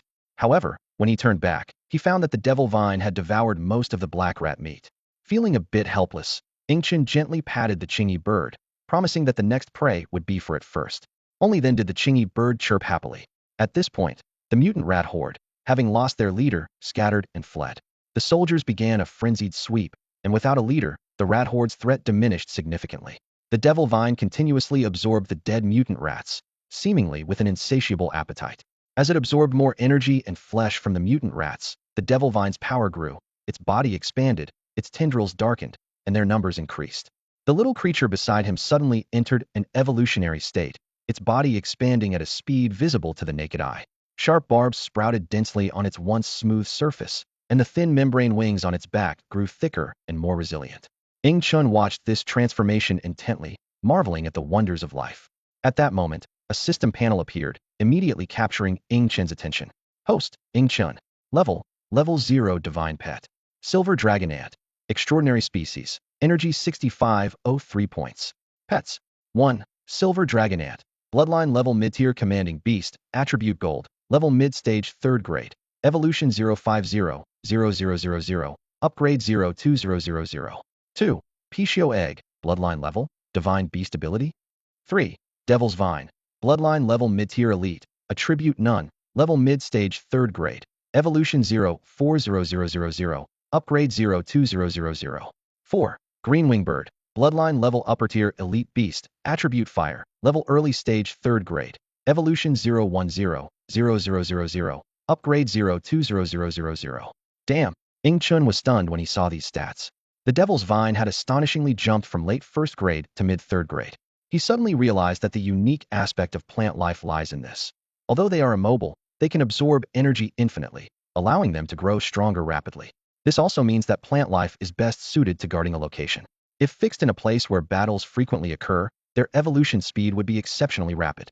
As Ing Chun was lost in thought, City Lordly approached him excitedly and said enthusiastically, "Brother Chen, we owe you so much. Without you, we wouldn't have won this battle, and Dawn City might have been destroyed." Ing Chun shook his head, replying seriously, "No need to thank me. The battle isn't over yet." He pointed to the Golden Sun tree on top of the granary. Following his gesture, City Lordly finally understood. That gleaming tree was clearly unusual, likely a mutated plant life form. The battle continued, and Ing Chun's attention was suddenly drawn to a familiar figure on the battlefield. It was Suyu, whom he had brought back. Suyu was moving nimbly across the battlefield, surrounded by several black blades, cutting down mutated rats wherever he went. City Lordly noticed Ing Chun's gaze and asked, "Brother Chun, I heard Suyu was brought back by you?" Ing Chun nodded in confirmation. "Yes, I brought him back. He's got potential. His ability to control mental power is strong. He just didn't know how to use it." City Lordly explained, "We've equipped him with new gear. Those black blades are specially made for him using the latest technology. They're incredibly thin yet can cut through iron like it's nothing. Even with his limited mental power, he can control 8 blades at once." Ing Chun raised an eyebrow, slightly surprised. "I thought you might have dissected him, but it turns out you recruited him." City Lordly laughed and explained, "The authorities no longer lack experimental subjects, so there's no need to dissect him. We just need a few blood samples." Ing Chun asked, puzzled, "No need? Does Dawn City have a lot of mutants now? I haven't heard about that." City Lordly shook his head. "Dawn City only has 2 mutants, both related to you. One is the person you brought back to the base, and the other is the soldier you let go." Ing Chun was even more confused. Only 2 mutants? This seemed contradictory to what City Lordly had said about not lacking experimental subjects. City Lordly suddenly laughed. "Ha! Brother Chun, do you know the ability of the soldier you let go?" At first, Ing Chun didn't pay much attention to the soldier's abilities since he had just awakened and didn't notice anything unusual. However, over time, the soldier's special trait gradually became apparent. He possessed an incredible healing ability. Even if he lost a finger, it would quickly regenerate. Ing Chun suddenly realized the potential of this ability and marveled at its power. Although it was currently limited to finger regeneration, For someone newly awakened to their mutant abilities, it was quite remarkable. He couldn't help but imagine that if this soldier continued to level up, he might indeed achieve the miracle of limb regeneration. However, this ability also brought the soldier considerable hardship. Ing Chen frowned, contemplating that the base likely conducted frequent experiments on him, cutting off parts of his body from time to test the limits of his recovery. His thoughts returned to the present as Ing Chen looked at Lord Li with interest and said, "There should be 3 mutants in Dawn City, right?" Lord Li was taken aback and then suddenly realized. 3 people? Oh, of course, Brother Chun, you're a mutant too. I almost forgot. Ing Chen shook his head and looked directly into Lord Li's eyes. No, what I mean is, aren't you a mutant too, Lord Li? Lord Li let out a bitter laugh, a hint of surprise flashing in his eyes. I didn't expect you to notice, Brother Chun. Yes, I am a mutant as well. Ing Chen gave Lord Li a knowing look. He had actually noticed the changes in Lord Li earlier. Based on his memories of their first meeting when Lord Li was still an ordinary person, Ing Chen speculated that Lord Li might have awakened his mutant abilities after the attack by the Yun family. In a flash, Ing Chen's attention was drawn back to the task at hand. He waved his hand and spoke to the blue-winged bird beside him. Little one, come with me. With that, he rushed toward the granary, the massive blue-winged bird following closely behind, crashing open the granary doors. The scene inside the granary immediately came into view, causing Ing Chen to frown deeply. The quantity of grain was far less than expected. No, it was far too little. The blue-winged bird carried Ing Chen as he surveyed the granary, seeing numerous mutant rat pups gnawing away at the piles of grain. Ing Chen's expression turned grim. Damn it, he cursed under his breath. At this moment, Lord Li entered the granary through the gap created by the blue-winged bird, followed by a group of soldiers. Their expressions mirrored Ing Chen's as they saw the mutant rat pups and were filled with fury. Lord Li shouted angrily, "Kill all these mutant rat pups." Just as the soldiers were about to act, Ing Chen stopped them. "Hold on," he said in a deep voice. "Let the devil's vine handle it." At Ing Chen's command, the devil's vine quickly spread into the granary. Countless tendrils weaved through the confined space, and the mutant rat pups scattered in all directions. However, their speed was no match for the agile vines. One by one, the mutant rats were ensnared, with poisonous thorns piercing their bodies, absorbing their flesh and blood, leaving only piles of bones behind. Lord Li watched in amazement and exclaimed, "Brother Chun, your pet is incredibly powerful." Each time he saw Ing Chen's pets, he felt envious. Why wasn't his ability beast control? Look at Ing Chen. With just a beast control ability, he could navigate the post-apocalyptic world with ease, not to mention his other abilities. He was truly blessed. Moments later, a soldier hurried over, holding several record books. He reported to Lord Li, "Lord, after an estimate, the grain loss in the granary is severe, about 70%. Lord Li frowned and asked, "How long can the remaining grain supply Dawn City?" The soldier replied, "About 10 months. If new people join Dawn City during this time, the duration will be even shorter."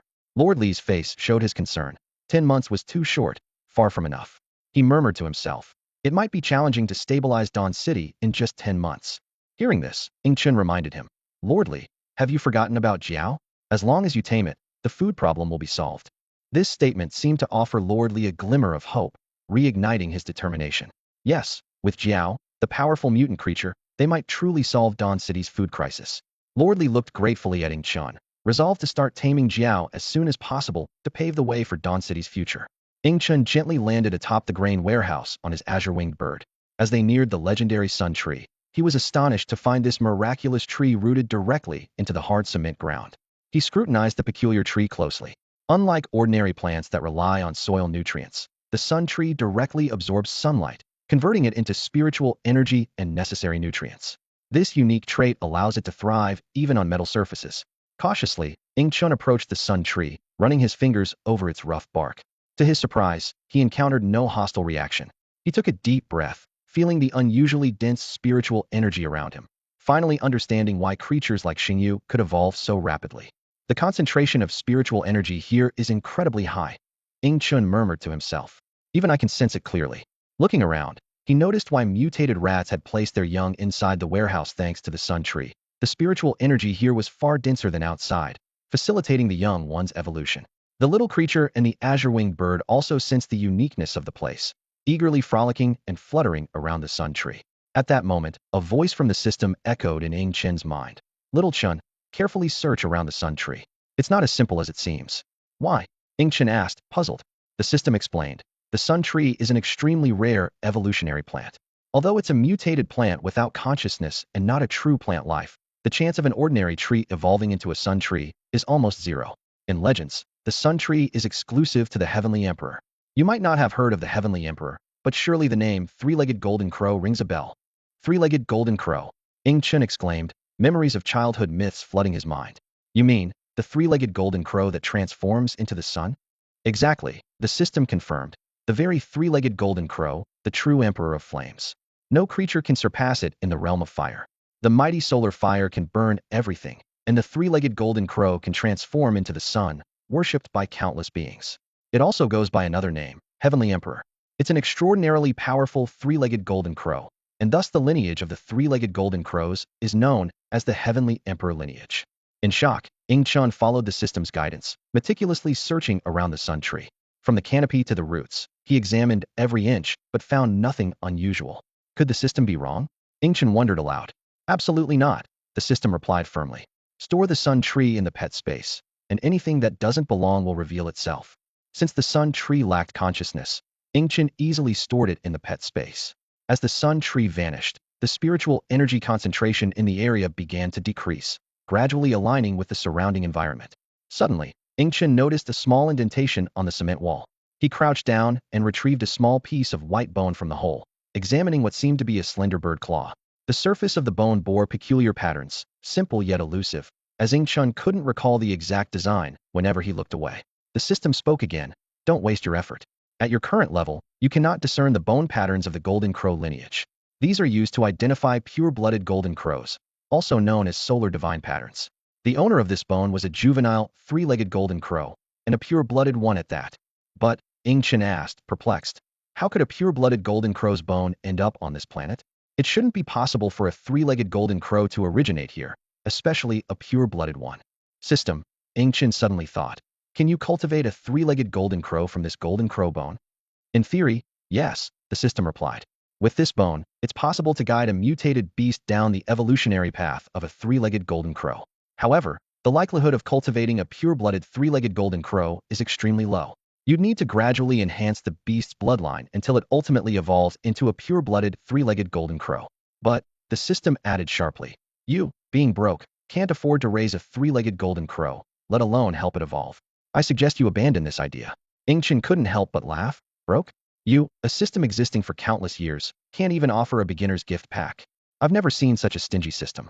I haven't complained about you, yet you're already complaining about me.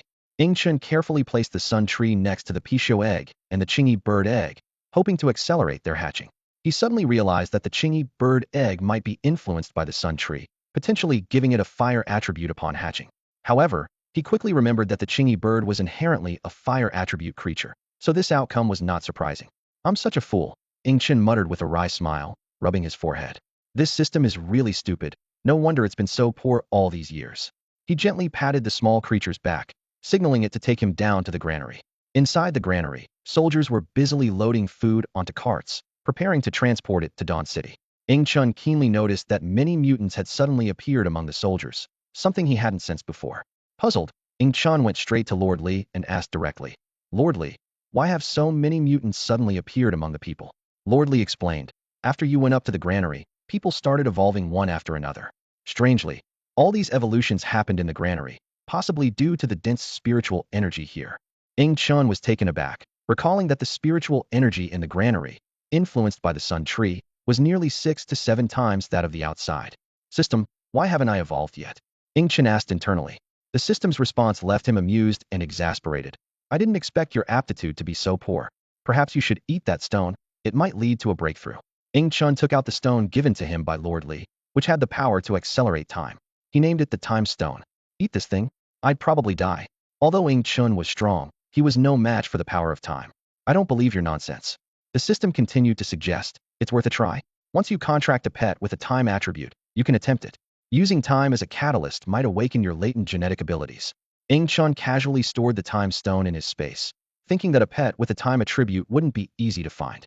As for the golden crow bone, while it was suitable for the Chingy bird, the bird was already on the path to evolving into a Qingwan and might eventually become a phoenix. Although the golden crow's bloodline was strong, the phoenix bloodline was equally formidable, as dragons and phoenixes have always been emblematic of mythical beasts. At that moment, Lord Li approached Ing Chun earnestly, saying, Brother Chun, Could you have your pet escort the grain convoy? I'm worried something might happen along the way. No problem.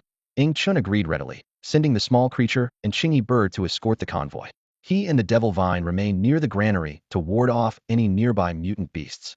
Not far away, a recently evolved soldier looked at Ing Chen's meditative figure with envy and remarked to his companion, "That's Lord Ing, with 3 abilities: flame, metal manipulation, and beast control. He's incredibly powerful. If I had Lord Ying's abilities, I'd be unstoppable in this post-apocalyptic world." His friend lightly tapped his head, reminding him, "Hey, wake up. Your ability isn't bad either, and with so many brothers not having evolved, you should feel very lucky." The soldier immediately perked up. "You're right, my ability isn't bad. Who knows, maybe I'll surpass Lord Ying in the future." Nearby, Suyu sat cross-legged, using his mental abilities to absorb the abundant spiritual energy and accelerate his own evolution. Suddenly, Ing Chun sensed a malevolent gaze. He cautiously scanned the surroundings, but the gaze vanished in an instant, as if it had never existed. Ing Chun murmured to himself, frowning slightly, as if he sensed something unusual. In the crowd, a soldier with a peculiar expression adjusted his hat, his face momentarily twisting. Just then, someone patted him on the shoulder, and he quickly put on a smile. "Xiaoli, don't slack off. Come and help," a companion cheerfully called out. "Thanks to Lord Ing, we haven't had any mutant beast attacks. Otherwise, with so many people gathered, we'd surely attract a large group of them." "Yes, thanks to Lord Ing," Xiaoli responded, his tone strange when mentioning Lord Ing. Others assumed he was just excited and didn't think much of it. With that, Xiaoli went on to transport food. "Ing Chun, one day there will be a reckoning," Xiaoli muttered to himself, clenching his left fist tightly. A mysterious energy spread through his palm, as if it contained the power to destroy everything. Meanwhile, in Ing Chen's pet space, the blood of Cheong Qi suddenly throbbed violently, seemingly triggered by some stimulus. However, neither Ing Chun nor the system noticed this subtle change. The grain transportation operation lasted for 3 whole days, with countless people working day and night, racing against time. The little one and the green-winged bird also worked tirelessly for these 3 days. Although their strong constitutions meant it didn't affect them much physically, they were inevitably mentally exhausted. During these days, the number of mutated warriors increased, and more people evolved.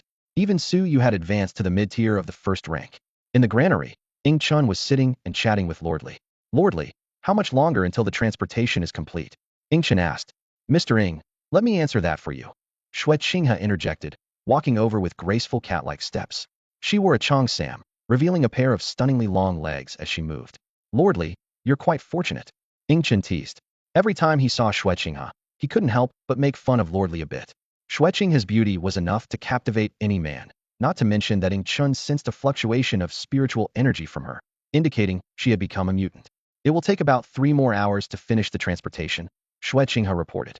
However, recently, soldiers have reported encountering mutant beasts more frequently during transport. Although the dragon ants and green-winged birds have often deterred them, the situation hasn't improved. Hearing this, Ing Chun also felt something was amiss. Logically, with the little one and the green-winged bird present, not many creatures should dare to approach. Just then, a deafening roar suddenly echoed. It was definitely not the little one's voice. Ing Chun looked in the direction of the sound and saw a lion covered in deep red flames approaching. Coincidentally, the little one and the green-winged bird were not present.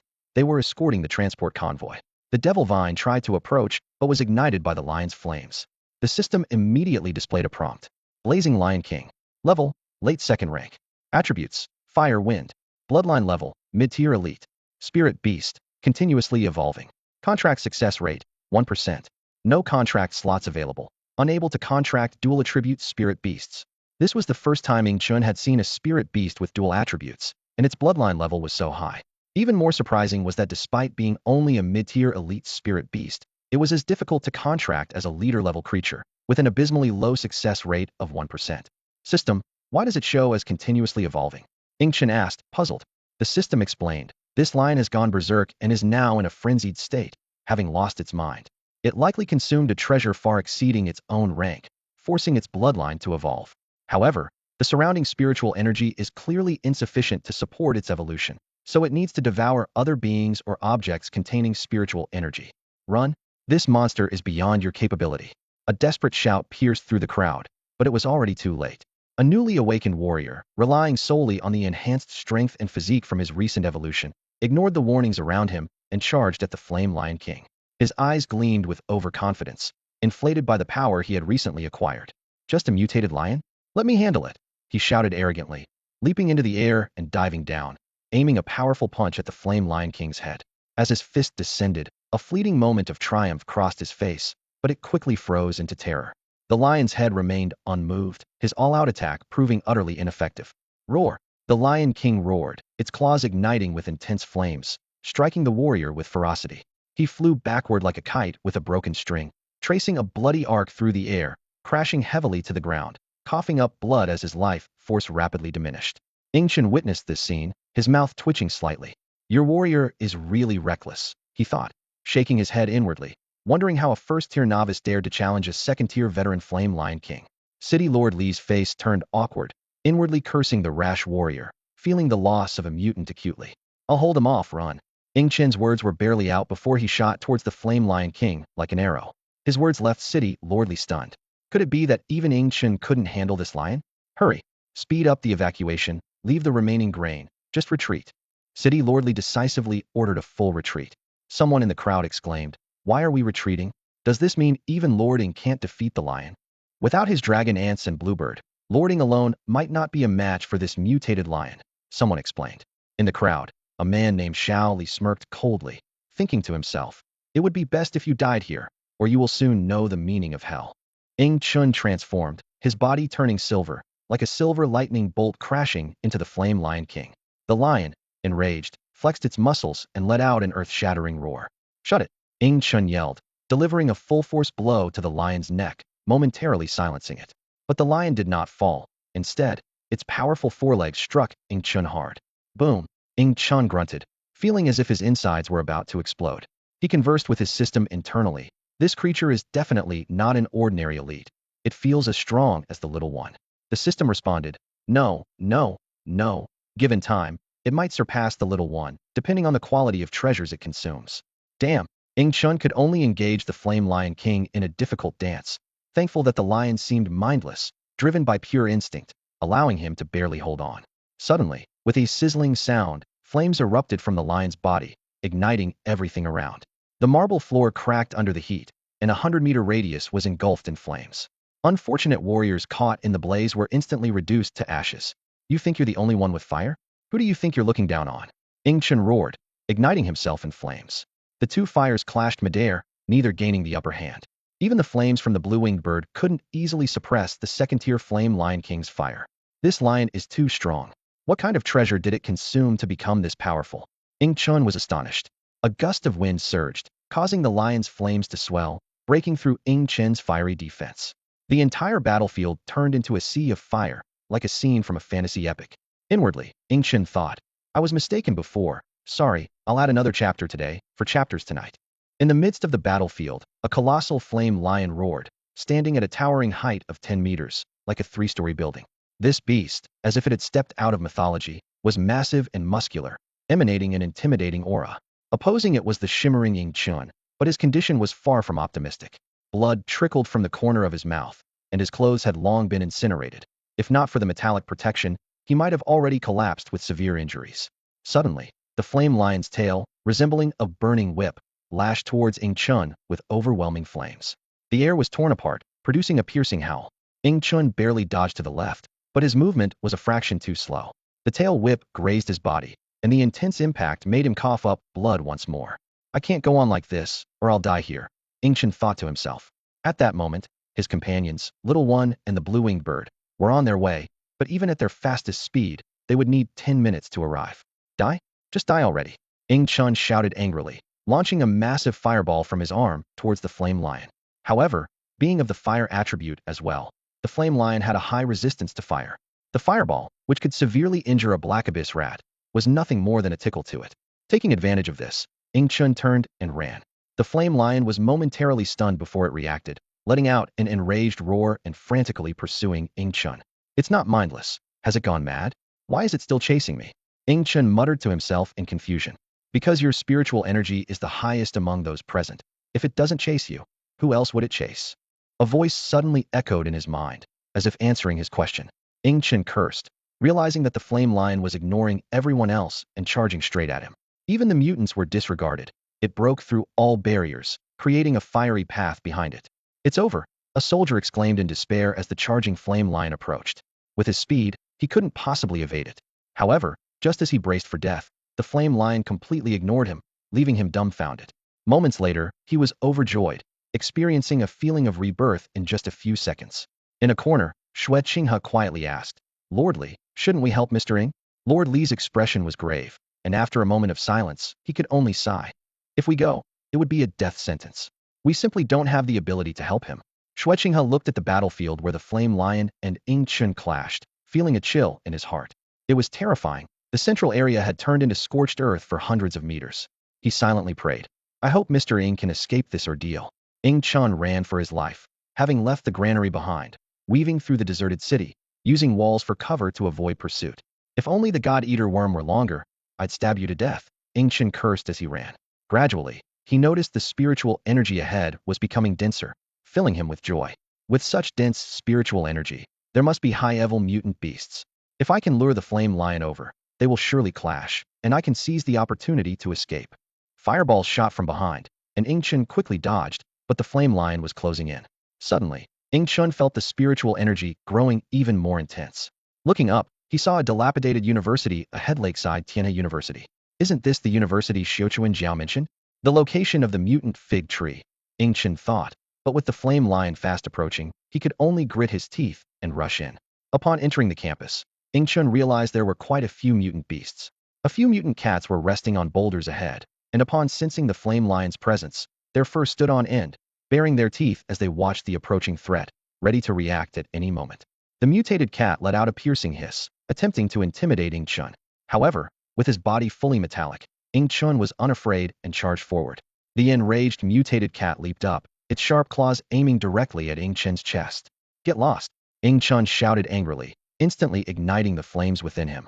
The scorching wave of fire blasted the mutated cat away, its fur instantly charred black, and its agonized howls echoed in the air. In the past, Ing Chun would have exterminated all these mutated cats, but now, he had no time to engage with them. He quickly rushed into the school building and found an empty classroom to hide. The Flame Lion King arrived shortly after.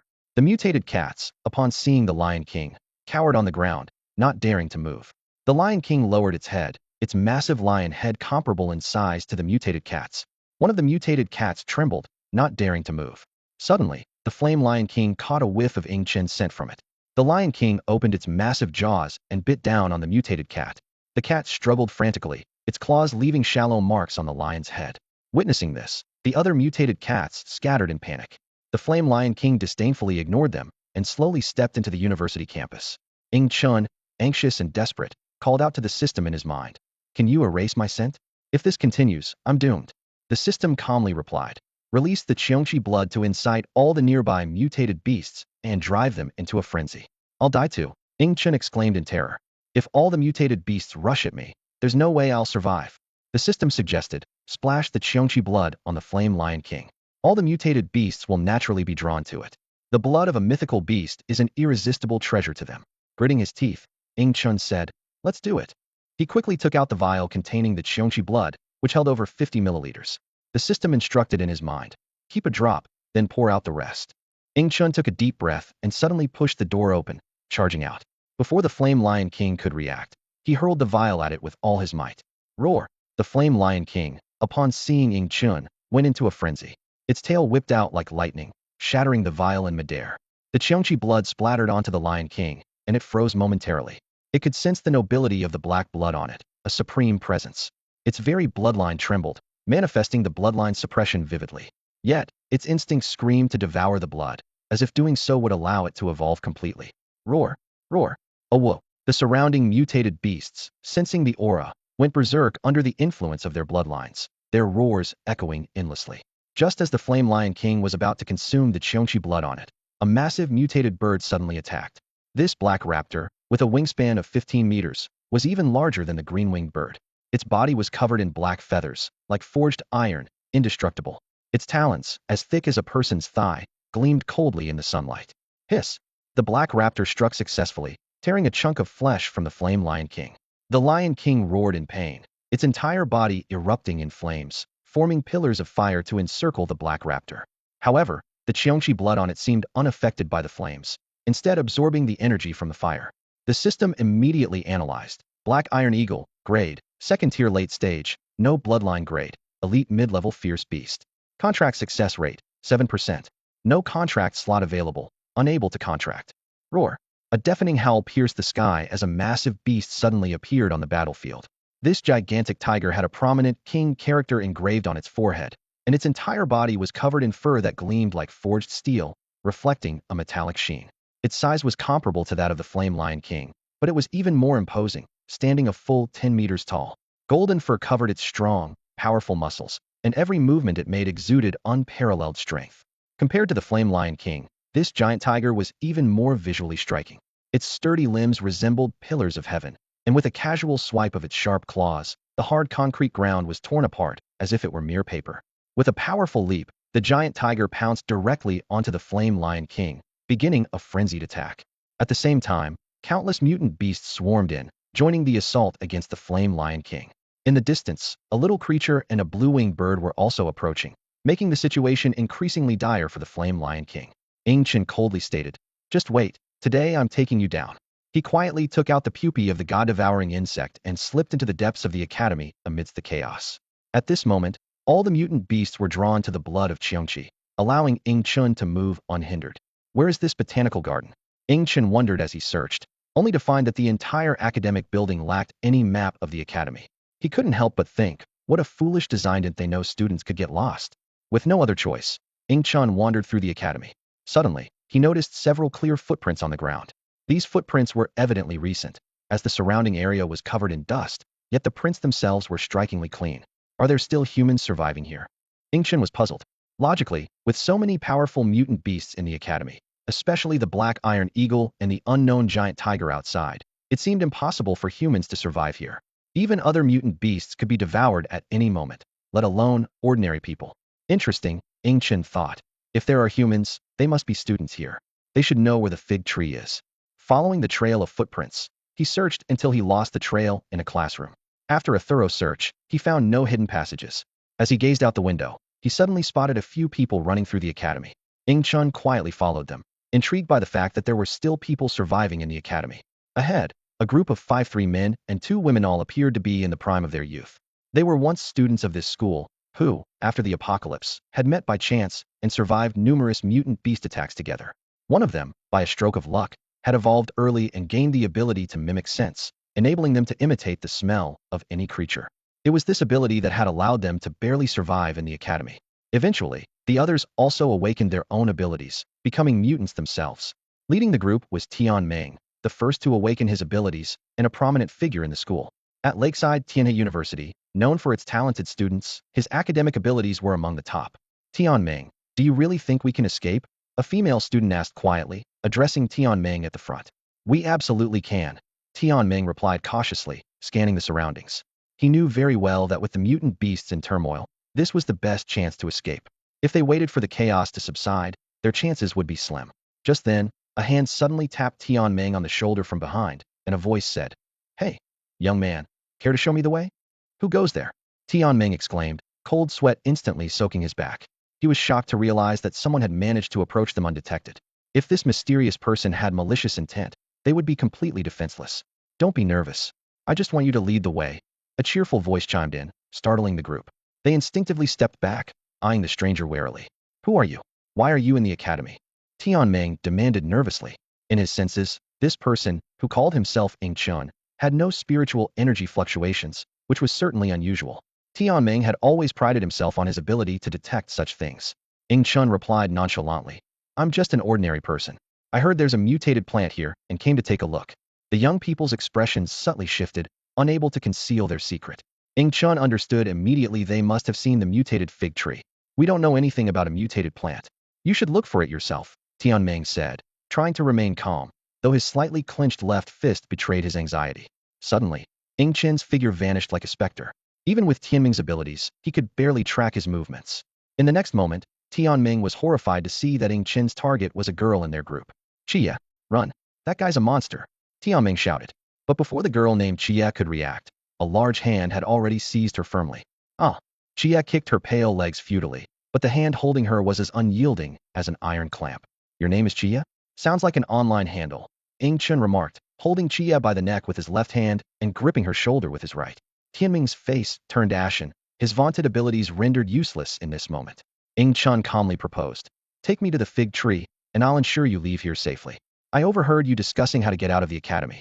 As long as you lead me to the tree, I promise not to harm you.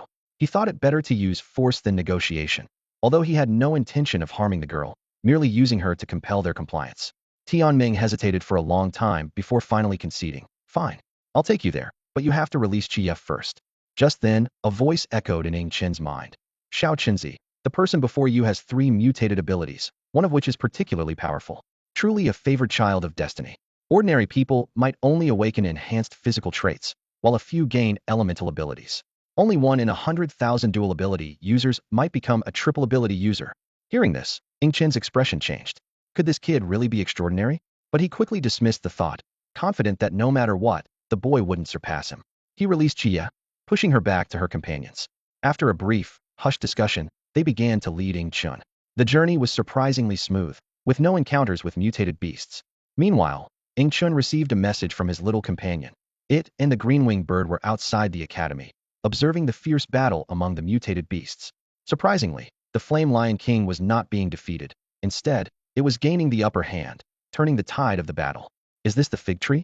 Ing Chun stood beneath it, gazing up at the massive tree that towered 6 meters high, marveling at its rarity. In the world of fig trees, such height was indeed uncommon. The tree bore about a dozen fruits, some golden and full, emitting a mysterious glow, while others were still unripe, awaiting their time. The ripe fruits resembled divine fruits from the heavens, exuding a rich aura that attracted nearby creatures. A thought struck Ing Chun, and he asked the system about the tree. The system's voice echoed in his mind. This is a mutated plant without consciousness. Though not a true life form, its fruits are extraordinary. They can aid in evolution, maximizing potential. Whether mutant beasts or humans, consuming them can enhance abilities. The people around you have likely tasted these fruits. Hearing this, Ing Chun was overjoyed. This was exactly what he needed, a chance to awaken his true powers.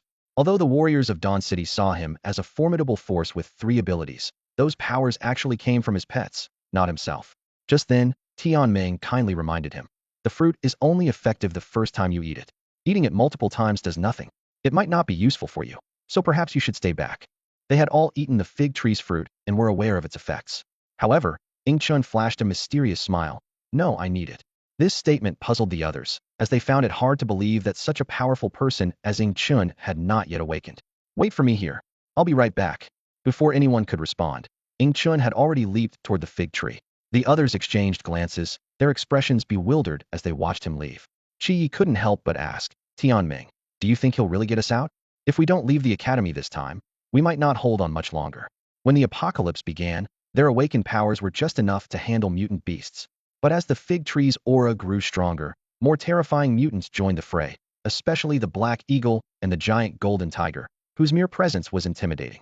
Tianming's eyes displayed mysterious patterns as if he could see into people's hearts. He will. I can feel he's someone who keeps his word. Suddenly, Cat Star mused. Could it be that he hasn't evolved yet, given how eagerly he rushed to the fig tree? Everyone was stunned. If Ing Chun was this powerful without evolving, what would he be like after evolution? By now, Ing Chun had reached the fig tree. Looking up, he saw a small crow flying toward a ripe fruit. How dare you snatch food from a tiger's mouth, he shouted, his palm igniting with orange-red flames, hurling a fireball at the crow.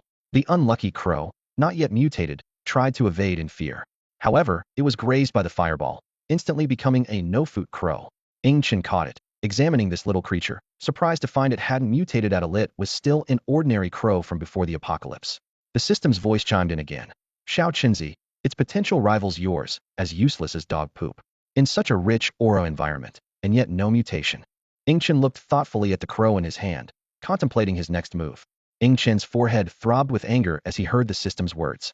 His hands instinctively tightened their grip, almost crushing the little crow to death. At this critical moment, the system urgently shouted in his mind, don't kill it yet. This little crow is crucial to your lifelong destiny. Ing Chun paused, loosening his grip slightly. My lifelong destiny? System, are you sure you're not mistaken? The system retorted without hesitation. Mistaken? My foot. This little crow is key to you acquiring a 3-legged golden crow with the bloodline of the Celestial Emperor. The system then explained in detail that although the piece of golden crow bone Ing Chun obtained was small, if devoured by an extremely weak mutant beast, it could, with the system's power, alter its evolutionary path to that of the Celestial Emperor. However, just as the system finished speaking, Ing Chun awkwardly looked at the lifeless little crow in his hand. No matter how he shook it, The little creature remained unresponsive. Too late, it's already dead. The system was silent for a moment before finally managing to say, "You are quite something." Then it fell into a state of silence. Ing-Chen scratched his head awkwardly, trying to salvage the situation. There should still be unevolved crows around, right? I can look for more. But he knew deep down that with the spiritual energy becoming increasingly dense, finding another creature as unchanged as the little crow would be nearly impossible. With no other options, Ing-Chun sighed.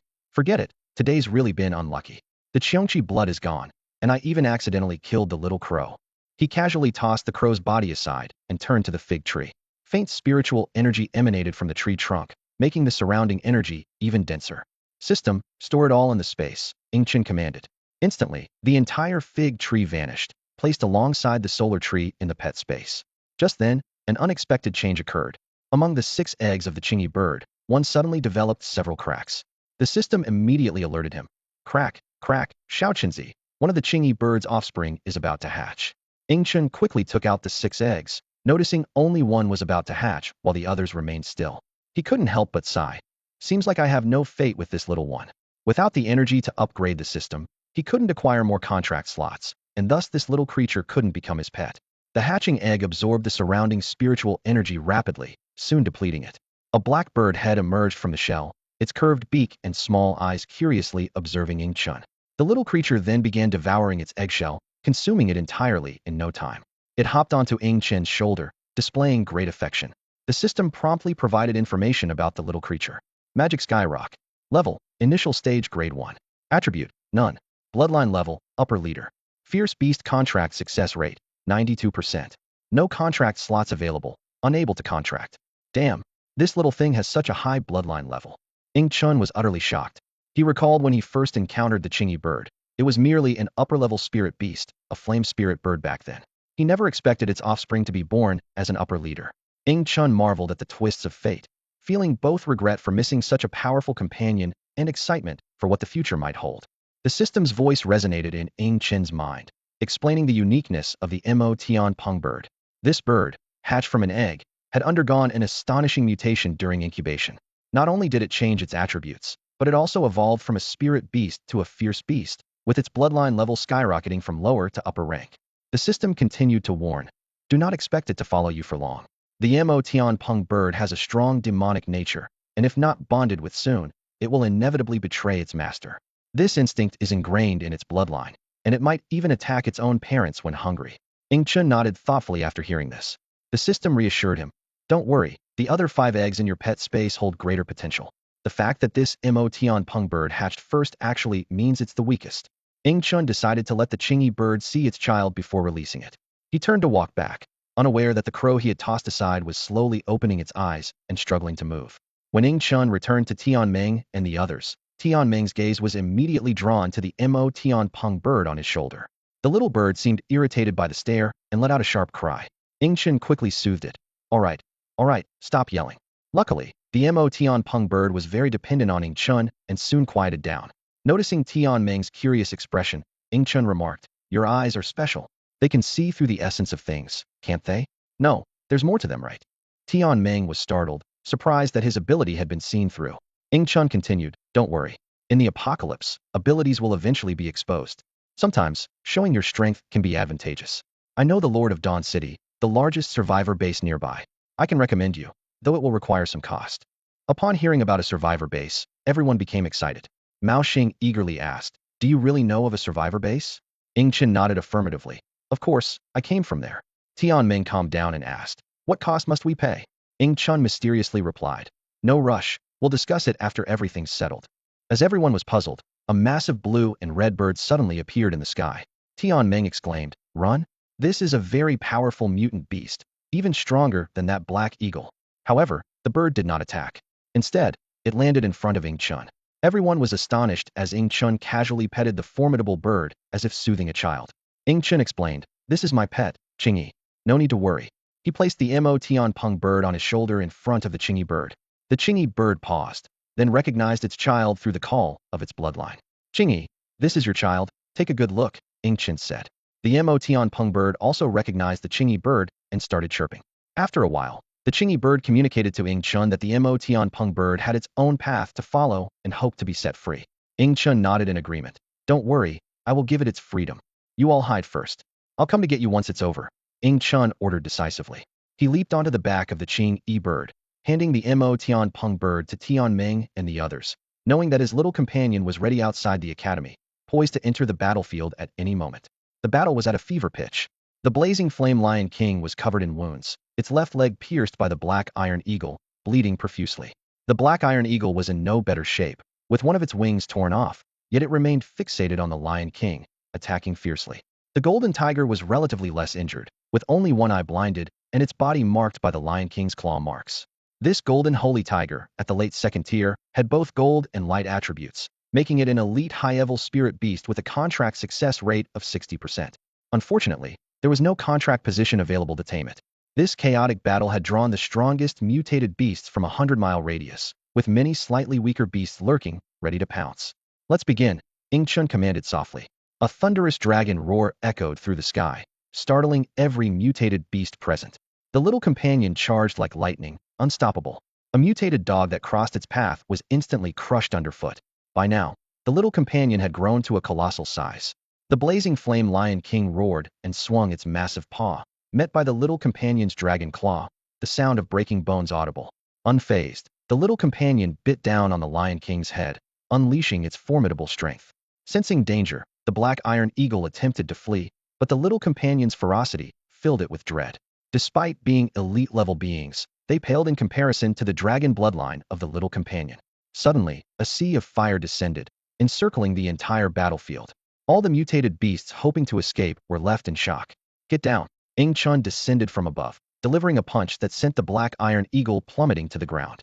His body turned metallic as he launched a barrage of attacks on the eagle's chest. The eagle let out a piercing wail, its remaining wings slicing towards Ing Chun's waist with the force of a blade, sending him flying. Ouch! That hurt. Ing Chun groaned as he got up, grateful for the protection of his metallic form, which left him with minor injuries. Flames erupted from his body as he charged at the black iron eagle like a human torch. The flames transformed into serpents, scorching the eagle's body. The Qing-E bird cleared the surrounding mutated beasts, its fiery breath like the scythe of death, instantly killing ordinary mutated beasts. Meanwhile, the little companion was locked in fierce combat with the blazing flame Lion King and the golden holy tiger, its robust body surpassing even the lion and tiger. Suddenly, a strange power surged from within the blazing flame Lion King, not enhancing it, but suppressing it. The Lion King panicked as its power was subdued, and in that instant, the little companion's dragon claw struck its head heavily. Boom! The Lion King was slammed into the ground, the earth splitting open for dozens of meters. The little companion roared, biting through the Lion King's neck. Seeing this, the golden holy tiger was overwhelmed with fear. As the little companion approached, it collapsed, exposing its soft belly in submission. The battle was nearing its end, the outcome clear. Ing Chun calculated silently, knowing there were still 7 chapters left to complete the mission. The little creature lunged at the sacred tiger without hesitation, its dragon claws swooping down with a whoosh. This evolved ant had no concept of a mammal's surrender posture. Just at the critical moment, Ing Chun's command came through in time, and the dragon claws halted midair. The golden sacred tiger, still shaken, was relieved to have narrowly escaped death. Meanwhile, Ing Chun was locked in fierce combat with the black iron eagle. His fists rained down on his opponent, sparks flying and feathers burning. Gradually, the black iron eagle lost its life. Breathing heavily, Ing Chun sat on the eagle's corpse, surveying the surroundings. The battlefield was cleared, littered with the corpses of mutant beasts. Little one, Qing-E, go ahead and consume this flesh, Ing Chun instructed. The mutant beast meat on the ground was rich in spiritual energy, providing not only energy for him, but also aiding in their evolution. On the rooftop of the school building, Tian Meng and his companions watched the thrilling battle unfold.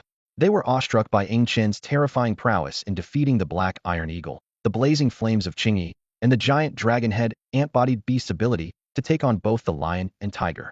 Tian Meng, are those 2 creatures his pets?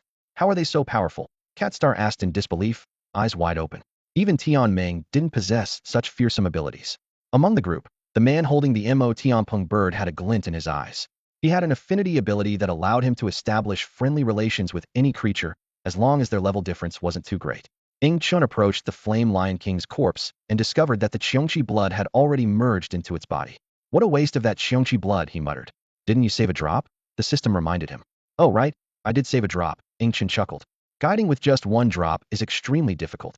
You'll need to upgrade the system 3 more times to possibly achieve it. The system doused his enthusiasm.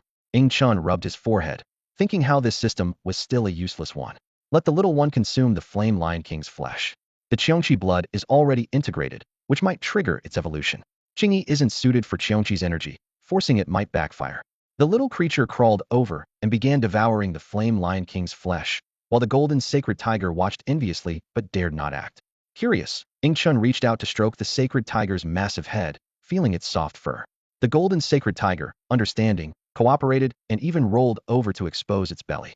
This sacred tiger is actually quite good, but unfortunately, there's no contract slot available now, Ing Chun lamented. His primary goal was to cultivate the three-legged golden crow, and he had to reserve a contract slot for the god-eating worm. System, can you unlock more pet contract slots? Ing Chun inquired. If you level up twice more, I'll open a pet shop where you can buy and sell contract slots. How about that? The system suggested. Really? Ing Chun was overjoyed. Just kidding. The system replied coldly. A thunderous roar echoed through the surroundings as the belly of the Flame Lion King suddenly split open, and a milky white little snake emerged, collapsing weakly to the ground. Ing Chun leaned in closer to take a better look and was astonished to find that this was no ordinary snake. It had a single horn growing from its head and 4 tiny claws beneath its belly, clearly identifying it as a young dragon that had begun its transformation. Ing Chun suddenly realized that this was the unknown treasure the system had previously hinted at. It was the cause of the Flame Lion King's bloodline mutation and its increasing combat power. He quickly brought up the system panel, and information flooded his vision. Ice Jiao level, grade 1 initial stage.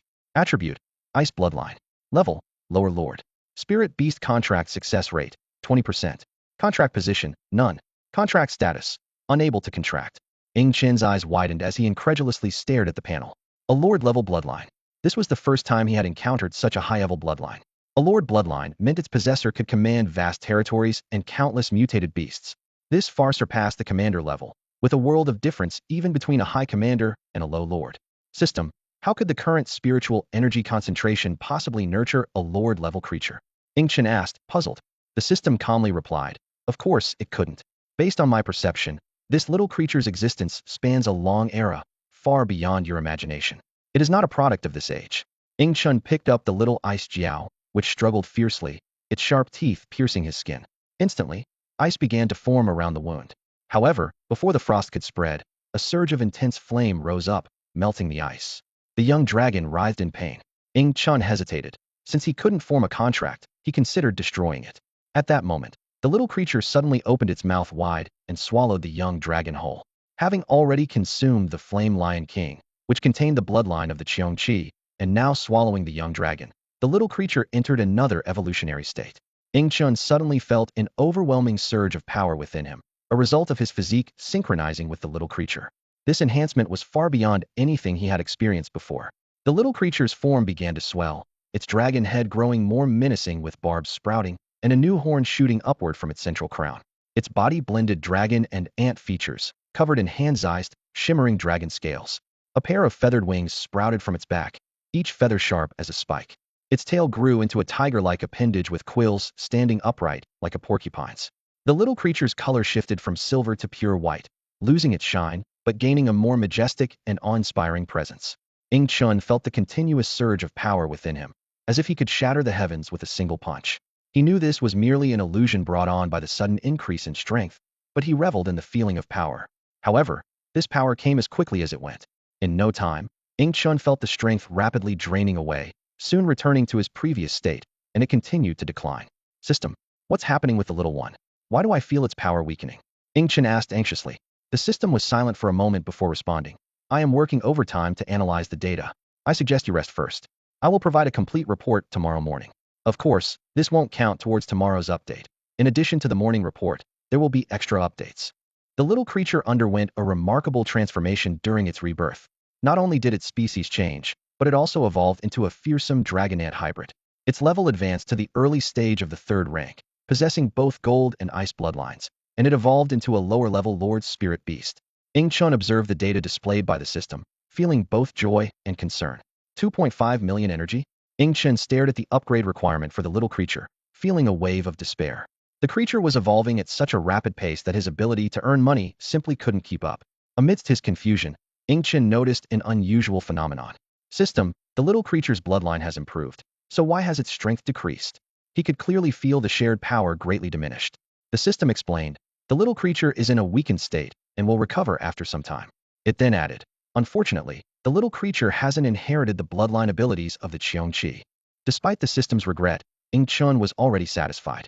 The little creature now possessed a lord's bloodline, with its entire body serving as a lethal weapon, and it had gained the ability to fly. Its appearance had completely transcended that of ordinary mutated creatures, becoming a true monster. As for inheriting the bloodline abilities of the mythical beast Qiongqi, Ing Chun didn't dare to hope. After all, in mythology, Qiongqi was one of the 4 great ferocious beasts, renowned far beyond ordinary mythical creatures. Little one, take good care of yourself, Ing Chun said softly, placing it into the pet space. While the system was lacking in many areas, its pet space was exceptionally powerful. This space spanned 10 kilometers and was picturesque, like a paradise on Earth. At the center of the space stood a solar tree and a fig tree. Beneath the trees lay 6 eggs, 1 Pichio egg and 5 green-winged bird eggs. The green-winged bird eggs were absorbing spiritual energy from the solar tree, while the Pichio egg seemed indifferent to it. Though it was unclear where the system sourced the sunlight, the solar tree indeed absorbed the light within the space and emitted a large amount of spiritual energy in return. The little creature lazily lay under the fig tree, slowly regaining its strength. Witnessing this, Ing Chun finally breathed a sigh of relief. Turning his gaze to the nearby golden light holy tiger, Ing Chun suddenly had an idea. He grabbed the big cat's head and threatened, "Big cat, will you take me to your lair?" The golden light holy tiger looked confused, clearly not understanding his words. After a difficult explanation, the golden light holy tiger finally understood the man's intention and reluctantly nodded in agreement. It had realized from the previous events that this man was not to be trifled with. A high bloodline dragon was fed to a pet just because it bit him. If it refused his request, it might not survive today. Seeing this, Ing Chun nodded in satisfaction and gave it the leftover mutated beast meat from the green-winged bird. This meat was of high quality, something Ing Chun would not easily give up under normal circumstances. But since the green-winged bird and the little creature were already full, and the voracious devil vine wasn't present, he had to make a painful sacrifice. The golden light holy tiger's eyes lit up as it smelled the meat, and it began devouring the mutated beast meat on the ground voraciously. In no time, the battlefield's leftover meat was completely cleared. It then carried Ing Chun on its back, heading towards its lair. The green-winged bird followed closely in the air, with no mutated beasts daring to approach along the way. The system suddenly asked, "Xiao Qinzi, why do you want to go to the golden light holy tiger's lair? Do you know there are treasures there?" Ing Chun chuckled inwardly, finding the system's intelligence lacking, unable to grasp such a simple matter. He explained, if it managed to evolve to the elite level so early in the spiritual energy revival, it definitely relied on some treasures. There's a good chance those treasures are hidden in its lair. The lair of the golden light sacred tiger was only a few kilometers away from the lakeside Tianhe University. With the tiger's speed, it reached the destination in just a minute. When Ing Chun dismounted from the tiger, he found that the lair was surprisingly set inside an abandoned warehouse. Upon pushing open the rusty warehouse doors, he was greeted by piles of scattered cotton, indicating that this place was once a cotton storage facility before the apocalypse. Led by the sacred tiger, Ing Chun ventured deeper into the warehouse and unexpectedly discovered 3 tiger cubs crying for food. The little ones immediately let out excited cries at the sight of the sacred tiger. Curiously, Ing Chun crouched down and carefully picked up one of the cubs. He noticed that the cubs were still in their infancy, with their teeth just beginning to emerge. This action made the golden light sacred tiger tense up. Through system detection, Ing Chun discovered that this tiger cub had already undergone mutation. Thunder Spirit Tiger. Level, Grade 1 Initial Stage. Attribute, Thunder Bloodline. Grade, Elite Upper Rank. Spirit Beast Contract Success Rate, 90. Contract Position, None, temporarily unable to contract. Although this tiger cub possessed the same elite upper rank bloodline as the golden light sacred tiger, its attribute was singularly focused on thunder. Only when Ing Chun gently put the cub down did the sacred tiger relax. It was clearly worried that Ing Chun might harm its young. Ing Chun thoroughly searched the entire lair, but found no anomalies, as if the legendary treasure didn't exist at all. Disappointed, he bid farewell to the sacred tiger. After taking off on the blue-winged bird, Ing Chun's attention was suddenly drawn to a ground hole behind the warehouse. He deduced that the sacred tiger's treasure was likely hidden there.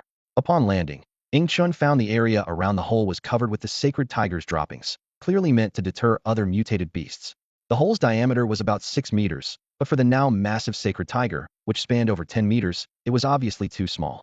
Ing Chun speculated that the lair must have been discovered by the sacred tiger when it was young, and it was here that it obtained some treasure, prompting its evolution into the golden light sacred tiger.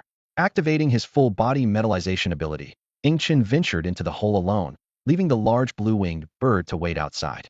He lit a flame for illumination and observed that the marks on the cave walls seemed more machine-made than dug by a beast. As he ventured deeper, the temperature plummeted, causing even Ing Chen's robust constitution to shiver. Eventually, he reached the end of the cave, discovering a small opening leading downward, with the faint sound of water flowing, suggesting an underground river. At that moment, the system suddenly alerted him. Xiao Qinzi, I sense the presence of a dragon below. This unexpected discovery left Ing Chun astonished. Could this be a dragon's lair? Or was there a creature mutating towards dragon-like characteristics hidden here? The entrance was narrow, and Ing Chun had to patiently widen it. After an hour of strenuous effort, he finally managed to squeeze through. As Ing Chun entered the cavern, the sight before him was breathtaking. Though there was no sunlight, the ceiling was embedded with countless minerals that emitted a blue-violet glow, casting a mysterious aura over the entire space. In the center of this football field-sized underground world, a black river flowed silently. Ing Chun cautiously approached the riverbank and reached out to touch the water's surface. Instantly, a piercing chill surged through him, prompting him to quickly retract his hand, only to find it frostbitten. Despite his extraordinary constitution, the extreme cold left him utterly astonished. The system explained that the dark river might be contaminated with the blood of an ice dragon. It elaborated on how the dragon race passed down their legacy through bloodline contamination, resulting in various mixed blood dragon species. Listening to this, Ing Chun couldn't help but marvel at the low success rate of such a method. He carefully observed the river, but found no trace of any creatures. Frustrated, Ing Chun recalled that if he had brought the little spirit mouse along, treasure hunting would have been much easier. However, during the pursuit by the Flame Lion King, he had long forgotten about the little creature. With no other choice, Ing Chun had to search on his own. Inch by inch, he explored, hoping to find some clue to treasure. Yet, as time passed, his hopes gradually faded. Just as Ing Chun was about to give up, he happened to glance down and suddenly noticed a few small plants growing on the wall. These pale blue plants each had 7 leaves shaped like dragon teeth, stubbornly thriving amidst the blue-violet minerals. Ing Chun was instantly thrilled, convinced that these unique plants must be precious treasures. To survive in such a harsh environment, they were certainly no ordinary flora. Xiao Qinzi, you now have ice abilities and can create ice pillars under your feet, so there's no need to struggle climbing walls. As Ing Chun was arduously climbing, the system's voice suddenly chimed in with a hint of teasing. Ing Chun was left speechless, feeling a bit mocked by a silly system. Despite his frustration, he had to admit the system had a point. After some effort, Ing Chun finally grabbed the small plant and landed back on the ground. He carefully examined his find. 3 small plants, 2 large and 1 small, looking quite ordinary without any aura, resembling common weeds. System, what kind of grass is this? Ing Chun asked curiously. The system promptly replied, this is Qixing Longya grass, which only grows where a true dragon has fallen. It enhances physical strength and might even grant the consumer a dragon's bloodline. Ing Chen's eyes lit up with excitement, as if stars were twinkling in them. A treasure, he exclaimed. It was the first time he had encountered such a treasure that could enhance physical strength. However, looking at the 3 plants in his hand, one of which was not yet mature, he felt a bit disappointed. It wasn't the best time to use the Qixing Longya grass, as Ing Chun remembered his agreement with Tianming and the others. He carefully stored the 2 mature plants in his pet space and planted the immature one near the sun tree, hoping it would continue to grow. After doing so, he left the cave. Meanwhile, Tianming and the others were anxiously awaiting Ing Chen's return. Tianming, that guy has been gone for over 2 hours. Should we keep waiting? Qi asked, concerned. Although Tianming was internally frustrated, he remained calm. He'll come back. His bird is still with us. Nonetheless, he was displeased with Ing Chen's behavior. Despite promising them, he had ridden off on a mutated giant tiger right after the battle. At that moment, a boy named Du Xinping approached Tianming, holding the Mo Tian bird. Scratching his head sheepishly, he said, Tian, I have a stomachache and need to take care of it. Tianming nodded in agreement. All right, go ahead. As Du Xinping was about to leave with the bird, he was stopped by Maoxing. You're taking the bird to the bathroom? Maoxing asked, puzzled. Du Xinping was known for avoiding trouble, so this seemed unusually responsible of him. Du Xinping rolled his eyes and retorted, if I don't take it, can you guys take care of it properly? With that, he left with the bird. Half an hour passed, and Maoxing finally realized something was off. Why hasn't Du Xinping returned? Could he be in danger? But we didn't hear any cries for help. Prompted by Maoxing, Tianming and the others realized something was wrong and immediately began searching for Du Xinping. Spread out and look. If there's danger, shout for help. If you find Du Xinping, call everyone loudly. Tianming ordered. After a thorough search, the group gathered again with grim expressions. Qi frowned and summarized. There were no cries for help and no signs of battle nearby. It seems he didn't encounter a mutated beast, but ran away. Tianming realized they were in a difficult situation. If Ing Chun returned and discovered the bird was gone, he would surely be furious. Du Xingpeng might have seen the bird's powerful combat abilities and got greedy, running off with it. He analyzed, angrily hitting the wall. Damn it, Du Xingpeng's actions had effectively put them all in danger. Tianming, maybe we should run too. That guy is definitely not someone to mess with, Qi suggested. At that moment, a shadow appeared on the ground. Looking up, they saw the Qingyi bird descending. Tianming's forehead was throbbing with veins, and he was in a state of panic. He knew well that trying to escape was futile. With the presence of a flying mutant bird, there was no chance of getting away. He lowered his voice and said to his companions, "If things go south, we'll split up and run. Get as far as you can. Whether we make it out or not depends on our luck." The group was startled by his words, instantly grasping his meaning. Cold sweat began to trickle down their foreheads as a wave of tension washed over them. At that moment, Ing Chun leaped down from the back of the Qingyi bird. He noticed that everyone was nervously watching him. Even Mao Xing had beads of sweat rolling down her forehead. Ing Chun couldn't help but wonder, could they be shocked by my display of power? Looking around, Ing Chun realized the Mo Tian Peng bird was nowhere to be seen, which puzzled him. He asked, where did the Peng bird go? Did it run away? This question made the group's bodies tense up instantly. Ing Chun was even more puzzled, thinking, what's wrong with these people? Have they gone mad? Tianming hesitated for a moment before slowly revealing the truth. The Peng bird was stolen by one of our companions. Unexpectedly, Ing Chun wasn't angry. He just waved it off casually. Oh, it's about that. No need to worry. I was planning to let the Peng bird go anyway. Ing Chun chuckled to himself, realizing that they were tense over such a matter. As for the Mo Tian Peng bird being taken, he only felt sorry for the boy who took it. The Peng bird was fierce by nature, and mere affinity abilities wouldn't be enough to tame it. Let's go. I'll take you to Dawn City, Ing Chun said. Great. Tianming and the others were overjoyed and followed Ing Chun out of the academy gates. They found a barely functioning car and set off. The Qingyi bird circled in the sky, its presence deterring ordinary mutant beasts and ensuring a safe journey. In the car, Mao Xing curiously observed Ing Chun and asked, Big brother, what's your name? Ing Chun, Ing as in victory, Chun as in star.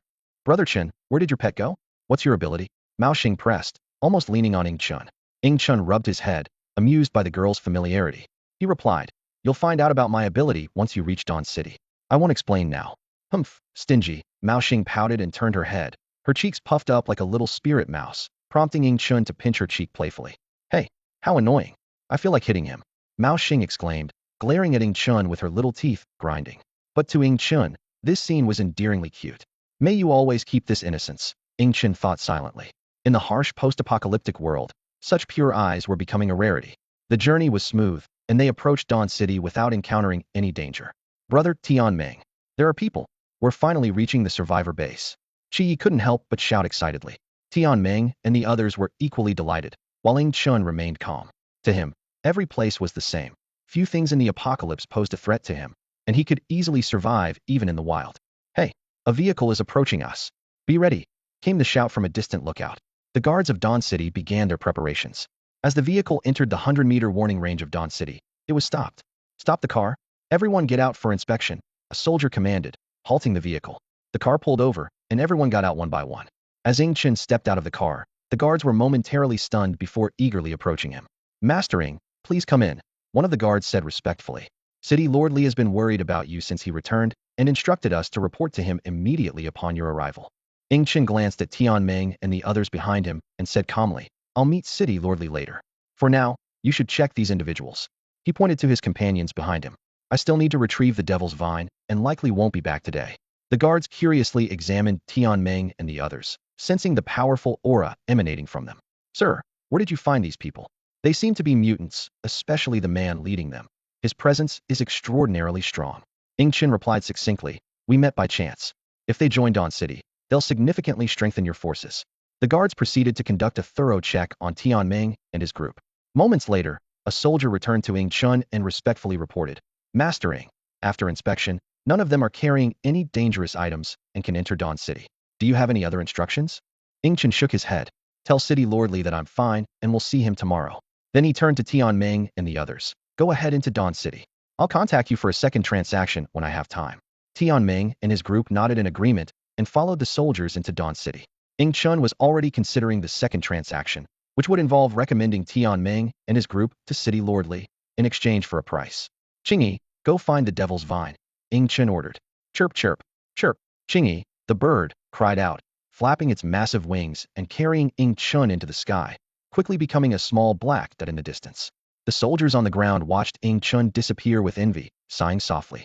Although they were mutants too, their abilities were worlds apart from Ing Chen's. By the time Ing Chun reached the granary, dusk had fallen. Countless tendrils of the devil's vine writhed across the ground, ready to ensnare any creature that came too close. Suddenly, the devil's vine surged, its numerous tendrils rising like giant pillars, frightening nearby mutant beasts into fleeing. The devil's vine has grown so large, Ing Chen remarked as he leaped off Qingyi's back, landing safely as a massive tendril caught him and gently placed him on the ground. Ing Chen spent half an hour bonding with the devil's vine before slowly walking into the granary. By then, there was no trace of mutant beasts inside, only some grain scattered on the floor. After a day of travel, Ing Chen was feeling quite hungry. He gathered some rice and retrieved a pot from his personal space. He formed ice cubes and melted them with fire to quickly obtain clean water. Soon, the granary was filled with the enticing aroma of rice. "I've missed eating rice," Ing Chen said, savoring the fragrant rice. Since escorting Yunchu, he had been eating mutant beast meat, which, while delicious, had become monotonous. The rice tasted especially sweet and satisfying. Squeak, squeak. Suddenly, a faint squeaking sound reached his ears. Ing Chen looked up to see a small spirit mouse scurrying towards the rice, its tiny legs moving rapidly, looking quite adorable. Just as the spirit mouse was about to reach the rice, Ing Chen swiftly caught it. Squeak, squeak. The spirit mouse struggled frantically, letting out urgent squeaks. Its whiskers had barely brushed the fragrant rice before being caught, leaving it visibly disappointed. The timid little mouse, always the first to run when danger looms, is also the first to appear when there's food around. Ing Chen caught the tiny spirit mouse, gently rubbing its soft fur between his fingers. He flipped his hand, turning the little creature into a fluffy ball, then stretched it into a long strip. The spirit mouse let out a series of rapid squeaks until Ing Chen finally released it. The little mouse lay limp in Ing Chen's palm, its limbs twitching as if it had been played with too much. With a chuckle, Ing Chen picked up a piece of rice ball with chopsticks and brought it to the mouse's nose. Instantly, the little creature's vacant eyes gained focus as it sniffed the enticing aroma. It sprang up, snatched the rice ball, and stuffed it into its mouth, cheeks puffing up instantly. Ignoring Ing Chen, it concentrated on devouring the food, its tiny mouth moving rapidly in a comical yet endearing manner. Just then, a green-winged bird returned to the granary, dragging a massive mutated beast. It was a mutated dog, presumably evolved from a husky, judging by its fur. Despite its large head, it lacked any sense of majesty, instead appearing amusingly ridiculous. Ing Chen released the spirit mouse, noticing it was unusually lethargic, a stark contrast to its usual lively self. If Ing Chen hadn't woken it, it might have slept for ages. Roar, the little creature let out a feeble growl. Although it looked fierce, it was so weak that even a second-tier mutated beast could easily defeat it. Ing Chen frowned and asked, "System, do all creatures experience a weakened state when evolving to the Lord stage?" The system replied, "Not necessarily. The little one is an exception. Typically, mutated beasts only gain strength madly when advancing to Lord level, without any weakness." "Why is that?" Ing Chen was puzzled. The system explained, "The little one's bloodline is too complex. You once fed it Ice Jiao, causing the Ice Jiao bloodline to evolve alongside the Chongqi bloodline, leading to instability.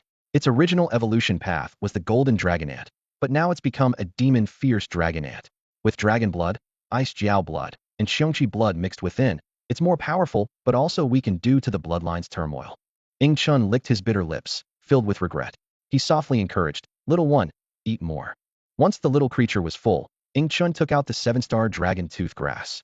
The light blue grass stood out in the night. He asked, "System, how should I consume the 7-star dragon tooth grass?" "Just eat it directly," the system replied succinctly. Without hesitation, Ing Chen swallowed the dragon tooth grass in one gulp.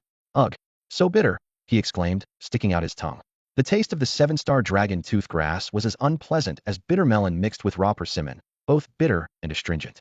"System, you tricked me." No sooner had he spoken than a sudden sharp pain erupted in his abdomen, as if countless knives were twisting inside him. Beads of sweat quickly covered his body, pooling into a puddle on the ground. "The system tricked me," murdered the host. Ing Chen cried out in agony, feeling as if he were being torn apart. The system laughed gleefully in his mind. "Heh, finally you, this scoundrel, get a taste of despair. Today I'm at work, so the update is late. I'm very sorry, but there will be an update today. I just got off work at 7 and am furiously writing." Ing Chen was about to curse when he suddenly felt a warm current rising from his stomach, enveloping his entire body. With each cycle, he could distinctly feel his physical strength growing more robust. This strange sensation gradually softened his fierce expression, as if he were nestled in a womb, surrounded by warmth and serenity. As time passed, Chun became acutely aware of his strength continuously increasing and his body evolving. When the warmth finally dissipated, he was astonished to find a layer of black impurities covering his skin. He gently wiped away these impurities, revealing skin as pure and flawless as a newborn's. Well, now I look like a pretty boy, he mocked himself, then took out a mirror to carefully clean the black substance off his face. The reflection revealed a stunning face, like a character straight out of an anime. A blend of coolness and elegance, this contradictory aura created a striking visual impact. Chun touched his face in disbelief, recalling his once unremarkable appearance that would easily get lost in a crowd. Despite his mixed feelings, Chun quickly adjusted his mindset. If I had turned into this before the apocalypse, I could have attracted quite a few girls, he mused with a hint of regret. But now it's the end of the world, and only strength matters. Looks and wealth are worthless. With that, Chun used his abilities to produce hot water and began to thoroughly clean his body. He changed the water 3 times before he could barely remove the surface impurities, though he still felt some residue inside. System, this is like the cleansing of the marrow and meridians, right? Chun asked, recalling scenarios common in martial arts novels and dramas. The system's response was bittersweet, sort of. The 7-star dragon herb absorbed the ice dragon's blood, giving a small chance for the consumer to gain dragon power, and an even smaller chance to receive the dragon's blessing. You receive the dragon's blessing, gaining a dragon's appearance. Ice dragons are the pinnacle of beauty among dragons, so your looks have become extremely attractive. Unfortunately, you did not gain dragon power. Chun's expression shifted from joy to concern. In an apocalypse, appearance is far less valuable than power, especially something as formidable as dragon power. He tried to maintain his composure, saying, well, never mind. I still have the little ones, so a little dragon power is nothing. However, he was inwardly pained at missing the opportunity to gain dragon power.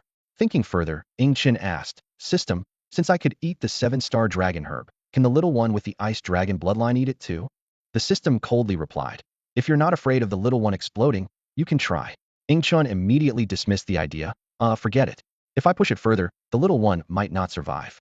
He decided not to take any more risks and to cherish his current gains.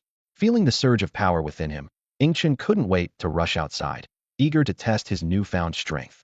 At this moment, his power far surpassed the little creature's peak state. Chun approached a giant tree, took a deep breath, and concentrated all his strength into his fist. With a loud boom, his fist slammed into the trunk.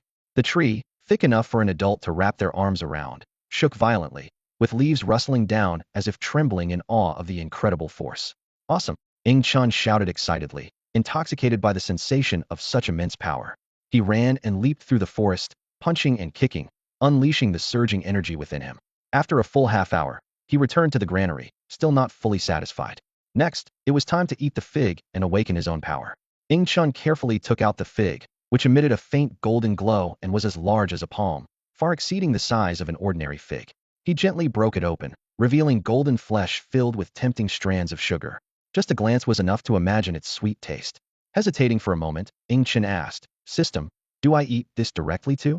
Yes, the same way, the system replied firmly. Chun, recalling the intense pain from consuming the 7-star dragon toothgrass before, shivered involuntarily. He cautiously took a lick, and his eyes lit up. It was surprisingly delicious. The perfect level of sweetness was utterly captivating. In a few quick bites, Chun devoured the entire figure. Soon, he felt a gentle energy spreading throughout his body, permeating every corner. The potential hidden in his genes was awakened, and a powerful supernatural ability began to form within him. Simultaneously, his physical strength was gradually increasing. Since Chun's physical strength had already surpassed that of a first-level mutant, the enhancement wasn't very noticeable. Half an hour later, he sensed that the evolution had finally completed. Although his body only slightly strengthened, he had awakened his own unique ability. Xiao Qinzi, what is your ability? The system asked curiously. Proudly, Chun replied, my ability is called Beast King. With each level up, I can gain the ability to devour a creature's bloodline. The stronger the creature I devour, the more feedback I receive, allowing me to gain the bloodline power of spiritual beasts in human form. The system was utterly shocked, murmuring in disbelief. This useless host has such a powerful ability? After analyzing Chun's power, it had to admit that the Beast King ability indeed had limitless potential. If he continued to devour the bloodlines of divine beasts, wouldn't even divine beasts of the same level be unable to defeat Chun? Your luck is as strong as ever, the system said sourly. This is my strength, not luck, Chun retorted, then calmed his excitement and leaned against the soft feathers of the blue-winged bird, slowly drifting off to sleep. Today had been exhausting, from being chased by the Flame Lion King to obtaining the fig, and finally defeating the Flame Lion King. This series of thrilling experiences had left him both mentally and physically drained. In the early morning, as the sun just climbed over the mountain, the crimson dawn spread across the sky like a magnificent painting. The golden sunlight pierced through the clouds, resembling countless dragons spewing radiant waterfalls, bringing a rare touch of warmth to this post-apocalyptic world. Ing Chun slowly rose from the soft feathers of the chingy bird, stretching lazily, his gaze inevitably drawn to the sunrise at the horizon. He couldn't help but reflect that if not for the apocalypse, such a beautiful scene would have been captured by countless cameras, shared with friends and family. Whoever caused this doomsday deserves to be cursed, he muttered under his breath. Shaking off these thoughts, Ing Chun began his daily simple exercises. He wasn't trying to enhance his physical condition, just wanted to move his muscles and keep his body agile. Running, squats, and soon his clothes were soaked with sweat. Time slipped by quietly, and before long it was almost noon. Ing Chun quickly filled his stomach and prepared to head to Dawn City. He carefully placed the still weak little creature into the pet space, along with the immobile devil vine. The chingy bird soared into the sky with Ing Chun, the roaring wind exploding in his ears. This speed and altitude might be unbearable for an ordinary person, but Ing Chun was exhilarated. Haha, this is the romance of a man, he laughed loudly in the air, looking down at the mountains and rivers below, feeling a surge of heroism. Along the way, countless mutant beasts sensed the powerful aura of the chingy bird, letting out roars but quickly falling silent, not daring to act rashly. Ing Chun suddenly thought of a question and asked the system, which mutant beast bloodline should I devour and fuse with? Although he often mocked the system as useless, he understood that its knowledge far surpassed his own. Rather than exploring blindly, it was better to consult it directly. The system slowly replied, aim to devour high-level bloodline mutant beasts. Avoid those with high realms, but low bloodlines. I figured out your ability situation yesterday. Devouring high-realm mutant beasts can provide you with a lot of energy, potentially allowing you to advance directly. For example, if you're at the early stage of level 1, devouring a level 2 mutant beast might take you directly to the late stage of level 1. However, if the mutant beast's bloodline is particularly weak, it won't enhance your combat power significantly. At the same level, you still won't be a match for a divine beast. On the other hand, if you devour a high bloodline mutant beast, you'll gain its abilities and bloodline, and the more you devour in the future, the harder it will be for opponents of the same level to defeat you. Ing Chun's eyes lit up. So if I devour a high realm, high bloodline mutant beast, I get all the benefits? The system retorted, can you defeat such a mutant beast? Are there even any of this level available now? The little creature is already far beyond wild mutant beasts, but still falls short of divine beasts, like the gap between heaven and earth. Ing Chun instinctively glanced at the Pichio egg in his pet space, feeling a stir in his heart, but quickly suppressed the thought. I can't possibly harm the Pichio egg. We've already formed a contract, he chided himself. Awakening an ability feels more troublesome than not having one. It's too powerful to use freely. The system seemed a bit exasperated with Ing Chun's attitude. The Beast King's ability is truly wasted on you. Ing Chun was unfazed and continued to ask, System, what mutant beast should I devour to maximize the Beast King's ability? The system offered an unexpected suggestion. The Beast King's ability can fuse bloodlines. Mix them freely, and your future achievements won't be low. Perhaps you should try the path of the 9 Sons of the Dragon. You might find a pleasant surprise. The 9 Sons of the Dragon? Ing Chun mused, as mysterious figures formed in his mind, filling him with anticipation for the path ahead. Ing Chun was not unfamiliar with the legend of the dragon's 9 sons. As he recalled his previous studies on mythological stories, the images of those 9 mystical creatures seemed to appear before him. The union of a dragon with 9 different animals gave birth to powerful offspring, each as formidable as the dragon itself. He shook his head slightly, organizing this information in his mind.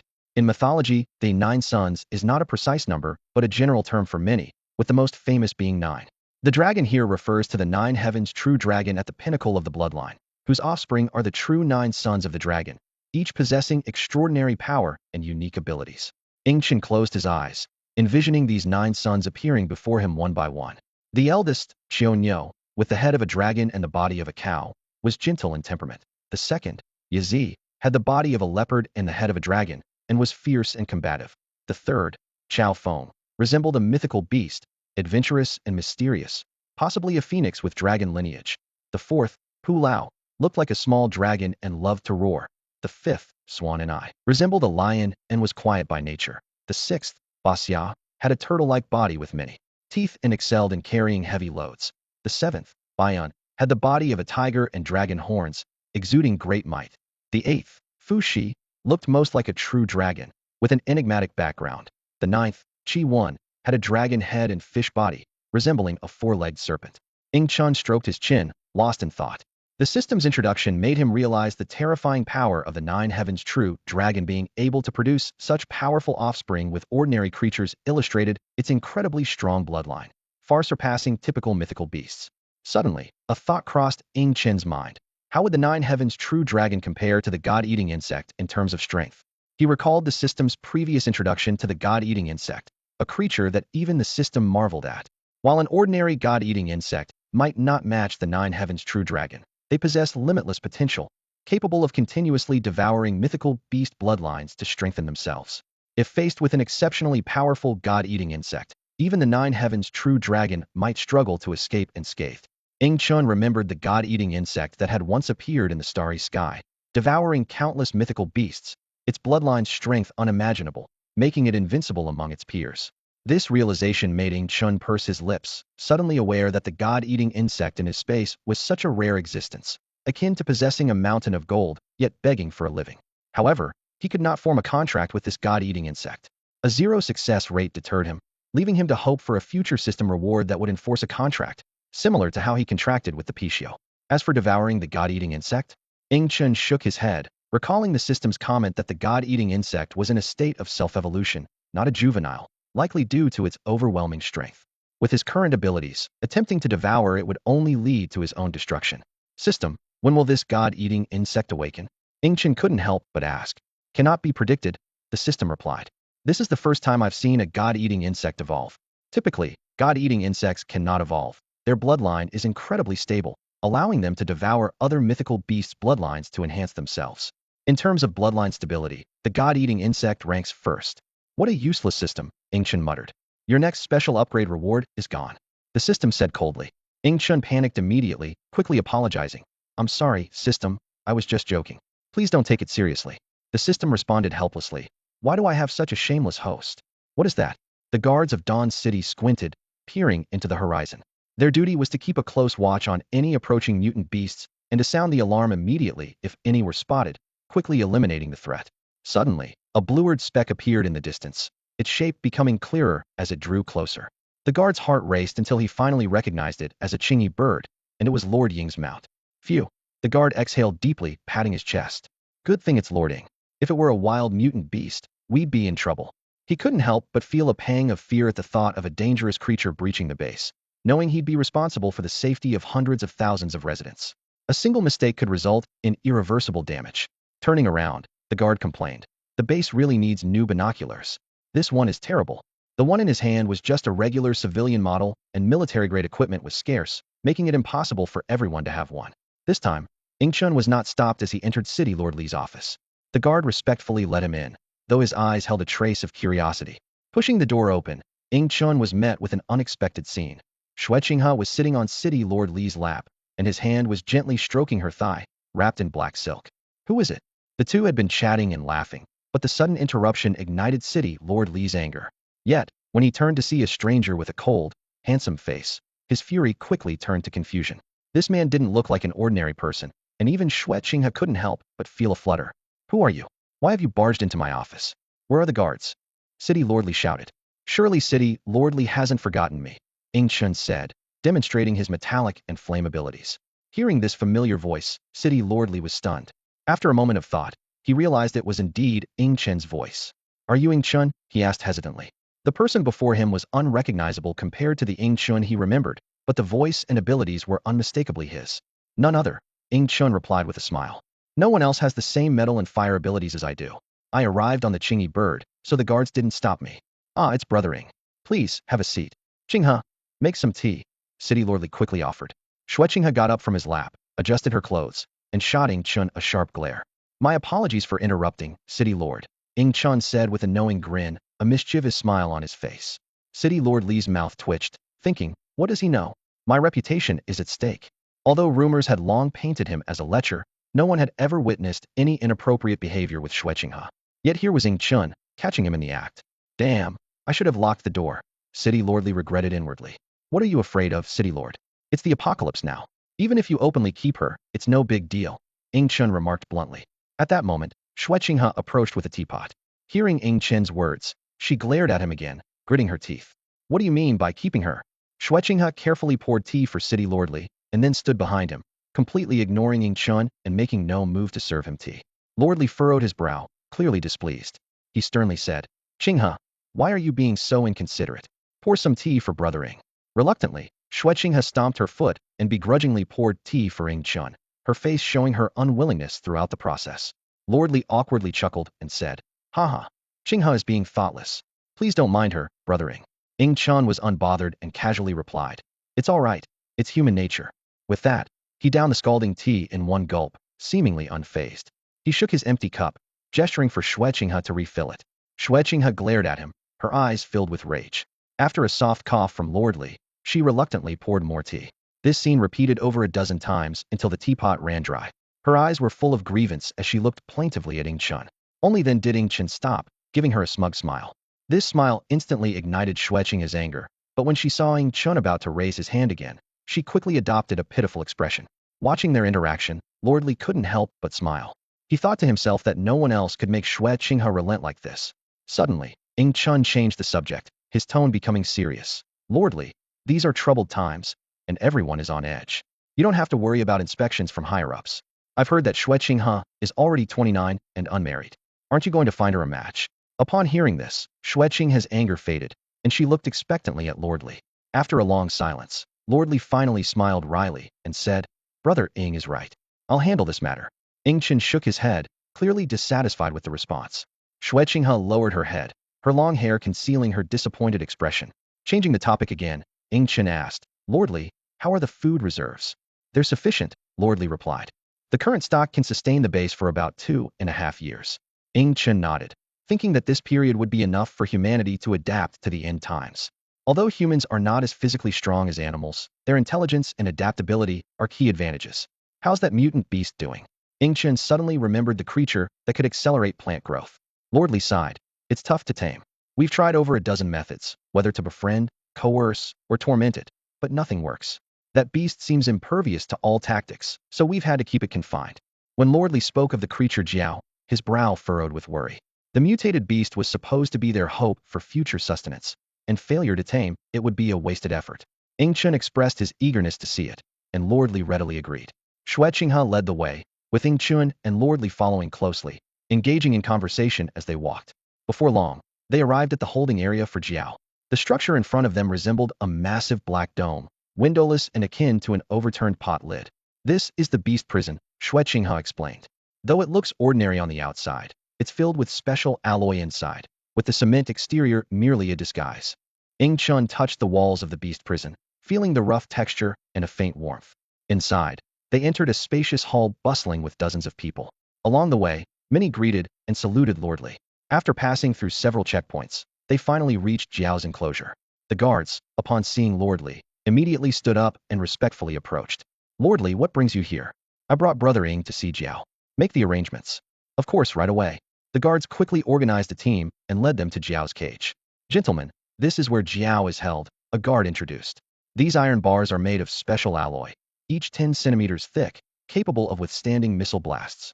As soon as Jiao saw them, it became agitated, charging violently at the cage bars, hitting them with a loud thud, blood trickling down its head. The guard chuckled wryly. This Jiao is extremely temperamental, going berserk at the sight of humans. Let me go in and take a look, Ying Chun said. Jiao stared at them with hatred, but suddenly sensed the aura of the Qing bird on Ying Chun, becoming even more frenzied. It relentlessly rammed against the cage, undeterred by its bleeding. You can't, sir, the guard exclaimed. This Jiao is terrifyingly strong. Even dozens of mutants can't match it. Open the door, Lordly instructed. Brother Ying was the one who captured this Jiao. It'll be fine. The guards were shocked, looking at Ying Chun in disbelief. Could this seemingly gentle man really have captured Jiao? They couldn't help but doubt whether this cold yet perfect man had the capability. Despite their doubts, the guards opened the cage. Jiao immediately went berserk, charging directly at Ying Chun. Little chick, Ying Chun smirked. He was no longer the same. After consuming the 7-star dragon toothgrass, his strength had increased significantly. As Jiao charged fiercely, he spread his arms, ready to take it heedin. Don't take Jiao's charge heedin, the guard shouted. That force can shatter boulders and topple trees. Ying Chun ignored the warnings, extending his arms to meet Jiao's charge. The guards were anxious. Lordly, please advise him, or it might be too late. But Lord Li waved it off nonchalantly. If Brother Ing wants to take it heathen, he must be confident. Watch closely and learn. The guard was momentarily stunned, and in that split second, Jiao charged forward like an arrow shot from a bow, exuding an overwhelming and suffocating aura. Bang! A loud crash echoed, and the guard closed his eyes in fear, expecting screams of pain that never came. Slowly, he opened his eyes, and the scene before him left him speechless. The seemingly delicate and slender man stood as immovable as a tower, effortlessly withstanding Jiao's fierce attack. Despite Jiao's continued exertion, he couldn't budge those pale, slender arms even a fraction. The guard swallowed hard, whispering in disbelief. Is this really a human strength? How can such a thin body contain such terrifying power? Xue Qinghe spoke calmly, with a hint of pride in his voice. This is Ing Chun, the world's first rumored mutant, the hero who helped reclaim the granary for Dawn City. What? The guard exclaimed. So this is the legendary figure. I should have guessed. Who else would dare face Jiao Heiden? Ing Chun himself was acutely aware of his formidable strength. In front of him, Jiao, with his elite bloodline and late second-grade status, seemed as fragile as a baby. Ing Chun thought to himself that he had only used 20% of his strength and could easily have killed Jiao. The power of the seven-star dragon tooth grass was indeed immense, but as he pondered this, a pang of pain struck his heart. If the auxiliary effects were so astonishing, how powerful would the dragon's strength be? Before Jiao could react, Ing Chun's fist shot out like lightning, striking Jiao's head heavily. The immense force sent Jiao flying. Jiao let out a thunderous roar, his muscles bulging, his aura growing increasingly dangerous. However, Ing Chun swiftly closed the gap, locking Jiao's beastly head in an iron grip, pulling it down with a mighty force, leaving Jiao unable to rise. Ing Chun pressed one hand on Jiao's head while his other fist continued to rain down blows. Jiao struggled desperately, his limbs trying to stand, but he couldn't budge Ing Chun an inch. Jiao roared in anger, and Ing Chun shouted fiercely, "What are you yelling about?" He delivered a powerful punch to Jiao's beastly mouth, causing blood and a few fangs to spray out. The guard was dumbfounded, only able to marvel. This gentleman is truly fierce. City Lord Li was equally astonished. He had expected Ing Chun to at least engage in a tough battle before defeating Jiao, but instead, he was dominating Jiao effortlessly, their powers not even on the same level. In the arena, Ing Chun continued to pin Jiao down, relentlessly attacking. A glint of insight flashed in City Lord Li's eyes as he realized that Ing Chun was merely venting his emotions. If he truly intended to kill, Jiao wouldn't withstand Ing Chun's assault. City Lord Li's guess was correct. Ing Chun was indeed venting. After consuming the dragon tooth grass, the power within him needed an outlet, and Jiao, baring his teeth at him, provided the perfect target. What enviable strength, City Lord Li said wistfully. If only my abilities were as powerful. Xue Qinghe softly encouraged. Don't be discouraged, City Lord. I'm sure you'll be no less than Ing Chun in the future. City Lord Li shook his head, fully aware of his own abilities. They were practical, but couldn't compare to Ing Chun's. His ability, called Heavenly Eye, allowed him to see through the levels of mutated beasts and humans, with the added effect of identifying weaknesses. Compared to Ing Chun's three abilities, control over creatures, metallization, and fire the gap was immense. Moreover, City Lord Li suspected that Ing Chun might possess not just 3 abilities, but 4. He seemed to have a mysterious power that could rapidly evolve pets. Ing Chun's pet clearly surpasses the evolutionary level of ordinary creatures. To this day, he hasn't encountered a mutant beast stronger than Ing Chun's. The overwhelming power of the silver dragon ant on the battlefield was astonishing, and for other mutant beasts, that force was simply crushing. Brother Ing, stop! City Lord Li urgently called out, his brow furrowed.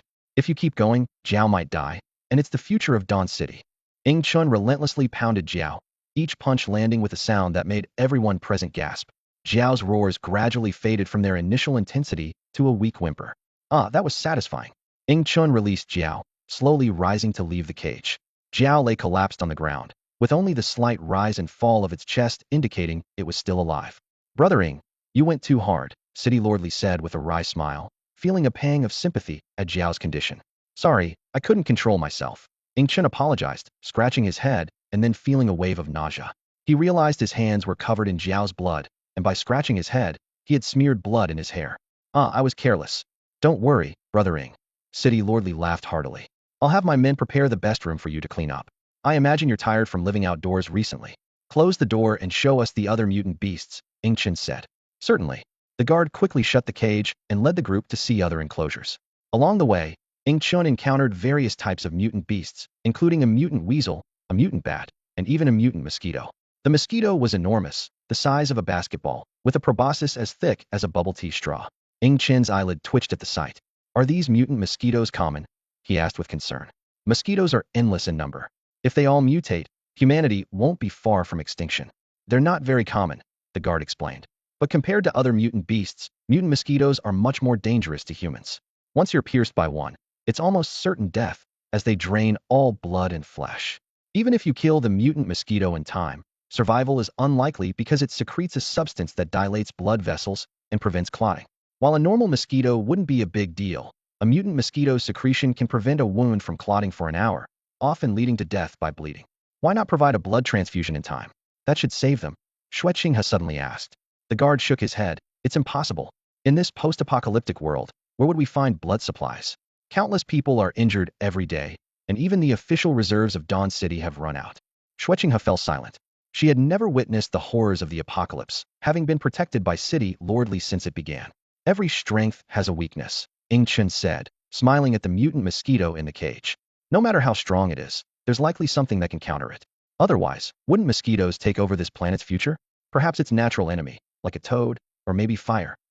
Chen conjured flames in his hand, and the mutant mosquito reacted, its wings buzzing frantically. Chen continued to tour the cages holding the mutated beasts.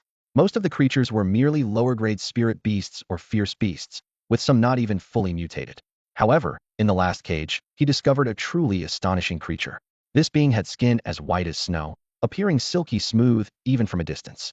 Its eyes were a pale blue, like a calm ocean, gentle yet with a hint of wildness. Standing at about 1.8 meters tall, its appearance was remarkably human-like. Its face seemed to be a perfect blend of Eastern and Western features, both exquisite and elegant, noble yet pure. A cascade of silver hair fell like a shimmering waterfall, resembling a shining silver chain. What caught the most attention was its physique. Voluptuous, yet slender, its proportions were near perfect. But if you thought it was an ordinary human, you would be gravely mistaken. 8 appendages resembling spider legs extended from its back, inducing a shiver. Where did you find it? Chen asked curiously. The guard explained. A team collecting resources brought it back. Initially, it was just a cocoon, but it suddenly emerged a few days ago. Although its strength isn't weak, it's far from cunning. Since we can't communicate with it, we had to imprison it to prevent any harm. Chen silently activated the system to check the creature's information. Spider-Woman. Level. Initial stage of Grade 1. Attribute. Mimicry. Bloodline level. Upper Spirit Beast. Contract success rate. 75. Contract position. None. Unable to contract. So it's a mutated beast, but only an Upper Spirit Beast? Chen pondered with a frown. Although the bloodline level of an Upper Spirit Beast was quite high, it still paled in comparison to the mutated beasts he had encountered before that had devoured treasures. System. Why does she have a human form? Chen asked in his mind. The system explained. Her attribute is mimicry, allowing her to imitate any creature she wishes to transform into. She might have wanted to mimic a human, so she cocooned herself and was coincidentally discovered and brought back by the people of Dawn City, resulting in this scene. Chen marveled at the wonder of bloodlines, capable of producing various extraordinary abilities. He introduced the Spider-Woman's abilities to City Lord Li and others, leaving them astonished. City Lord Li remarked.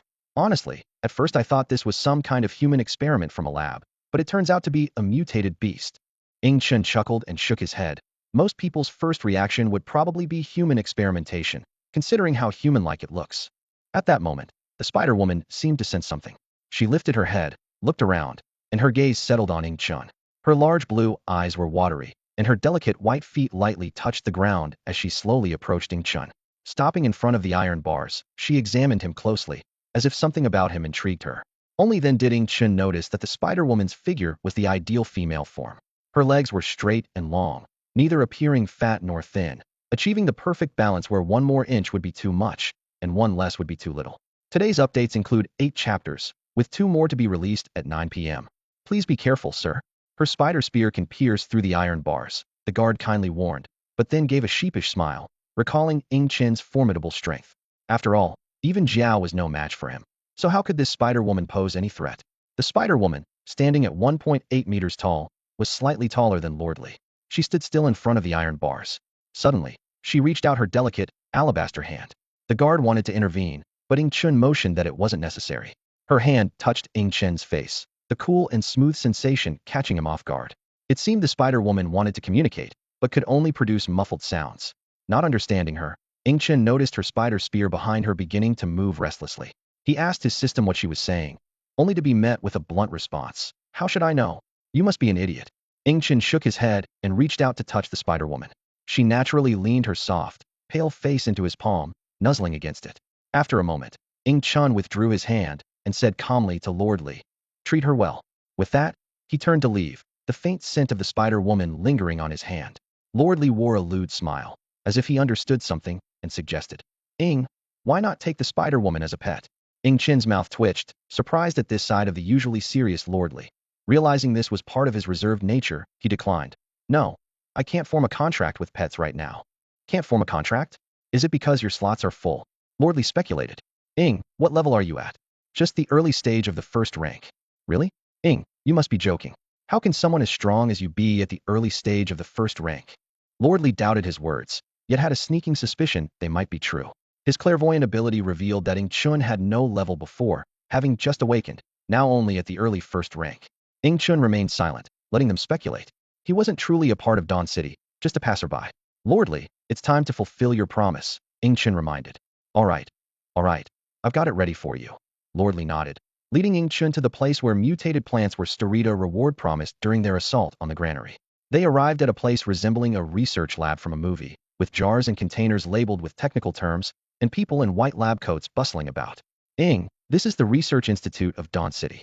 Everyone here is a treasure. You need at least a PhD to enter," Lord Li explained. "They focus on post-apocalyptic mutated beasts, using the information you posted online to study their bloodlines. The mutated plants you're interested in are here too." A staff member from the Research Institute approached, saluting Lord Li and asking, "Lord Li, how can I assist you?" "Take us to the mutated plants," commanded Lord Li with a wave of his hand, exuding authority. The staff member bowed respectfully and led the group through the corridors of the Research Institute. Ing Chen followed, his heart brimming with curiosity. Before long, they arrived at a heavily guarded room where the precious mutated plants of Dawn City were kept. "These are the mutated plants we've collected, a total of 3, the staff member explained, pointing to the first plant. "This one has mutated from a peony flower, and our laboratory has yet to fully decipher its effects." Ing Chun gazed at the flower, captivated by its beauty. Its large petals were vibrant and noble, like a shy noblewoman exuding a mysterious allure. "System, what is the purpose of this mutated peony flower?" Ing Chun silently inquired in his mind. The system's voice echoed in his head with a hint of sarcasm. "It's an aphrodisiac. Its sap can ignite a woman's desires, making her extremely sensitive. Even the most virtuous woman wouldn't be able to resist, but it's only effective on females." It paused, then added, "You're not planning to use it, are you? Though with your looks, it's doubtful any woman would be interested." Ing Chen rolled his eyes, accustomed to the system's sharp tongue. "Ugly? I've been blessed by the dragon. If I'm considered ugly, who would dare call themselves handsome?" Suddenly, Ing Chun turned to the staff member and asked, "Does your lab have no women?" The staff member was taken aback, surprised by the question. "Huh, how did you know that, Mr. Ing?" Ing Chun smiled calmly and explained, "This mutated peony flower has an aphrodisiac effect, only effective on women. It's fortunate you're all men. Otherwise, if any women came into contact with it, there could be serious consequences." The staff member was stunned, staring at Ing Chun in disbelief. He thought to himself, this place is full of top researchers, and even they haven't deciphered this. How could an unknown youngster see through it so easily? Doubt and jealousy brewed within the staff member. He said with a sarcastic tone, "Sir, this is the Research Institute, home to Dawn City's top research talent. If even the researchers can't figure it out, do you think you're better than them?" Lord Li frowned, displeased with the staff member's rudeness. Xueqing has sensed the tension but recalled Ing Chen teasing her in the Lord's office earlier, secretly amused. "Humph, let him deal with it himself." Lord Li spoke up in defense of Ing Chun. "Brother Ing is here at my invitation. I know his character. He wouldn't lie." However, the staff member ignored him, more convinced that Lord Li was being deceived by this young man. With a mocking expression, he declared, "Lord Li, he's insulting not just me, but all the researchers here." Ing Chen looked at the staff member who had inexplicably started targeting him, thinking, does this guy really think he can push me around? He doesn't know what he's getting into. He's probably fried his brain from too much research. Ing Chen strode forward, completely ignoring the staff's frowning attempts to stop him. Suddenly, a cry shattered the tense atmosphere. "Ow!" A staff member fell heavily to the ground, as if struck by an invisible force. He had only lightly touched Ing Chun, yet was flung aside like a piece of paper. The staff member glared angrily, but Ing Chun was unfazed. He walked straight to the mutated peony and grabbed it. "What are you doing?" "That's property of the lab," the staff member shouted hoarsely. Ing Chen calmly replied, "To prove its effects to you." He glanced around and noticed only Xueqing, a woman, was present. Clearly, using an aphrodisiac on her was inappropriate. "City Lord Li, Could you find a woman for this demonstration?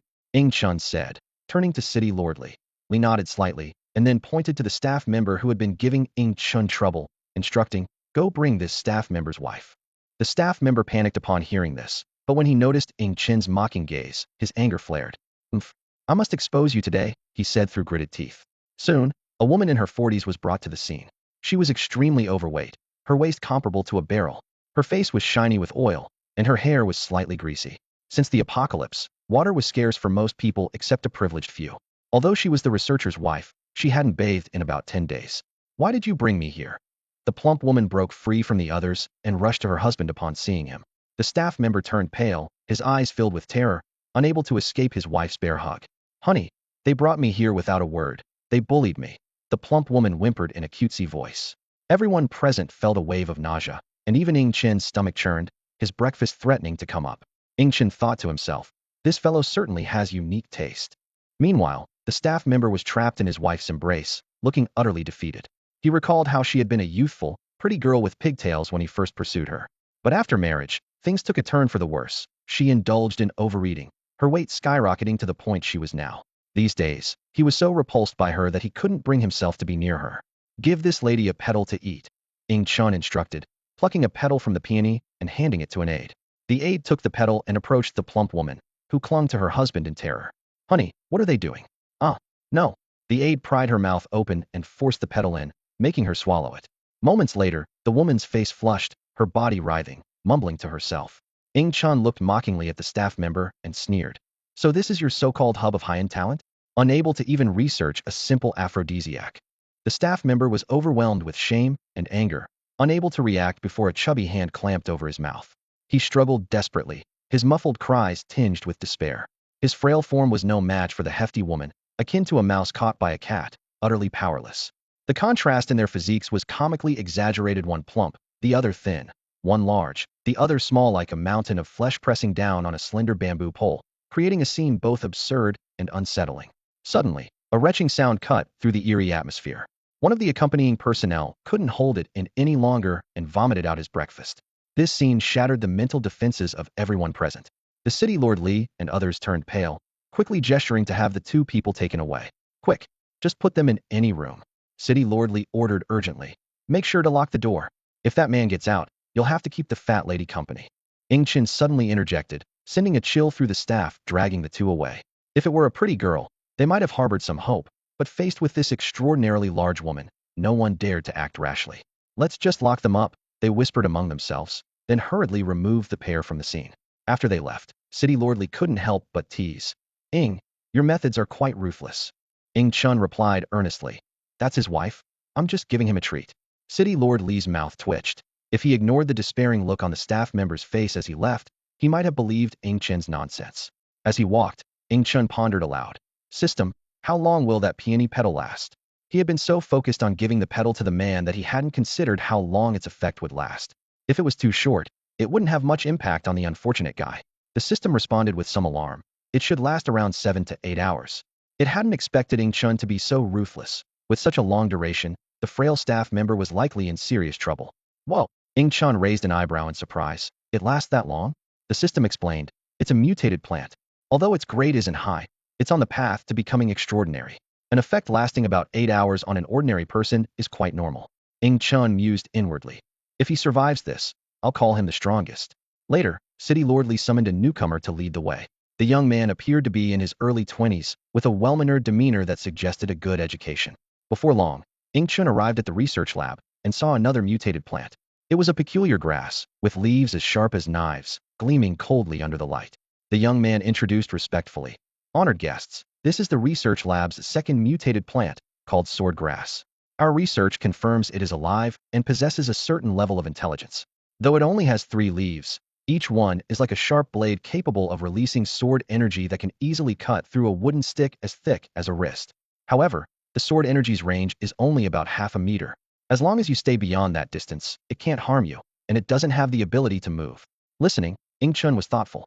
This soared grass had clearly evolved beyond ordinary mutated plants, becoming a new form of life, somewhat similar to the devil vine.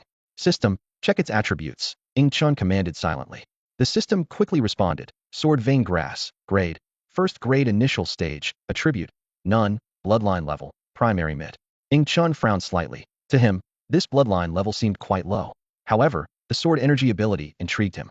He couldn't help but imagine how cool it would be if he possessed such a power, effortlessly releasing sword energy to defeat enemies with a mere wave of his hand. System, can you help the Devil Vine acquire this ability? Ing Chun eagerly asked. Yes, the system replied succinctly. Upon hearing this, a hint of joy flashed in Ing Chen's eyes. City Lordly, quick to notice his reaction, gestured with a wave, saying, if Brother Ing likes it, feel free to take it. Ing Chen nodded slightly and reached out without hesitation. The two had an agreement, so he felt no guilt. At that moment, the guide urgently shouted, Sir, wait. Grabbing the sword vein grass directly with your hands will cause injury. Ing Chun smiled calmly and said softly, it's fine. Before he finished speaking, his arm had already transformed into silver, gleaming with a metallic sheen.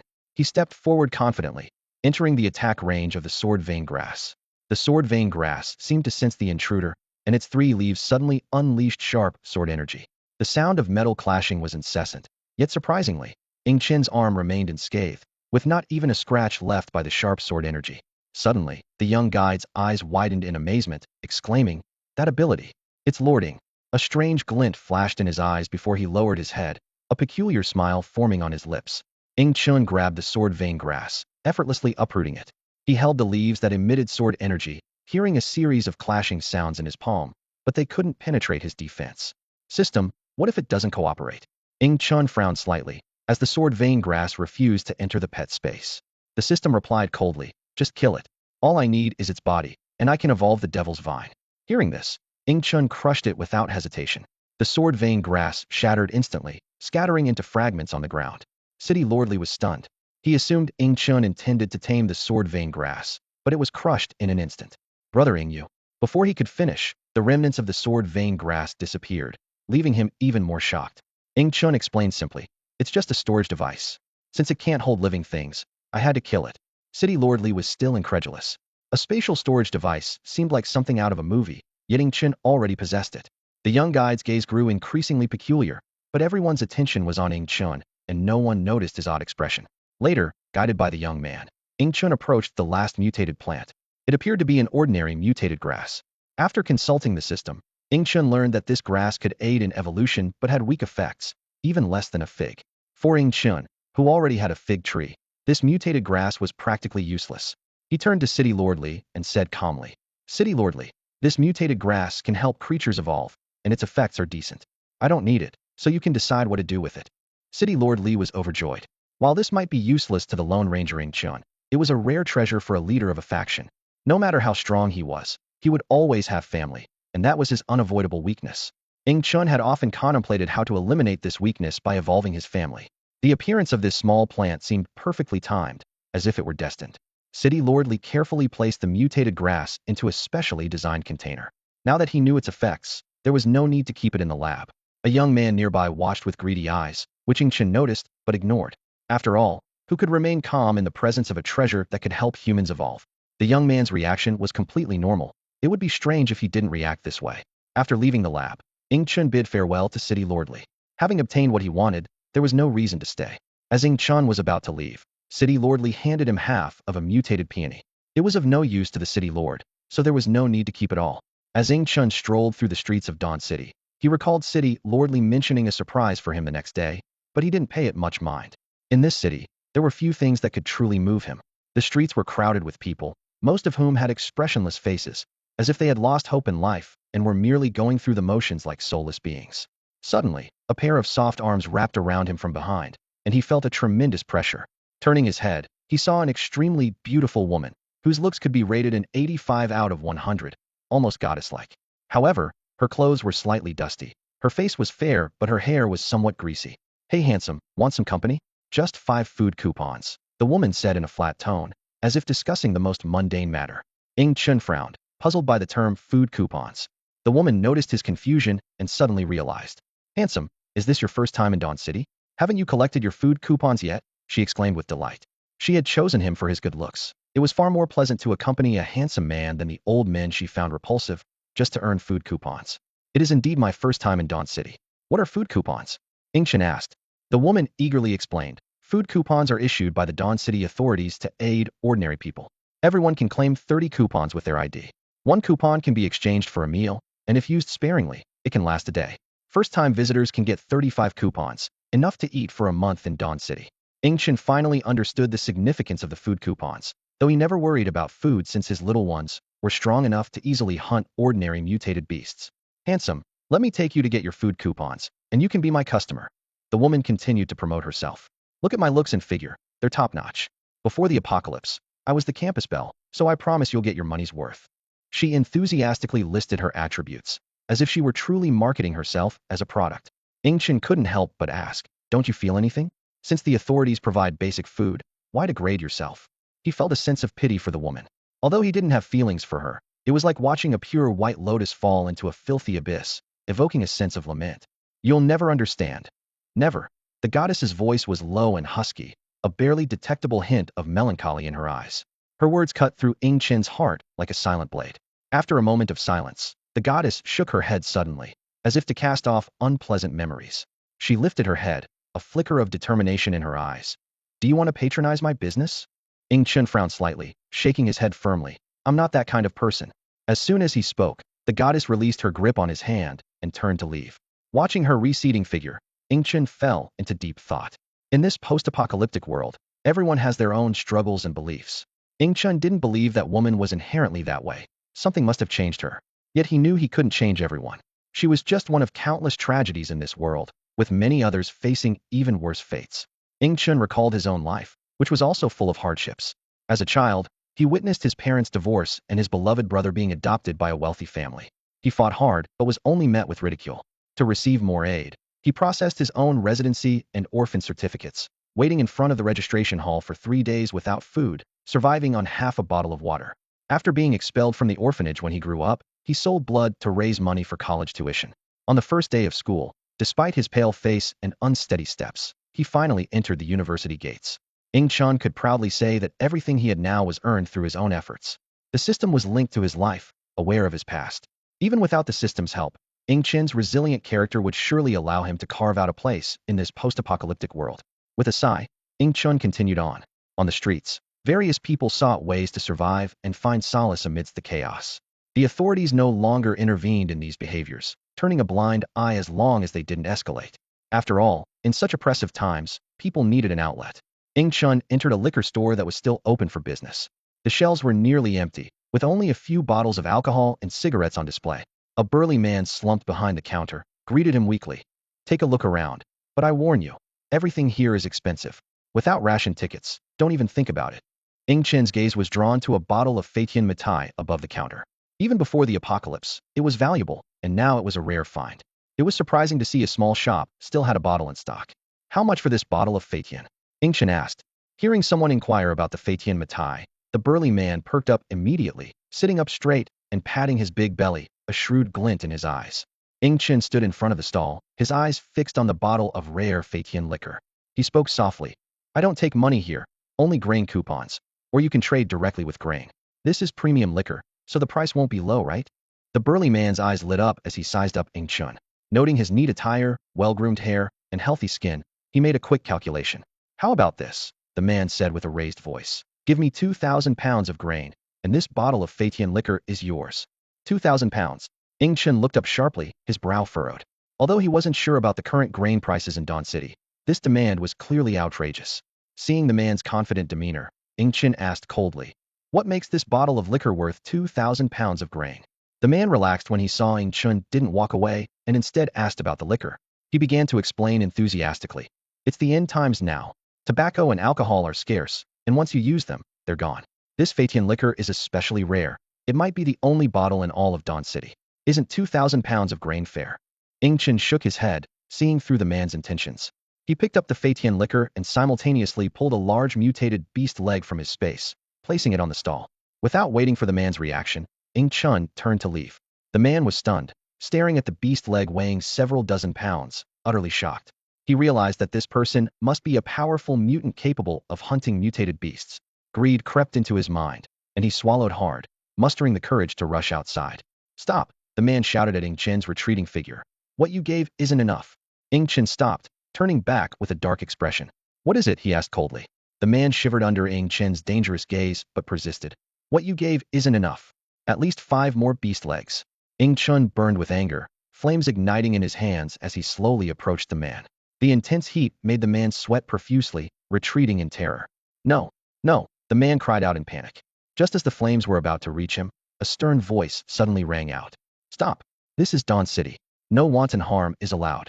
A young man dressed in a black combat suit suddenly stepped between Ing Chun and the burly man.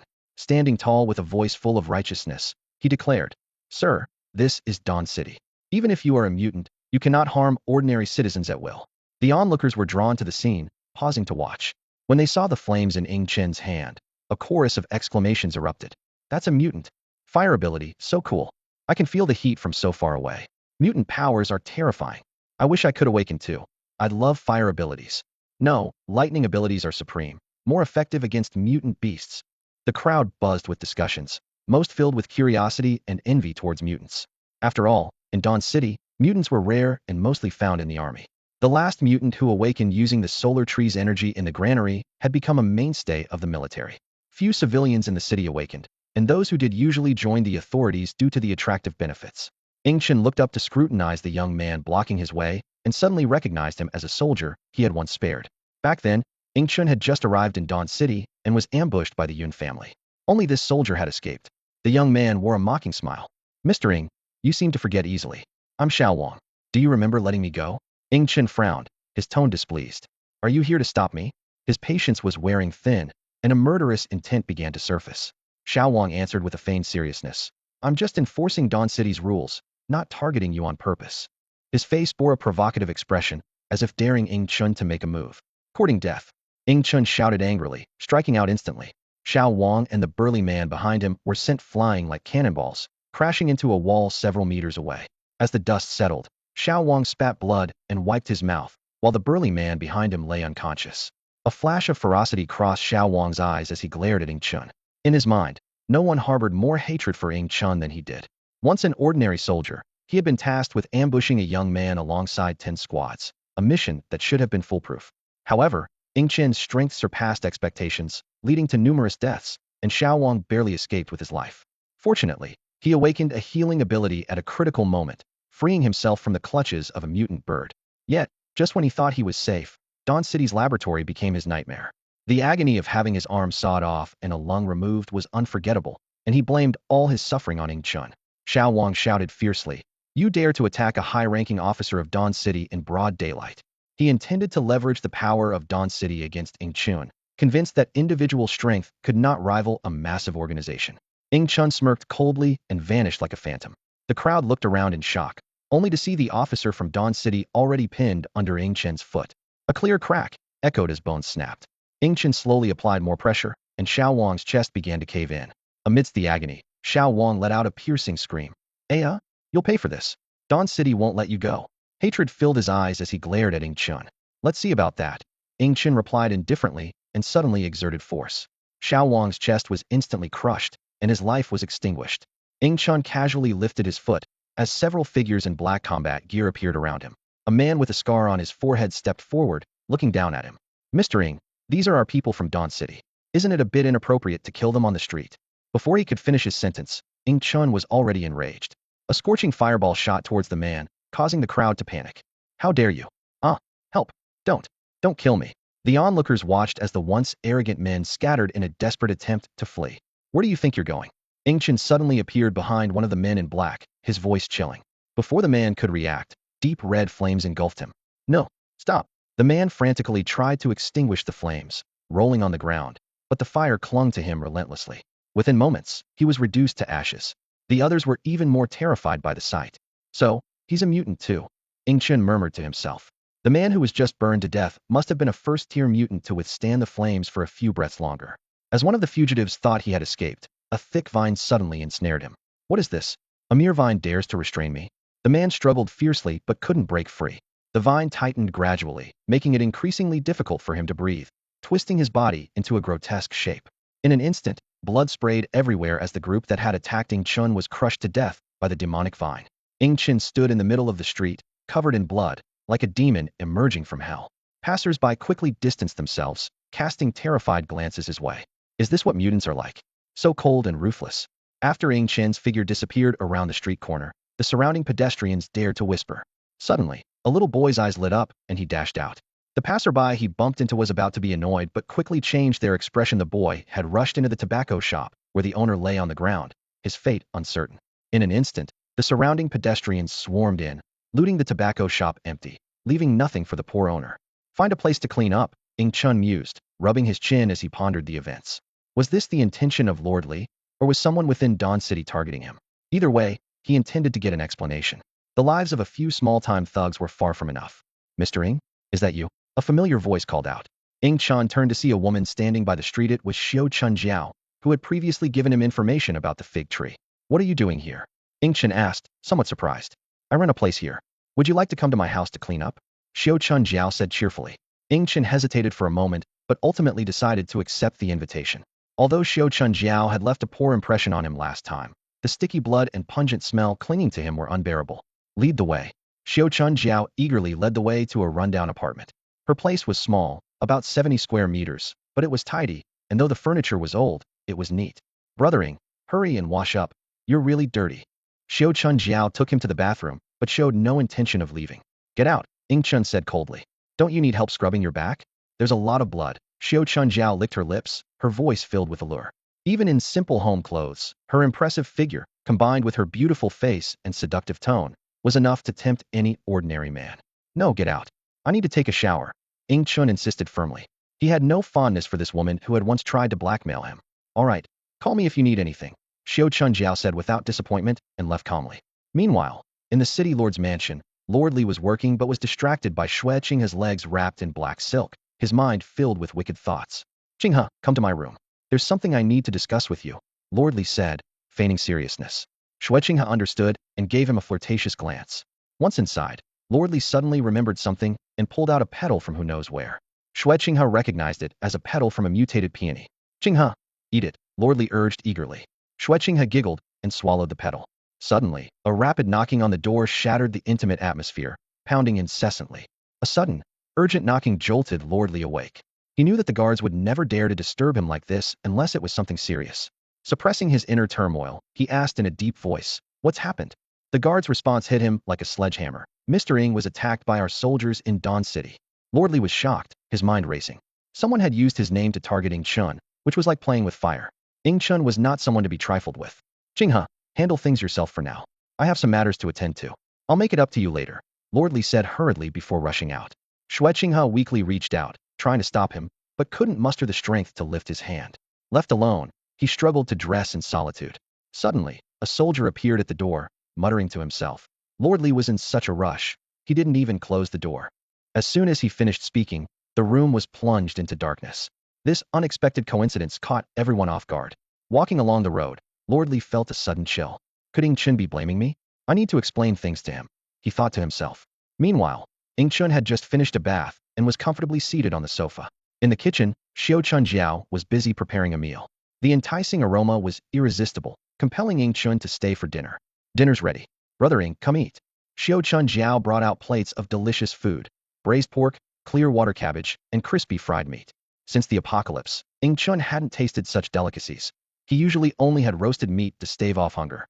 Ing Chun picked up a piece of crispy meat and gently placed it in his mouth. The meat was fresh and tender inside, with a crispy exterior, tastier than anything he had eaten before the apocalypse. Made from the mutant beast meat he provided, it was naturally exceptional. The two devoured the meal, quickly clearing the table. Ing Chun patted his slightly bulging stomach with satisfaction, remarking, I didn't expect you to have such skills. You can't judge a book by its cover. Xiao Chun Jiao's slender, delicate hands looked untouched by labor, yet she possessed such impressive culinary skills. I learned after the apocalypse, Xiao Chun Jiao said softly, a strange smile appearing on her face. Otherwise, in that hellish place, I would have been forced by them long ago. Suddenly, Ing Chun felt a sharp pain in his stomach, reminiscent of the time he ingested the 7-star dragon tooth grass.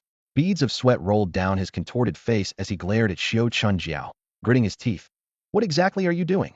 Xianjiao finally dropped her facade, a sinister smile tugging at her lips. She slowly approached Ing Chun, her eyes gleaming with greed. Mr. Ing, you are indeed formidable, she chuckled softly. I used 3 mutated poisonous plants, yet they couldn't directly kill you. Ing Chun, fighting back the searing pain within, tremulously asked, what do you want? Xianjiao narrowed her eyes, stepping closer. You must have obtained the mutated figs, right? I want half of them, and that treasure of yours that can control mutated beasts. Her gaze was fixed on Ingchun, as if trying to read his thoughts. Your pet is too powerful for you to control at this stage. There must be a treasure, and a very important one at that. Ingchun gritted his teeth and replied, Dream on. Xianjiao was unfazed, drawing a gleaming dagger from her waist. Think carefully, Mr. Ing. I've tested these poison plants. Even a single leaf can kill a mutated beast. You've ingested 3, and while you're not dead, I doubt you have any strength left to resist. She pressed the dagger's tip to Ingchun's throat. If you don't want to lose your life today, hand over the figs and the treasure. Suddenly, Ingchun lifted his head, a hint of confusion in his eyes. Why are you unharmed? You ate the same thing as I did. Xianjiao smiled alluringly, gently playing with Ingchun's hair. I've awakened a special ability, but it doesn't enhance my combat skills. It merely grants me immunity to all poisons. Those plants are lethal to you, but to me, they're just ordinary weeds. Realization dawned on Ingchun, and he felt a sense of dread. He urgently called out to the system in his mind. System, help me. I'm in deep trouble. The system's voice echoed in his mind, carrying a hint of reprimand. This is a lesson about understanding human nature. The apocalypse is harsh. You can rely on your pet to conquer the world, but can you withstand the traps others meticulously set for you? The system paused before continuing. Take a 7-star dragon tooth herb and swallow it. Even if it's not fully matured, its medicinal power will help expel the toxins. As Xianjiao pressed him further, Ingchun suddenly produced the mutated peony from his hand and quickly brought it to his mouth. Xianjiao was startled and swiftly reached to snatch it away, but managed only to grab a few leaves. She watched helplessly as Ingchun swallowed the remaining leaves, her anger boiling over. She raised her dagger, aiming for Ingchun's throat. Crack! The dagger was deflected by an invisible force. Xianjiao looked closely and saw that Ingchun's neck had transformed into a silvery metallic state. Damn it! Xianjiao was both shocked and furious, feeling the urge to retreat. She realized she couldn't kill Ingchun, and if his strength continued to recover, her own life would be in danger. Ingchun watched as Xianjiao fled in panic. He didn't pursue her, as he lacked the strength. The toxins in his body weren't fully expelled yet, and he could only watch as Xianjiao's figure disappeared from sight.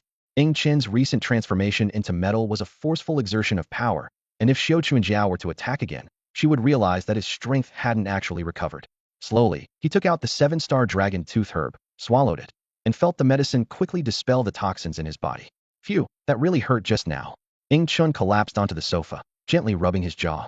A sly glint appeared in his eyes. Let her enjoy her moment, and then strike when she's most complacent. Wouldn't that be a greater blow to her? The system was surprised. So you deliberately showed the mutated peony flower earlier? That's right. Ingchun replied with a sinister smile. Think about it. If Xiao Chuanjiao eats the mutated peony and finds out it doesn't enhance her power, how desperate would she be? I took it out and put it in my mouth to make her believe it's a consumable treasure. Since she's so eager to gain strength, she won't pass up this chance. The system shivered, unable to help but remark. Xiaochun, you are so devious. No wonder you're my host. It seems you're walking a crooked path now. Meanwhile, Xiao Chuanjiao kept changing her appearance and frequently altering her direction on the road. She thought, I should have covered about 10 kilometers by now. No matter how capable Ingchun is, he can't catch up with me.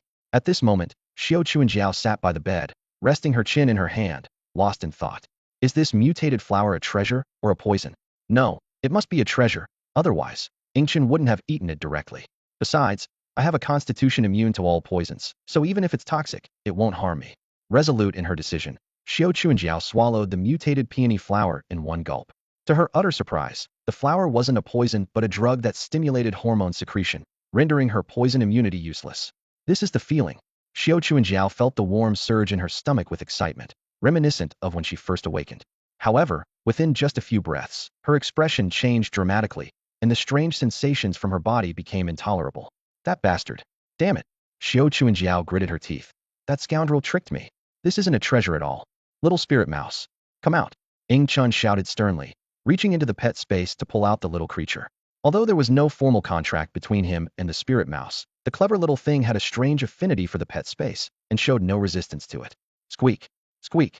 The spirit mouse was munching happily on a piece of sunleaf. Ingchun's forehead throbbed with frustration. If the greedy creature continued eating like this, even the sun tree might be stripped bare. I've taken care of you long enough. It's time you proved useful, Ingchun said coldly, pulling out Xiao Chuanjiao's dagger from his coat and holding it up to the spirit mouse's nose. Find this woman and kill her. If you can't, don't bother coming back. The spirit mouse was about to shake its head in refusal, but Ing Chun mercilessly tossed it into the air. It arced through the sky, flying several hundred meters before landing heavily. The mouse stood still for a moment, stomping its tiny feet in frustration, clearly displeased at not being given a chance to negotiate. But the thought of never tasting those delicious leaves again made it relent, and it began to track Xiao Chunjiao's scent. Oomph, greedy and cowardly little thing, living off me for so long. Time to repay your debt, Ing Chun sneered. He had just noticed that the spirit mouse had reached the late stage of the first rank, indicating it had been feasting on the sun tree quite a bit.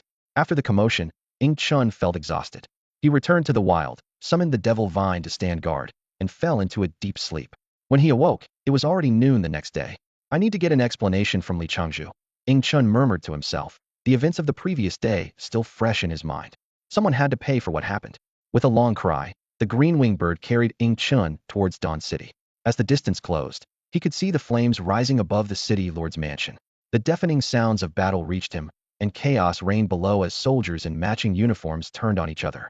On the ground, a soldier had just killed an enemy, only to be stabbed by his comrade. Why, Brother Wang, he gasped as blood gushed from his mouth, pooling on the ground in a crimson puddle. Sorry, I'm under Lord Li's orders, came the reply, just before a gunshot rang out and a bullet hole appeared in the soldier's forehead, sending both bodies collapsing to the ground. Is this an internal power struggle among Dawn City's elites? Ing Chun pondered. Suddenly, he spotted Xueqinghe. She moved like a valkyrie, surrounded by blades of ice, cutting down lives on the battlefield. Ing Chun observed closely and was surprised to find she wasn't aiding the city lord's guards, but seemed to be destroying the original forces of the city lord's mansion. Is Xueqinghe a spy? Ing Chun was puzzled. In his memory, Xueqinghe had always been deeply devoted to Li Changzhu. Otherwise, she wouldn't have remained unmarried. Did Li Changzhu get caught with a mistress? Ing Chun speculated. But a cold glint flashed in Ing Chun's eyes. No matter how chaotic they get, they must explain yesterday's events. Before he finished speaking, the sky was suddenly filled with the massive form of the devil vine, its colossal tendrils descending like giant pillars. What is that thing? Why has it suddenly appeared in the sky? No, don't let it fall. A soldier stared blankly at the giant figure in the sky, too stunned to even focus on his enemy. The entire battlefield paused in unison, every gaze fixed on the unexpected behemoth. Boom. Crash. The devil vine slammed heavily onto the ground, kicking up clouds of dust as the earth trembled like a minor earthquake had struck. When the dust settled, a colossal figure stood in the center of the battlefield. Soldiers who had once fought in the granary skirmish turned pale, knowing all too well the terrifying power of the devil vine, which could only be harmed by large-scale weaponry. Yet, even more frightening was its master, the man hailed as the world's top mutant. Damn it! You crushed my comrade, a soldier shouted, losing his composure as he opened fire with his rifle in a frenzy. Stop! Don't provoke it! An older soldier barked, but it was too late. Bullets rained down only to bounce harmlessly off the vine, falling to the ground as the vine writhed. In an instant, the vine wrapped around the soldier who fired, squeezing him with a force that left him breathless. Ing Chun frowned as he landed. Devil vine, you sense the presence of the ones who attacked me here? He murmured, suddenly understanding why the vine had killed. Out of nowhere, a ragged figure in a soldier's uniform burst from the crowd. Brothering, you have to save me. They've rebelled. The voice was weak, but oddly familiar. Ing Chun looked closely and recognized City Lord Li. Now in a pitiful state, his face was blackened, and he was covered in small wounds, as if he'd been through countless battles. City Lord Li, what happened to you? Ing Chun asked in surprise. City Lord Li hesitated, then sighed deeply. Do you remember Yun Nan, the son of the Yun family head? Ing Chun nodded, recalling the man who once threatened him, whom he had personally dealt with during the destruction of the Yun family. That man didn't die? It was he who started this conflict. City Lord Li's words hit like a bolt from the blue. What? Ing Chun was incredulous. I saw the flames of the blue-winged bird consume him, flames of the third rank that can melt steel. City Lord Li was filled with regret. It's my fault. After you left, my men found him in the ruins, shrouded in a dark light, slowly absorbing your pet's flames. Though near death, I felt pity and saved him. His abilities allowed him to quickly absorb medicine, and he survived. I kept him close as a guard, but he betrayed me and led a rebellion. Speaking of Yun Nan, City Lord Li's eyes flashed with hatred before he turned a pleading gaze to Ing Chun. Brother Ing, I owe you an apology. If you help me quell this uprising, I'll fulfill any request you have.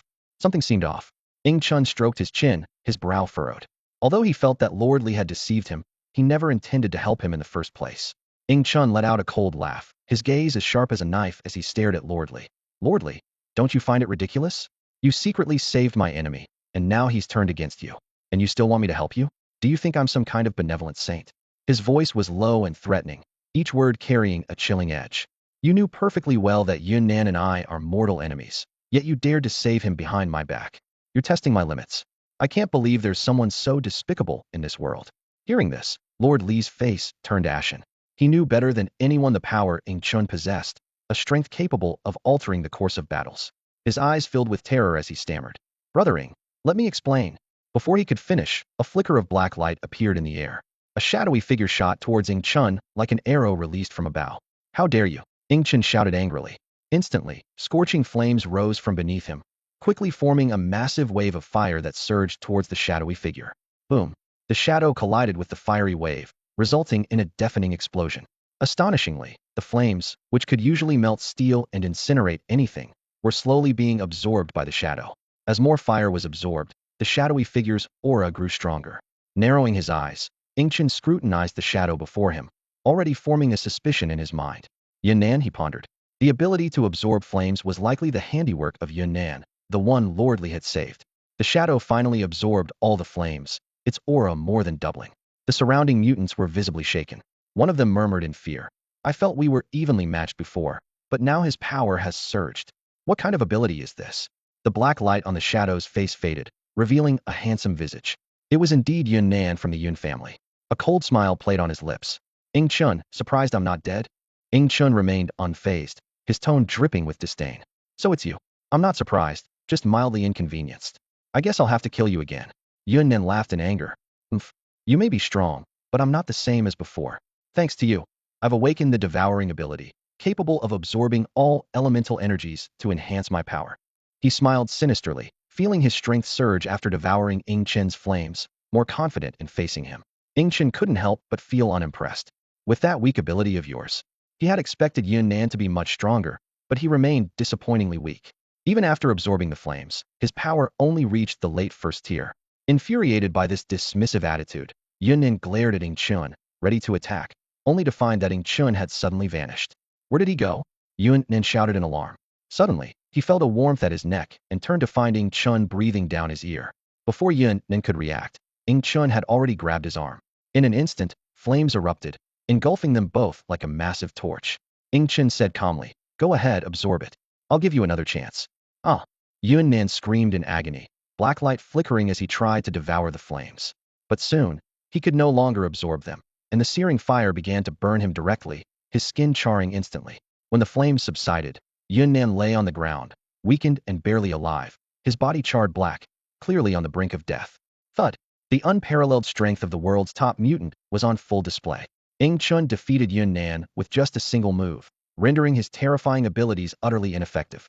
The surrounding mutants were astonished, speculating whether Ing Chun had already advanced to the third level, equivalent to the third grade of mutated beasts.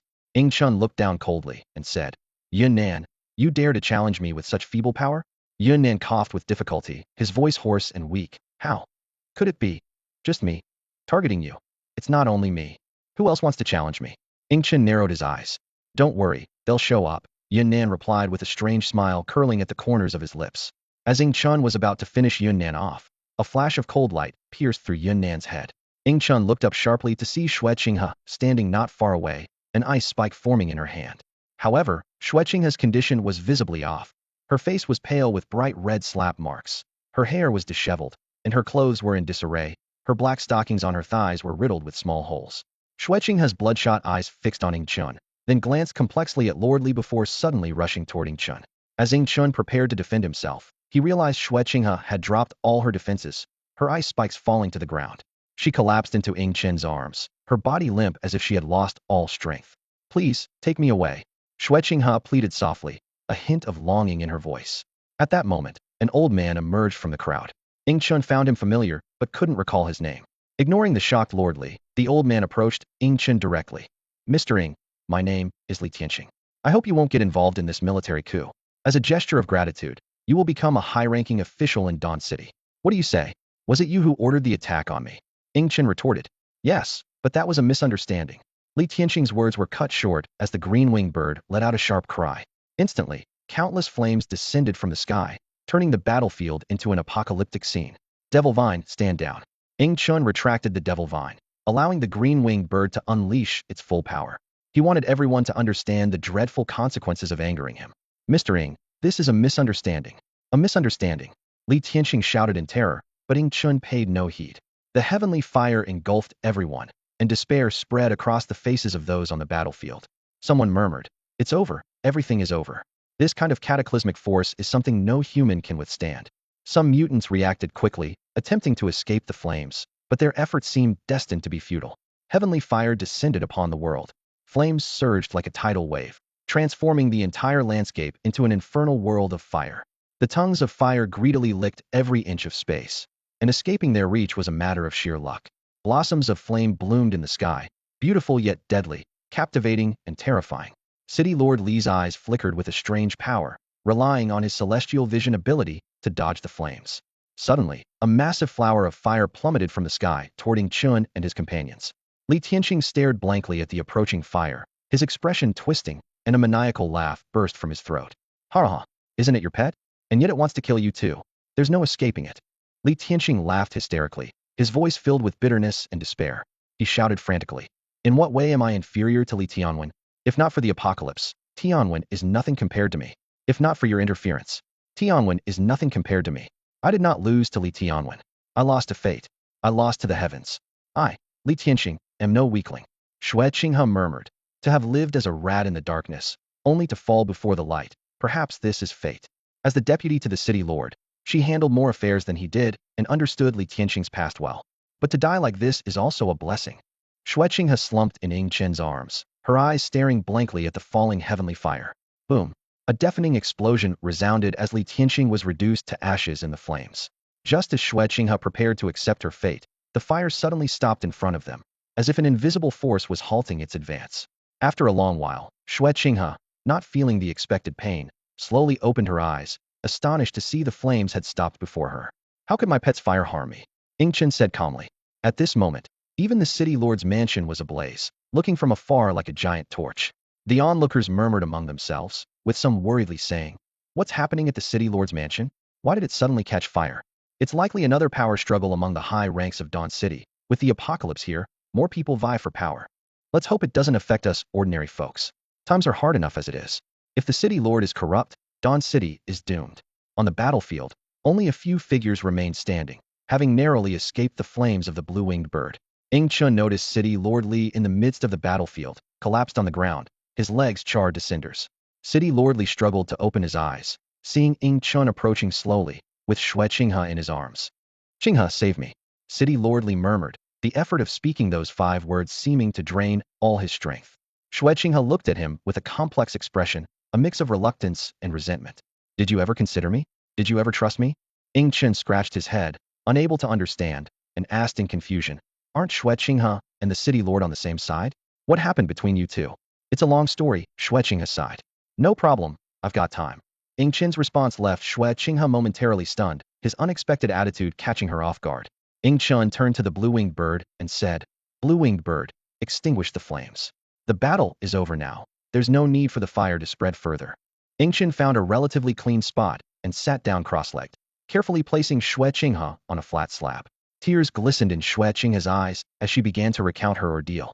"Yesterday afternoon, City Lord Li took me to the bedroom and made me eat the petals of a mutated peony flower," Xue Qinghe said, her voice trembling slightly. But before anything could happen, a guard knocked on the door to report an important matter, and he had to leave.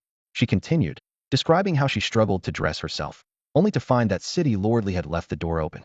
Yunnan happened to pass by and was about to close the door for him. At that moment, Xue Qinghe felt she was losing control.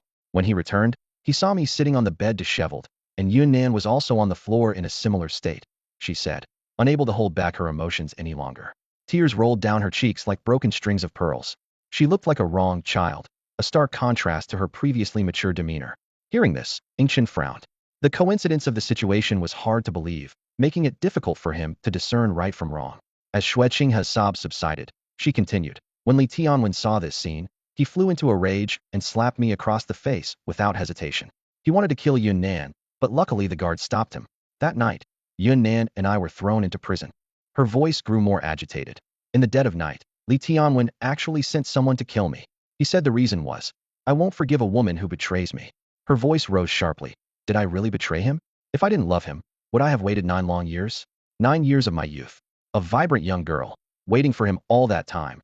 and he wants to kill me. By the end, Xue Qinghe was almost shouting hysterically, the years of pent-up grievances pouring out like a flood. Ingchen felt a sense of injustice for her, realizing that all this stemmed from City Lordly feeding Xue Qinghe the mutated peony flower. Were you really violated by Yunnan?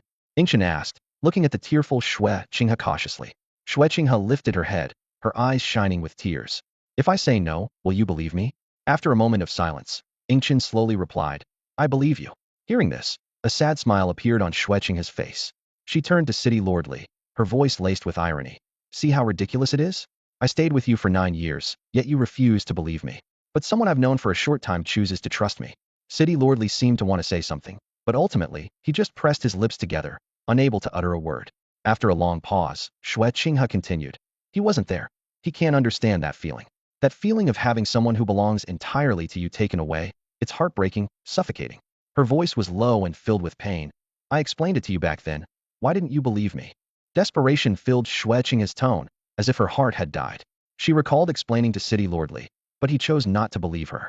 At that time, I awakened an ability, and it was an ice attribute, Xue Qinghe said, her voice becoming calm.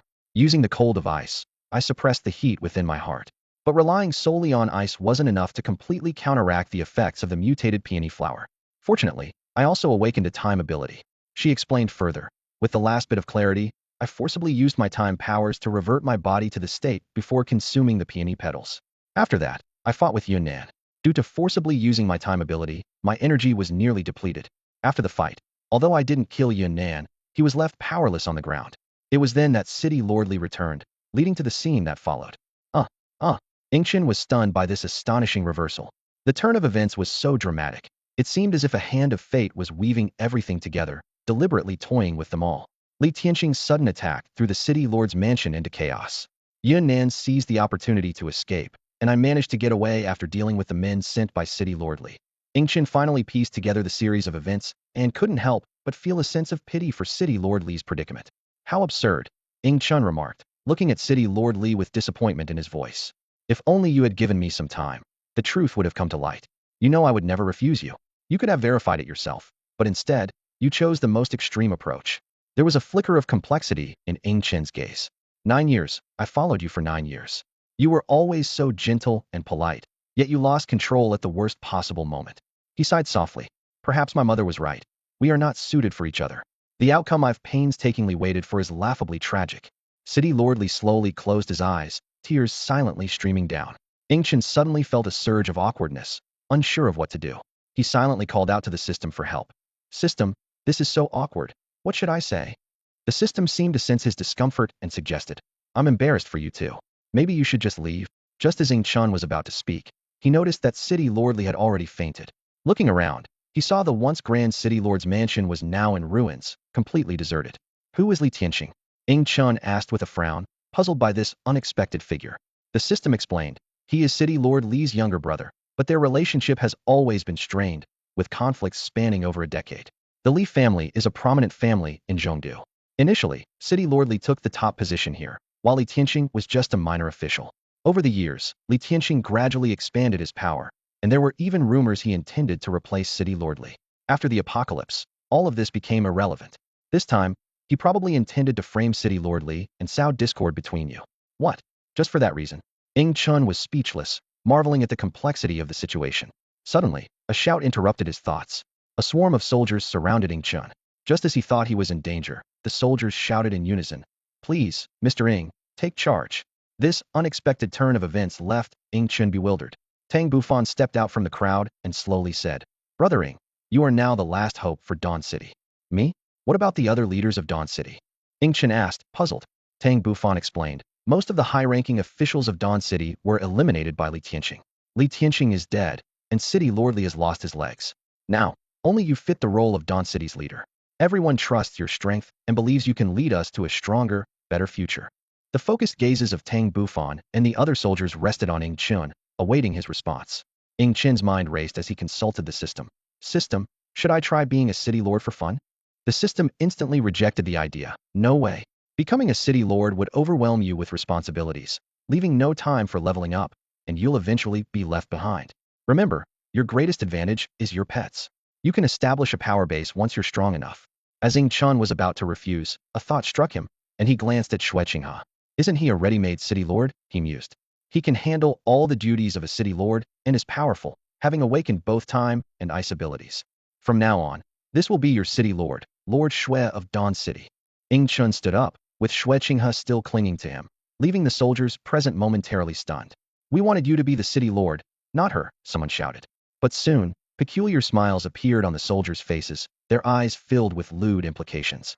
They quickly connected the dots. Lord Li was dead, Xue Qinghe looked weak and helpless, and Ing Chen's clothes were stained with blood. We get it. Haha, we get it, the soldiers shouted in unison. Hail Lord Xue. Xue Qinghe looked bewildered, and seeing the soldiers' unsavory smiles, regret washed over Ing Chun, his mouth twitching involuntarily. That was rash. I shouldn't have said it now. He silently lamented. I can't do this. Xue Qinghe started to explain, but Ing Chun interrupted her. Take good care of Lord Xue. I have some matters to attend to. With that, he entrusted Xue Qinghe to a female soldier, then leaped onto the back of a green-winged bird and left Dawn City in an instant. What an irresponsible Mr. Ing, a soldier muttered. Though I couldn't stand Lord Li, he wasn't this irresponsible. This is just scummy. I have a feeling we've been tricked by him. Another soldier agreed. Do you think Mr. Ing is planning to run away? I have that feeling too. It seems like he won't be coming back.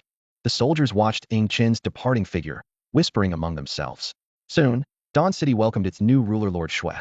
The news quickly spread throughout the city, and the residents learned that their new city lord was a woman, a powerful mutant with the power of ice. Only a few knew that Xue Qinghe's true ability was the power of time. Meanwhile, Ing Chun was flying aimlessly in the sky.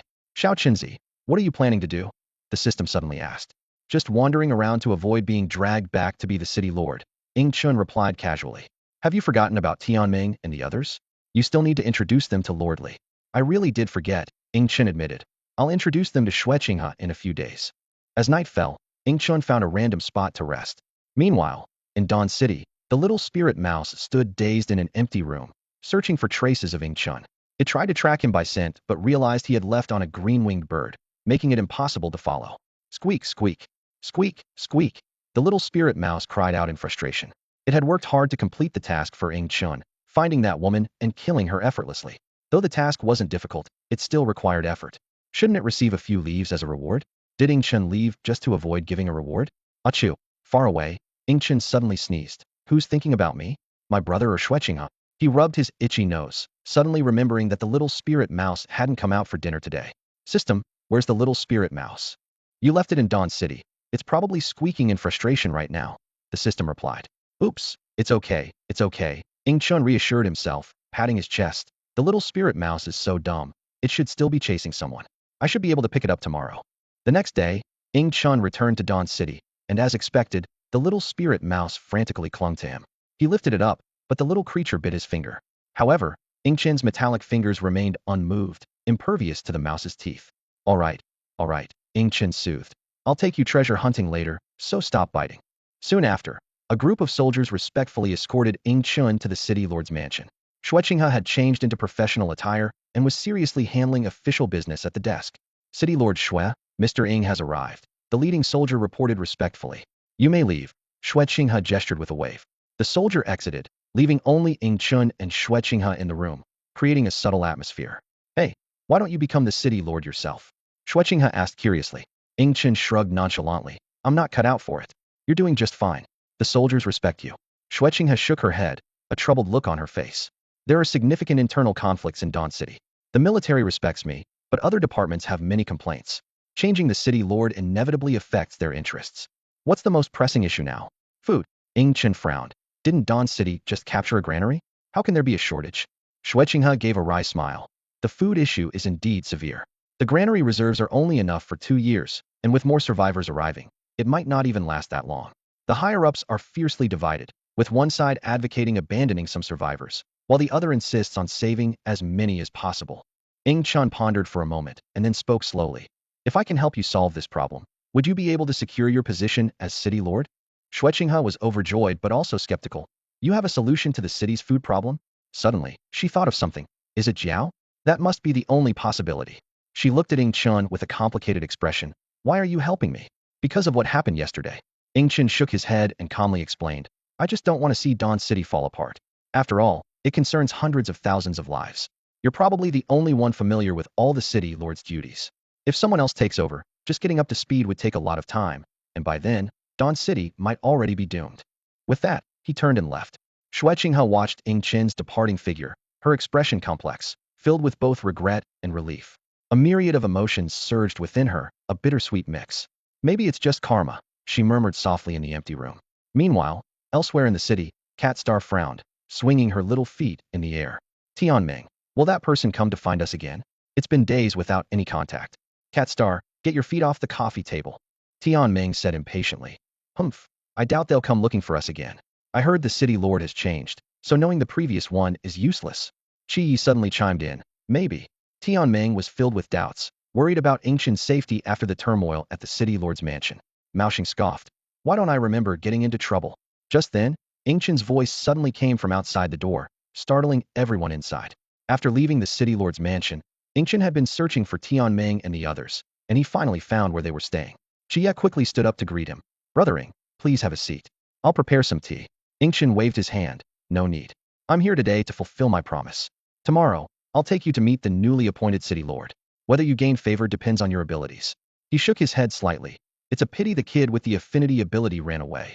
Otherwise, you might have had a better chance of being valued. Tianming and the others were puzzled. Wasn't that person the one who stole from Ingchen and ran away? Why did Ingchen seem regretful? Tianming cautiously asked. Brother Ing, why do you say it's a pity? Is his ability that important? Ingchen nodded. What's most important in the apocalypse? Tianming thought for a moment and answered, food. Exactly, Ingchen explained. Dawn City is currently holding a mutated beast that can make crops grow quickly and thrive in any environment. If we can calm this beast, the food problem in Dawn City would be solved. If that kid hadn't run off with the demon roc, he might have become a hero of Dawn City. But now, he's probably in grave danger, or might even have become food for the beast. Maoxing was puzzled. Brother Ing, why would he die? That person isn't weak, and with the demon roc's help, shouldn't he survive? Ingchen shook his head. The demon roc is not easy to keep. It's a true demonic bird, and will attack those around it once it sees fit. That's why I didn't take it in. Everyone suddenly understood why Ingchen neither pursued the person nor got angry before it, was because the demon roc would turn on its master. Tianming suddenly asked, Brother Ing, you said that if we can tame Jiao, we could gain favor with the city lord. Is that true? Ingchen was a bit surprised, hearing Tianming's confident tone. That's right. If you can make Jiao obedient, you'll definitely earn the city lord's appreciation. Do you have a plan? Though I can't bond with it, I can make it submit. Tianming said confidently. Is it your ability? Ingchen inquired further. Yes, with my eyes. Tianming's eyes sparkled with a mysterious, enchanting pattern, seemingly containing incredible power. This is my ability, the power of mental control. I want to try controlling Jiao, and I hope Brother Ing will give me a chance. Great. Wonderful. Ingchen was overjoyed. He had originally planned to use a contract slot after upgrading his system to control Jiao, but that would waste a slot since Jiao isn't a combat pet. With Tianming's ability, there might be a better solution. I hope you succeed. After Ingchen left, he wandered the streets of Dawn City, searching for a restaurant that was still open. Finally, he spotted a small eatery, the only place in the area with its lights still on. As he pushed the door open, a wave of warm air greeted him. Inside, a middle-aged man was wiping down a table and looked up at the sound. What can I get you, young man? The man asked warmly, a genuine smile on his face. That smile caught Ingchen off guard. He studied the man's face closely. There was none of the numbness or despair common among other survivors. Instead, it was filled with hope, as if the apocalypse had never happened. What's wrong, young man? Is there something on my face? The middle-aged man asked, feeling a bit uneasy under Ingchen's gaze. Ingchen snapped out of it.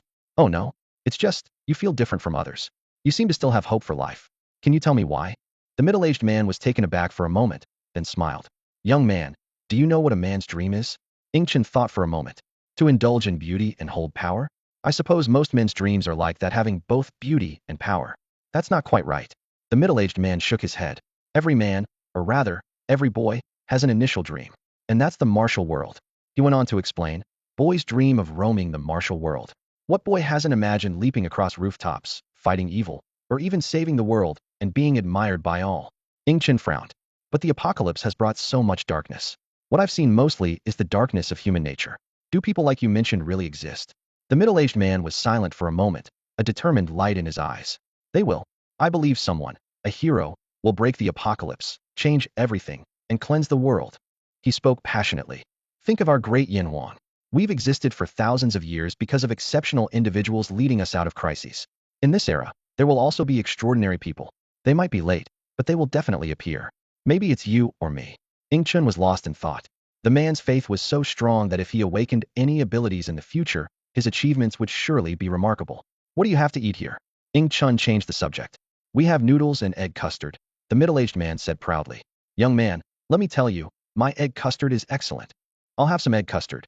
All right, soon. A steaming bowl of egg custard was placed on the table, garnished with a few pieces of green scallions. Ing Chun took a sip and found the taste ordinary, not as exceptional as the man had claimed. Nonetheless, the conversation made him realize that not all hope was lost in the apocalypse. System, do you think a hero will really emerge? Ing Chun asked internally. The system responded calmly. It's a small probability. If humans have heroes, wouldn't mutated beasts also have special entities? Humans are indeed weak. As spiritual energy revives, humans will eventually be left behind. The bloodline power of mutated beasts is unmatched. Ha. System, that's not necessarily true. Ing Chun suddenly laughed. Why? The system asked, puzzled. Ing Chun said firmly, because we are Yin Wang. Don't underestimate us. Even if no hero appears, I will end this apocalypse. I will find the one who triggered the spiritual energy revival and beat him to a pulp. This is my promise as a man, witnessed by heaven and earth. The system fell silent, unable to understand why Ing Chun had such a sudden change, so different from the naive and foolish Ing Chun it knew. What kind of power did that man's words possess to stir his fighting spirit so? Ing Chun stood inside the small diner, watching the absurd scene unfold before him. The middle-aged owner had just told a customer, then it's on the house. Next time, let me treat you to my cooking. When suddenly, his body began to tremble violently, as if something inside was ready to break free. Is he awakening? Ing Chun's eyes widened in disbelief at the sudden transformation. He muttered to himself, damn, I went through hell to awaken, and this guy just evolves through idle chatter. Just then, the door of the diner was flung open, and a group of menacing individuals stormed in. The burly leader shouted, trash this place. This dump serves egg custard that tastes like crap and still dares to charge us. Before the middle-aged owner could react, he was surrounded and beaten. He shouted desperately, don't hit me. But his words were cut off as fists and kicks rained down on him. Ing Chun watched coldly, thinking, poor guy, this must be your trial. Goodbye. He turned to leave, confident that once the man's awakening was complete, he would easily defeat the attackers. However, just as Ing Chun was about to step out the door, a sharp voice called out, hey, kid, who said you could leave? A baseball bat came crashing down on his head. Ing Chun turned slowly to find his assailant was a small, tattoo-covered boy. The blow barely registered, leaving only a mild sting. The boy continued to taunt. You call me a kid? If I don't call you up. Before he could finish, Ing Chun had already grabbed his head, fingers sinking deep into his flesh. My head's gonna explode. Let go. The boy screamed in terror, but Ing Chun's expression remained grim. At that moment, the boy swung the bat towards Ing Chun's legs. Brat! Ing Chun growled, and an ice pillar instantly formed in midair, blocking the bat's attack. The boy was startled by the sudden phenomenon, finally realizing that the kid before him was actually a mutant. Ing Chun sneered, so young and already so vicious. Let's see how you handle some real suffering. As he spoke, a sharp ice pillar slowly rose from the ground beneath the boy, its tip like a razor-sharp blade inching closer to his body. The boy struggled wildly, but under Ing Chun's iron grip, he was powerless, forced to watch as the ice blade approached. No, I haven't even experienced life yet, please, he wailed in despair. Ing Chun coldly replied, in this post-apocalyptic world, you have to take responsibility for your actions. No one's going to cut you slack. The ice blade pierced the boy's flesh, his face contorted in agony as he let out a blood-curdling scream. Ah! Ing Chun released him, letting the boy fall to the ground. You thought you could ambush me, kid? You're nothing, he said coldly. The boy curled up on the floor, writhing and twitching like a cooked shrimp, his painful groans echoing in the air. Damn, how dare you lay a hand on our brother? A group of people let the middle-aged man go and surrounded Ing Chun.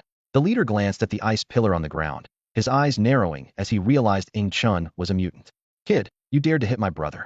Are you? One of the underlings started to say arrogantly, but was abruptly silenced by his boss, who clamped a hand over his mouth. Don't drag me to death with you, the leader warned in a low voice, gesturing towards the ice pillar. The underling suddenly realized his mistake and looked at Ing Chun in terror, understanding the gravity of disrespecting a mutant. Ing Chun remained expressionless.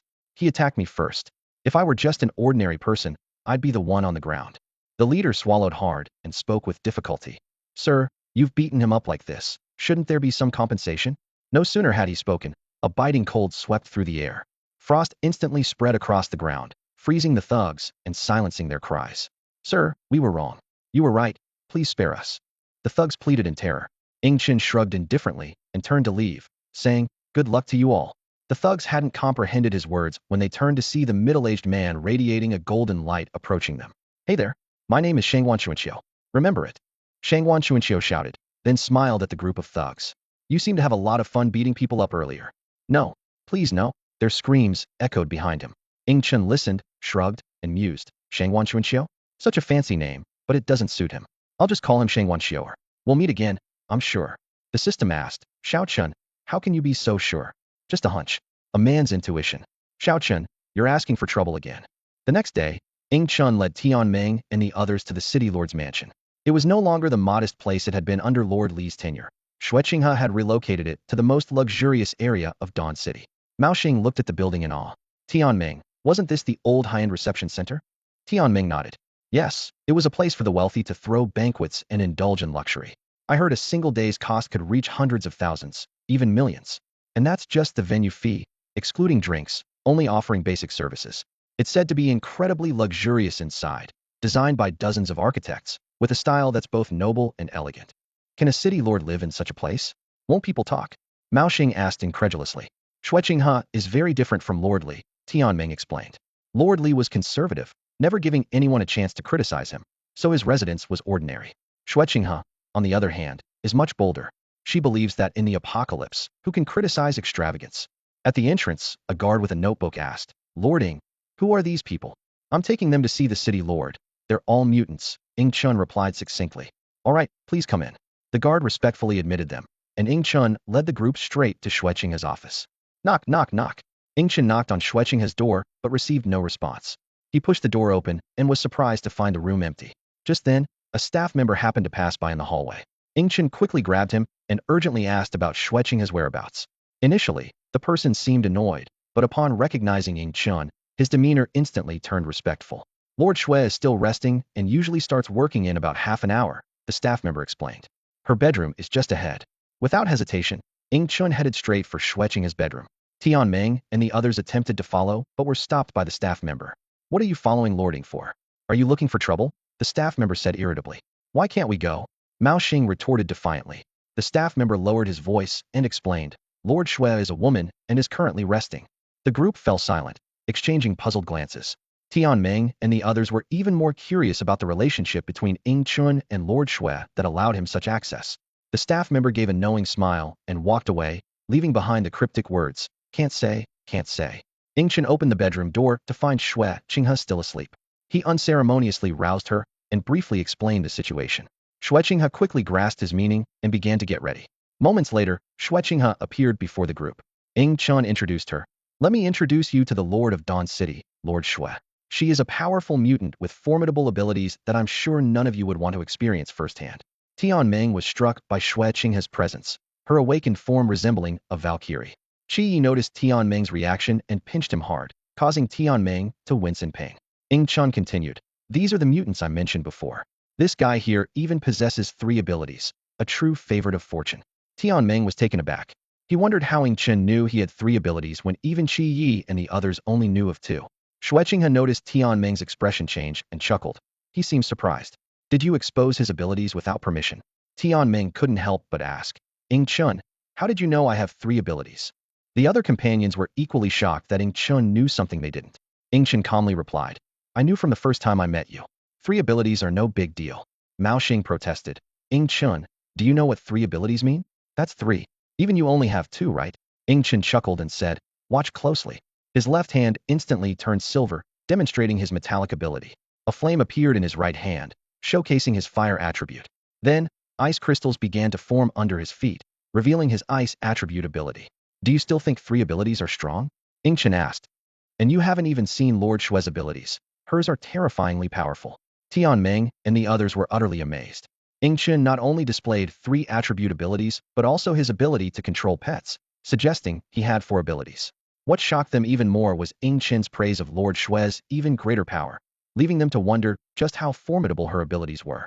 This revelation shattered their pride, especially for Tian Meng and Mao Xing. Although they usually acted carefree, they were quite proud inside. Today, Ing Chun gave them a vivid and profound lesson, making them aware of their limitations. Xue Qinghe, the current lord of Dawn City, stood before the crowd, a faint smile playing on her lips. Her perceptive eyes scanned the young group in front of her, and she had already made up her mind. These youngsters, especially Tianming, though they appeared mature, were still too inexperienced compared to her seasoned self. I heard from Yingchen that you have a way to control the Jiao. Shui Qinghe asked directly, her gaze fixed on Tianming. Tianming pounded his chest confidently. Of course, I'm quite confident I can control it. Shui Qinghe raised an eyebrow and questioned, you're only at level 1, but that Jiao is already at level 2, one level higher than you. Are you sure you can handle it? Her tone was filled with skepticism. To her, the idea of controlling a powerful mutant beast across such a gap seemed impossible. If it were Yingchen, she would have believed it without hesitation. Hearing this, Tianming's confidence quickly faded, replaced by hesitation and confusion. He hadn't expected the Jiao to have reached level 2, and the difference left him speechless. Seeing Tianming's prolonged silence, Shui Qinghe shook her head in resignation. Just then, Yingchen spoke up, offering a glimmer of hope to Tianming. Give him a chance. With my help to suppress the Jiao, it might be possible. Shui Qinghe looked at Yingchen in surprise. He's only a level 1. Is that really possible? Latest stage level 1, to be precise, Yingchen explained. Though there's a full level difference with the Jiao's latest stage level 2, it's not entirely impossible. After all, the Jiao hasn't reached level 3 yet. This explanation caught the attention of Tianming and the others. I'm at latest stage level 1. Tianming asked in confusion. Yingchen then elaborated on the concept of levels. Maoxing was currently mid-stage level 1. Chia and another male were early stage level 1, and Shui Qinghe was also early stage level 1.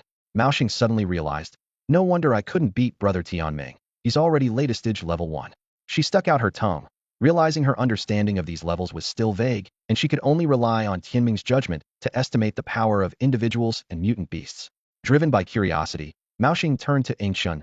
So, brother Ying, what level are you? Just early stage level 1. Yingchen replied calmly. Come on, you must be kidding, Maoxing said dismissively.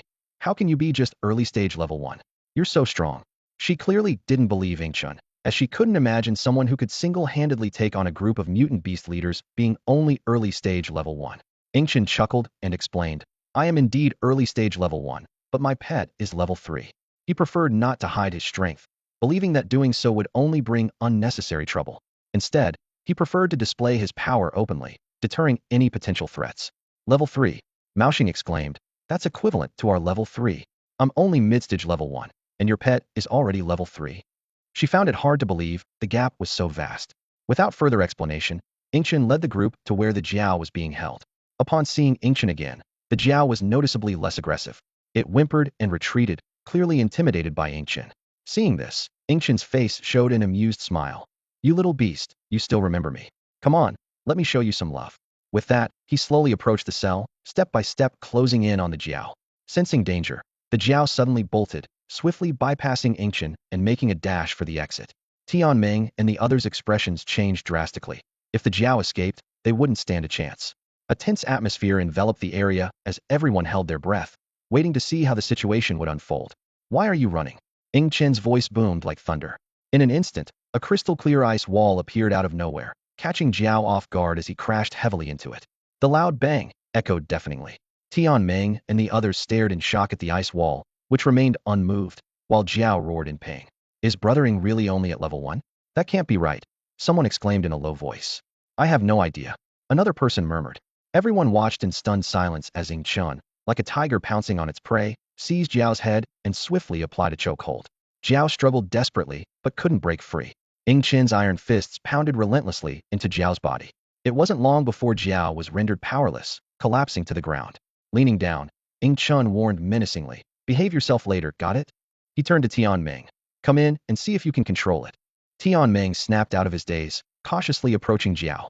As he got closer, he sensed the immense power within Jiao, far beyond his expectations. Yet, such a formidable creature had been effortlessly subdued by the man before him. Strange patterns appeared in Tianming's eyes as he locked gazes with Jiao. Jiao's eyes mirrored the same patterns. Instantly, they both fell into an eerie state of calm, as if time had stopped. The system interjected, Tianming's ability is too strong, making other creatures submit. Isn't that more powerful than you?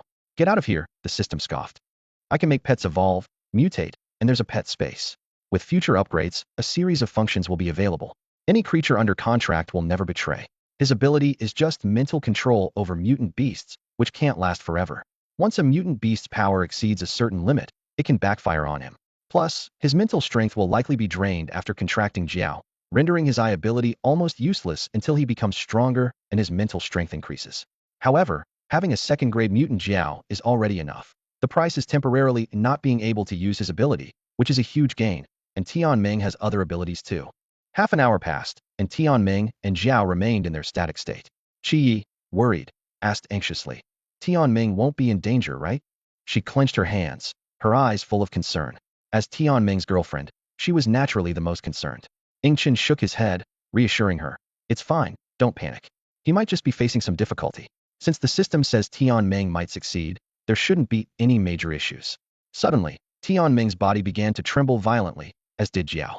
Tianming was sweating profusely, with blood seeping from his orifices. Tianming, what's happening? Don't push yourself. Qi could no longer hold back, shouting in fear. Ingchen quickly covered her mouth, gesturing for everyone to remain silent. Qi struggled frantically, hitting Ingchen repeatedly. Finally, Ingchen couldn't take it anymore and hissed, "Shut up. Do you realize you're endangering Tianming? If you disturb him further, it could cause him to lose his mind and die." Everyone's attention returned to Tianming, whose bleeding had worsened. Initially just a trickle, it now flowed like a small stream. His clothes were soon stained with blood. Qi stood frozen, staring at Tianming without blinking, as if she had lost all ability to think. Behave yourself, or Tianming might really die. Ingchen slowly released Qi's arm, his tone carrying a warning. Qi suddenly seemed to lose all support, collapsing to the ground. She clawed at her hair, her regret plainly visible. Seeing her finally calm down, Ingchen felt a bit relieved. He couldn't help but feel sorry for Tianming, thinking, what a misfortune to encounter such an irrational woman. Suddenly, Qi seemed to be triggered by something and sprang to her feet. Why? Why? It's impossible. Brother Tianming can't be dead. Her voice was filled with despair and unwillingness. In the next moment, she dashed out like a madwoman, so fast that Ingchen couldn't stop her. Qi rushed to Tianming's side, holding him tightly. Tianming, you can't die, you can't die. You promised to be with me forever. She kept repeating these words, her expression nearly hysterical. Just as Ingchen was about to intervene, he was stopped by the system's voice. Why stop me from going to Tianming? If this continues, Tianming will surely die. Ingchen asked, puzzled. The system calmly replied, there's nothing you can do now. Even if Tianming miraculously survives, his body won't be able to evolve again. He might be stuck like this for the rest of his life. But shouldn't I stop her? Ingchen remained confused. The system explained further, going there will only cause more conflict. You don't understand women. If you go now, Qi might blame you for everything, and Tianming could end up resenting you. Ingchen was surprised. Really? How unreasonable. And how do you know so much about women? The system simply replied, just listen to me. She's not like Xueqinghe, who is rational. She's just an emotional girl who won't reason with you. At this moment, Mao Xing and others stepped forward, trying to stop Qi Ye's frantic actions. Xueqinghe stood by, observing coldly. She noticed Ingchen didn't step forward either and was surprised. You didn't go over. I'm quite surprised, Xueqinghe said with a faint smile. Ingchen just shook his head, thinking Xueqinghe must have noticed something. Just then, Tianming's body suddenly convulsed violently, a large mouthful of blood spewing from his mouth, instantly staining Qi red. Qi screamed in agony, while Tianming weakly looked around and said, I did it. As soon as he finished speaking, his head tilted, and he passed out. At the same time, Jiao woke up, staying obediently by Tianming's side. Qi kept shaking Tianming's body, hysterically shouting, Tianming, Tianming, wake up. Tianming's head bobbed with her movements, making Ingchen's mouth twitch. Xueqinghe agreed, remarking, having such a girlfriend, Tianming must have done something wrong in a past life. Ingchen then decisively took Tianming from Qi Yi and immediately arranged for the people of Liming City to provide emergency treatment. After an indeterminate amount of time, Tianming finally managed to open his eyes. He looked around, realizing he was in a white room, clearly a hospital. He saw Qi Yi asleep at his bedside and tried to move, but pain shot through his body, causing him to tremble and sweat profusely. Tianming's cry of pain woke Qi Yi. Seeing his suffering, she was at a loss. At that moment, Ingchen walked in. After some time of recuperation, Tianming's condition slightly improved. Weakly, he asked, Brothering, what happened to me? Why can't I feel my powers, and why has my body lost sensation? Ingchen looked at the once gifted Tianming, who had 3 abilities, and a hint of regret flashed in his eyes as he gravely said, Tianming, your situation is complicated. Ingchen's words hit Tianming like a sledgehammer. Your abilities are gone, and so is your body. You'll likely spend the rest of your life bedridden. It's like a high-level paralysis. Tianming shuddered, struggling to speak with trembling lips. Am I really ruined? He already knew the answer, as his body was completely immobile, and any attempt to move resulted in excruciating pain. Indeed, Ingchen confirmed coldly. Tian Ming fell silent, unable to accept such a blow. He fought through the pain to ask, "Can you tell me why? Is it because of the contract with Jiao?" Qi Yi suddenly erupted, pointing at Ying Chun and shouting, "Yes, yes, yes. It's you. You caused this to happen to Tian Ming. If you hadn't made him contract with Jiao, none of this would have happened. You intended to frame Tian Ming." Tian Ming looked at Ying Chun with a complex expression filled with doubt. "Is this true?" Ying Chun frowned, disgusted by Qi Yi's shamelessness. He had acted according to the system's advice, yet Qi Yi was trying to shift the blame onto him. "It's not because of your contract with Jiao," Ying Chun explained directly. "Under normal circumstances, it would only consume most of your mental energy, temporarily disabling your eye abilities. You were supposed to obtain a second-grade Jiao, but during the contract, your little girlfriend here interfered, leading to all this." Although Ying Chun wasn't sure if Tian Ming would believe him, he felt it necessary to reveal the truth. After all, the situation indeed started with him. Had he not suggested the contract, this might not have occurred. Tian Ming looked at Qi Yi in disbelief. "Qi Yi, is this true?" Qi Yi panicked, avoiding his gaze, and quickly retorted, "It wasn't me, it was Mao Xing and the others. Mao Xing kept shaking your body, which led to your condition." Ying Chun looked at Qi Yi with disdain, thinking the system was right. Qi Yi was desperately trying to pass the buck. "Is that true?" Tian Ming pressed. "Of course it's true." Qi Yi's voice quivered with tears. "I'm your girlfriend. How could I interfere with you? It must have been Mao Xing, jealous of your abilities, who sabotaged you." As Qi Yi spoke, her tone grew increasingly pitiful, her eyes welling with tears as she blinked at Tian Ming. His heart softened immediately. "Sweetheart, I was wrong to blame you. I'm sorry, I apologize." Tian Ming gently comforted her. Beside them, Ying Chun was dumbfounded, watching the scene unfold in disbelief. He thought, is this what they mean by, as long as a woman plays her part, everything is the man's fault? Clearly, Qi Yi was responsible for Tian Ming's condition, destined to spend his life in bed, yet Tian Ming was the one comforting her? "Tian Ming, you must have been a terrible villain in your past life to be this unlucky." Ying Chun couldn't help but remark before turning to leave the room. He realized that despite Tian Ming's outward maturity and decisiveness, he was easily swayed by Qi Yi. As long as Qi Yi spoke, she could effortlessly change his mind. Tian Ming didn't understand Ying Chun's remark, simply staring blankly as he left. Qi Yi began to cry again, and Tian Ming quickly continued to comfort her. Ying Chun sighed internally. What a waste. Pampering a girlfriend shouldn't be like this. It's no different from being Qi Yi's lapdog. I used to think highly of you, but it turns out you're just another fool at the mercy of a woman. As night fell, Ying Chun lay in the bedroom that Xue Qinghe had meticulously prepared for him. The room's furnishings were brand new, like relics from a bygone era freshly unwrapped, emitting a faint scent of plastic. Bored, he toyed with a small spirit mouse, grabbing its tail and playfully tormenting it. Suddenly, a rapid knocking on the door interrupted Ying Chun's game. "Who is it?" he asked cautiously. "Brother Ying, it's me, Tian Ming," came a familiar voice from outside. "I'm sorry to disturb you at this hour, but I have an urgent matter to discuss.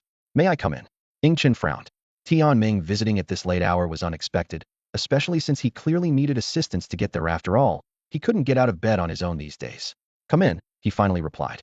The door creaked open, and Tian Ming was wheeled in, slumped in his wheelchair. To Ying Chun's surprise, it was not Qi Yi pushing the wheelchair, but Mao Xing. This unexpected pairing puzzled him, especially since earlier that day, Qi Yi had been causing trouble for Mao Xing. Sensing Ying Chun's confusion, Tian Ming offered a wry smile. "Brother Ying, you must be wondering why I'm here with Mao Xing." Ying Chun nodded, remaining noncommittal. Tian Ming continued, "I understand Qi Yi's character and the truth of today's events. Do you believe me?" Ying Chun simply shrugged, indifferent. "It's not about whether I believe you or not. These grudges have nothing to do with me, nor do I wish to be involved." Tian Ming lowered his head, murmuring as he recounted how he met Qi Yi, the campus beauty during their freshman year, his persistence in confessing 32 times, their encounters after the apocalypse, and Qi Yi's sudden confession. However, to Ying Chun, these stories were nothing more than the self-justifications of someone infatuated with beauty. Suddenly, Tian Ming looked up, hope glimmering in his eyes. "Brother Ying, do you have a way to heal my body? Please, help me." Ying Chun scoffed. "Why should I help you? We're strangers, and you owe me a favor. Besides, how do you know I can help?" Tian Ming pleaded desperately. "Brother Ying, you're so powerful, there must be a way. I'll agree to any condition you set." "No, I truly don't have a way," Ying Chun replied coldly. To him, Tian Ming's body was like a fragile porcelain on the brink of shattering. At that moment, a voice from the system echoed in Ying Chun's mind. "Xiao Qinzi, you actually do have a way to save him." Ying Chun was taken aback. "I have a way. I wasn't aware." The system explained, "The 7-star dragon tooth herb has a certain chance of healing him. If he consumes it and gains the power of the dragon, he might recover and even become stronger." "So what? Ying Chun is not a pushover." He went through a lot of trouble to obtain the 7-star dragon tooth grass, and he's not interested in giving it away for free. Tian Ming noticed the sudden change in Ing Chen's expression and his silence. He felt a glimmer of hope, realizing that Ing Chen might actually have a way to cure him. Brother Ing, please, help me. Tian Ming pleaded urgently, his voice tinged with hope. Ing Chen replied coldly, no, I can't help you. You should leave. Upon hearing this, Mao Xing was furious and questioned loudly. How can you be so cold-hearted? Brother Tian Ming ended up like this for the sake of Dawn City, and you feel no guilt at all. Ing Chen was displeased, thinking to himself. He never asked Tian Ming to contract with Jiao. It was Tian Ming and his group who wanted higher status and agreed to it. Mao Xing, shut up, Tian Ming shouted sternly, noticing Ing Chen's dark expression. This isn't Brother Ying's fault. It's my greed that led to this. Tian Ming took a deep breath and pulled out a jade pendant from his pocket. Brother Ing, how about I exchange this treasure with you? The pendant was carved with a dragon and phoenix motif, but the dragon's luster had faded, leaving only the phoenix part shining brightly. Ing Chen curiously took the pendant, feeling its cool, high-quality texture. He could sense the pure and powerful energy within, although it wasn't much. Ing Chen asked the system in his mind, what's the use of this jade pendant? Can you absorb its energy? The system replied, this is a dragon phoenix divine jade, a rare crystal in the universe, said to be formed only where both a dragon and a phoenix have fallen. It's extremely precious. It originally contained vast energy, but most of it has been extracted, leaving only a trace of its original power. The energy was likely infused by a man and a woman, both at least at the 7th rank. This energy doesn't serve other purposes but can awaken powerful abilities in a being, bestowing them with high-level talents. The dragon represents male energy, the phoenix female. The dragon's energy has been absorbed, while the phoenix's remains. It seems Tian Ming awakened 3 abilities by absorbing the dragon's energy. The system continued, this treasure has little value for you, but for an unawakened woman, it's invaluable. Tian Ming could awaken 3 abilities from it, and someone with decent talent might awaken 4. Ing Chen looked at Tian Ming in amazement, marveling at fate's irony. He had struggled to awaken just 1 ability, while Tian Ming managed to awaken 3 with a single treasure. The system consoled, don't underestimate yourself. Your Beast King ability is a true latest-stage power, growing stronger over time. Each bloodline you absorb is like gaining a new ability. With just this 1 power, you can surpass everyone and become invincible. Compared to you, Tian Ming's 3 abilities are nothing. Ing Chen sighed. TSK. This thing is useless to me. Even if I take it, it's of no use. The system suggested, take it anyway. You might find a use for it in the future. You could trade it for other treasures later. Such a relic is hard to come by, requiring the sacrifice of a significant figure of at least the 7th rank, using their essence to nurture it. Then keep it, Ing Chen replied, furrowing his brow slightly. This treasure is extremely valuable, and I'm sure you're aware of its effects. Are you sure you want to trade it? There was a hint of hesitation in his voice. Ing Chen didn't want to take advantage of Tian Ming. That would be no different from exploiting someone when they're vulnerable. Although he could be ruthless and cold-hearted, he wasn't willing to completely lose his humanity with those he knew. Tian Ming gave a bitter smile, a look of determination flashing in his eyes. I'm well aware of the treasure's power, and I hope Brother Ing will give me this chance. If I become a cripple, what use is the treasure, no matter how powerful? His gaze fell on the jade pendant in Ing Chen's hand, memories flooding back. When he first awakened, he only gained 1 ability sent mimicry. This seemingly useless ability had helped them avoid danger time and again in the early days of the apocalypse. Ing Chen was silent for a moment, then put away the pendant and took out another item from his pocket, a plant known as the 7-star dragon tooth grass. He had kept this herb all this time because consuming it more than once had no effect. This is the 7-star dragon tooth grass, Ing Chen explained. It only grows where true dragons have fallen. Even I only obtained 3, and 1 of them is still immature. He paused. Consuming it can greatly enhance your physical condition. If you're lucky, you might gain the power of the dragon and the dragon's blessing. If you acquire the dragon's power, your body will recover completely, and your strength will increase significantly. Tian Ming's eyes were fixed intently on the grass as he asked, what if I don't gain the dragon's power? Then there's no cure for you, and it depends on your fate, Ing Chen replied bluntly. As for the dragon's blessing, it changes your appearance, like it did for me. Tian Ming looked at Ing Chen in shock, finally understanding the reason for his transformation. He took a deep breath and said resolutely, Mao Xing, give it to me. Mao Xing carefully handed the herb to Tian Ming. Soon, Tian Ming felt a surge of heat coursing through his body, waves of warmth rushing inside him. Tian Ming couldn't help but scream in agony, his voice piercing and drawing the attention of nearby guards. Ing Chen quickly dismissed them. Finally, I'm not the only one experiencing this earthly delight, Ing Chen said with a mischievous grin. Enjoy it, this gut-wrenching pain. As time went on, Tianming's body began to change. At first, Chun thought he had received the dragon's blessing, but soon realized that wasn't the case. Tianming's body became stronger, but his appearance remained unchanged, and the energy within him continued to rise. Chun was at a loss, thinking, is this really the dragon's power? As the first one to consume the 7-star dragon tooth grass, he hadn't received it. Yet Tianming, who was once considered a weakling, had. After a while, the transformation in Tianming's body ceased. He suddenly stood up, looking like a completely different person. His once frail frame was gone, replaced by a powerful physique with muscles as hard as steel. Tianming clenched his fist, feeling the surging strength within him. I feel like I could punch a mutated bull to death with one blow, he said excitedly. Thank you, Brother Ing, for your help. If you ever need anything, I won't hesitate to assist you. Chen shook his head, his tone calm. This was a fair trade between us, not a favor. No need for such gestures. You can go back now. After Tianming and Maoxing took their leave, Chun was left alone in the room. He picked up the little spirit mouse, gently stroking its soft fur with his fingertips, while his gaze drifted towards the pet space in the void. System, how can I make the devil's vine devour the soared vein grass? Chun asked directly, his eyes gleaming with anticipation. The system's voice echoed in his mind. Give me the remaining energy, and I'll guide it. There's a 90% chance of evolving the devil's vine.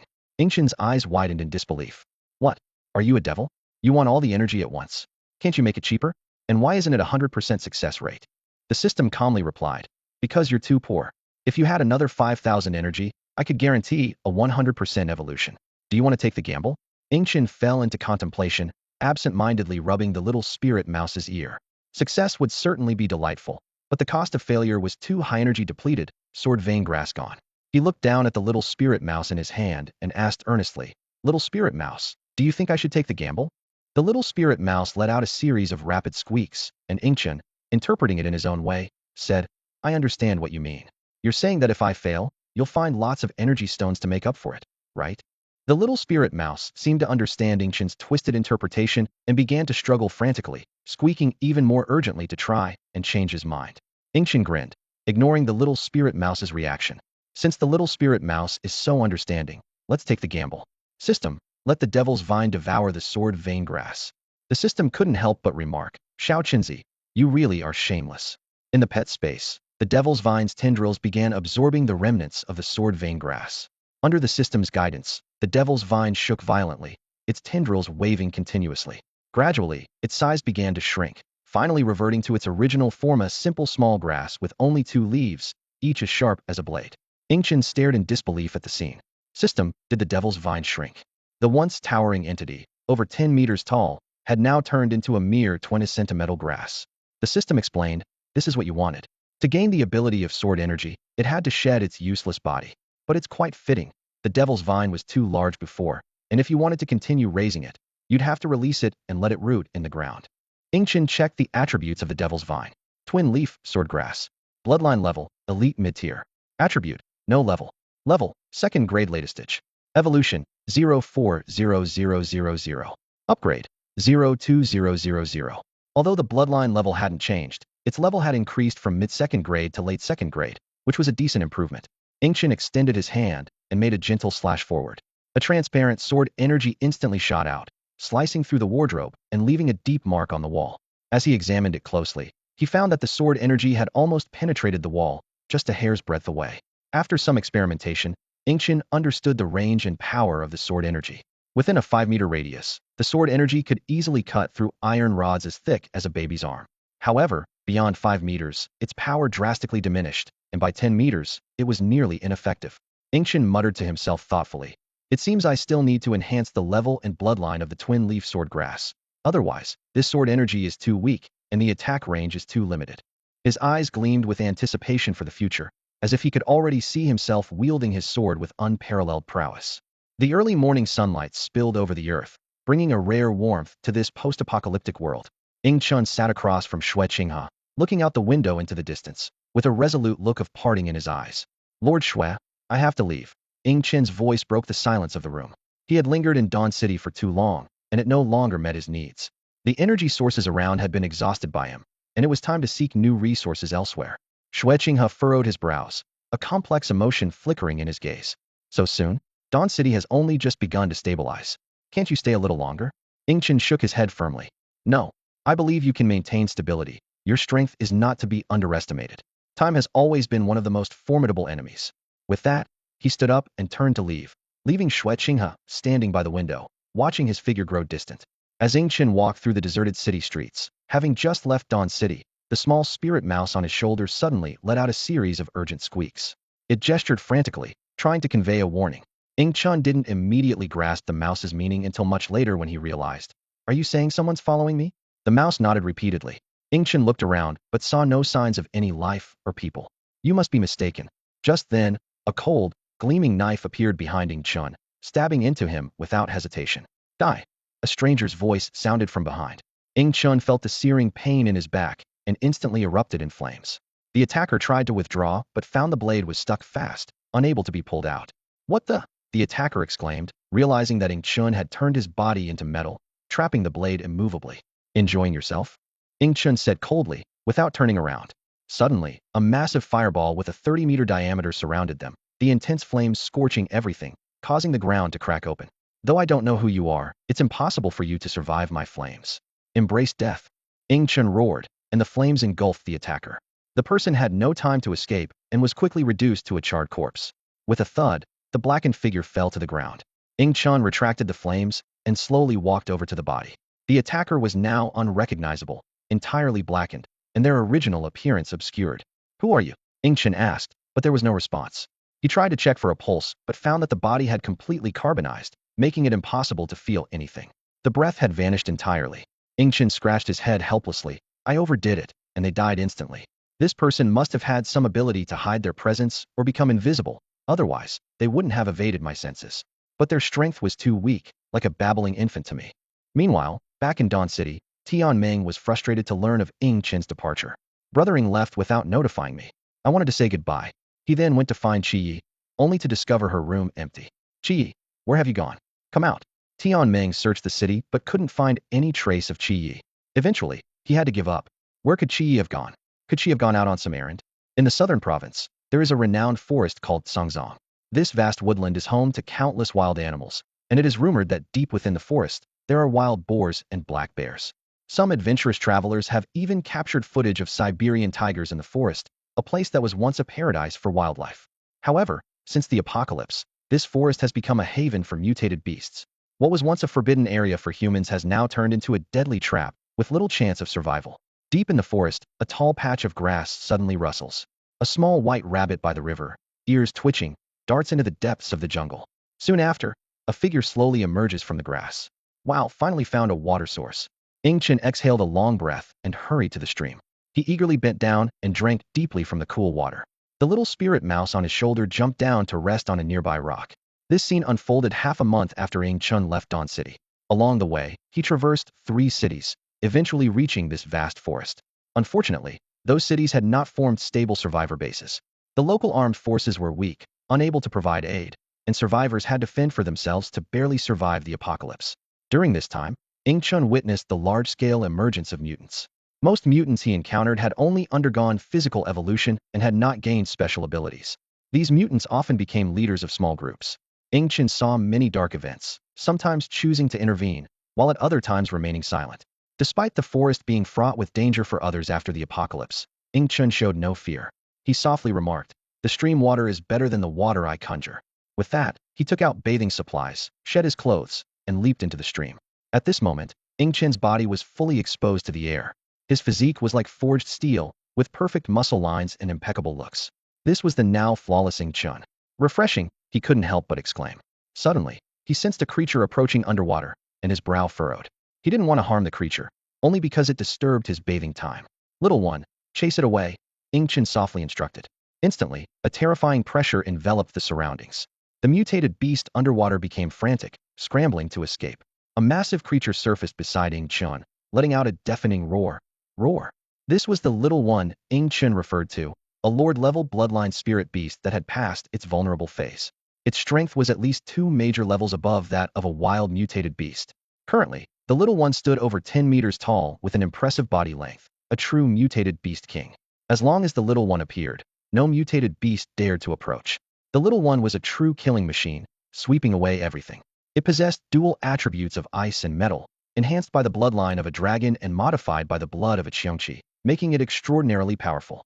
Its physical body was extremely robust, capable of easily destroying buildings with its every move. The ice attribute granted it long-range attack capabilities, while the wings on its back, derived from the Cheonchi's feathers, were not only incredibly fast, but also razor-sharp, able to slice through steel effortlessly. Although the little one was a Lord-level spirit beast, its physical strength was not inferior to a Lord-level fierce beast, perhaps even superior. This was due to its evolution from bathing in Cheonchi's blood, granting it terrifying power. Among lords of the same level, few could match the little one's might.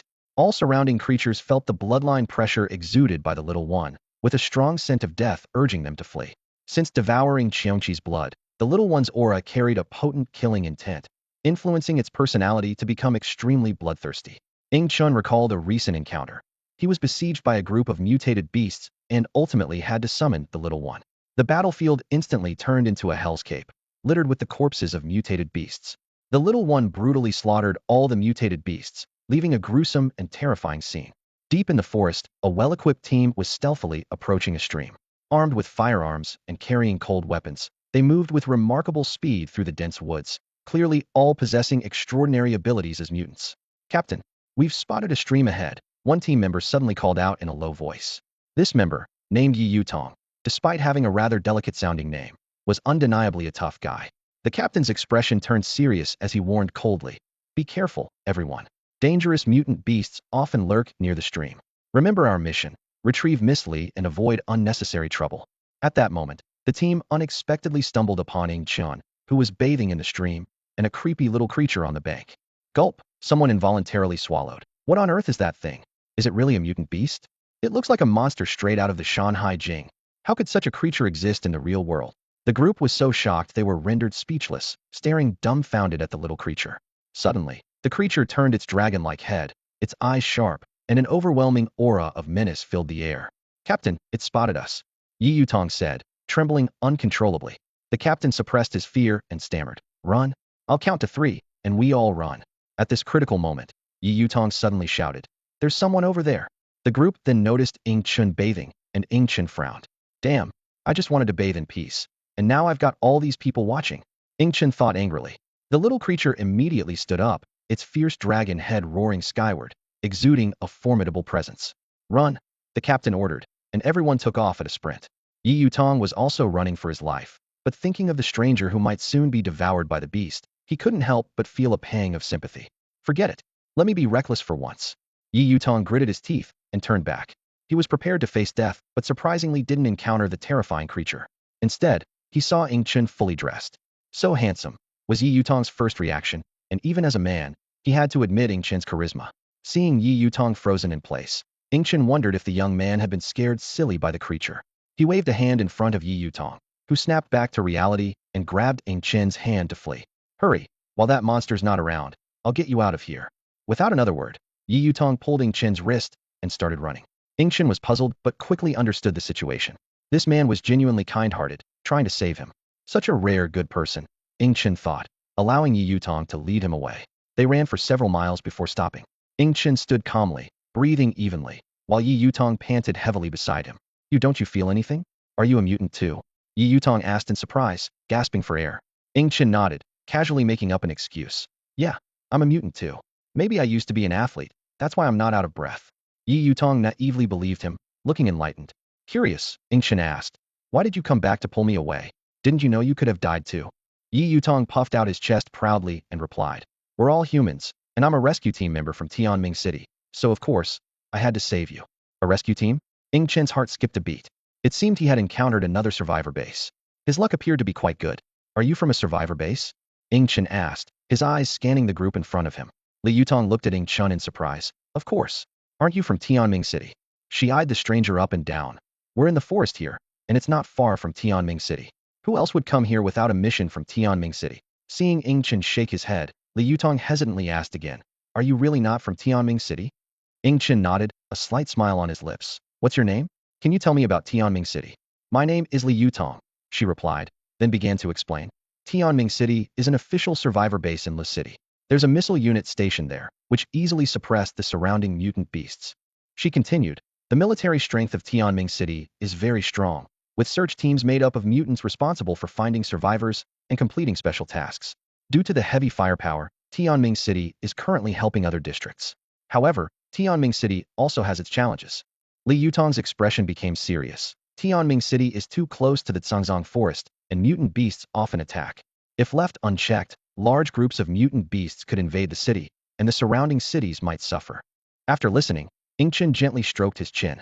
From Li Yutong's description, Tianming City seemed far superior to Liming City. Tianming City had secured its area and was conducting rescues in other districts, while Liming City hadn't even completed rescues in its own district. You haven't told me your name.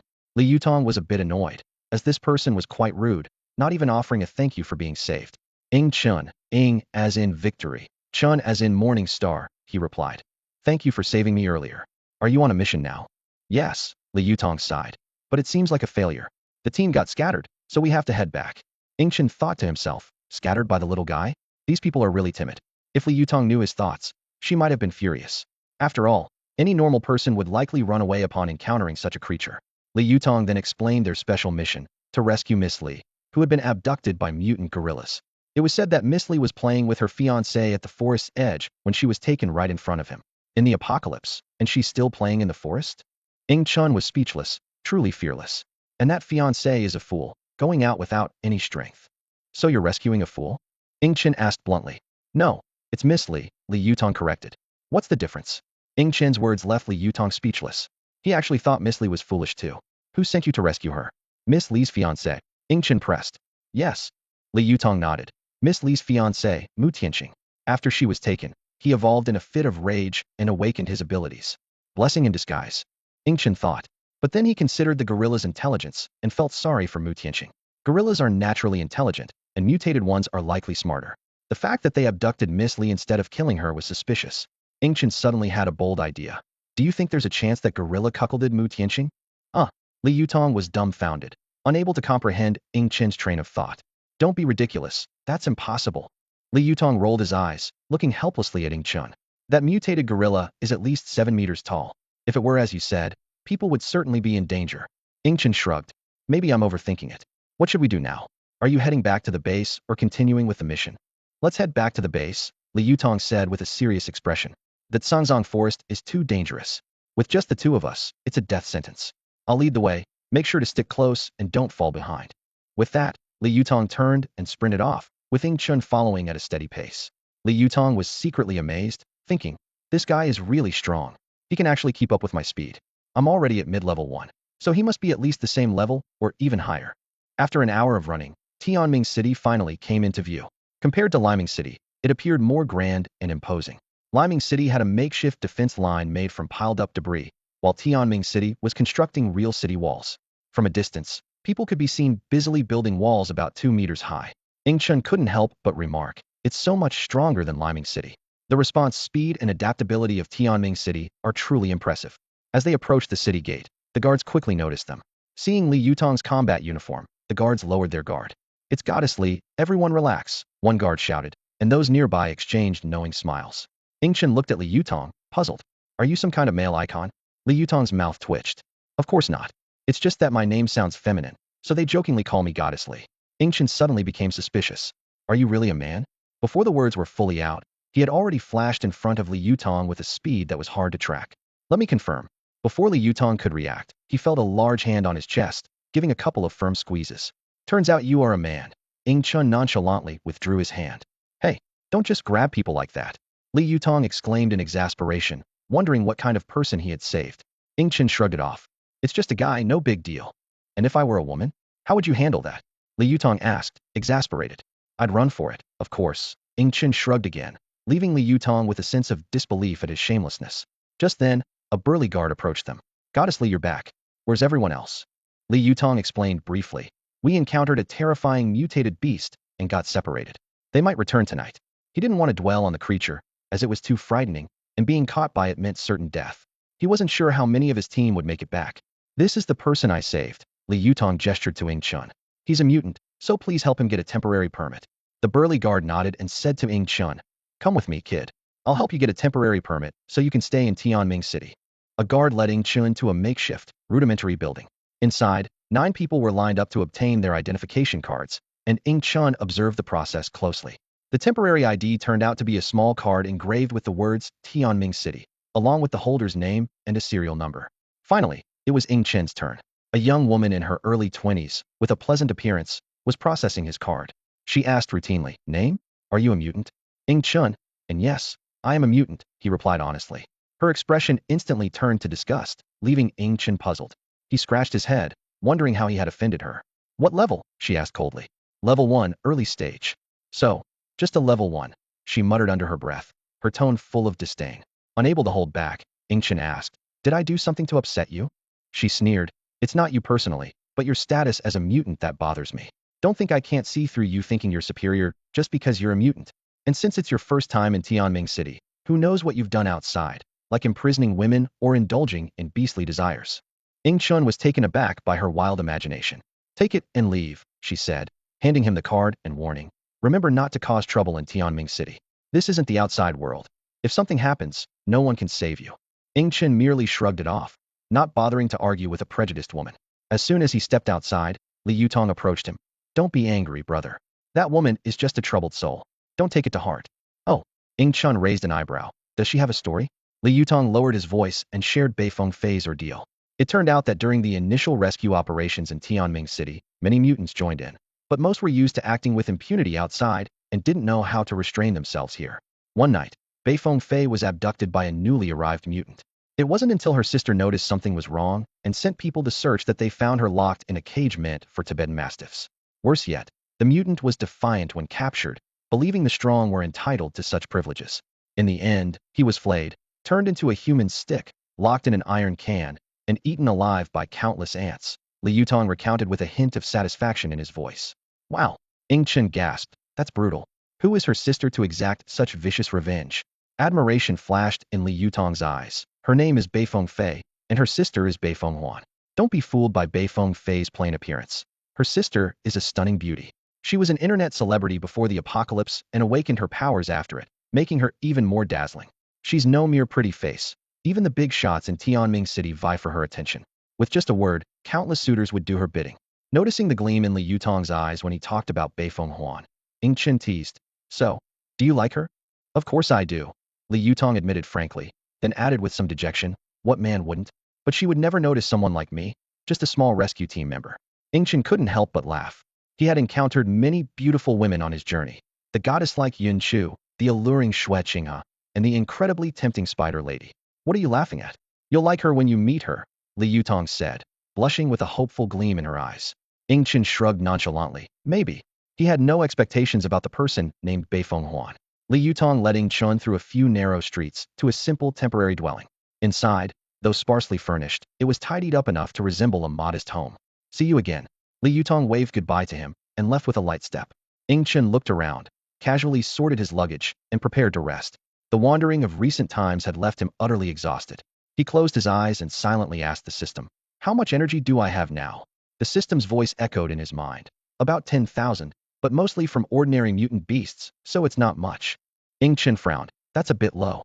It's really tough without an energy source. Gathering energy is slow." He asked, "When will energy sources start appearing widely?" The system explained, "Some places should be forming energy sources now. In your country, they're usually called spirit stones. In Western countries, they're known as magic crystals." Ing Chen opened his eyes in surprise. "System, have you read novels?" "No, I haven't," the system replied calmly. "I just accessed your memory." "Damn." Ing Chen sat up angrily. "You peeked into my memory." "No way, I want to see yours too. I want to see your memory." The system responded coolly. "That's impossible. My memory is too vast. It would overload your brain in an instant. Your head would explode like a watermelon." Ing Chen shuddered. Forget it then." The next day, Ing Chen learned about the survival rules of Tianming City. The authorities only provided one meal a day, and to get more, one had to work for it. The currency here wasn't RMB or gold, but a special kind of note, reportedly created by a mutant's powers and impossible to replicate outside. Ing Chen sat in a modest bun shop, devouring the delicious buns. Since the apocalypse, it had been a long time since he tasted such a treat. Unfortunately, there were only two, which was far from enough. He shook his head, thinking that the money for the buns was given by Li Yutong yesterday. As for the rice provided by the authorities, he had accumulated quite a bit in his space, so he wasn't lacking. "Boss," Ing Chen asked after swallowing the last bite of bun, "do you know where I can earn some money?"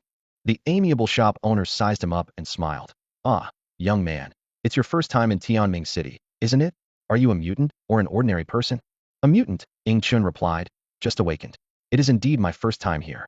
The owner nodded and kindly suggested. In that case, I recommend you start by doing odd jobs for others. The pay isn't much, but it's safer. There's also a mission hall, but the tasks there are dangerous.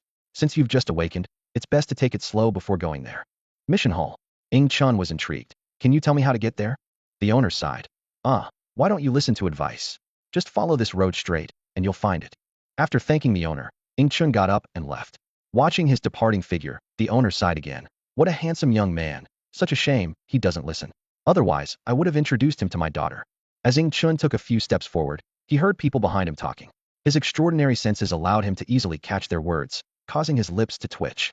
After the apocalypse, people's desire to reproduce grew even stronger. Nowadays, you didn't need a house, a car, or a dowry. As long as you were powerful, people would cling to you, regardless of gender. He had witnessed powerful female mutants claiming 3 or 4 handsome young men, including a celebrity from before the apocalypse. This new world was particularly harsh on celebrities. If a female star didn't mutate, she could easily become prey to mutated, obsessive fans. Male celebrities didn't fare much better, as their crazed fans wouldn't spare them either. This fate mainly befell those whose fame relied on their looks. Standing in front of the mission hall, Ing Chun gazed at the sign above the entrance and couldn't help but exclaim. So this is the mission hall, quite impressive. No sooner had he spoken than a young man nearby sneered, looking at Ing Chun with disdain. Where did this country bumpkin come from? Embarrassing himself here. This is a place for mutants. Do you even belong here? Frowning, Ing Chun turned to see a couple standing there. The woman was stunning, dressed in a maid outfit, even wearing white stockings in this apocalyptic world, nestled in the young man's arms. In contrast, the young man looked quite shabby.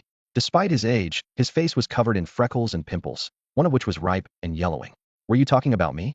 Ing Chun asked, a hint of anger in his voice. Of course, I was talking about you. Who else? The young man replied arrogantly. Dressed in rags and blocking the mission hall entrance. What are you trying to do? Looking for trouble? Fury surged within Ing Chun as he glared at the young man. The maid giggled, covering her mouth. Master, look, he's actually angry with you. How amusing. The young man laughed heartily, caressing the maid while addressing Ing Chun. Kid, I'll give you a chance. Kneel down, shout grandfather. I was wrong 3 times, and we'll let this go. Otherwise, you won't leave here unscathed today. You're the first to speak to me like this. Very well. Very well. Ing Chun was completely enraged, ready to unleash his wrath on his opponent. Onlookers began discussing the scene. Who's that unlucky guy? How did he bump into Fire Ghost?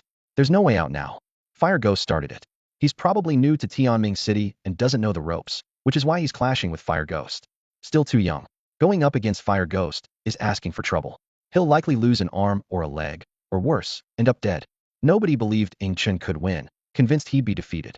Just as Ing Chun was about to strike, a middle-aged man rushed over and pulled him aside, whispering, Young man, don't act rashly. Fire Ghost is already at the mid-level of the first tier and has awakened a powerful fire ability. He's young, which is why he's so arrogant. Just bear with it. Those who opposed him before ended up crippled, some severely burned, and left as wrecks. No problem. Ing Chun replied coldly, his murderous intent simmering like explosives ready to detonate within his chest. Before the Fire Ghost could finish speaking, Ing Chun was already in front of him, moving so fast it was almost imperceptible. In the Fire Ghost's astonished gaze, Ing Chun grabbed his head and slammed it into the ground. The earth split open with a dull thud. You've got guts, but you're using them in the wrong place, Ing Chun said icily, pressing his right foot down hard on the Fire Ghost's head, grinding it into the ground. The Fire Ghost was furious, flames of rage surging within him, enveloping his entire body in an instant. From a distance, onlookers exclaimed, The Fire Ghost is enraged. His fire abilities are indeed powerful. You can feel the heat from here. That young man is too reckless. Even if he's physically strong, a physical ability user, he's still no match for someone of the Fire Ghost level. Ing Chun released the Fire Ghost, who slowly stood up, his eyes filled with venom, like a demon crawling out of hell. Kit, today I'll make sure there's nothing left of you. The Fire Ghost roared, flames pouring from his body, forming a massive fireball above his head. The intense heat began to crack the ground beneath him. Face your punishment. The Fire Ghost laughed maniacally, launching the fireball at Ing Chun.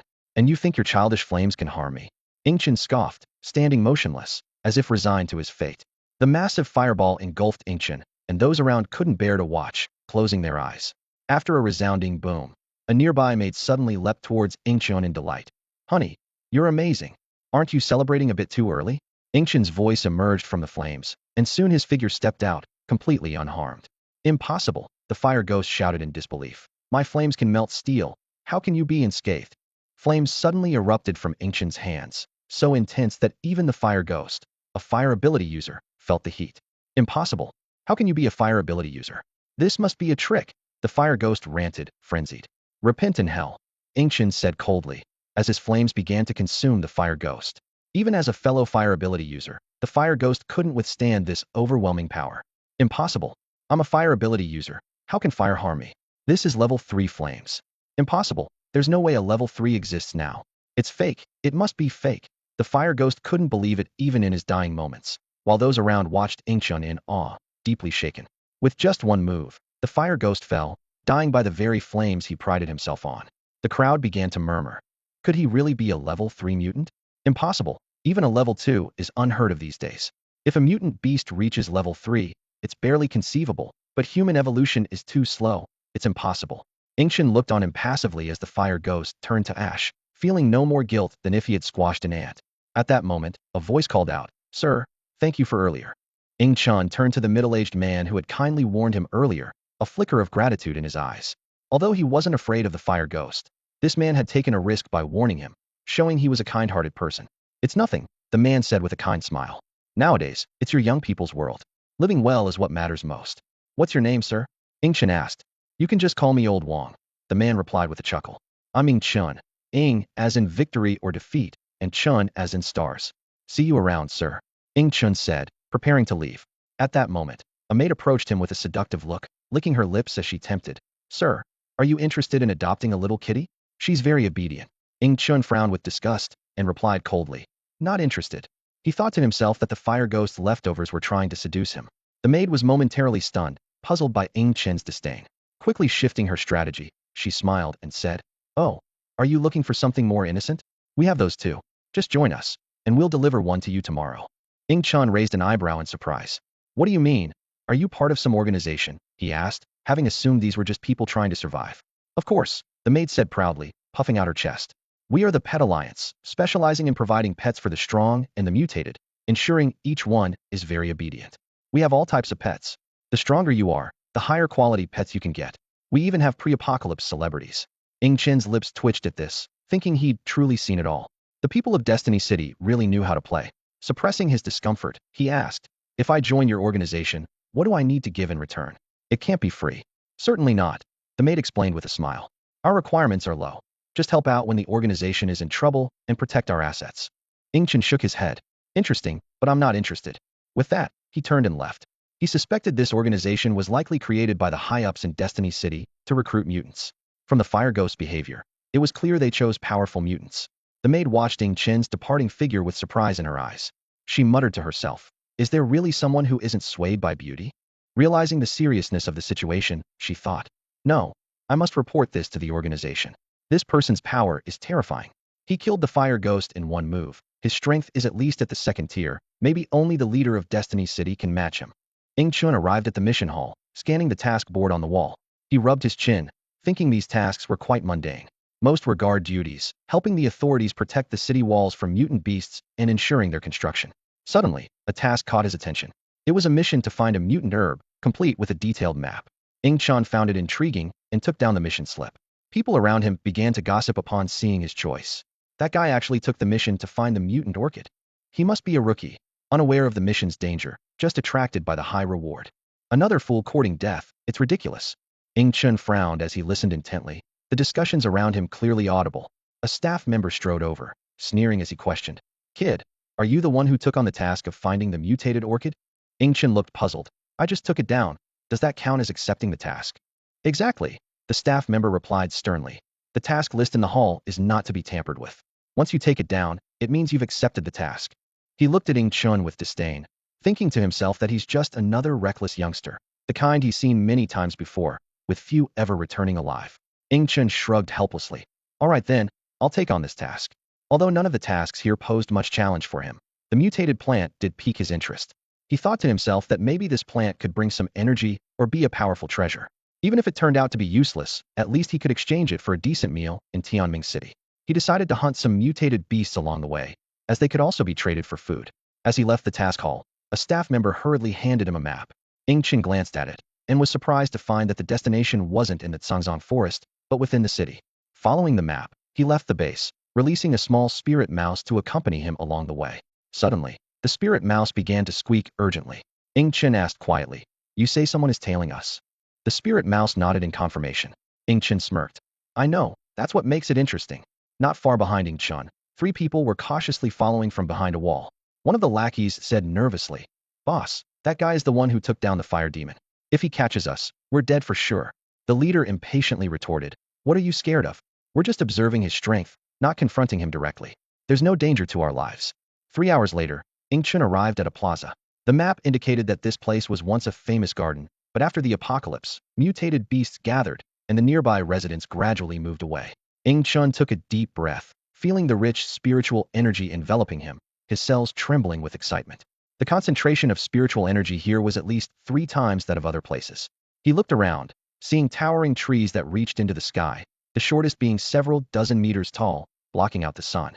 "Looks like there must be something good here," Ing Chen murmured to himself. "Hopefully, I encounter some powerful mutated beasts. Otherwise, there won't be enough spiritual energy." With that, he boldly walked into the dangerous area. The 3 followers were left dumbfounded. One of the lackeys said in horror, "Boss, he really went in. That's the nest of mutated beasts. Going in is suicide." The leader gritted his teeth. "No need to state the obvious. I can see that." He hesitated for a moment. "So, do we follow him or not?" "Of course, we follow," the leader said resolutely, making up his mind. The 3 of them nervously followed him in. Ing Chen sensed the commotion behind him and was secretly surprised. "Oh, those guys actually dared to follow me in. They've got guts." He immediately quickened his pace, continuing to follow the map's guidance as he ventured deeper into the unknown dangers. Damn, he actually sped up. Ing Chen seemed unconcerned about attracting mutated beasts and instead quickened his pace.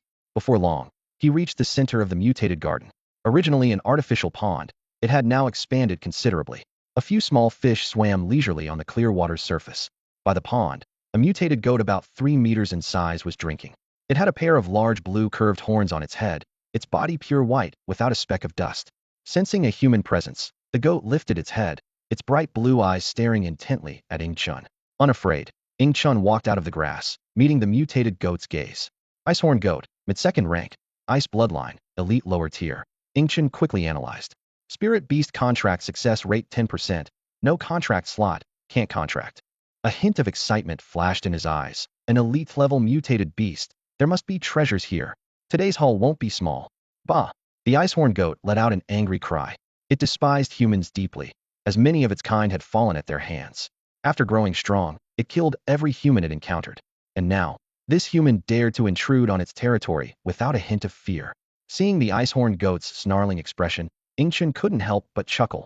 This little guy's got quite the temper. Just an elite-level mutated beast, even with some fortuitous encounters, so what?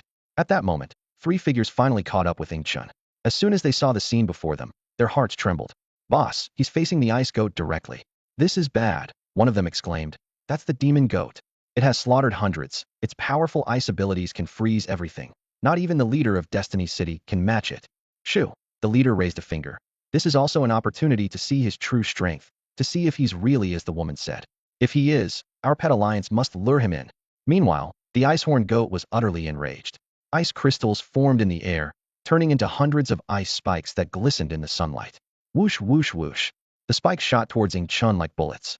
As the ice spikes were about to hit Ing Chen, the icehorn goat felt a surge of joy. But in the next moment, with a boom, a wall of fire erupted in front of Ing Chen. All the ice spikes melted instantly upon hitting the fire, disappearing without a trace. "Little goat, your strength isn't there yet." Ing Chen laughed heartily, and the little spirit mouse on his shoulder joined in the mockery. This completely infuriated the icehorned goat. It summoned all its power, gathering ice energy. The surrounding temperature plummeted, frost formed on the trees, and the pond froze over in an instant, as if an icy world had descended. "Bah, little goat, let me show you what true ice power is." The ice-horned goat roared, and a massive figure appeared in the sky, seemingly out of a myth, exuding an overwhelming aura. The ice-horned goat was instantly suppressed, as if facing a natural enemy. Even with its elite bloodline, it was as insignificant as an ant in front of this figure. Ing Chen sneered. "Little guy, let it see what real ice power is." The little creature's dragon head let out a deafening roar, its fierce eyes fixed on the ice-horned sheep. In an instant, the sheep seemed to fall into a pit of hell, trembling all over. It stumbled backward, its hooves frantically pounding the ground. Ingchen couldn't help but laugh heartily at the sight.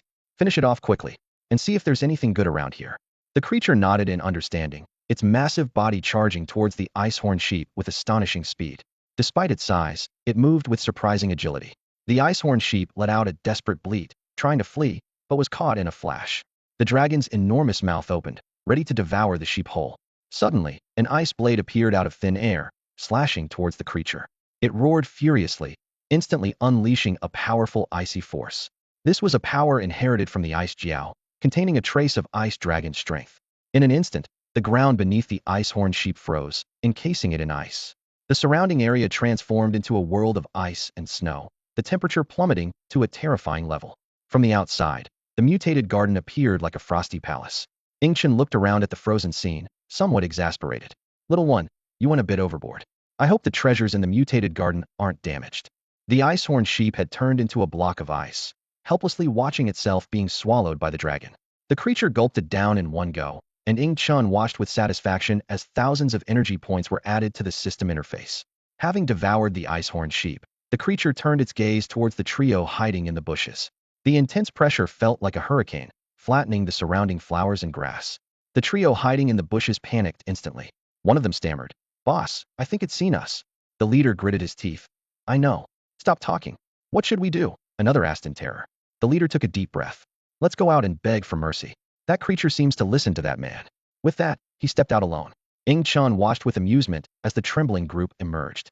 The dragon's head loomed closer, saliva dripping from its mouth. The leader immediately dropped to his knees, pleading, "Great one, spare us. We mean no harm." Ingchen spoke softly, "Little one, stop." The creature pulled back its head, and the trio finally calmed down a bit, though they still looked at the creature's mythical form with trepidation. One of them gulped and whispered, "Boss, this isn't just a mutated beast. It's more like a divine beast." "Shut up, it might hear you," the leader warned quietly. Ingchen looked down at them coldly. "Tell me, who sent you? Are you here to avenge the fire ghost?" "No, no." They shook their heads vigorously, denying it with conviction. The leader explained, "We were sent by the Pet Federation to observe your capabilities and possibly recruit you into the organization." "Pet Federation?" Ingchen raised an eyebrow. "You say you're from that trash organization?" The trio gave a helpless smile, thinking that few in Destiny City would dare call the Pet Federation trash. But clearly, this man had the confidence to do so. "Yes, that trash organization," the leader agreed. Ingchen was a bit surprised. "That organization has men? I thought all the men were in management." The leader explained, "Sir, women's desires are no less than men's, sometimes even more so. The Pet Federation has many men who are there specifically to please female mutants. In fact, there are so many men that a single female mutant often requests many males." Ingchen raised an eyebrow at the trio, a hint of mockery in his tone. "I didn't expect Tianming City to be so adventurous. The Pet Alliance is such a comprehensive organization, even supporting gender-mutated individuals. Their strength must be impressive." He gave a thumbs up, a playful glint in his eyes.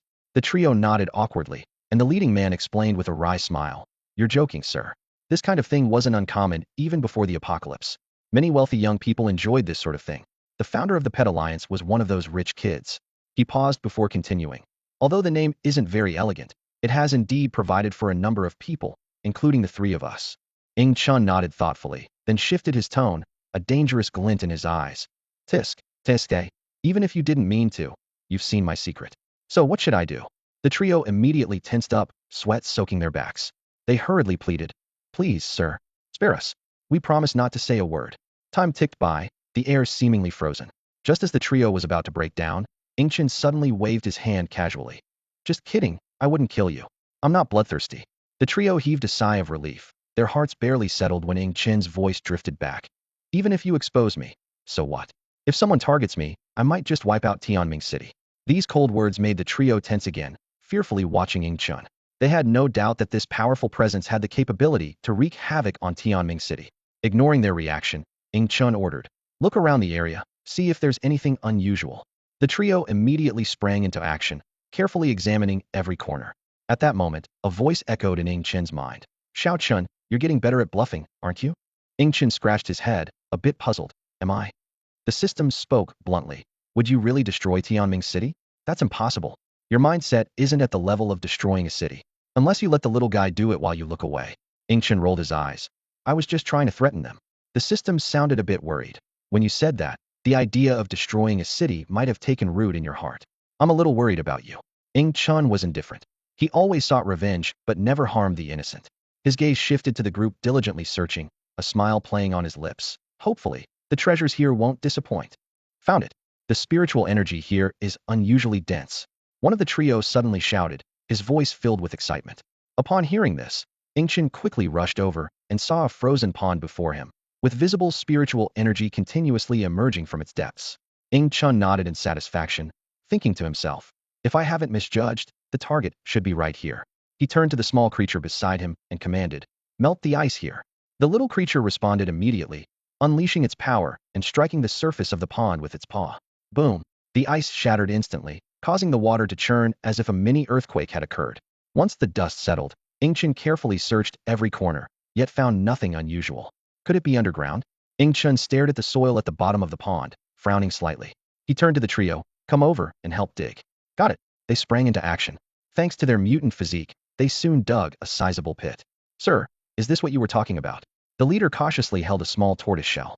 Ing Chun took it and examined it closely, noticing the intricate patterns on the shell, as if it contained profound universal truths.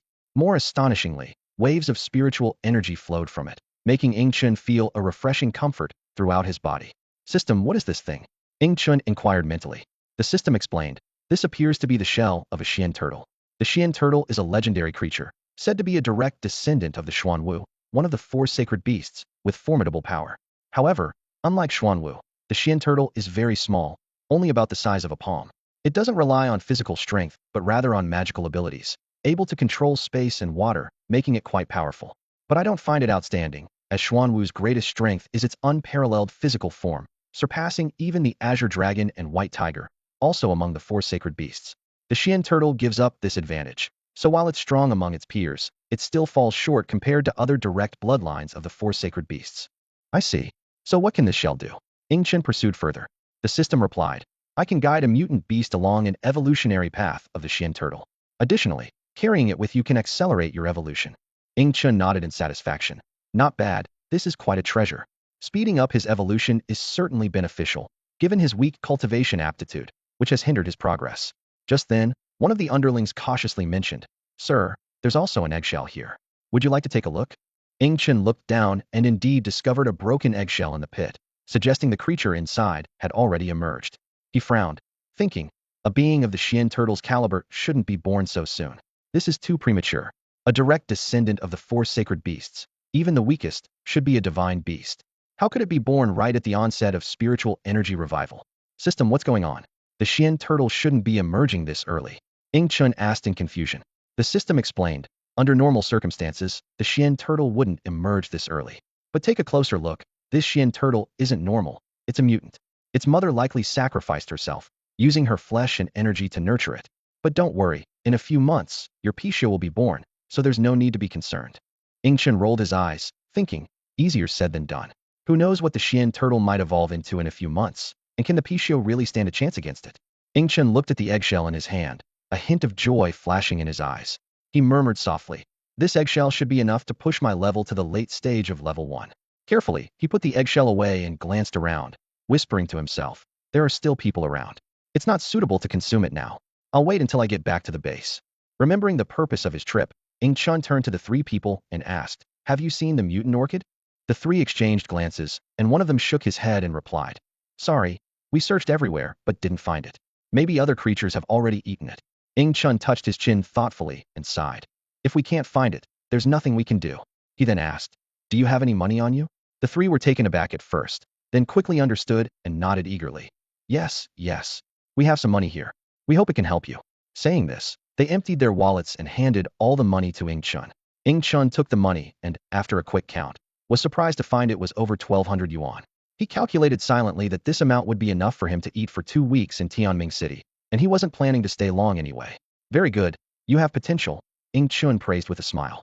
The leader, seeing this, scratched his head and said obsequiously, Sir, would you consider joining the Pet Alliance? You wouldn't have to do anything usually, just step in at crucial moments. We provide a large sum of money daily to ensure you live comfortably. Plus, we can arrange for you to have the best pet. I know of a top-notch one, he said, wearing a sleazy grin. Ing Chun's mouth twitched, and he asked, what makes it top-notch? The leader perked up and pounded his chest, saying loudly, I guarantee you'll be satisfied. Her looks are irresistible to any man. Is she as beautiful as Beifeng Huan? Ing Chen countered. The leader hesitated for a moment, looking awkward, and then said, although her strength isn't as great as Beifeng Huan's, her looks are definitely comparable. Really? Ing Chen raised an eyebrow. Of course, it's true, the leader vowed earnestly. Not interested, Ing Chen replied coldly. The three were dumbfounded. One of the subordinates muttered under his breath, this guy sure has strange tastes. No sooner had he spoken than Ing Chen looked at him with a half smile. The subordinate immediately fell silent, breaking into a cold sweat. Ing Chen shook his head and said, all right, you can go back. I'm not interested in your organization, and I won't be staying in Tianming City for long. So don't bother trying. With that, he leaped onto the back of his small companion. The creature's massive wings flapped, and they soared into the sky like a sharp sword. The three watched Ing Chen's retreating figure, their eyes filled with envy and regret. Meanwhile, in Dawn City, the door to the research lab was opened. Tianming lay on the ground, struggling to lift her head and watch the receding figure, muttering, Spider-Woman, how could she suddenly become so powerful? Next to her, Maoxing also managed to lift his head and said weakly, let her go. She didn't kill any humans, only injured them. Spider-Woman had undergone a remarkable transformation. Her appearance had become even more stunning, and her long legs touched the ground gracefully. Even more astonishing was that she spoke human language. Wait for me. I will find you. Anyone witnessing this scene would be utterly shocked. Not only had Spider-Woman's strength increased dramatically, but she had also learned to speak human language. What does this mean? What changes will this world face? Everything remains unknown. After returning to the base, Ing Chen carried bags full of food as he made his way home. The delicious aroma of the freshly bought delicacies wafted through the air, catching the attention of passers-by. Neighbors watched him with envy and suspicion in their eyes as he returned with his bounty. Look at him. I heard it's his first time in Tianming City. How did he afford so much food? Probably sold himself. He looks like the type. I heard he's a mutant. Maybe he got it by hunting mutated beasts. The whispers around him were tinged with jealousy, but Ing Chen paid no mind, focused only on enjoying his meal at home. Inside, just as Ing Chen was about to take a bite of a large piece of braised pork, an urgent knock on the door interrupted him. Annoyed, he put down his chopsticks, thinking it might be the Pet Alliance. If those three found out he got back to the base so quickly thanks to his pet's flying ability, they'd be furious. Ing Chen opened the door to find three elderly men standing there, impatience written on their faces. Before he could say anything, they barged in, eyes fixed on the braised pork on the table. You young people are too extravagant. Let us help you finish this, one of them said, reaching for the food. Ing Chen frowned and sternly ordered, stop. This is mine. You need to leave. Instead of leaving, the old men became more brazen, shouting, you brat. It's your fortune that we eat your food. We're from your grandfather's generation. You should be bowing to us. As the old men continued to stuff their mouths with his food, Ing Chen's anger boiled over. Just then, one of the men grabbed a stick and swung it at Ing Chen's head. Thud! Ing Chen caught the stick firmly, as steady as a vice. To his surprise, he realized these old men were mutants too. You're mutants as well? With your abilities, why not earn your own living? Ing Chen demanded. The old men were unfazed, growing even more arrogant. Good that you know we're mutants. Now bow to us, or you'll pay with blood today. The other two elders joined the attack on Ing Chen. Infuriated, he unleashed his ice powers. The cold spread rapidly, and before the elders could react, they were frozen in place. They could only watch helplessly as the ice encased them, unable to break free. You won't die a good death. You'll regret this. The three elderly men glared at Ing Chen with eyes full of malice, as if they wanted to etch his image into their very bones. Their faces were lined with wrinkles, and their hair was white, yet they exuded a ferocity that belied their age. Ing Chen let out a cold laugh, a flicker of brutality flashing in his eyes. Who gave you the guts to go against me? With a wave of his hand, the ice block holding the three was immediately moved outside. Those around gasped in shock, whispering among themselves. Aren't those the old scoundrels? Yeah, that's them. I'd recognize them even if they turned to ash. Heaven has eyes. Finally, someone dealt with them. Suddenly, a middle-aged man rushed to Ing Chen's side, dropping to his knees with a thud, tears streaming down as he spoke in a hoarse yet excited voice. Benefactor, thank you for ridding us of these villains. Ing Chen was momentarily taken aback, not understanding. The man continued. Benefactor, you might not know how vile these old men were. They used their mutant powers to terrorize the area.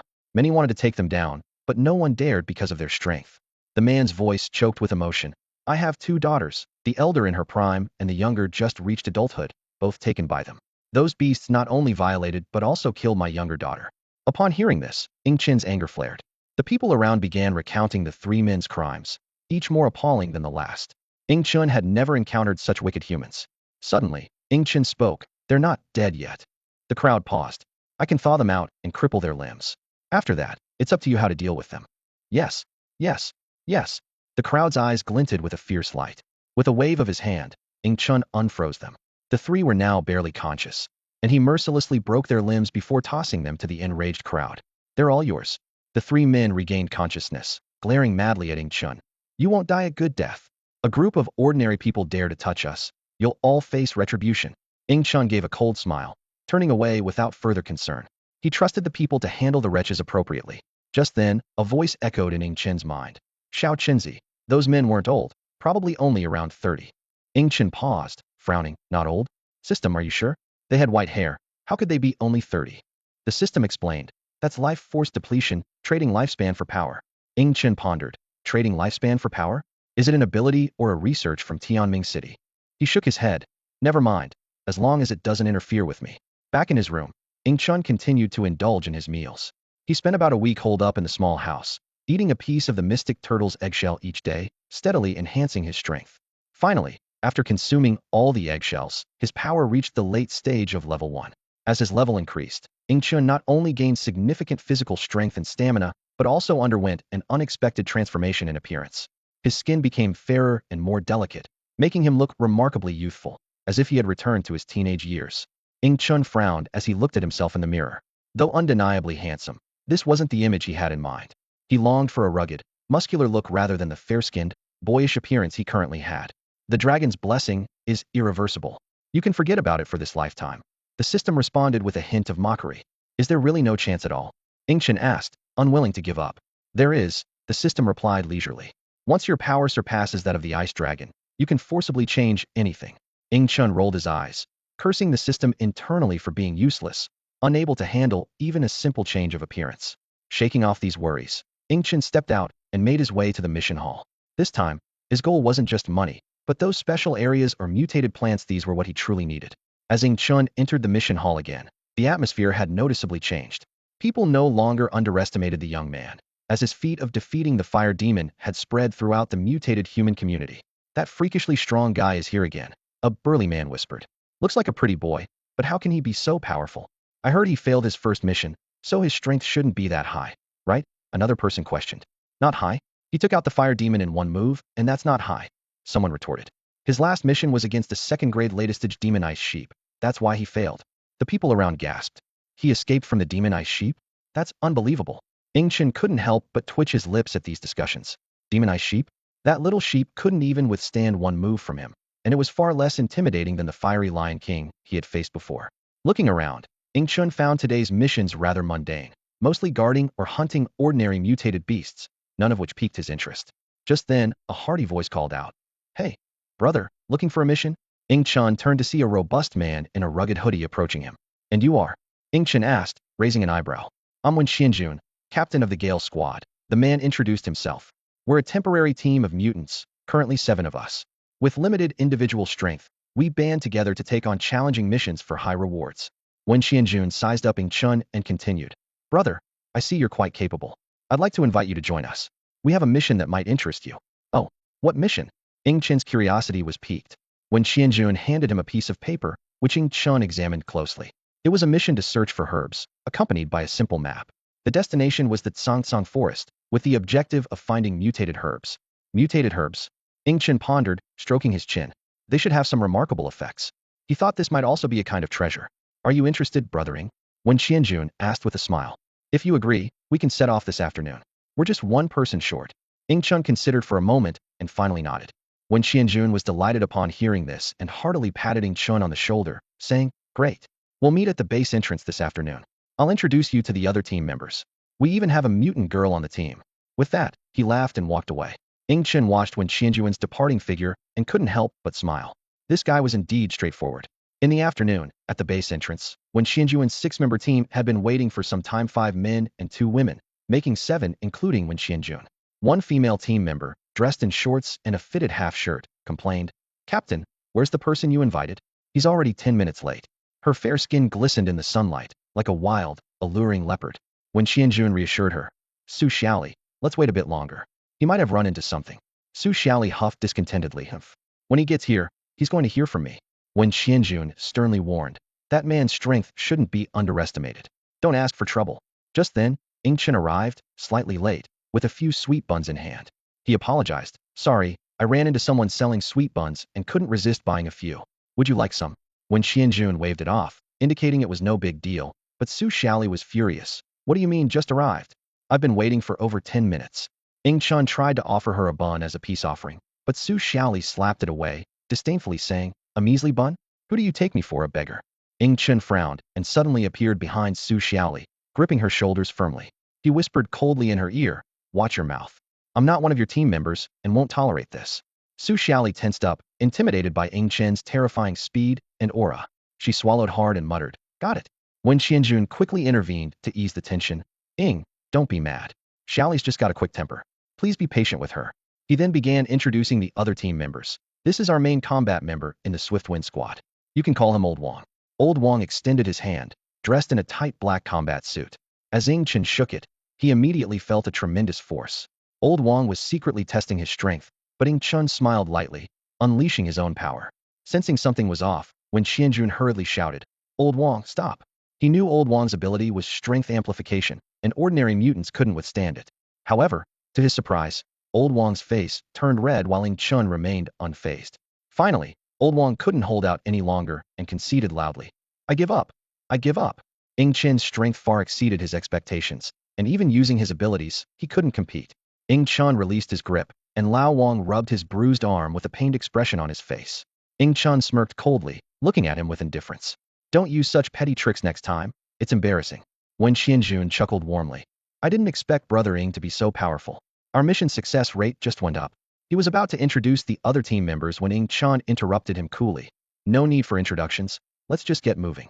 When Xianjun paused for a moment, noting Chen's annoyed expression, and could only helplessly pat his forehead, he knew well that his team members, being strong mutants, often had big egos, and there was little he could do about it. All right, let's move out. When Xianjun led the way, with the other team members following closely behind, while Chen brought up the rear. Along the way, no one initiated conversation with Chen, and the others occasionally shot him complex glances, clearly showing their disdain. Chen thought to himself, these people are annoying, mediocre in strength, yet so arrogant. He noticed that some even targeted him right under the team leader's nose, which puzzled him. After all, he was invited by Wen Xianjun, and they should show him some respect for Wen Xianjun's sake. Chen pondered. There are only two possibilities. Either Wen Xianjun isn't strong enough to keep everyone in line, or this is all part of his plan. He looked at the group ahead, a slight smile playing on his lips. Suddenly, when Xianjun shouted, stop, the Gale squad members immediately became alert. Rustling sounds came from the bushes, and everyone fixed their gaze on the source of the noise. A massive wolf head suddenly emerged, about a meter in size. It's a mutant wolf. When Xianjun shouted, everyone, be careful. The mutant wolf fully revealed itself, standing 4 meters tall and 10 meters long, exuding a powerful presence. When Xianjun quickly ordered, attack together. Don't give it a chance to breathe, or it will summon more mutant wolves. With that, when Xianjun charged forward, landing a punch on the wolf's head. Chen noticed when Xianjun's body turning black, clearly a sign of his metallization ability. Lao Wang followed closely, grabbing the mutant wolf's giant paws and flipping it to the ground with a shout. Su Xiaoli formed water spheres around her, directing them into the mutant wolf's nose. Die already, she yelled. The mutant wolf howled in pain but was firmly suppressed, unable to unleash its full strength. Chen observed that among the 7 team members, 3 had special abilities, when Xianjun's metallization, Lao Wang's strength ability, and Su Xiaoli's water manipulation. This team's strength was indeed formidable. Soon, the 7 of them managed to slay the mutant wolf and sat down, panting heavily. At this point, a team member complained, Captain, this isn't fair. Why didn't this guy lend a hand? When Xianjun's expression darkened as he approached Chen. Brother this won't do. Next time we encounter a mutant beast, I hope you'll join in. Chen replied calmly, got it. Chen nodded slightly, a hint of disdain flashing in his eyes. A mere latest-stage first-rank mutant wolf was not worth his effort. Seeing this, when Xianjun exhaled deeply, finally relaxing his tense nerves, the group quickly collected the valuable parts from the mutant wolf and continued on their journey. Along the way, they encountered numerous attacks from mutant beasts. Chen deliberately restrained his strength, matching Wen Xianjun's level. Even so, his performance left everyone in awe. After 3 hours of arduous trekking, their destination was finally within reach. A basin came into view, with a serene little lake at its center. When Xianjun checked the map and excitedly confirmed, this is it. We've arrived. However, one team member keenly noticed something amiss. Captain, look down there. Why aren't there any mutant beasts? Only then did everyone notice the eerie emptiness around the lake, while the mutant herbs they sought grew quietly, not far away. The atmosphere suddenly became tense. Old Wong impatiently scoffed. What's wrong with that? Isn't it good there are no mutant beasts? Do you all need strong enemies to be happy? Su Xiaoli suddenly suggested. Why don't we send someone to scout first? The suggestion was immediately agreed upon by everyone. The question was, who would take the risk? Everyone's gaze instinctively fell on Ing Chun. When Xianjun feigned righteousness, saying, Brother Ing is new here. It's not suitable. Su Xiaoli retorted sarcastically. Captain, that's not right. Newcomers should prove themselves. The other team members chimed in agreement.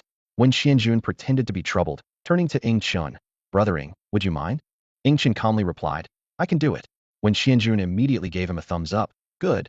Brother Ing is truly generous. Watching Ing Chun walk away, the group couldn't help but snicker. Su Xiaoli smugly said, the kid took the bait. Let's have him pave the way for us. We wanted a weakling to scout, but we got a tough one instead. Just had to act and deceive him. Hope he doesn't die too badly. The system suddenly spoke in Ing Chen's mind. Xiao Qinzi, they're clearly targeting you. How can you stand it? Ing Chen responded indifferently. Why argue with a bunch of dead people? In his mind, those 7 were already as good as dead. The audacity to plot against him was laughable. Ing Chun understood clearly that the lack of mutant beasts around the lake likely meant a powerful creature lurked in the water. This was exactly what he wanted. His goal was these powerful mutant beasts. Killing them and absorbing their energy was his true purpose for this journey. Double-leaf sword grass, take care of them. Ing Chun ordered coldly, as he slowly approached the edge of the lake. Behind the tightly gathered group of 7, an unremarkable blade of grass suddenly began to tremble violently. Its leaves, sharp as swords, unleashed countless invisible slashes. The deadly attack came so swiftly that 4 of them were cut into pieces before they could even react. What the heck? Wen Xianjun exclaimed in shock, quickly activating his metal transformation ability. However, his reaction was a fraction too slow. An invisible slash sliced across his abdomen, tearing through his metal defense, usually strong enough to withstand bullets, as if it were paper. Blood gushed out, staining the ground around him. Impossible. How could my metal transformation fail? Wen Xianjun shouted in disbelief, but the excruciating pain was undeniable proof of the harsh reality. Old Wong, though lucky to survive, was in equally dire straits. One of his legs was severed at the root, and blood was gushing out uncontrollably. Damn it, where did this mutant plant come from? When Xianjun cursed, his anger intensifying. The strange plant had remained dormant while Ing Chun was present, but suddenly launched an attack now. Su Xiaoli, hold on. When Xianjun shouted to his companion. Su Xiaoli was in the most critical condition, both legs severed, writhing on the ground in agony. The rest of the team had already perished. When Xianjun desperately tried to save Su Xiaoli, but the double-leaf sword grass gave him no chance. Its leaves trembled once more, and another slash cut through the air, slicing Su Xiaoli's body in 2. Her head drooped, life extinguished. Witnessing the gruesome death of his loved one, when Xianjun's eyes nearly burst with rage, and he descended into madness. Brother Ing Chun, come back. There's a powerful mutant plant here, he shouted desperately. Yet, Ing Chun didn't look back and continued his way forward. When Xianjun anxiously tried to catch up, only to see an ice wall rise from the ground. Bang! He hit the ice wall with all his might, but it merely shuddered slightly, remaining intact. In an instant, the surroundings were enclosed by ice walls, trapping Old Wong, Wen Xianjun, and the double-leaf sword grass together. Have fun with it. Ing Chen's voice echoed coldly from afar. Only then did they realize the ice wall was Ing Chen's doing. You monster! You'll die a horrible death, they cursed in fury. Ing Chun ignored the curses behind him, calmly continuing toward the lake's edge. What clear water, he murmured. As he approached, he saw the lake was crystal clear, with pebbles visible in the shallow water and small fish leisurely swimming. System, is there anything special here? Ing Chen inquired. The system responded, no anomalies detected. How about you spill some blood to lure the mutant beasts inside? Ugh, Ing Chen grimaced. He wasn't that foolish. The heavy scent of blood from the 7 was sure to attract the mutant beasts in the lake. Let's check out these mutant herbs first, he said, turning to pick 3 strangely shaped plants. Although he couldn't identify them at all, Ing Chen had a gut feeling that these herbs were extraordinary. 3 purple herbs quietly grew by the lakeside, their leaves layered like scales, occasionally flickering with a mysterious glow. Ing Chun gazed at these peculiar plants, pondering their potential uses. The system promptly provided an answer to his curiosity. This is Ghost Orchid, a potent hemostatic herb. No matter how severe the wound, chewing and applying it can quickly stop the bleeding. Hearing this, Ing Chun frowned slightly. While a hemostatic herb was useful, it was not what he currently needed. He longed for treasures that could enhance his strength or provide energy, not healing herbs. As he contemplated, a sudden loud noise erupted from the tranquil lake. Amidst the splashing water, a massive creature burst forth. It was a giant fish nearly 10 meters long, its body covered in scales as hard as armor. Its mouth, which took up a third of its body, opened wide, revealing rows of sharp teeth like a terrifying meat grinder. Chun watched the unprecedented giant fish with surprise, internally assessing its strength. The system immediately provided detailed information. Gong fish, early stage of rank 3, elite high-level beast. Contract success rate is 7%, but there's no contract slot available. It's the first line of defense near a powerful beast's lair. Chun was amazed by the system's comprehensive introduction, but quickly accepted the convenience. He realized the Gong fish's strength was formidable, having reached the 3rd rank, comparable to the little creatures he had painstakingly nurtured. The system then warned, Xiao Chun, stay vigilant. Gong fish usually live in groups. You must be extra cautious. Chun nodded in agreement and immediately summoned his little creature and the blue-winged bird. The two massive beings instantly appeared above the lake, confronting the Gong fish. The Gong fish, enraged by the sight, leaped out of the water with its gaping maw, attempting to swallow the blue-winged bird whole. The blue-winged bird, undeterred, screeched angrily, flames appearing on its massive wings. After a moment of gathering strength, it unleashed a thick pillar of fire. The fire collided with the Gong fish, knocking it back into the water, but seemingly causing little harm. The Gong fish began thrashing the water furiously, creating huge waves. Meanwhile, the blue-winged bird continuously summoned fireballs to bombard the lake, causing steam to rise and soon enveloping the entire battlefield in a thick mist. The battle intensified as the blue-winged bird persistently spewed flames, trying to burn the Gong fish. The lake's temperature rose sharply, forcing smaller fish to the surface, unable to withstand the heat. The entire lake seemed like a giant boiling cauldron, and the outcome of the battle remained uncertain. Little one, finish it off quickly. As soon as Chen's voice fell, the little creature roared towards the sky, releasing a powerful aura. Suddenly, massive ice pillars appeared out of nowhere in the sky, standing tall like columns reaching to the heavens. With a thunderous crash, the ice pillars fell onto the water's surface with immense force, sending waves soaring high as if to overturn the entire lake. Without hesitation, the little creature plunged into the lake, snapping a Gong fish in its jaws. Blood instantly stained the surrounding water, attracting even more Gong fish. The lake's surface boiled with activity as countless Gong fish surged from all directions. The little creature's body transformed into metal as it fiercely battled the swarm. Chen also leapt into the lake, shouting, Die, you beasts! His sword energy danced around, but it only left shallow marks on the tough bodies of the Gong fish. Damn it! Chun gritted his teeth. These Gong fish have such strong bodies. It takes so much effort just to kill one. Despite the little creature's superior strength, it was also struggling against the overwhelming number of fish. Suddenly, a spark of inspiration hit Chun, and he shouted, Little one, freeze the entire lake. With that, he mobilized all his strength to begin freezing the surrounding waters. Following his command, the little creature unleashed its ice power. With a loud rumble, the Gong fish's movements gradually slowed. Despite their frantic resistance, the lake steadily froze over. 3 hours later, the entire lake was encased in ice, trapping all the Gong fish beneath. Now you're all done for, Chun said viciously, continuing to freeze the lake with the little creature. The icy power seeped into the water, and the lake bottom began to freeze as well. The Gong fish were frantic, but the cold had restricted their movements, and even their desperate efforts couldn't break the solid ice. After 3 days of relentless effort, Chun and the little creature finally froze the entire lake completely. In the height of summer, a miraculous giant ice lake had formed. Phew! Chun collapsed to the ground, utterly exhausted. Freezing the entire lake had drained both him and the little creature, but their mission was accomplished. The system commented dryly, Chun, you really are something, freezing the whole lake when you couldn't win. Do you have a better idea? Chun retorted. The system fell silent. Although the method seemed clumsy, it was indeed effective. What will you do next? If the ice melts, the Gong fish might still be alive, the system reminded. Chun grinned, his eyes gleaming with determination. I'll dig down bit by bit and take them out one by one. With that, he and the little creature began digging holes in the ice, dealing with each frozen Gong fish individually. Each third-grade Gong fish could provide around 4,000 energy points. Chun looked at the countless Gong fish at the lake's bottom, his eyes sparkling with excitement. I'm going to be rich, so rich, he calculated eagerly. 10 fish mean 40,000, 100 mean 400,000. Conservatively, there were at least 1,000 Gong fish at the bottom, maybe even more. Chun's eyes twinkled like stars, envisioning a massive energy treasure waiting for him to harvest. With each ice fish he unearthed, Ing Chun felt a surge of energy and motivation, as if he had been injected with adrenaline. His hands tirelessly moved through the icy lake water, his eyes fixed on every potential hiding spot for the fish. After half a month of hard work, the end was finally in sight, with the last ice fish about to be uncovered. By now, the lake was in complete disarray due to Ing Chen's efforts, with broken ice scattered everywhere, resembling a chaotic snow and ice puzzle. When Ing Chen finally extracted the last ice fish, he was astonished to find it still clinging to life. The fish glared at him with what little strength it had left, but this did not dampen Ing Chen's spirits in the slightest. With a swift motion of his right hand, a sharp blade of energy shot forth, piercing through the fish's eye and ending its life instantly.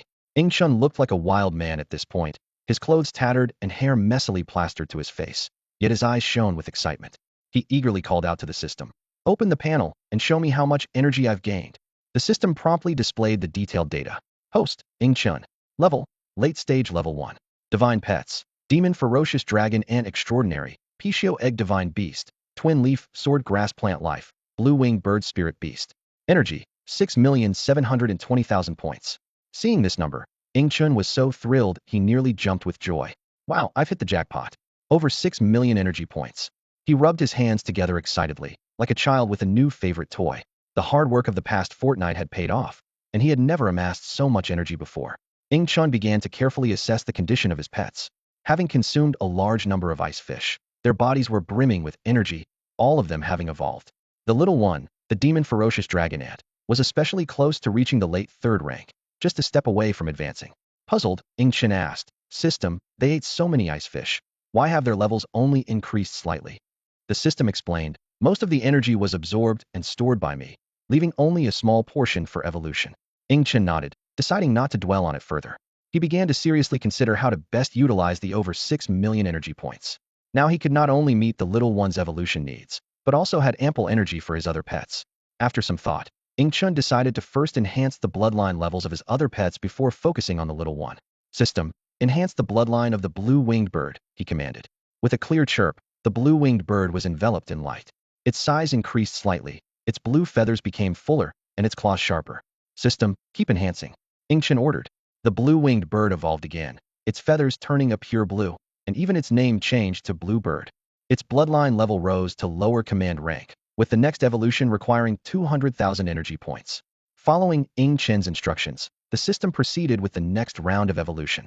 The Bluebird's bloodline advanced once more, reaching mid-command rank. Its body grew stronger, and its presence more imposing. The energy needed for its next evolution increased to 500,000. Watching the Bluebird's transformation, Ing Chen was filled with anticipation. He knew this was just the beginning, with many more surprises awaiting his exploration. After undergoing significant evolution, the Qingyi bird has transformed into a Lord-level being, its bloodline now on par with the little creature. Its once fiery red feathers have turned completely blue, emanating a more formidable power. The attributes of the Qingyuan bird now read: Lower Tier Lord Spirit Beast, Fire Level 3 Mid-Grade, Evolution Value 02, 500, 000, Upgrade Value 020, 000. At this moment, the Qingyuan bird is covered in sleek, cascading blue feathers, shedding its previous violent image to reveal a more serene demeanor. Its head has begun to transcend ordinary birds, gradually resembling the mythical phoenix. Its talons, as if carved from jade, glimmer faintly, reminiscent of ancient divine birds reappearing. This upgrade consumed 1.8 million energy, with the most costly transition being from commander level to lord level, which alone required 1 million energy. The attributes of the four-leaf sword grass have also been updated. Lower tier lord, no grade. 3rd grade early stage. Evolution value 02, 500, 000, upgrade value 02, 000. Originally the two-leaf sword grass, it has evolved into the four-leaf sword grass, expanding its sword aura range to 200 meters, cutting through everything in its path. The seemingly fragile four sharp leaves emanate a terrifying sword aura capable of severing all existence within its attack range. Following this enhancement, Ing Chen's energy supply was halved, leaving just over 3 million. Just then, the system began upgrading, with the progress bar rapidly increasing, 32, 55, 87. Finally, the system upgrade was successful. Ing Chen received generous rewards, 2 additional pet contract slots, an intermediate pet upgrade card suitable for level 3 to 4 upgrades, and a special choice reward, a 30 chance of pet mutation, a 50 increase in the success rate of the next contract, or the ability to bestow the blessing of the forest god on a plant spirit. The system indicated the current level is 3, with the next upgrade requiring 4 million energy. Ing Chun was taken aback, having planned to level up twice, only to discover that the energy requirement had increased 20-fold. When he questioned the system, the response was that the multiplier keeps rising. Resigned, Ing Chun decided to save up more energy. Currently, Ing Chun still has over 2.9 million energy, remaining quite wealthy. Although the intermediate pet upgrade card couldn't be used immediately, the level upgrade card was perfect for the little creature. Ing Chun promptly used the level upgrade card on the little creature, which was in the late stage of level 3. The little creature began evolving instantly, its size swelling rapidly. Its dragon head became majestic and imposing, larger than a truck's front. Its limbs, like massive pillars, bulged with explosive muscles. The wings on its back grew more terrifying, resembling a pair of death wings, gradually turning jet black and exuding an unsettling aura. The creature that evolved into a 4th grade being transformed completely into a colossal entity. Its body extended to several dozen meters in length, with a height reaching about 25 or 6 meters. If it stood upright, it would be as tall as an 8-story building, exuding an intimidating presence. Once all his pets completed their evolution, Ing Chun began to meticulously search for anomalies at the bottom of the lake. He knew well that the Hungong fish was a loyal guardian of fierce beasts. Spotting one indicated that a powerful beast must be lurking nearby. After a thorough investigation, Ing Chun finally discovered a concealed entrance at the lake's bottom. This entrance was hidden by a large rock and surrounded by thick aquatic plants, making it difficult to notice without careful searching. Ing Chun thought to himself that this was likely the den of a fierce beast. However, the entrance was narrow, only 2 meters high, making it impossible for his enlarged pets to pass through. Reluctantly, Ing Chun had to retract them and cautiously enter the cave alone. Inside, the cave was pitch black, so Ing Chun used his firepower to barely illuminate his surroundings. Suddenly, a peculiar phenomenon caught his attention. There was no ice in the cave. Considering that the entire lake was frozen, the cave should logically be icy as well. The only explanation was that the cave had never been flooded. A cave at the lake's bottom without water? This discovery made Ing Chun even more vigilant. He slowly ventured deeper into the cave, carefully observing his surroundings. The cave walls were rough and uneven, appearing not to be meticulously carved, but rather violently broken by some powerful force. This further heightened Ing Chun's suspicions. While Ing Chun was exploring the cave, a team suddenly appeared at the lake's shore. They were all shocked, their mouths agape at the sight of the frozen lake. This team was the same group Ing Chun had encountered before, including Li Yutong, who had once led him into Tianming City. "Captain, what on earth happened here?" Li Yutong couldn't help but ask. The captain hesitated for a moment and replied, "It might be a battle between mutated beasts." His tone was filled with uncertainty because the scene before them was too terrifying, as if a natural disaster had struck. He couldn't help but wonder if a battle between mutated beasts could really cause such massive destruction. Suddenly, a team member shouted, "Captain, there's a body here." The group rushed over to check and found several frozen bodies, each dismembered, with the most gruesome one split into 6 pieces. Some couldn't help but gag at the sight. The captain said gravely, "These are the members of the Swift Wind Squad. Their strength was comparable to ours, yet they met their end here." A team member speculated, "Captain, the Swift Wind Squad took on a mission to find mutated herbs. Could they have accidentally angered the mutated beasts here and met this tragic fate?" The captain nodded seriously. "It's very possible. Judging by the scene, they clearly weren't killed by humans, as their valuables are still intact." He scanned the surroundings, his expression growing more solemn. "We need to leave here quickly. That mutated beast might still be nearby." All the team members responded in unison and quickly withdrew from the site. The pressure there was overwhelming. Only Li Yutong noticed the cave at the lake's bottom before leaving, but due to the urgency of their mission, she didn't mention it to the others. After half an hour of moving forward, a glimmer of light finally appeared in front of Ing Chun. He cautiously approached the light, only to suddenly feel the world spinning around him. When he regained his senses, he found himself inside a grand hall. Ing Chun frowned and looked around, feeling puzzled. He turned to look for the passage he came from, but discovered nothing behind him, as if he had appeared here out of thin air. "System, what's going on?" Ing Chun asked quietly, his brow furrowed. The system's voice echoed in his mind. "You've been spatially transferred, likely the work of the master of this place." Ing Chun felt a chill in his heart. Spatial transfer? This place was indeed extraordinary. He carefully examined his surroundings. The hall was remarkably simple in layout, almost devoid of any furnishings. The vast emptiness felt more like a massive prison, its silence unsettling. Ing Chun walked slowly towards the center of the hall. On the floor was a strange painting. A creature resembling a monkey was fiercely battling a giant bird. The surrounding scene depicted an apocalyptic chaos, with the sky falling and the earth cracking. "System, what does this painting mean?" Ing Chun asked curiously. The system pondered for a moment before answering. "I'm not entirely sure. However, you could try dripping some blood on it." I suspect this might be a prison, confining a terrifying beast likely the monkey. Ing Chen questioned. Why the monkey? The painting shows the monkey fighting the bird. Logically, it should be the bird that's trapped. The system explained. That bird is called Kunping, one of the top beings among mythical creatures. Very few can fight against a Kunping. Kunpings feed on dragons, indicating their immense power. Ing Chen realized the significance.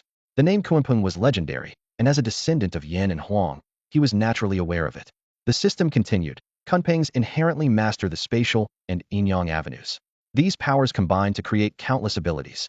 With their supreme speed, their strength is unimaginable. From what I know, the only monkey that could rival them belongs to the Lingming stone monkey lineage.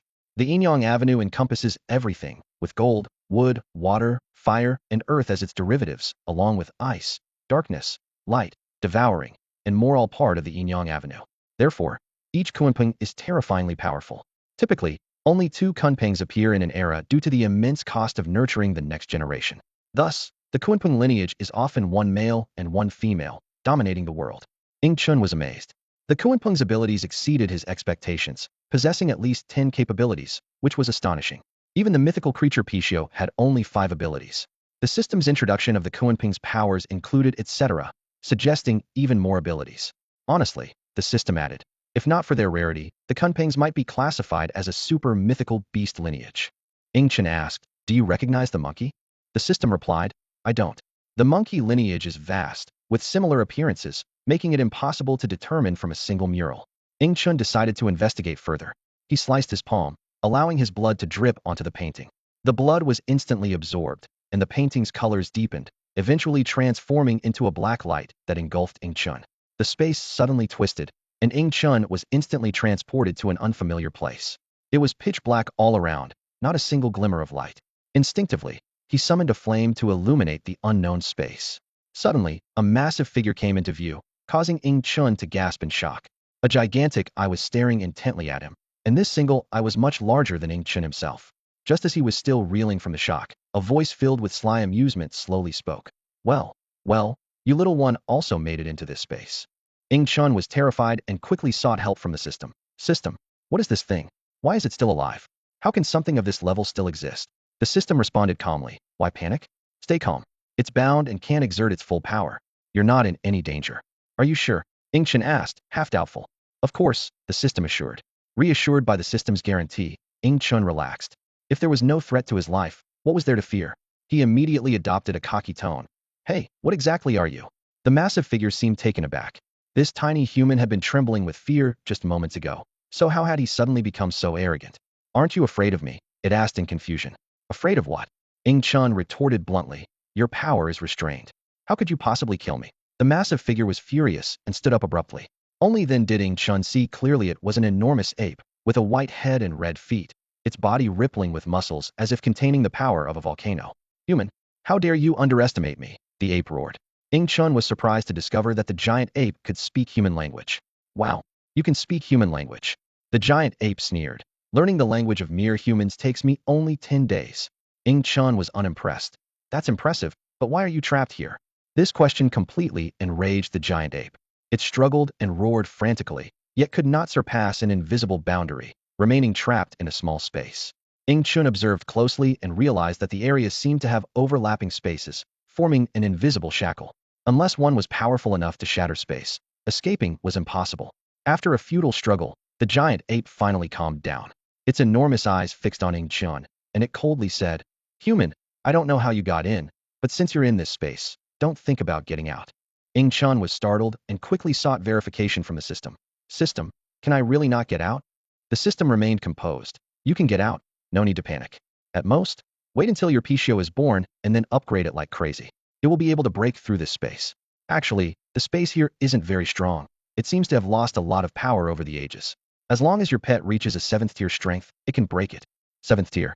Ing Chen's mouth twitched. His highest level pet was currently only 4th tier, and reaching 7th tier might take years. After all, the higher the level, the harder it is to improve. Ing Chen fell into deep thought, pondering how to quickly enhance his strength and escape this bizarre space as soon as possible. Hey, big guy, how did you end up trapped here? Did you lose a battle with Kunping? Ing Chen asked curiously, his eyes on the massive ape before him. The ape slowly sat down, its deep eyes fixed on Ing Chen. In a solemn voice, it replied, I once fought Kunpeng and was defeated, yet I survived. Unable to kill me, Kunpeng imprisoned me here. This spatial prison continually drains my power. It then asked, Kid, how did you get in here? Chen shook his head and explained, I saw a painting of your battle with Kunpeng outside. When my blood dripped onto it, I was suddenly transported here. Chen thought to himself, this giant ape was indeed sealed by Kunpeng, with a great array set to absorb its power.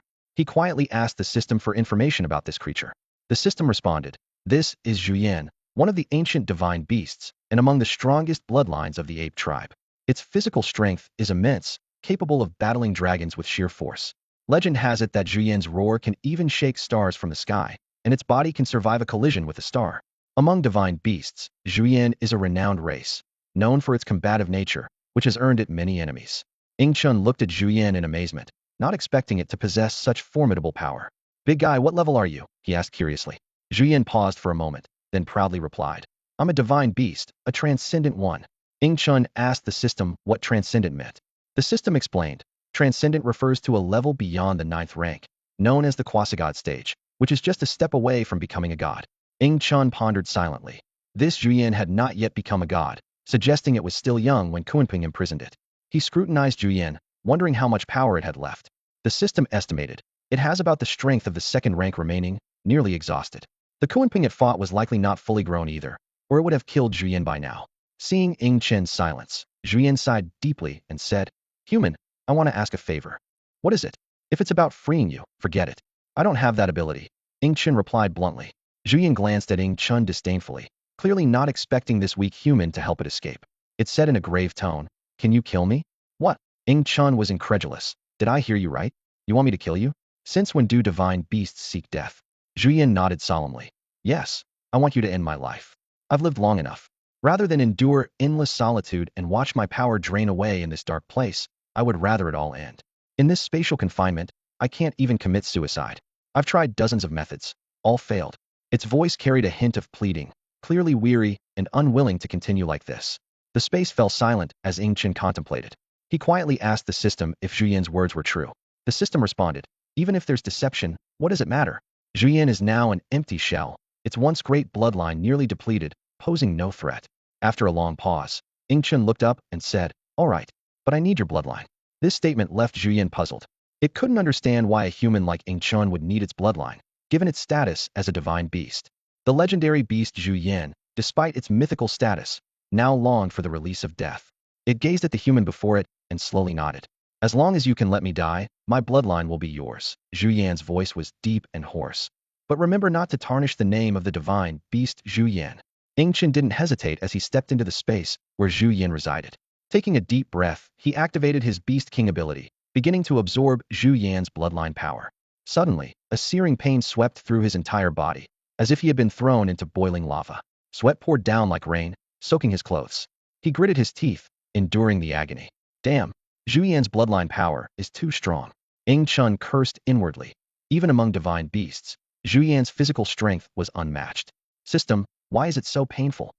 Chun growled in agony, his face contorted. Blood seeped from his body, and the black-red liquid quickly pooled on the ground. He could feel his bones reshaping, becoming more robust and sturdy. The system's voice echoed in his mind. Choosing a divine beast like Zhuyan for your first attempt was bound to be painful.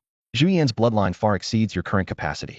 According to my plan, your first absorption should have been a Lord-level creature, but you directly challenged a divine beast, which I did not anticipate. However, if you succeed, the benefits will be immense.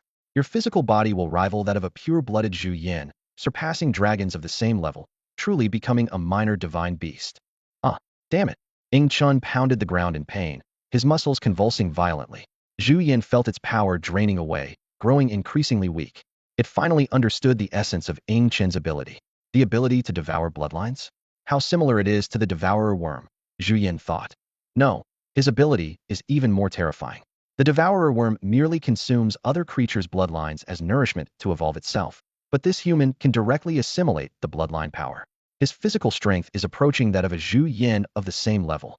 As time passed, Zhuyan grew weaker, its bloodline nearly entirely absorbed by Chun, death looming ever closer. In this lifetime, humanity has produced such a terrifying figure, Zhuyan murmured to itself in its final moments, a strange smile appearing at the corner of its mouth. I wonder how those beings will respond. Once Ing Chun had fully absorbed Zhu Yan's bloodline, he felt his body become incredibly powerful. His level also advanced to the early stage of level 2, and his Beast King ability was refreshed once more. Ing Chin's muscles swelled, each movement infused with astonishing strength. System, open my panel. Ing Chin commanded. The system immediately responded. Host, Ing Chun. Level, early stage level 2. Divine pets, demonic fierce dragon ant extraordinary species, Pishio egg, divine beast 4-leaf sword grass plant life, azure luan bird spiritual beast. Abilities. 1. Annihilation, the innate ability from Zhu Yan. Zhu Yan is a natural-born warrior, and this is its sole ability. It can be imbued into the body, granting immense power, and any damage inflicted cannot heal. 2. Power of fire. 3. Power of ice. 4. Power of gold. 5. Sword chi. Ing Chun felt the surging power within him, realizing he had embarked on an extraordinary path of evolution. Boom. Ing Chun swung his arms in the mysterious space, the air echoing with a heart-stopping whoosh. Excitedly, he shouted, "Come on, little guy. Let's have a contest of strength." As soon as he spoke, a massive figure burst out from within him. It was the Zhu Yan he had devoured. The two figures collided fiercely in the air, their clash producing a deafening sound. Ing Chun was pushed back by the impact, retreating several dozen steps before he could steady himself. The enormous Zhu Yan, however, only stepped back 4 paces, seemingly having the upper hand. But in reality, considering the size difference, they were equally matched. Yes. Ing Chun couldn't help but shout, his blood boiling with excitement. This is exhilarating. The Zhu Yan, on the other hand, looked terrified. It stared at Ing Chun in disbelief, its mind in turmoil. Despite being only at the early stage of the 2nd grade, Ing Chun's power was unexpectedly stronger than that of a pure-blood Zhu Yan of the same level, though the Zhu Yan was at the early stage of the 4th grade, 2 full levels higher. The system silently observed all this, secretly amazed. Under the Beast King's devouring and assimilating ability, Ing Chun had not only gained the power of a pure-blood Zhu Yan, but had also received an additional 10th of the pet's abilities due to the system's enhancement. At this moment, Ing Chun's power was fearsome. The intense battle continued for a while, and Ing Chun finally calmed down. He turned to the system and asked, "System, how do we get out of here?" The system replied, "Wait. This space is sustained by the Zhu Yan's power. Now that the Zhu Yan is dead, it will eventually collapse on its own." Ing Chun nodded, lost in thought. Although devouring the Zhu Yan had brought him great benefits, the Zhu Yan's power loss meant it didn't provide him with extra energy. Meanwhile, on the surface world, Li Yutong and her team were nearing their destination. "Captain, the bamboo grove is just ahead," Li Yutong whispered, careful not to alert the surrounding mutated beasts. The captain's expression was serious as he gave a low order. "Observe first. We must find the exact location of Miss Li. We have to rescue her today." His voice carried a hint of urgency, as the mission had already been delayed too long, if not for the encounter with that formidable creature. Understood. The surrounding team members immediately dispersed to carefully search for Miss Li's whereabouts. After a thorough investigation, they finally locked onto their target. An excited team member reported, "Captain, we've found Miss Li. She's in a mutated ape's cave." The situation seems stable. The team members' words were somewhat cryptic, and the captain didn't immediately grasp their meaning. It wasn't until he saw it with his own eyes that he understood.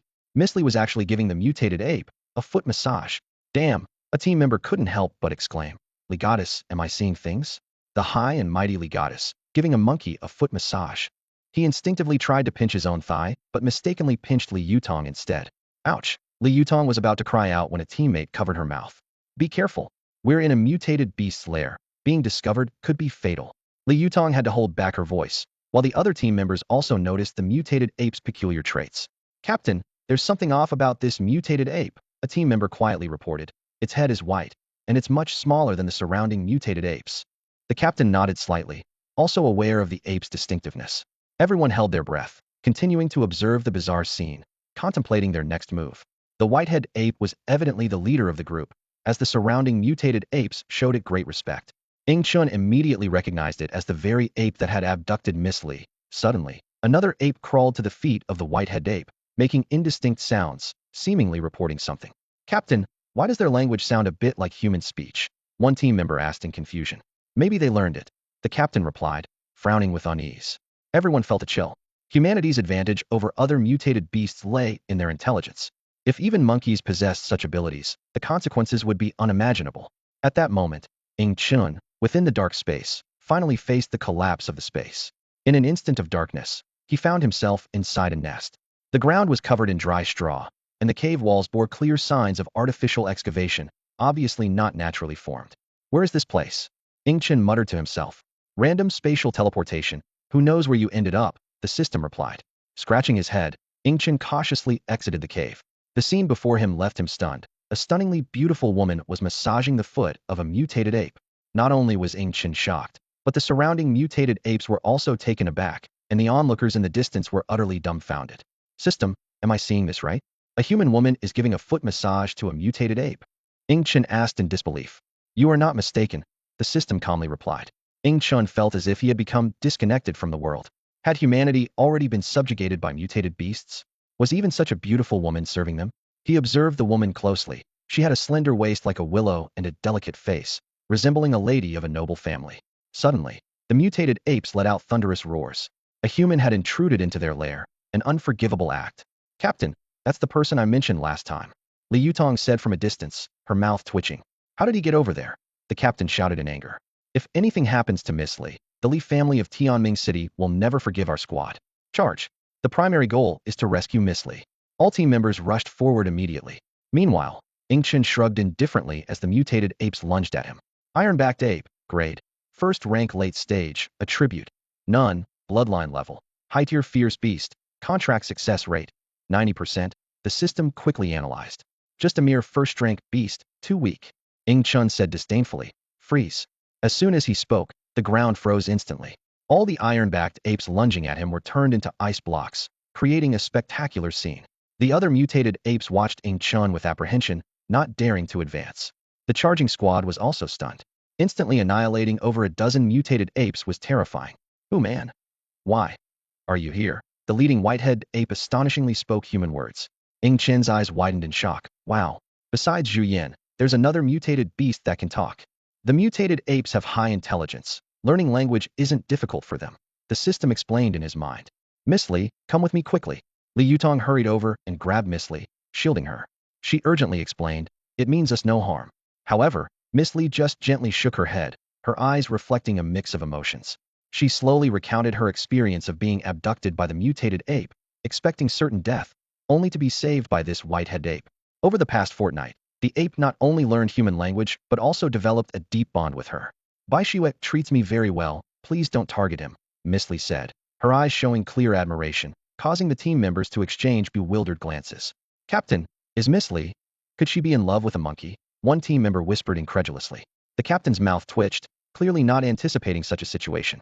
Just then, Ing Chen noticed Li Yutong's presence and excitedly waved. Li Yutong, what are you doing here? His action completely ignored the whitehead ape nearby. Watch out, Ing Chen, Li Yutong suddenly shouted. The whitehead ape, feeling slighted by Ing Chen's disregard, was instantly enraged. It lashed out, its fists slicing through the air with a piercing sound.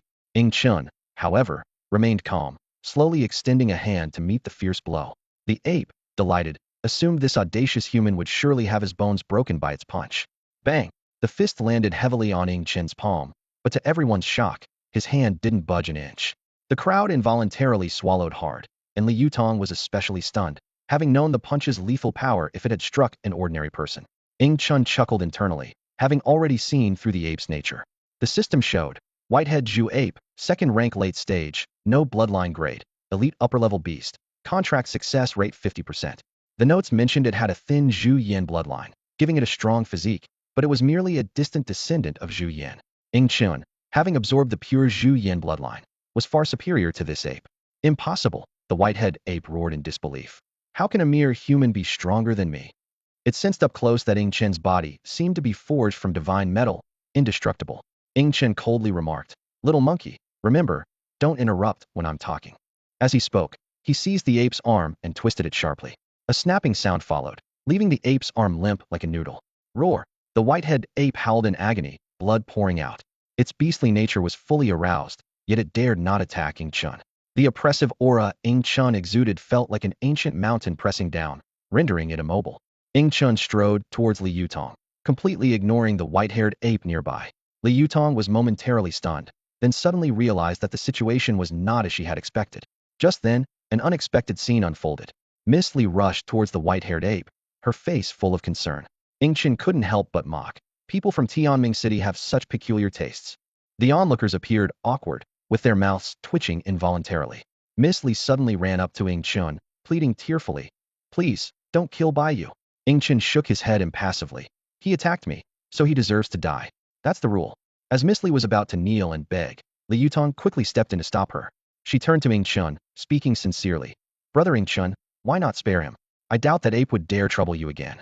Chen shrugged, recalling how Li Yutong had once saved him at the risk of her life and even given him some money, leaving a good impression on him. He replied nonchalantly, fine, it's just a little monkey. Li Yutong breathed a sigh of relief and hurriedly pulled Miss Li up. The white-haired ape, seeing this, signaled the other mutant apes to cease their actions. Miss Li then recounted her experiences after being captured to Chen.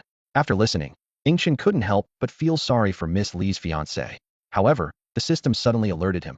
Xiao Chun, things aren't that simple. The woman's eyes are deceiving. Her emotions are all fake.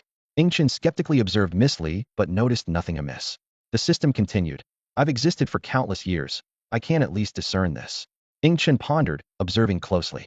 He noticed that, despite being a well-bred young lady, Miss Li was willing to lower herself to massage a monkey's feet. Moreover, the white-haired ape's eyes were filled with pure, passionate affection, resembling a human's first love. Realizing this, Chen sighed inwardly at Miss Li's deep scheming. She was manipulating this white-haired ape with Zhu Yan's bloodline, akin to Chen's contract pet. The difference was that Chen had used the system to subdue it, while Miss Li was using emotions to bind this newly intelligent mutant beast. After more than half a month together, the white-haired ape had become like a blank slate, ready for Miss Li to imprint with whatever she desired. Chen had to admit that individuals cultivated by large families excelled in cunning far beyond ordinary people. He couldn't help but wonder what kind of person Miss Li's fiancé was. However, all these calculations seemed laughable and powerless in the eyes of the now powerful Chen. Chen embarked on the journey with the Li family team, and Miss Li specifically brought along the white-head ape, a move that further confirmed a certain suspicion in Chen's mind. Along the way, Li Yutong couldn't help but share her thoughts with Chen. Brother Chen, you're so strong now. I saved you back then. Were you laughing at me? Chen smiled at the memory. When you dragged me to escape, you really startled me. The presence of the white-head ape acted like an invisible barrier, keeping the mutated beasts at bay. Suddenly, the captain shouted, "Stop!" Everyone halted immediately, including the ape. From the bushes came rustling sounds, followed by about 20 burly men, each with a face marked by vicious scars. The leader, a man with a scarred face, arrogantly declared, "We're robbers. Hand over your valuables. Men cut off an arm, and women stay." Chen looked speechlessly at these clueless bandits, thinking they must have their brains in their heels to dare rob the elite team from Tianming City. The captain grinned, a hint of excitement flashing in his eyes. Interesting, someone dares to rob us, the Qianglong team. The other team members were eager to fight, and tensions escalated quickly. Just then, someone in the bandit group whispered, "Sir, I think they're the strongest team from Tianming City. Should we retreat?" However, the bandit leader viciously ordered, "Retreat? We outnumber them. Let's fight." With that, he drew a curved blade, and at his command, all the bandits charged at the Qianglong team. The battle erupted immediately, but it was entirely one-sided. The Qianglong team faced the bandits like hounds against kittens, completely unmatched. Blood splattered through the air, and screams echoed around. A female bandit, sensing the unfavorable situation, began to retreat quietly, muttering, "A bunch of brutes. These people aren't ones we can rob. I'm out of here."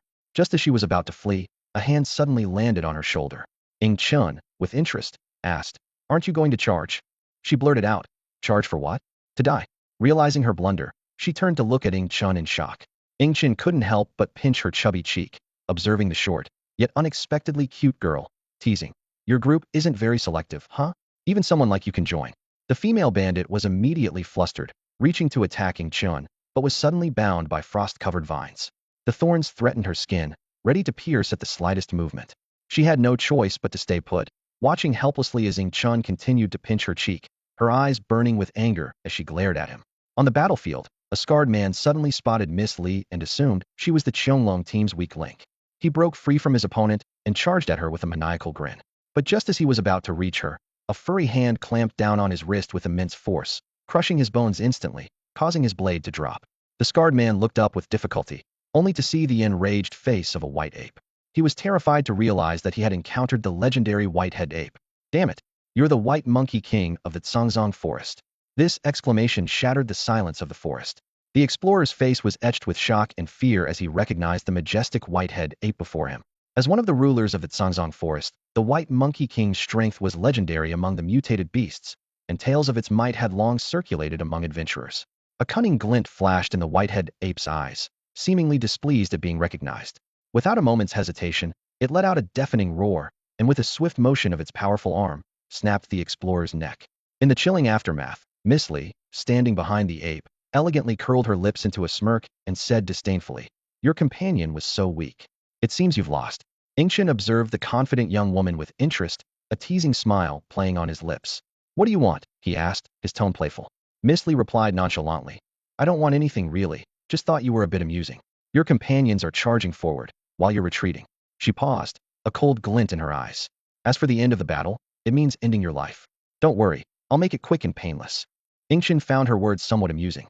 But Miss Lee, like a cat whose tail had been stepped on, bristled with indignation. She quickly said, "Hey, are you kidding me? You left me here, don't you have any designs on me? Why kill me?" Ingchen raised an eyebrow and retorted, "What would I want from you?" Miss Lee couldn't believe her ears and shouted in frustration, "Are you really that clueless? Obviously my body. Aren't I beautiful?" Ingchen shook his head, his tone flat. "You might be overthinking it. I just planned to kill you last." Miss Lee was completely at a loss. She had never encountered anyone like Ingchen. She gritted her teeth and said, "Are you even a man?" "Of course," Ingchen replied calmly, "but you're too ugly." This comment thoroughly infuriated Miss Lee, and she screamed hysterically, "Go to hell." Then, as if regaining her composure, she suddenly switched to a negotiating tone. "How about we make a deal?" Ingchen was intrigued. "Let's hear it. What do you want?" Miss Lee took a deep breath. "I want the location of a divine beast, one of those terrifyingly powerful, mutated beasts." Ingchen's pupils narrowed slightly, his tone turning serious. "Why do you want that? Are you looking to get yourself killed?" He paused. "Do you have it? If not, I'm going to take action." As he spoke, he controlled the frost vines to slowly converge on Miss Lee. Wait. Miss Lee shouted in panic. "I know." Ingchen halted his actions, surprised at the girl. He thought to himself, could she really know? He was only joking earlier. The traces of divine beasts were so rare, how could an ordinary girl possibly know? "You really know?" Ingchen asked skeptically. "Of course," Miss Lee said urgently. "But you'll have to untie me first." No sooner had she spoken than the frost vines tightened, and Miss Lee was thrown into a panic. "Don't tighten them anymore. I'll talk. Okay," she shouted hastily. Only then did the frost vines slowly stop. Ingchen coldly watched the woman, thinking that if she dared to deceive him, she would face a thunderous strike. "The divine beast you're talking about, is it the kind that surpasses ordinary mutated beasts, resembling mythological creatures?" Miss Lee asked cautiously. "Yes." Ingchen nodded. Miss Lee finally exhaled slowly, as if she had just walked away from the gates of hell. In the early days of the apocalypse, the internet hadn't completely shut down. Wen Chen's sister sent him a shocking video. On the screen, a massive creature appeared. It had a lizard-like body with enormous wings and was covered in bright red scales like flames.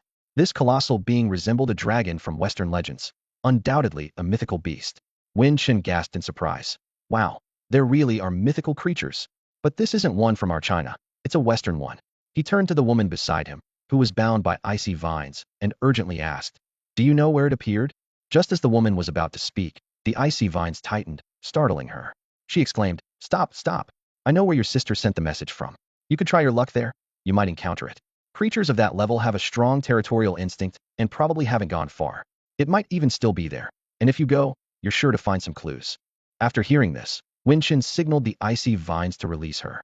The battle was over, and the surroundings were littered with corpses and severed limbs, the ground stained red with blood.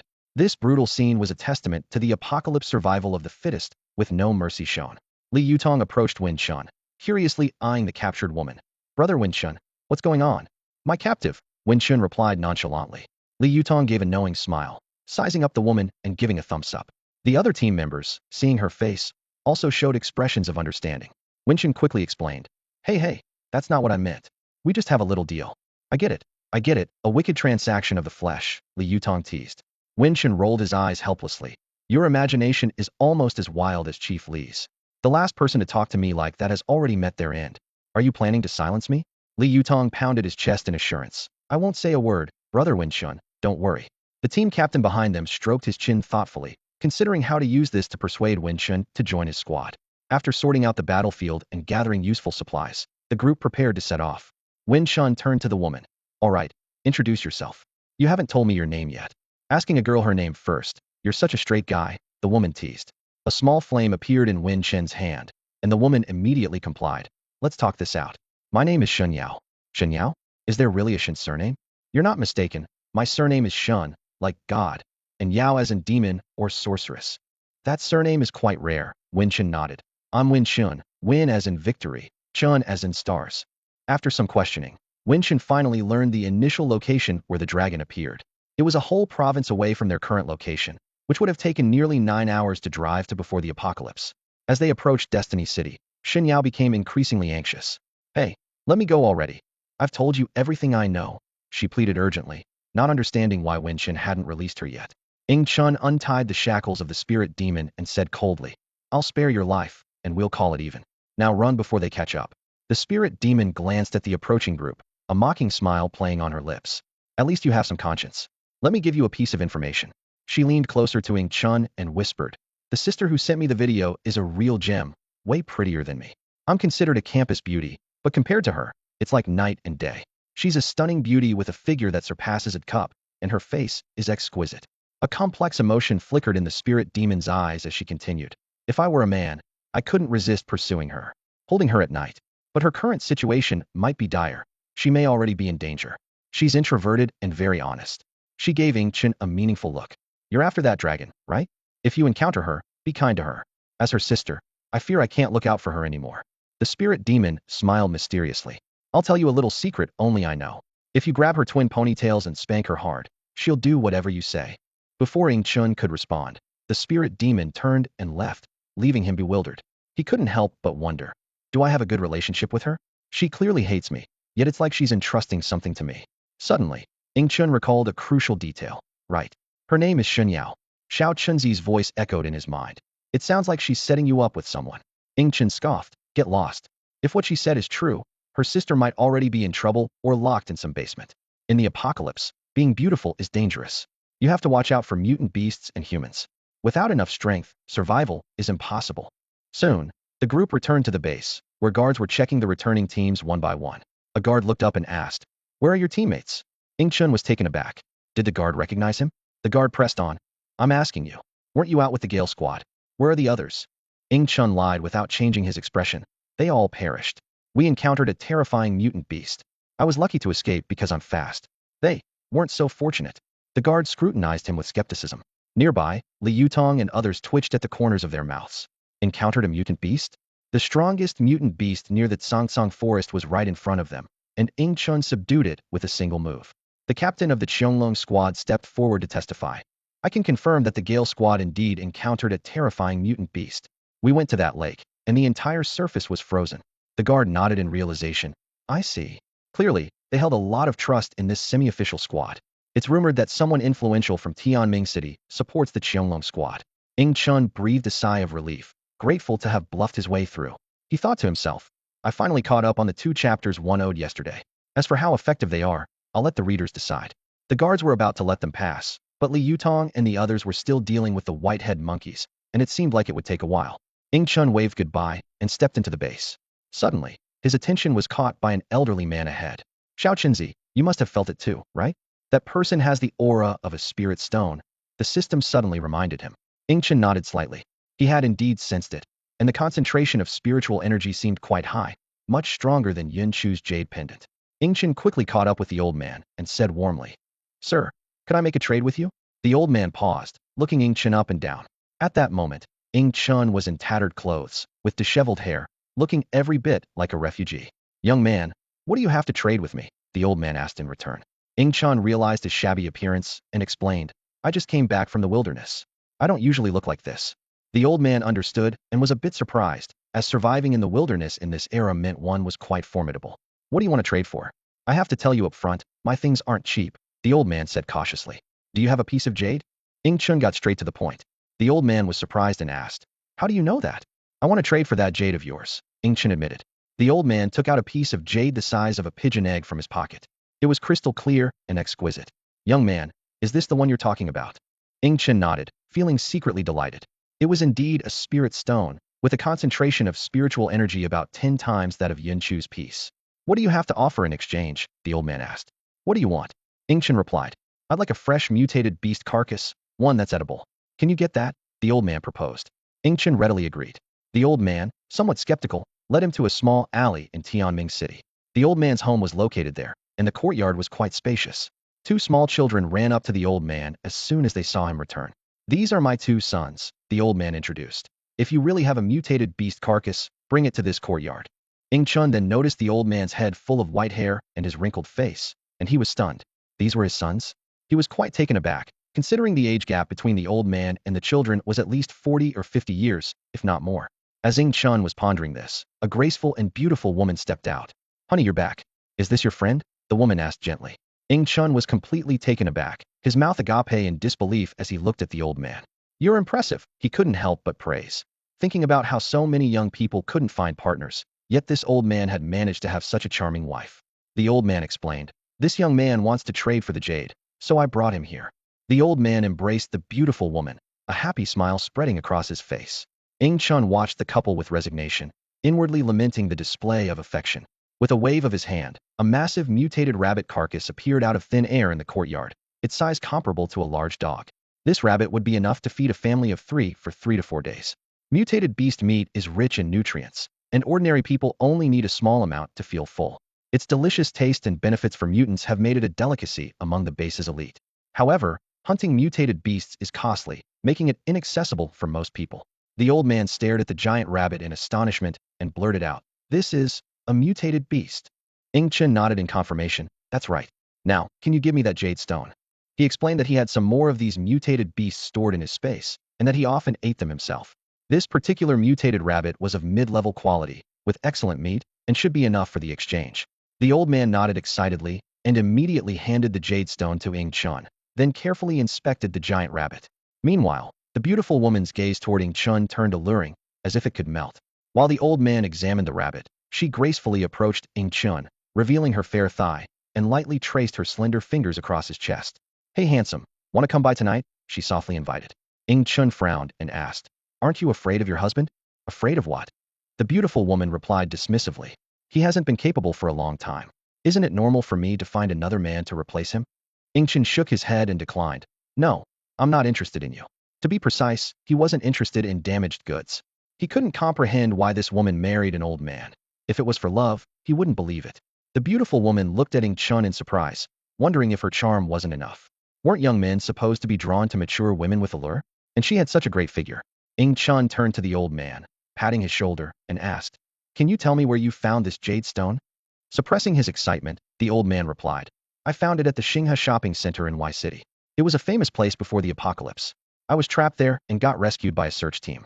I found it in the underground parking lot, but I don't know if there are more. Ing Chun nodded, obtained a map from the old man, and left the small courtyard. As soon as he left, the old man transformed his demeanor, glaring coldly and fiercely at the beautiful woman. How dare you flirt with another man? You need a lesson.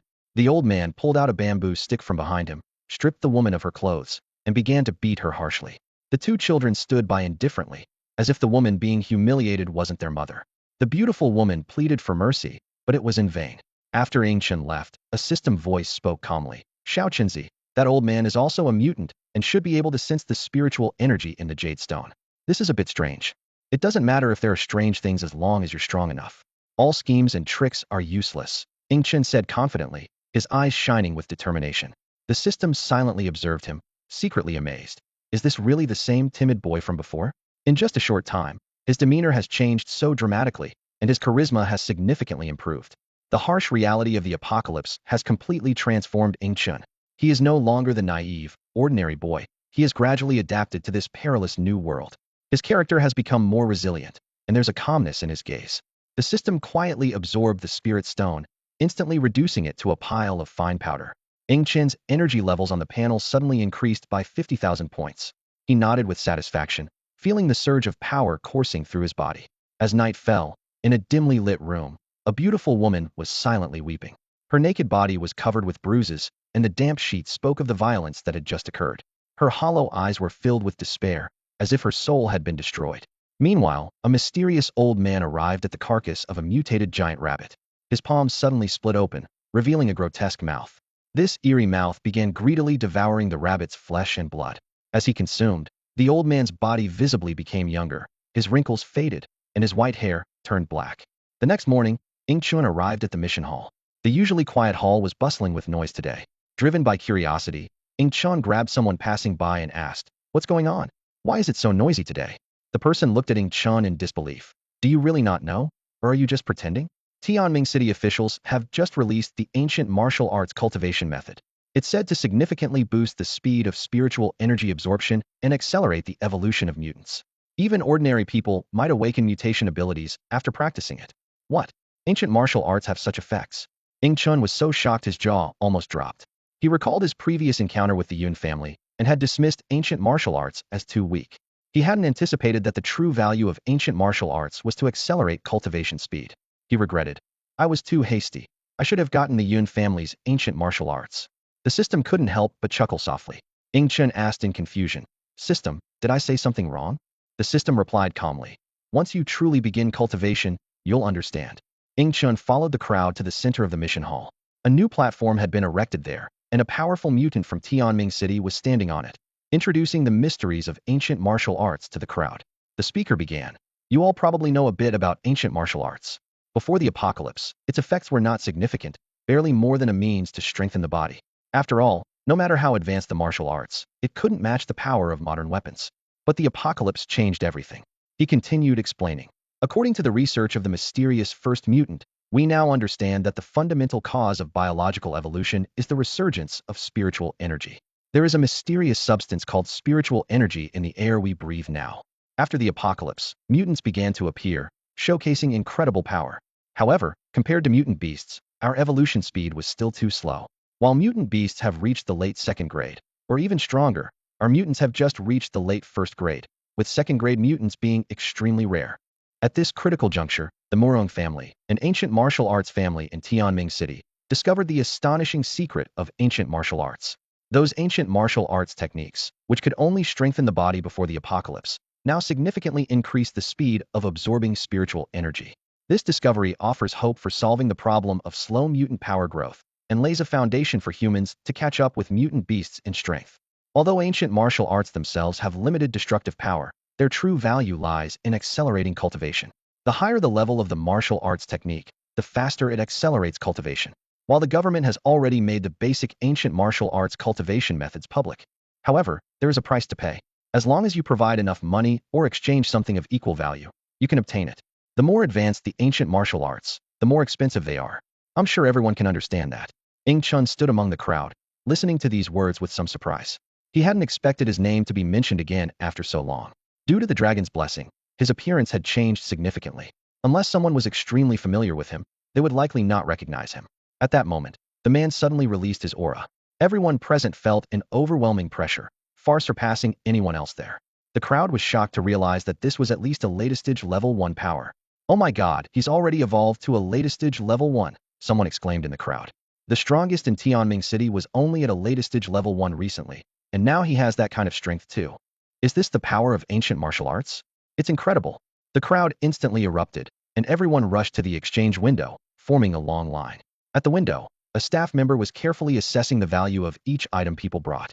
Ordinary gold, worthless, get out. The staff member disdainfully tossed aside a large chunk of gold. But this is gold, and it's as big as a baby's head. The person protested loudly. The staff member gave him a contemptuous look. Gold. It's the least valuable thing in the apocalypse. You can find plenty in any jewelry store. The man left, embarrassed by the ridicule. Finally, it was Ing Chen's turn. He stepped forward and asked, what styles of ancient martial arts do you have here, and what are the prices? Check the board yourself, the staff member replied impatiently. Ing Chun examined the board, which listed 4 styles: Crane Fist, Tiger Fist, Iron Shirt, and Divine Wood Technique. Crane Fist and Tiger Fist were 80,000 each, Iron Shirt was 100,000, and Divine Wood Technique was 150,000. Is this Divine Wood Technique the highest level? Ing Chun asked curiously. No, more advanced martial arts aren't for sale here. You can only get them by making significant contributions to Tianming City, the staff member explained. After a moment of thought, Ing Chun decided, then I'll take the Divine Wood Technique. If he was going to train, he wanted the best. Do you have the money? The staff member asked, surprised, as Ing Chun was the first to request the Divine Wood Technique. Ing Chun took out a plant from his pocket. How about this for an exchange? The staff member's eyes lit up as he carefully examined the plant. It was a mutated plant called the Shadow Snake Orchid, a highly valuable item in Tianming City. After 10 minutes of careful inspection, the staff member nodded in satisfaction. It is indeed a mutated plant. Do you know its function? The staff member asked. Of course, Ing Chun replied confidently. This mutated herb is called Shadow Snake Orchid, and its effect is to stop bleeding. No matter how severe the wound, Applying its sap will quickly stop the bleeding. The staff member's eyes brightened. If it was as Ing Chun described, the herb's value was significant. In this apocalyptic era, bleeding incidents were common, and this mutated plant could save lives. Just then, a kindly voice came from behind the staff member. Young friend, are you sure about what you said? Ing Chun looked up to see an elderly man approaching with a gentle smile. And you are? Ing Chun asked, puzzled. I am Murong Tian, the head of the Murong family, the old man said, stroking his beard calmly. This statement caused a stir among the crowd. People began to whisper.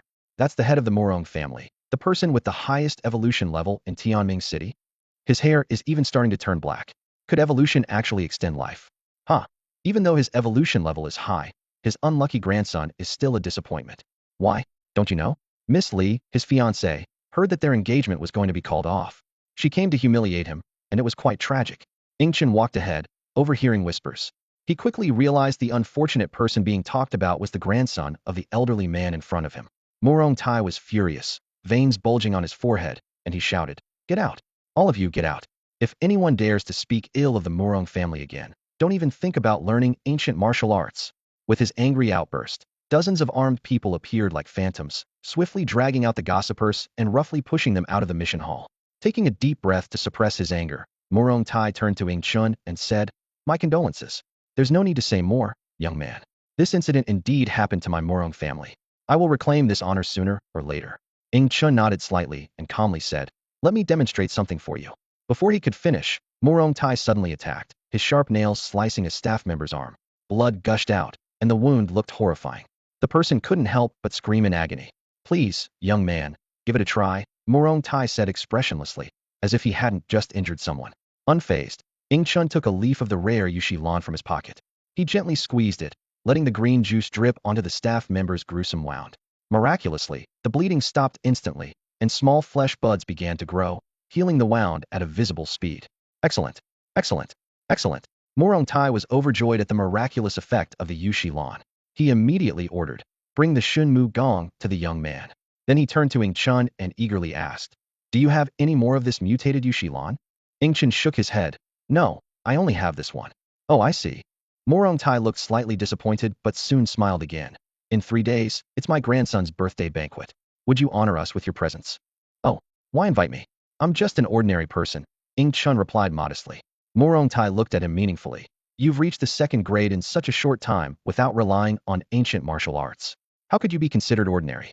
If you are, then there are hardly any ordinary people in the world. You can see my level? Interesting. Ing Chun met Murong Tai's gaze without any fear of his strength being discovered. He calmly said, If I have time, I'll attend. Taking the invitation from Murong Tai, Ing Chun turned and left. Back in his small room, he eagerly opened the Shunmu Gong. It was a unique stance training manual aimed at enhancing one's strength. Shunmu Gong had 9 levels, each corresponding to a stance. According to the manual, mastering each stance could increase evolution speed by about 7%. Ing Chun enthusiastically began studying, but after several hours, he started to doubt himself. Why does the book say that even ordinary people can learn the first stance in 3 hours? Why haven't I made any progress after 6 hours? He frowned and pondered, feeling utterly perplexed. Ing Chun stood in the center of the room, holding the Shunmu Gong manual in his hands, brows furrowed. He leafed through the pages repeatedly, yet couldn't grasp its mysteries. A deep sense of frustration welled up inside him, and he couldn't help but mutter to himself, What is going on? Why can't I learn this? Is this book fake? At that moment, a voice from the system echoed in his mind, with a hint of mockery. Have you ever considered that you have the bloodline power of Zhu Yin flowing through you? As someone with the blood of a divine beast, why bother learning ancient martial arts? The system's words hit him like a sledgehammer, jolting Ing Chun awake. His eyes widened as if realizing his uniqueness for the first time. The system continued, The innate abilities of divine beasts are terrifyingly powerful. Human cultivation methods are just imitations of these beasts. Many major powers in the cosmos study divine beast abilities. You, possessing the Beast King's abilities, can directly acquire these divine abilities. Ing Chun stood frozen, his mind in turmoil. He looked down at the Shunmu Gong manual in his hands and suddenly realized he might have made a grave mistake. The system's voice chimed in again, this time with a hint of teasing. Besides, your cultivation talent is hopelessly poor. To master the first move of Shunmu Gong, it would take you at least 6 months. Aren't you just picking up sesame seeds and dropping watermelons? Realizing the truth, Ing Chun's anger flared. He glared at the system's location in the void, gritting his teeth as he asked, System, did you know all along? I remember you even chuckled. The system unabashedly admitted, Yeah, I knew. Chen jumped in frustration, loudly demanding, "Why didn't you warn me? I wasted my time, and even used up a mutated herb." The system, however, was unapologetic and confidently replied, "Who told you not to ask me? If you don't ask, why should I tell you?" Fuming, Chen threw the Shinmu Gong manual to the ground in frustration. He took a deep breath to calm himself, and then remembered something else. He pulled out the small rod-like divine devourer from his pocket, a glint of greed in his eyes. "System, can I still use my Beast King ability? Can I devour this divine devourer?" Chen gazed at the small creature in his hand, swallowing involuntarily. He recalled the immense power he gained from devouring Zhu Yin and couldn't help but imagine the incredible benefits of devouring this divine devourer. The system's voice immediately turned serious. "If you want to die, go ahead and try." Chen was taken aback, asking in confusion, "Why?" The system patiently explained, "This divine devourer was found in the source of darkness. Normally, the source of darkness can cause spiritual energy fluctuations across an entire planet, and even lead to spiritual energy revival. Yet, it was devoured by this divine devourer until only a trace of energy remained. This shows that the divine devourer's level is undoubtedly high. At the very least, it's quasi-divine, possibly higher. It's not a fake quasi-divine like Zhu Yin, but the real deal. It's currently evolving, and if you recklessly devour it, you'll be blown to pieces instantly." Hearing this, Chen drew a sharp breath, looking at the divine devourer in his hand with newfound awe. He realized he had been carrying such a terrifying entity all along. After a moment of silence, Chen asked, "What about forming a contract with it?" The system replied bluntly, "You could try, but the success rate is 0. Unwilling to give up, Chen said, "I still have that one-time reward you gave me. Can I use it to contract it like I did with the Pichio?" The system's tone became serious. "I advise against it. The divine devourer could wake up at any time, and the success rate is extremely low, likely leading to failure." Then, the system shifted its tone. "Why not consider the blessing of the forest god, which allows you to summon a nature spirit? That's a great choice. It's a special perk I gave you when you upgraded the system to level 7. The system paused, then added, "Or, you could consider those little ones." Chen was puzzled. "What little ones?" The system reminded him, "The eggs in your pet space. Aren't they hatching right now?" Only then did Chen realize he had other options. He fell into deep thought, weighing the possibilities and preparing to make decisions for his next move. Chen held his breath, eyes fixed on the 5 azure luan bird eggs before him. Each egg was covered in fine cracks, signaling the imminent arrival of new life. The air was thick with tension and anticipation. Suddenly, a faint crack broke the silence. A small bird's head emerged from one of the eggs, resembling that of a phoenix, with tufts of red feathers on its head flickering like flames. Chen quickly checked the system information. Fire luan bird. Level, grade 1 initial stage. Attribute, fire. Bloodline level, lower lord. Spirit beast contract success rate, 50. Note, a branch of the fire phoenix, with the potential to evolve into the most populous fire phoenix within the phoenix clan. Besides fire abilities, it also possesses strong regenerative powers. Gently stroking the little creature's head, Chen admired. "This little one is quite strong." He watched as the fire luan bird began to consume its eggshell, feeling its presence steadily rise, soon reaching the mid-level of grade 1. As Chen marveled at the newly hatched bird with lord-level bloodline, the other 4 eggs started to crack open. Another fire luan bird and 2 azure luan birds emerged, with one of the azure luan birds having a mid-lord level bloodline, surpassing its parents. Surprised, Chen exclaimed, "Wow, born and already surpassing the azure luan." He quickly realized this was due to their growth under the sun tree, absorbing abundant spiritual energy, enabling them to achieve such high bloodline levels. The last egg remained unbroken, and Chen anticipated it might be the strongest.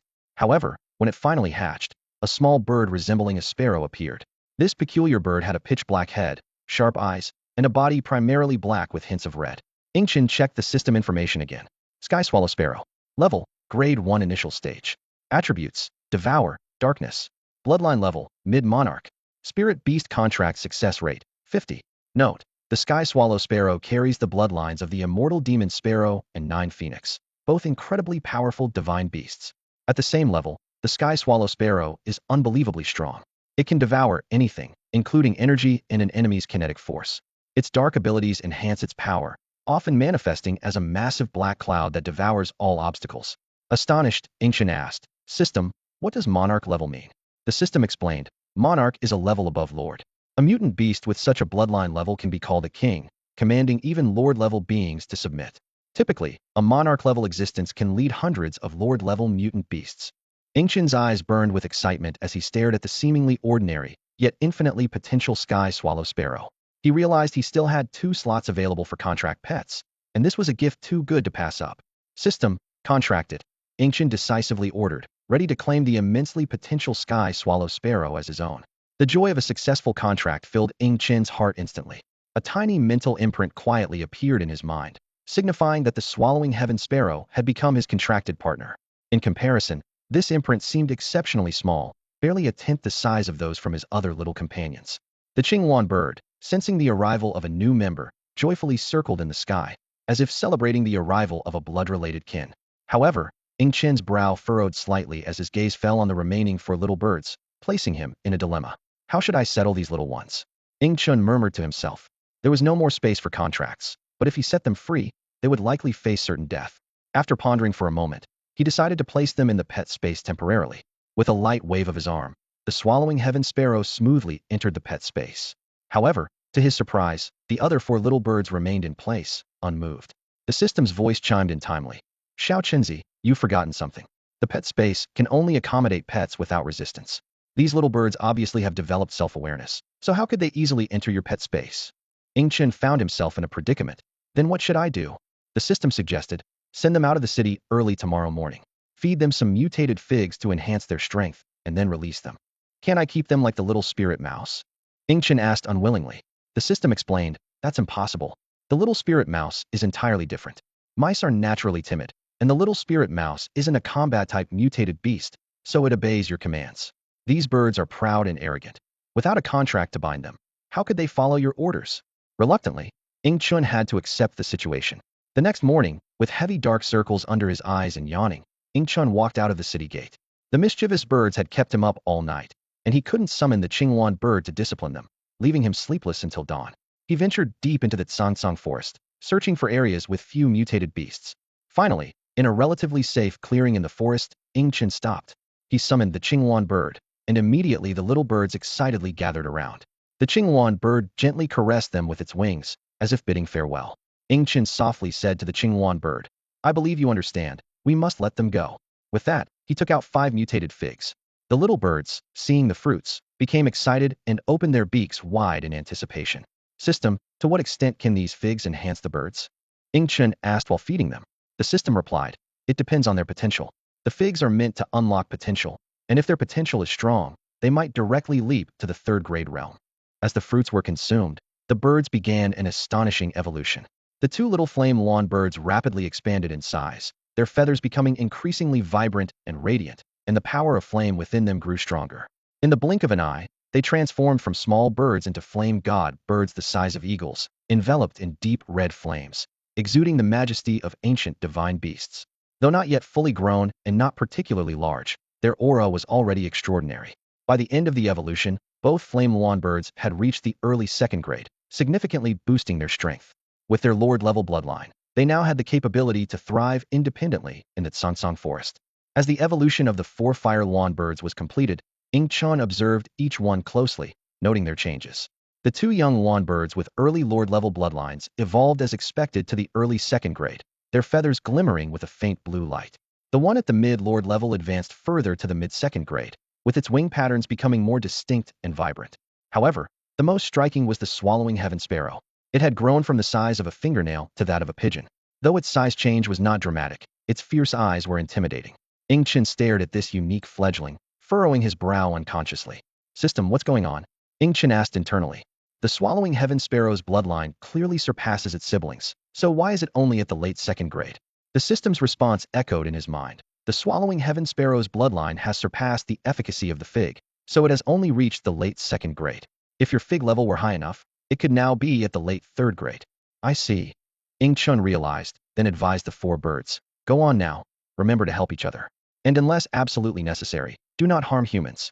However, the troublemakers paid no heed to Ing Chen's advice and flew off in different directions. Ing Chen smiled wryly and turned to leave, thinking to himself, I feel like I've been shortchanged. I must find a way to recover the money for this divine wood art. The system suggested, isn't there a banquet? You can exchange items with others there. Days passed quickly.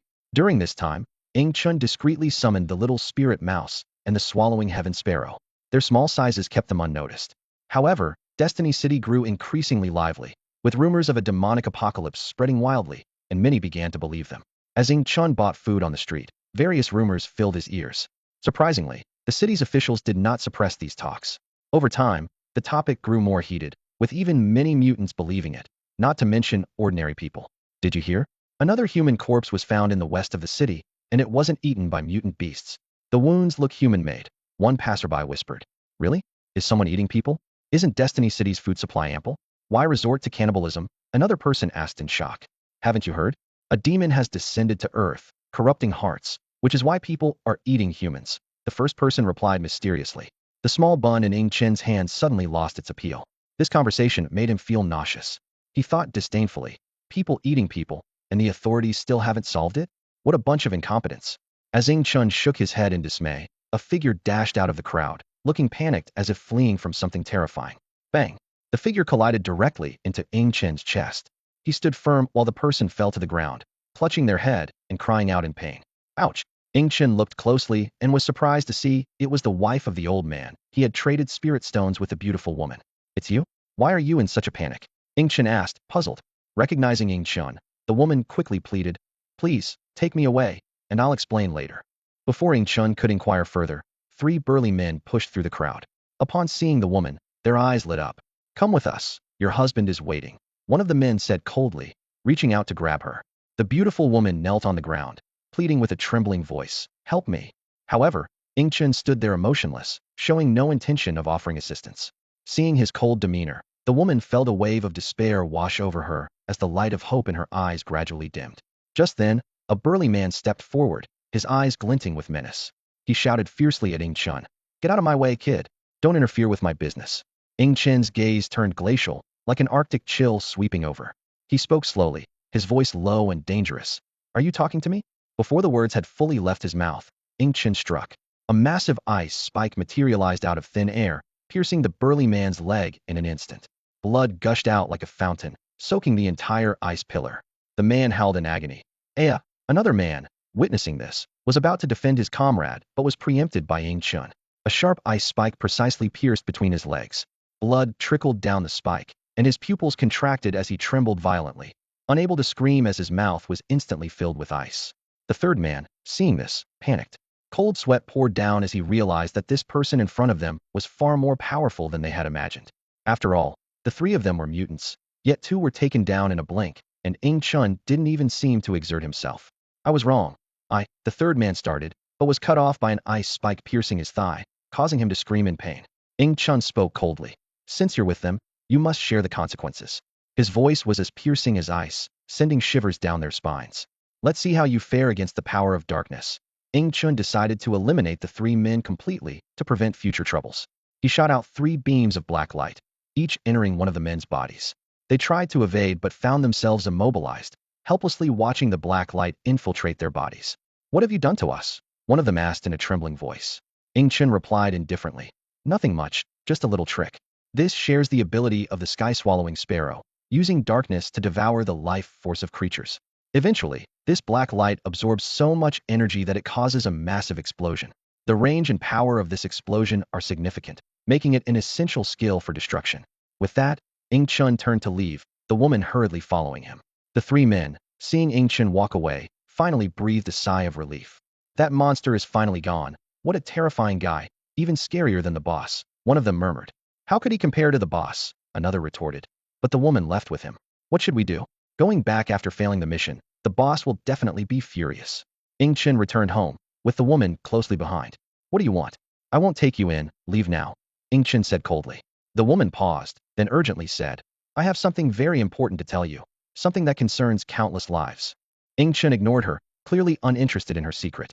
Seeing this, the woman took a deep breath and said seriously, it's about the demon from Tianming City. Are you sure you don't want to hear it? Oh, go on. Ing Chen finally showed some interest. Seeing she had the chance to speak, the woman relaxed a bit and became more solemn. She looked directly into Ing Chen's eyes and said, that demon is my husband, that old man. His name is Wang Taizhu, and he's the one behind all the demon incidents in Tianming City recently. The transformation of Wang Taizhu was like a nightmare, plunging the beautiful woman into deep fear. She recalled the turning point from 2 weeks ago when her once gentle and well-mannered husband suddenly became exceptionally violent. That day, over a trivial matter, Wang Taizhu beat her severely, leaving her body covered in bruises. What was even more horrifying was his eyes, which turned blood red, resembling those of a bloodthirsty beast. In the days that followed, Wang Tieju's violent tendencies worsened. Just 3 days later, their two children also exhibited strange changes. Their eyes could turn red as well, and they looked at their mother with a chilling coldness, as if they were staring at a corpse. The beautiful woman trembled at the memory of the terrifying scene she witnessed the previous day, Wang Taiju devouring her mutant giant rabbit alive, seemingly deriving immense pleasure from the bloody spectacle. Realizing something was amiss, the beautiful woman took the opportunity to escape under the pretense of buying groceries. However, her escape plan was soon discovered, and Wang Taiju sent 3 strong men to capture her. At this point, the beautiful woman's body trembled uncontrollably, her fear evident. After listening to her story, Chun pondered for a moment and said, "You can stay here for now. Tomorrow I have a banquet to attend, and I will report this matter to the people of Tianming City there." The beautiful woman also mentioned a strange item she saw in Wang Tieju's room, a skull resembling a goat's head, which everyone seemed to worship. Chun tried to reassure her, suggesting it might just be the ancient remains of a mutant beast. Hearing this explanation, the woman felt slightly relieved, though her escape had left her utterly exhausted, nearly collapsing. "You can sleep on the couch in the living room," Chun arranged. The woman worriedly asked, "What if he comes to take me?" Chun calmly replied, "No one can approach me. If anyone dares to snatch someone under my watch, I wouldn't mind conducting a thorough purge." The woman then elaborated on Wang Tieju's other odd behaviors. After analyzing the situation, Chun concluded that all the bizarre occurrences seemed linked to the mysterious skull.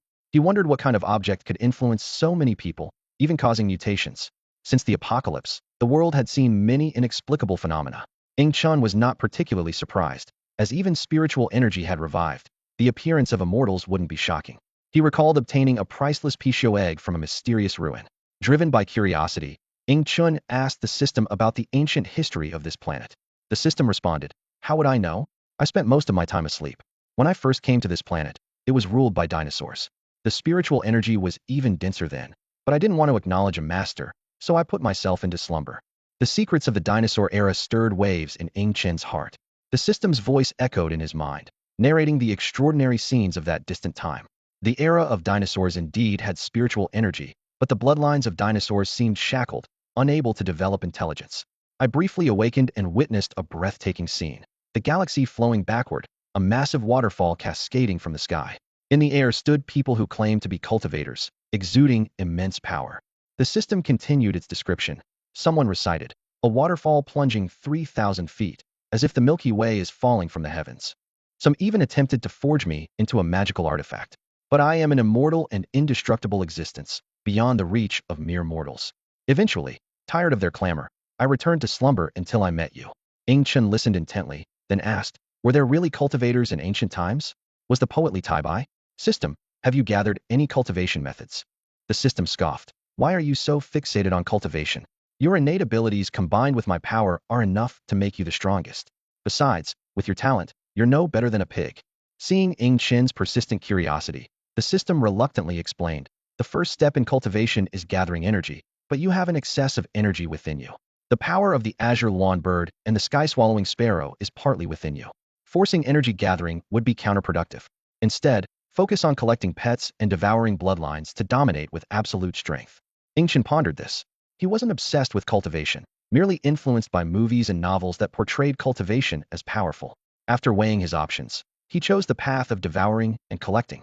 "I'm just curious whether divine beasts are stronger or cultivators," Chun murmured to himself. The system replied decisively, "Divine beasts are stronger, without a doubt." Chun looked out the window, where the fiery clouds painted the sky red, creating a magnificent view. The unpolluted sky was exceptionally clear. He vowed silently that if any cultivator dared to provoke him, he would make sure they regretted it. The next day, Chun, accompanied by a beautiful woman, headed to the location mentioned in the invitation from Morong Tatian.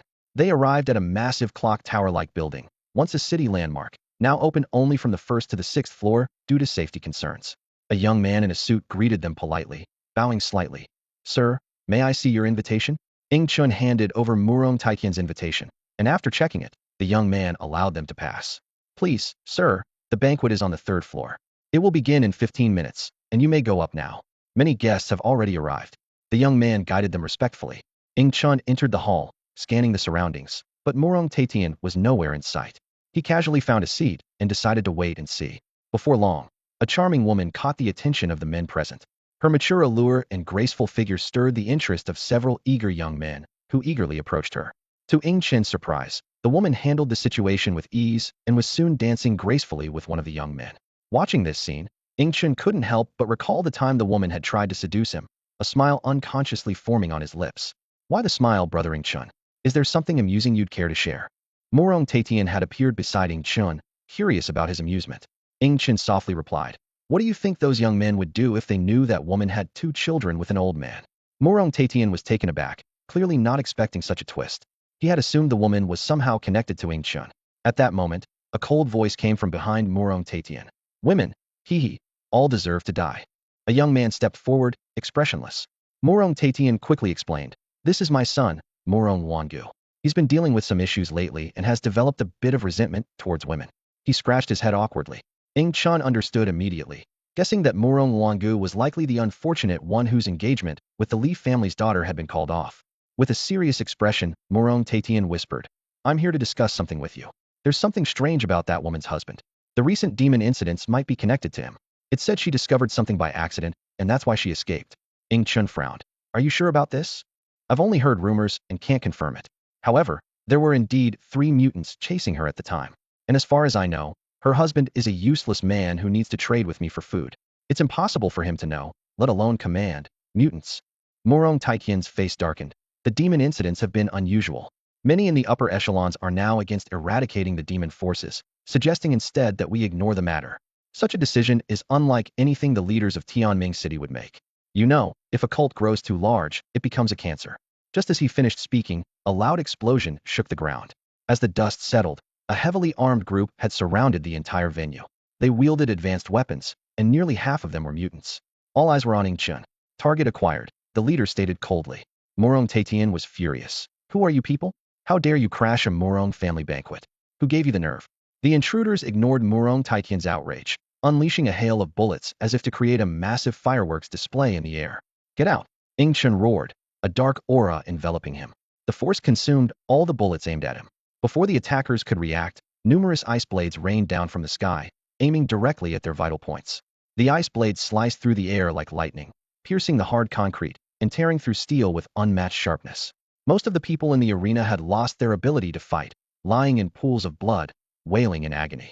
The rest had already closed their eyes forever. Ing Chen's attack was not a random massacre. It was precisely aimed at those who had attacked him.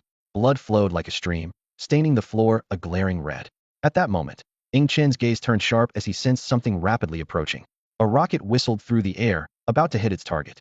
In the nick of time, an unbreakable ice wall appeared out of nowhere, and the rocket exploded against it with a deafening roar that echoed throughout the space.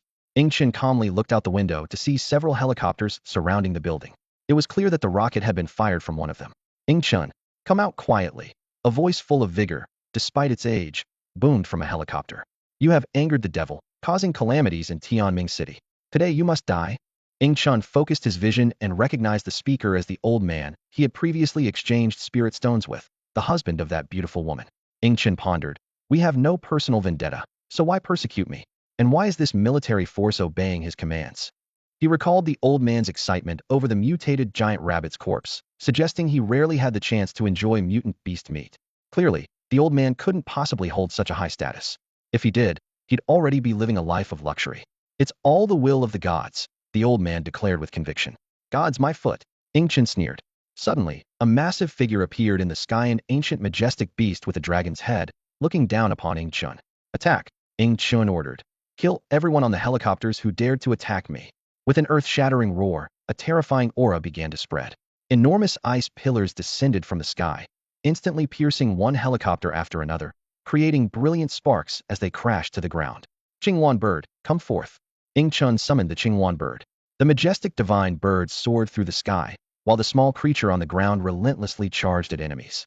Those nearby were stunned by the scene, exclaiming, "What kind of monster is that? It's so powerful. Is that a dragon's head? And is that a Qingwan?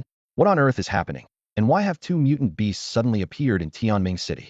Morong Taitian, watching from nearby, was even more astonished.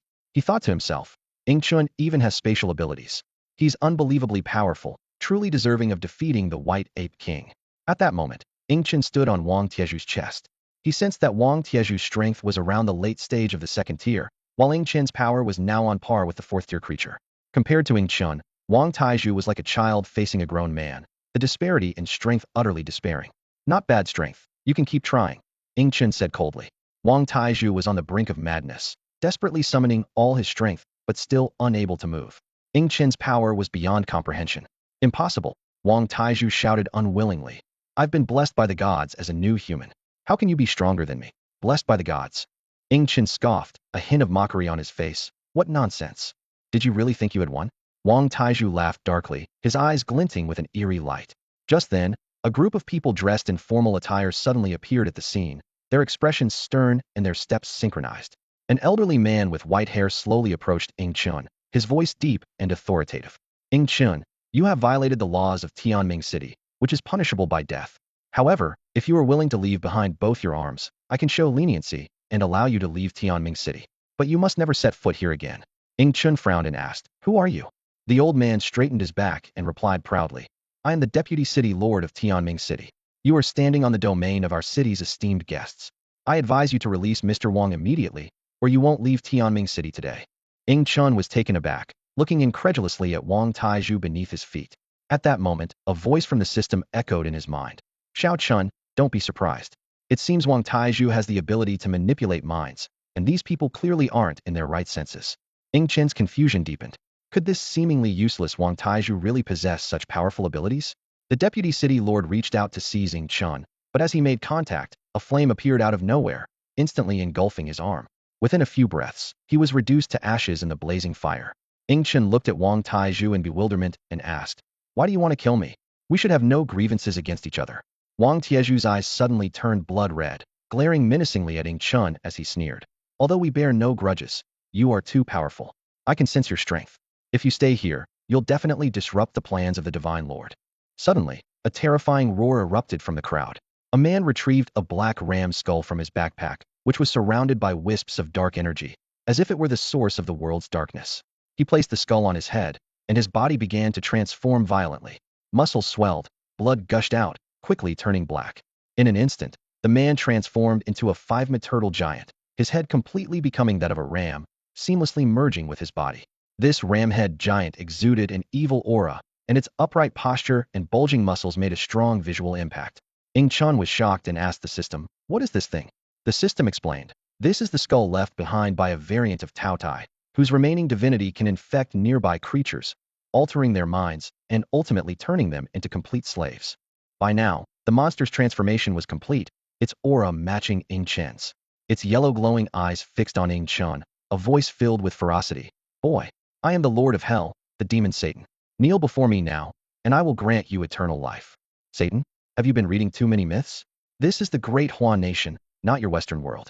Here, we have the King of Hell. Ing Chen scoffed, a hint of disdain flashing in his eyes.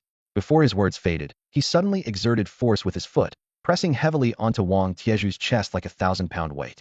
With a sickening crack, Wang Tieju's ribs shattered instantly.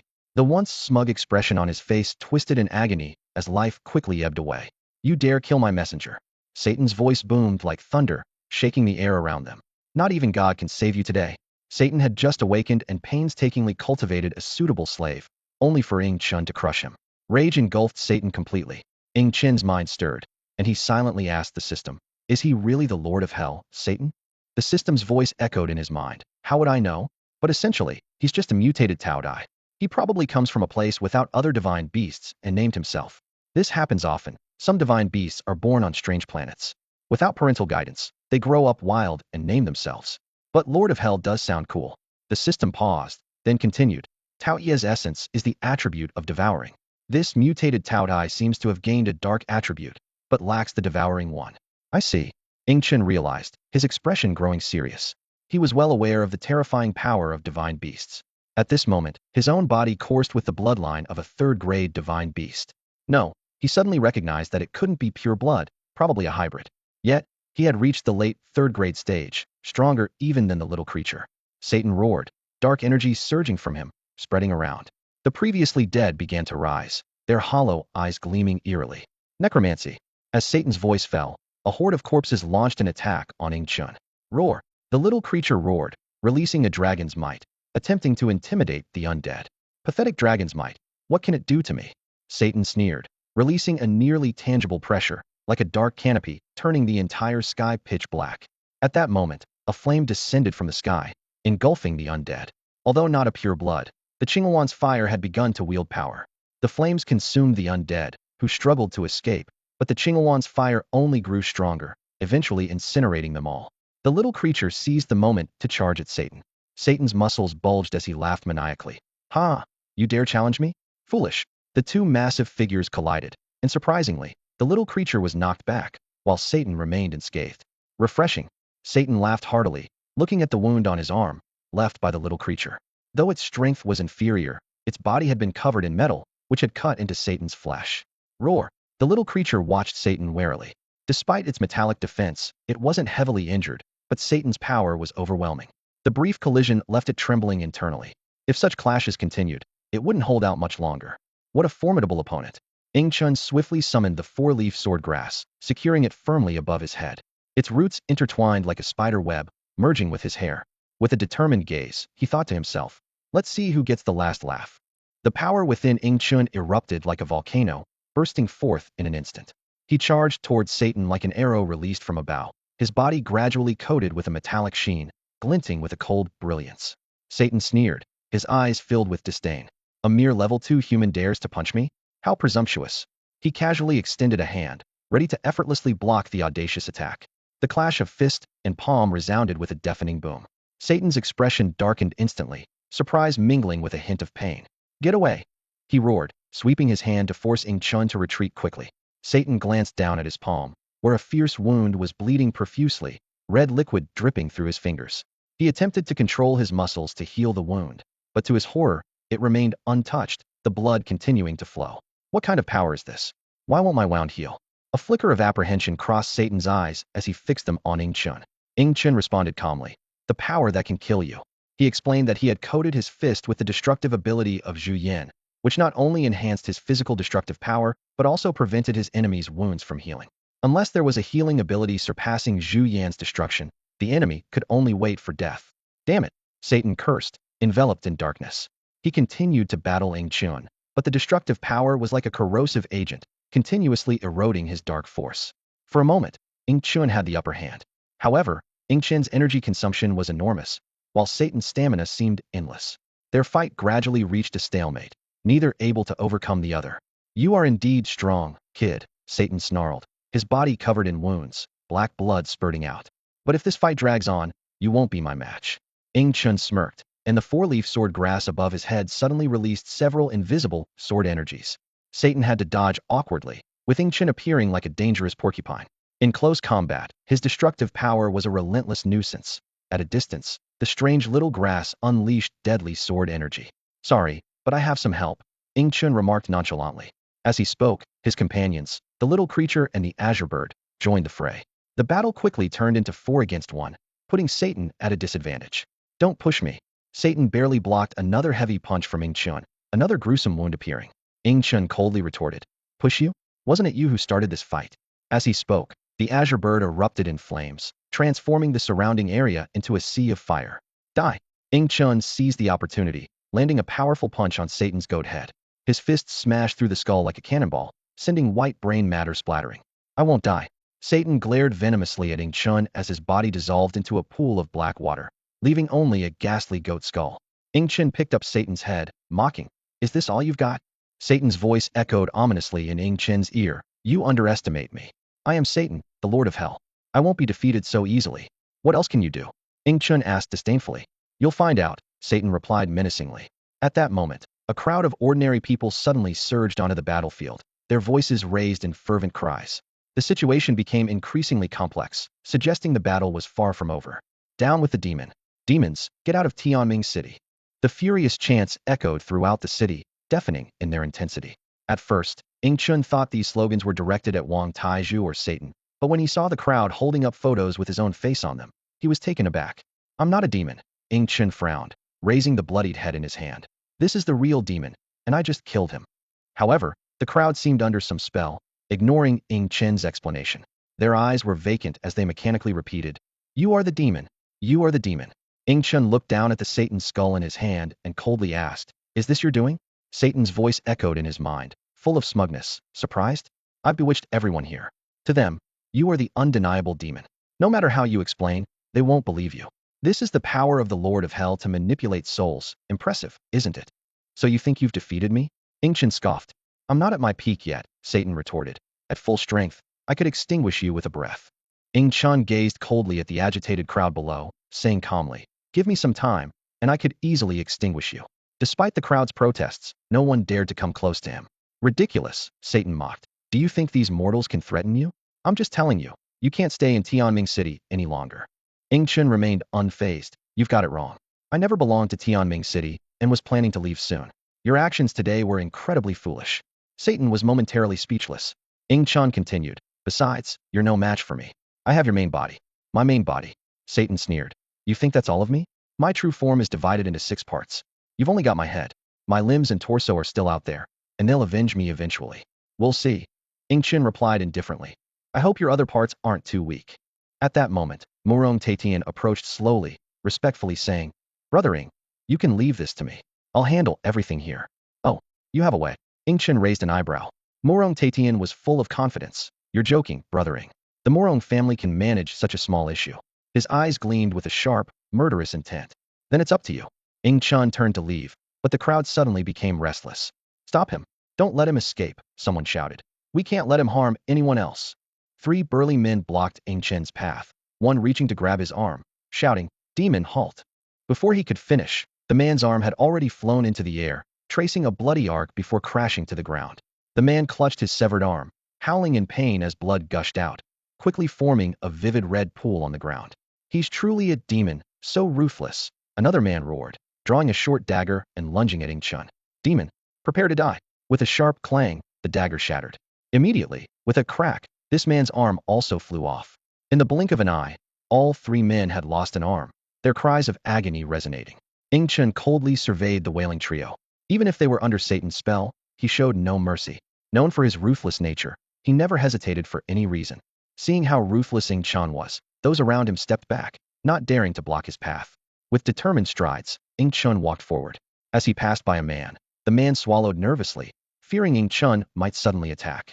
At that moment, a voice echoed in Ing Chun's mind. "Xiao Qinzi, even though you're acting so cool right now, there's still a sword grass on your head. You look a bit silly." Ing Chun's mouth twitched. If not for the system's reminder, he would have forgotten about the sword grass on his head. With this awkwardness in mind, he returned smoothly to his small house. However, tales of his exploits rapidly spread throughout the city, becoming increasingly exaggerated. The next morning, Ing Chun went out to buy food as usual. He soon sensed something was off about the atmosphere. Passers-by pointed at him and whispered, "That's the demon with grass growing on his head. I heard he killed many people yesterday, supposedly thousands. I wonder what the officials of Destiny City are doing, letting him roam around freely." Though they spoke quietly, Ing Chun heard every word clearly. His mouth twitched again, filled with confusion. "System, did I kill thousands of people yesterday?" Ing Chun asked internally. "No, you only killed a few dozen," the system replied. Ing Chun was even more puzzled. He had only killed those who attacked him, so how could it possibly be thousands?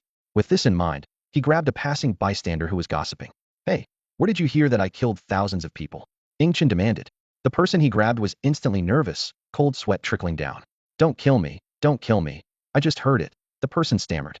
Seeing he couldn't get any useful information, Ing Chun let him go. Shaking his head, he thought, "What's going on? Why do they say I killed thousands? Is this some trick by Satan?" Deciding not to dwell on it, he moved on. Ing Chun arrived at a bun shop and slowly enjoyed his meal. In this post-apocalyptic world, even simple buns were a rare treat. Suddenly, the shop's door was forcefully kicked open with a loud bang. Everyone's eyes were drawn to the figure at the door. A young man in white clothes with long hair, looking as if he had stepped out of a fantasy drama, walked in. The man in white scanned the room, and his gaze settled on Ing Chun in the corner, a look of excitement on his face. He quickly approached Ing Chun, suddenly dropping to his knees and clasping his hands in respect. "Please, Master Ing, accept me as your disciple." After saying this, the man in white kowtowed 3 times, the sound of which made everyone wince in empathy. Ing Chun was a bit stunned, thinking, "Wow, this guy's got some strength. Doesn't that hurt?" He scrutinized the kneeling man, suddenly remembering something. "Aren't you Morong Tai Tian's son? What's your name again?" Ing Chun recognized the man, but couldn't recall his name. "Master, my name is Murong Wan Tian," the man in white replied respectfully. "Don't call me master. I haven't accepted you as a disciple. Chen quickly waved him off, curious about why Murong Wantian wanted him as a mentor. I have nothing to teach you. Go find someone else to be your master. No, Murong Wantian insisted. Master, you are so powerful, you must be able to teach me. I won't agree to that. Chen firmly rejected him. Chen shook his head, his brow furrowed. In a post-apocalyptic world, an extra burden meant additional danger. However, Murong Wantian wasn't ready to give up. He eagerly said, Master, I have something that will definitely interest you. Please give me a chance. Chen's gaze fell on Murong Wantian, who immediately became nervous, his voice trembling slightly. Master, your ability allows you to contract pets, right? I noticed during your battle that your pets are quite extraordinary. I assume ordinary mutant beasts don't meet your standards. I know of a special mutant beast that might interest you. These words piqued Chen's interest. He had an open contract slot and had been considering what kind of pet to contract next. Although he had a little spirit mouse following him that wasn't contracted, the little creature had already grown attached to Chen and wouldn't leave even without a contract. Chen decided not to consider the spirit mouse for now and would address it when he had more contract slots available. Let's hear it. Chen gestured for Murong Wantian to continue. Murong Wantian took a deep breath and began to speak slowly. I know the location of an angel, which should be a type of mutant beast. Its appearance is remarkably similar to the angels of Western legends' wings on its back and glowing all over. However, it doesn't understand human language, just like other mutant beasts. Seriously? Chen couldn't help but comment. Why am I encountering only Western creatures lately? Dragons, demon Satan, and now an angel. He frowned and asked, where did you see it? I saw it on the outskirts of Tianming City, Murong Wantian recalled. The angel was chasing a mutant rat. I tried to capture her, but ultimately failed. However, I managed to shoot a tracker into her back at the last moment. The tracker is still operational. She hasn't removed it yet. A tracker? Chen looked at Murong Wantian in confusion. Murong Wantian quickly pulled out a small device from his pocket, showing a moving dot on the screen. Chen was surprised. There are still working electronics in Tianming City. The high-ranking officials in Tianming City never lost power, Murong Wantian explained. They're using small power stations now, which can't supply the whole city. To avoid stirring up the public, they use electricity secretly. I made this device myself, so you can trust it. Murong Wantian added. Master, this angel is a female, and she's incredibly beautiful, almost as stunning as Beifeng Fei. Chen fell into thought. If Satan was a mutated Taodai, then what was this angel? He looked at the tracking device and noticed the angel was already far from Tianming City, heading west. I won't take you as my disciple, Chen said flatly. Murong Wantian's face was filled with despair upon hearing this. He pleaded, Master, please, I beg you to take me as your disciple. I want to become stronger, and I'm willing to give up everything for it. Chen calmly replied. In this world, everyone wants to become stronger. I can't help you.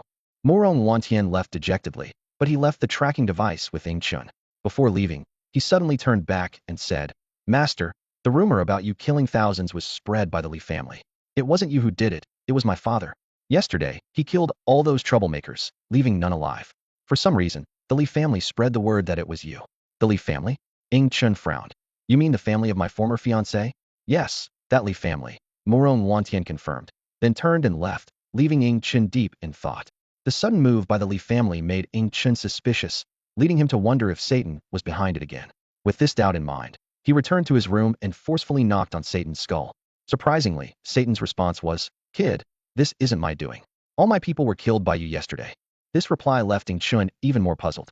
If it wasn't Satan, what exactly was the Li family's intention? Could it be because he had broken the arm of the white-headed monkey a few days ago? Nevertheless, Chen had decided to leave Tianming City to search for the legendary dragon. Before leaving, Chen bought some essential supplies in the city. As he was about to reach the city gate, an unexpected scene unfolded before him. Murong Wantian was being beaten on the ground by a monkey, surrounded by a crowd mocking him, while Miss Li watched coldly. The white-headed monkey beat Murong Wantian while viciously warning, Brat, stay away from Li Yuanxin, or it won't be so simple next time. It then spat a thick glob of saliva onto Murong Wantian's face. Although Murong Wantian was furious, he lacked the strength to fight back. Being only a beginner-level cultivator, he was no match for the white-headed monkey. Even though the monkey had restrained its power, Murong Wantian was still covered in bruises, his face swollen like a pig's head, and he kept spitting blood. After the fight, Miss Li immediately ran to the monkey's side, taking out a pink handkerchief to wipe its face, and asked with concern, Honey, you were amazing. Are you hurt? The white-headed monkey, seeing her concern, was in high spirits and confidently replied, Of course not. With his weak strength, if I hadn't controlled my power, he would have been dead. The onlookers felt a wave of disgust at this scene. Someone whispered, Miss Li has a peculiar taste, falling for a monkey. It's a pity for the Morong family's young master, who was so outstanding. If not for his tarnished reputation, he would have been a prominent figure in Tianming City. Murong Wantian struggled to lift his head, glaring at Miss Li with a hoarse and desperate voice. Li Yuanqing, tell me, did you ever love me? Miss Li coldly replied. No. How could I love a loser like you? It was only because the Morong family's power forced me. These words utterly crushed Murong Wantian. He glared venomously at the white-head monkey and Miss Li, his eyes filled with a desire for revenge. At that moment, Ingchen suddenly spoke. Hey, here's something good for you. He casually tossed a figure. Murong Wantian was taken aback, staring at the fruit in confusion. Ingchen calmly explained. This is the fruit of a mutated plant. Eating it can unlock your potential. As soon as he said this, the crowd fell silent. All eyes were fixed on the fig, glinting with greed. Someone exclaimed, a mutated fruit that can unlock potential, it's priceless. Many others speculated silently. Could this mysterious young man have more of such fruits? The onlookers were filled with ulterior motives, their eyes shifting between Ing Chun and Murong Wantian, creating a tense atmosphere ready to erupt at any moment. The white-head monkey's eyes gleamed with greed upon seeing the figure. As a creature naturally fond of fruits, it couldn't suppress its desire for this power-enhancing treasure. Give it to me. A worthless creature like you doesn't deserve such a treasure. The white-head monkey couldn't hold back any longer, reaching out its furry paw to snatch the fruit. The weakened Murong Wantian wanted to resist, but was powerless to stop it. At this critical moment, Ing Chen's cold voice pierced the air like a sword.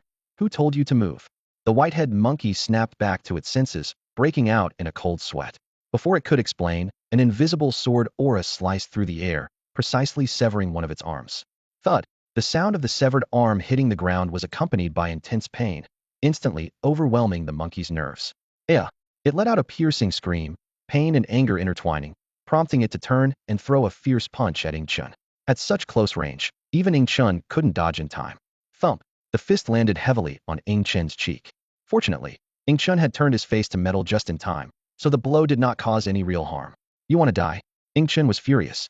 The audacity of this monkey to attack him suggested that the previous lesson hadn't been severe enough. The ground beneath his feet instantly became covered in a layer of glistening frost, quickly spreading to the white-head monkey's feet, freezing it in place. The white-head monkey roared repeatedly, its muscles bulging as it struggled, but it couldn't break free from the frost's grip. Ing Chun turned to Murong Wantian, who had already consumed the fig, his body evolving once more, now possessing mid-level first-tier strength. It's up to you now. You should be able to defeat it in this state, right? I can. Wantian replied firmly, his eyes gleaming with fighting spirit. Consider this my gift to you. Ing Chun nodded slightly, turning to leave. The white-head monkey, now one-armed and immobile, was an opponent Murong Wantian should be able to defeat. Otherwise, he would be deemed useless. Just as Ing Chun was about to leave, Miss Li's voice called out from behind. Wantian, stop. Ing Chun couldn't help but chuckle. He thought, as long as Wantian was still a man, the white-head monkey was doomed. If he hesitated, it would only show he was an indecisive fool. After leaving Tianming City, Ing Chun glanced back, feeling a mix of emotions. Although his time there hadn't been ideal, he still hoped Tianming City would endure, continuing to protect more people. Meanwhile, on the city walls, the city's leaders watched Ing Chun depart from afar. That man has finally left, one leader said with relief. Yes, I couldn't rest easy with him here, another agreed. His strength is too great, bringing potential uncertainties. Humanity needs such strong individuals, but Tianming City does not, the city lord sighed. While having Ing Chun around meant they didn't have to worry about powerful mutant beasts breaching the city, they were more concerned about him threatening their status and power. The Li family has left the city, probably intending to intercept him, the city lord's secretary suddenly reported. Let them go. A bunch of deluded fools, the city lord said dismissively. Do they really think I'm unaware of their situation? As a wielder of light, the city lord was highly sensitive to dark auras. He had long noticed the Li family's oddities, but held back due to their significant influence. Prepare to take over the Li family's power, the city lord calmly ordered. This time, the Li family is likely to be wiped out. Every time someone tries, just like last time in Dawn City. Ing Chun sensed the people following him and spoke in a calm tone. As soon as he finished speaking, about 500 people emerged from the woods, led by a grim-faced elder, the head of the Li family and Miss Li's father. Mr. Ing Chun actually noticed us. His powers are truly terrifying. One of the followers marveled. Ing Chun sneered. Do you take me for a fool? With hundreds of people trailing behind, even an ordinary person would notice. The Li family head said darkly. Today, your life ends here. Ing Chun retorted disdainfully. With just your numbers? Do you really think you can kill me? And your strength is so weak. The Li family head chuckled with a hint of madness in his eyes. Of course, we can't do it with just our strength, but we have the power of technology. Upon hearing this, Chen instantly realized their plan. He abruptly noticed that the Li family members were all carrying explosives, clearly intending to take him down with them. Damn it, Chen cursed inwardly, recognizing that the Li family had been clearly manipulated by Satan, otherwise, they wouldn't be this reckless. Satan dared to deceive me. Chen was both shocked and furious. He immediately covered his body with his metallic ability and quickly erected a sealed ice wall. Just as the ice wall rose, a massive mushroom cloud soared into the sky, and the deafening explosion was heard for kilometers. The residents of Destiny City heard the boom and looked towards the distant mushroom cloud in shock, speculating whether the authorities had encountered a powerful mutant beast. The explosion's shockwave knocked leaves off surrounding trees, smoke billowed, and flames spread. At the explosion's epicenter, a massive crater hundreds of meters wide formed, where Chen panted heavily, blood trickling from his mouth, his body covered in wounds. Even he was severely injured in this explosion, feeling his organs trembling and blood continuously pouring from his mouth. Little one, Azure Lawn, annihilate the Li family for me. Chen roared in anger. The little one and Azure Lawn, seeing Chen injured, responded with furious roars. Chen took out a severed hand, which he had torn from the Li family head at the last moment. The others had been reduced to ashes in the explosion. Little spirit mouse, sniff this person's scent, find their lair, and destroy it, Chen commanded. The little spirit mouse sniffed the scent of the severed hand, then jumped onto the little one's head, and the three pets set off. Meanwhile, the Li family residence was being ransacked by a group. These were subordinates of other high-ranking members of Destiny City, ordered to empty the Li family's possessions. Miss Li watched the comings and goings with empty eyes, powerless to stop them. The Li family was now down to just her, as everyone else had gone to intercept Chen. All the Li family servants had fled, some even stealing from the family's wealth before leaving. The entire Li family mansion was shrouded in despair and chaos. Boss, I found a girl here. Suddenly, a group of men appeared, their eyes fixed on Miss Li like hungry wolves. Instinctively, she tried to escape, but was quickly surrounded by several strong men. Where are you going, little girl? Come have some fun with us. One middle-aged man with a lecherous smile grabbed Miss Li's wrist with such force that she winced in pain. Turns out you're a mutant girl. The man licked his lips, but you're no match for us. All 5 of us are mutants, and you can't escape. Exactly, another brute chimed in gruffly. Take care of us, and you'll have good days ahead. As he spoke, he shamelessly began to remove his pants, revealing a repulsive sight. Despair washed over Miss Li, and she felt a surge of hopelessness. Faced with the prospect of being violated by these beasts, she momentarily considered ending her own life. Just as the men reached for her clothes, a figure suddenly descended from above. Squeak, squeak, squeak. The little spirit mouse urgently pointed to the building below, communicating with the little creature and the azure lawn bird. The 2 beasts immediately understood. The azure lawn bird opened its mouth and unleashed a searing flame, precisely igniting the Leaf family's building. The raging fire quickly spread, and in no time, the entire Leaf family estate was engulfed in flames. Run! That mutant beast is too strong. Damn it! Why isn't the army shooting them down? Where are the missiles? Why aren't they firing? Shoot them down quickly. Amidst the inferno, soldiers' desperate cries filled the air. Thick smoke and consuming flames left no path for escape. Miss Li's room was the first to catch fire. The 5 brutes who intended to assault her had already been consumed by the flames, leaving only charred remains. Realizing she couldn't escape death either, surrounded by fire, she bitterly mocked herself. How ironic, a century-old family, ended so soon in the apocalypse. Before she finished speaking, a burning beam collapsed, reducing her to ashes in an instant. The little creature rampaged across the battlefield, leaving scorched earth in its wake. Soon, no one from the Li family survived, and the once grand mansion was reduced to a smoldering ruin. From a distance, the Lord of Destiny City watched coldly as the little creature and the azure lawn bird departed. Next to him, his secretary dared not make a sound, nervously speaking up. Lord, we've suffered great losses this time, with many people dead. This was inevitable, no need to panic. The Lord's tone was calm, as if discussing the weather. The Li family was part of Destiny City's elite. They decided to block Chen, and ultimately, we were bound to get involved. This time we only paid a small price. Besides, with the Li family gone, many positions have opened up, so it's not all bad. The secretary suddenly understood, silently lamenting. The Li family, a century-old lineage, yet they were deceived by an unknown skull. How laughable. Chen leaned weakly against a large boulder, his trembling hand retrieving the last ghost snake orchid from his storage space. He placed the precious herb into his mouth, feeling its medicinal power quickly spread through his body, staunching the flow of blood. Phew! He exhaled deeply, still shaken. The confrontation with the Li family had been perilously close. If not for his exceptional skills, he might have perished. Despite the resurgence of spiritual energy, humanity's former technological weapons remained formidable. 3 hours passed, and Ing Chen's injuries had somewhat improved. He struggled to his feet just as the little creature and the azure lawn bird returned. They brought good news: the Li family stronghold had been successfully destroyed. Thank you for your hard work. Ing Chen gently stroked the azure lawn bird's feathers before returning it to his pet space. He mounted the little creature, ready to continue his journey. At that moment, the system's voice suddenly rang out. Xiao Qinzi, choose the blessing of the forest god. Why? Ing Chen asked, puzzled. The system explained. Your injuries are too severe. Recovering on your own would take at least a year. But if you choose this reward, you can transform the ghost snake orchid into a forest spirit, which can heal you. What exactly is a forest spirit? Ing Chen inquired further. In simple terms, it's a mutated plant that has taken human form. Typically, only plants of level 7 or above can transform, but the blessing of the forest god can achieve this earlier. The ghost snake orchid is a healing type mutated plant, and once transformed, it will be a healing type spirit. Ing Chen pondered for a moment and nodded. Although he had originally planned to contract with the dragon next, the current situation required a change in strategy. He took out the last ghost snake orchid and chose the blessing of the forest god. Instantly, a dazzling white light enveloped the herb. Within the light, a figure slowly emerged, growing to a height of about 1.6 meters. When the light dissipated, a beautiful female spirit appeared before Ing Chen. Her skin was like fine white jade, and her long hair was a striking emerald green. Her delicate face and cherry lips made her look like a porcelain doll.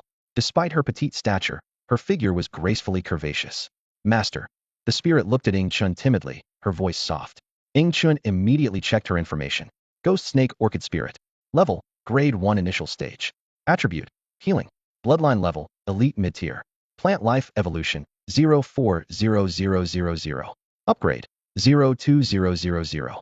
Note, evolved from a mutated ghost snake orchid. Inherently possesses healing abilities, resembles a human in appearance, but has white blood. Capable of human speech, with intelligence comparable to humans. Alright, let's get you some clothes first, Ing Chen said, feeling a slight sense of awkwardness. The system seemed to sense Ing Chen's thoughts, reminding him, Xiao Qinzi, what are you thinking? Mutated plants don't wear clothes. But she looks so much like a human, Ing Chen argued. The system explained, forest spirits are evolving towards human form. But for now, it's best not to have any improper thoughts about her. She doesn't have those capabilities yet. When she reaches the divine level, her body will fully resemble a human's. Ing Chen shook his head and took a set of his own clothes from his backpack, handing them to the newly transformed elf in front of him. These are my clothes. They'll have to do for now. Once we reach the city, I'll buy you some proper women's clothing. Thank you, master. The elf accepted the clothes, gratitude shining in her eyes. After a moment of thought, Ing Chen decided to give her a name. From now on, you'll be called Xiao Lan, since you evolved from the Yushi Lan. Thank you for the name, master. I will be Xiao Lan from now on, she said happily, then put on the clothes Ing Chen had given her. However, due to her figure, Ing Chen's shirt turned into a crop top on Xiao Lan. This unexpected sight made Ing Chen silently muse. Seems like the forest god has a bit of a lecherous side. Sensing Ing Chen's thoughts, Xiao Lan explained, You've misunderstood, master. The forest god's blessing usually creates elves with beautiful faces but flat bodies. I might be an exception, perhaps due to a mutation during my evolution. Ing Chen chuckled. Oh, I don't buy that. The forest god is definitely a lecher. If I ever meet him, I'll have a good laugh at his expense. You won't meet him, he's long gone, Xiao Lan replied softly. Well, that's one less lecher in the world, Ing Chen shrugged. Xiao Lan moved closer to Ing Chen, her hands glowing with a white light. Master, let me heal you. She gently placed her hands on Ing Chen's wounds, and a warm energy flowed from her touch. Ing Chen immediately felt comforted as his injuries began to slowly heal. However, after just a minute, Xiao Lan was exhausted. She was still too weak to sustain her healing abilities for long. Ing Chen had an idea and silently instructed the system. System, enhance her bloodline level. As the system operated, Xiao Lan's bloodline level increased. Elite, upper, leader lower, leader middle, until it finally stopped at Lord lower. Xiao Lan became even more enchanting, tenderly leaning against Ing Chen.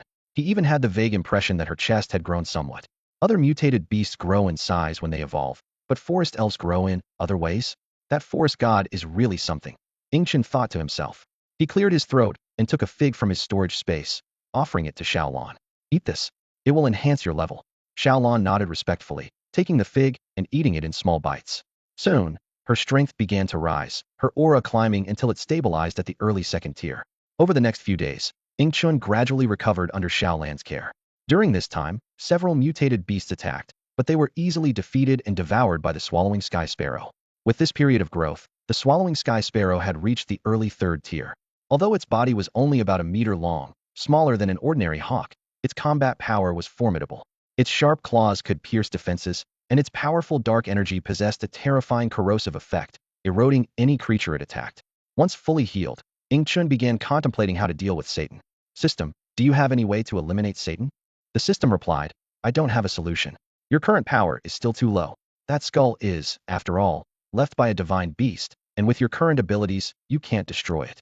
However, once your Pishio is born, you might be able to use it to try and suppress and kill Satan's skull. Boom. The earth shook, and countless birds took flight from the forest while mutated beasts fled in panic. Riding his little companion, Chun soared into the sky, taking in the breathtaking scene below. The ground split into deep chasms, swallowing numerous mutated beasts without a trace. This sudden upheaval wasn't limited to this area, it swept across the globe. The system suddenly spoke. Spiritual energy has surged again, tripling in concentration. Chun was stunned, threefold. He watched as many ordinary humans began to evolve. The strength of mutated beasts universally increased by a level, and some bloodlines even underwent evolutionary mutations.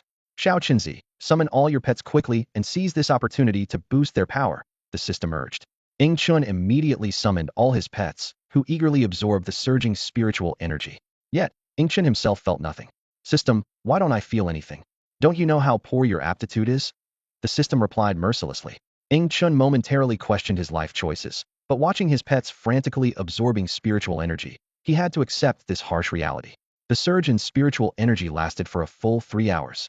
When everything finally calmed down, Chun's pets awoke one by one, significantly stronger. The little companion and the azure lawn bird's bloodlines evolved to mid-tier lord status. The four-leaf sword grass advanced to late third tier. The sky-devouring sparrow reached mid-third tier, and Xiaolan's transformation was the most remarkable, leaping directly to early third tier. Chun's gaze fell on the little spirit mouse, surprised to find it had turned golden despite not growing in size. The system immediately provided the little spirit mouse's new attributes. Money mouse, mid-second tier, treasure-seeking bloodline at subordinate leader level, with a 100 contract success rate and no contract slot. It had an extraordinary sensitivity to spiritual items, capable of sensing treasures 100 meters underground.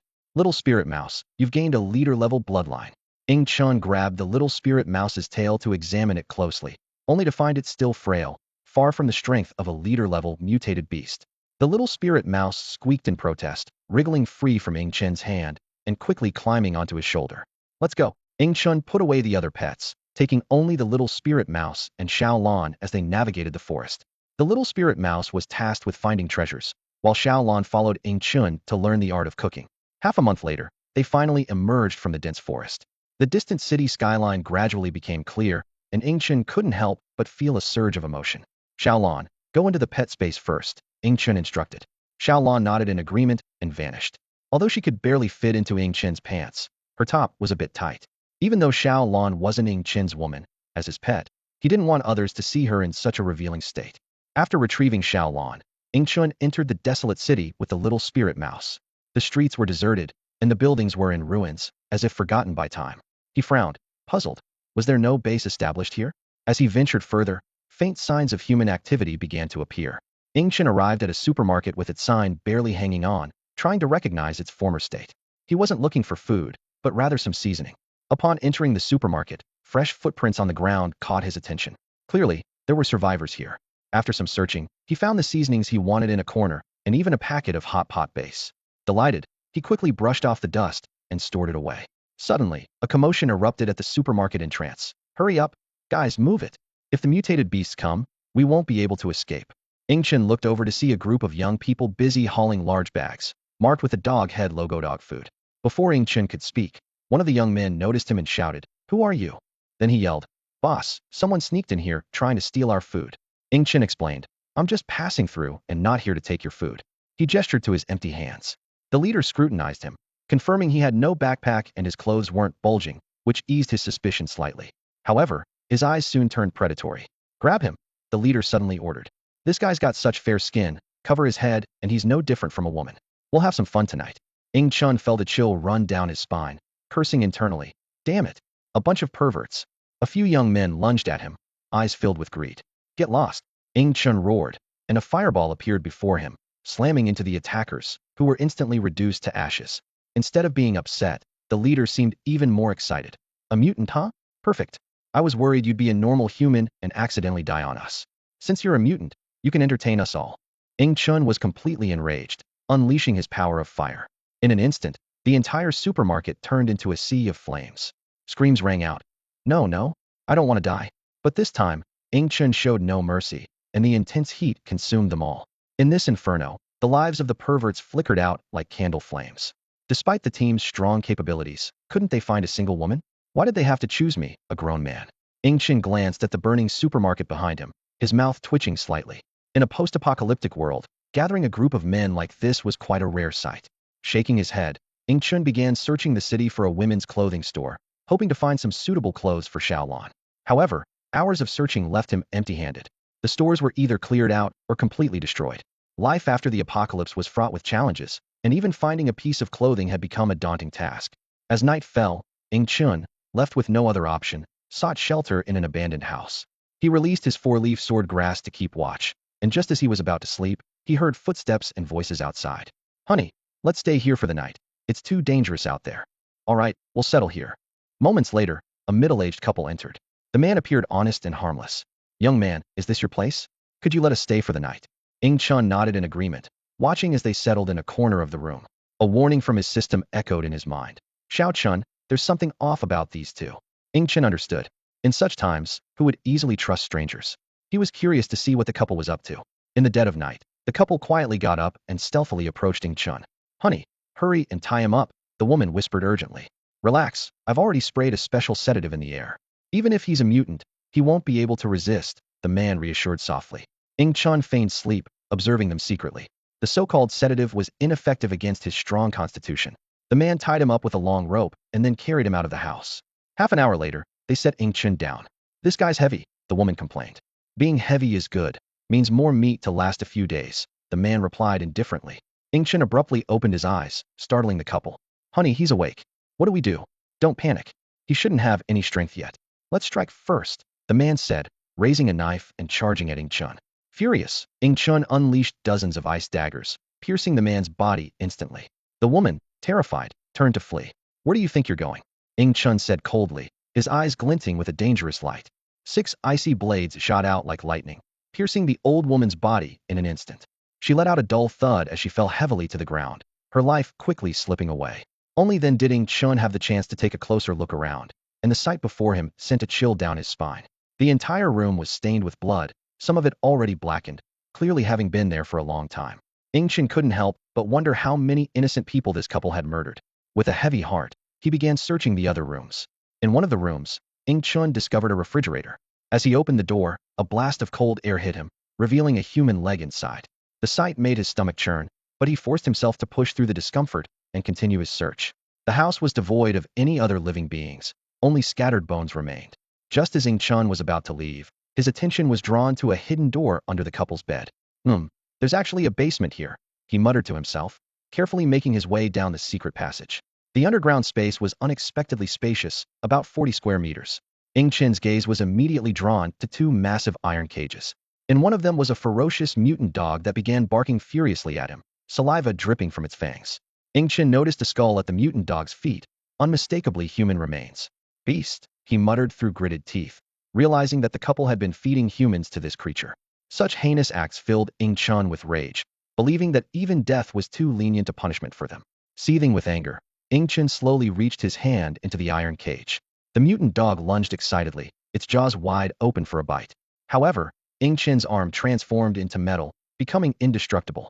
The dog's teeth failed to pierce his skin, causing it more pain upon impact. A dark aura spread from Ing Chun's arm, beginning to corrode the mutant dog. This unique dark power, originating from the sky-swallowing sparrow, could erode both flesh and steel.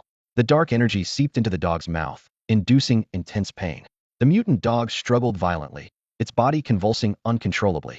Ing Chun withdrew his hand, watching the mutant dog's agony with cold detachment. He deliberately controlled the amount of dark energy, not wanting it to die too quickly. The mutant dog writhed and howled on the ground, its head severely corroded, exposing large areas of raw flesh. After nearly 10 minutes of excruciating struggle, the mutant dog finally stopped breathing, completely lifeless. Ing Chun found a photograph on the cage, depicting the old couple with a small poodle. In the photo, they appeared kind and gentle, a stark contrast to reality. Ing Chun shook his head, sighing at the trials of humanity in this apocalyptic world. Once kind-hearted individuals might turn into the most depraved in desperate situations.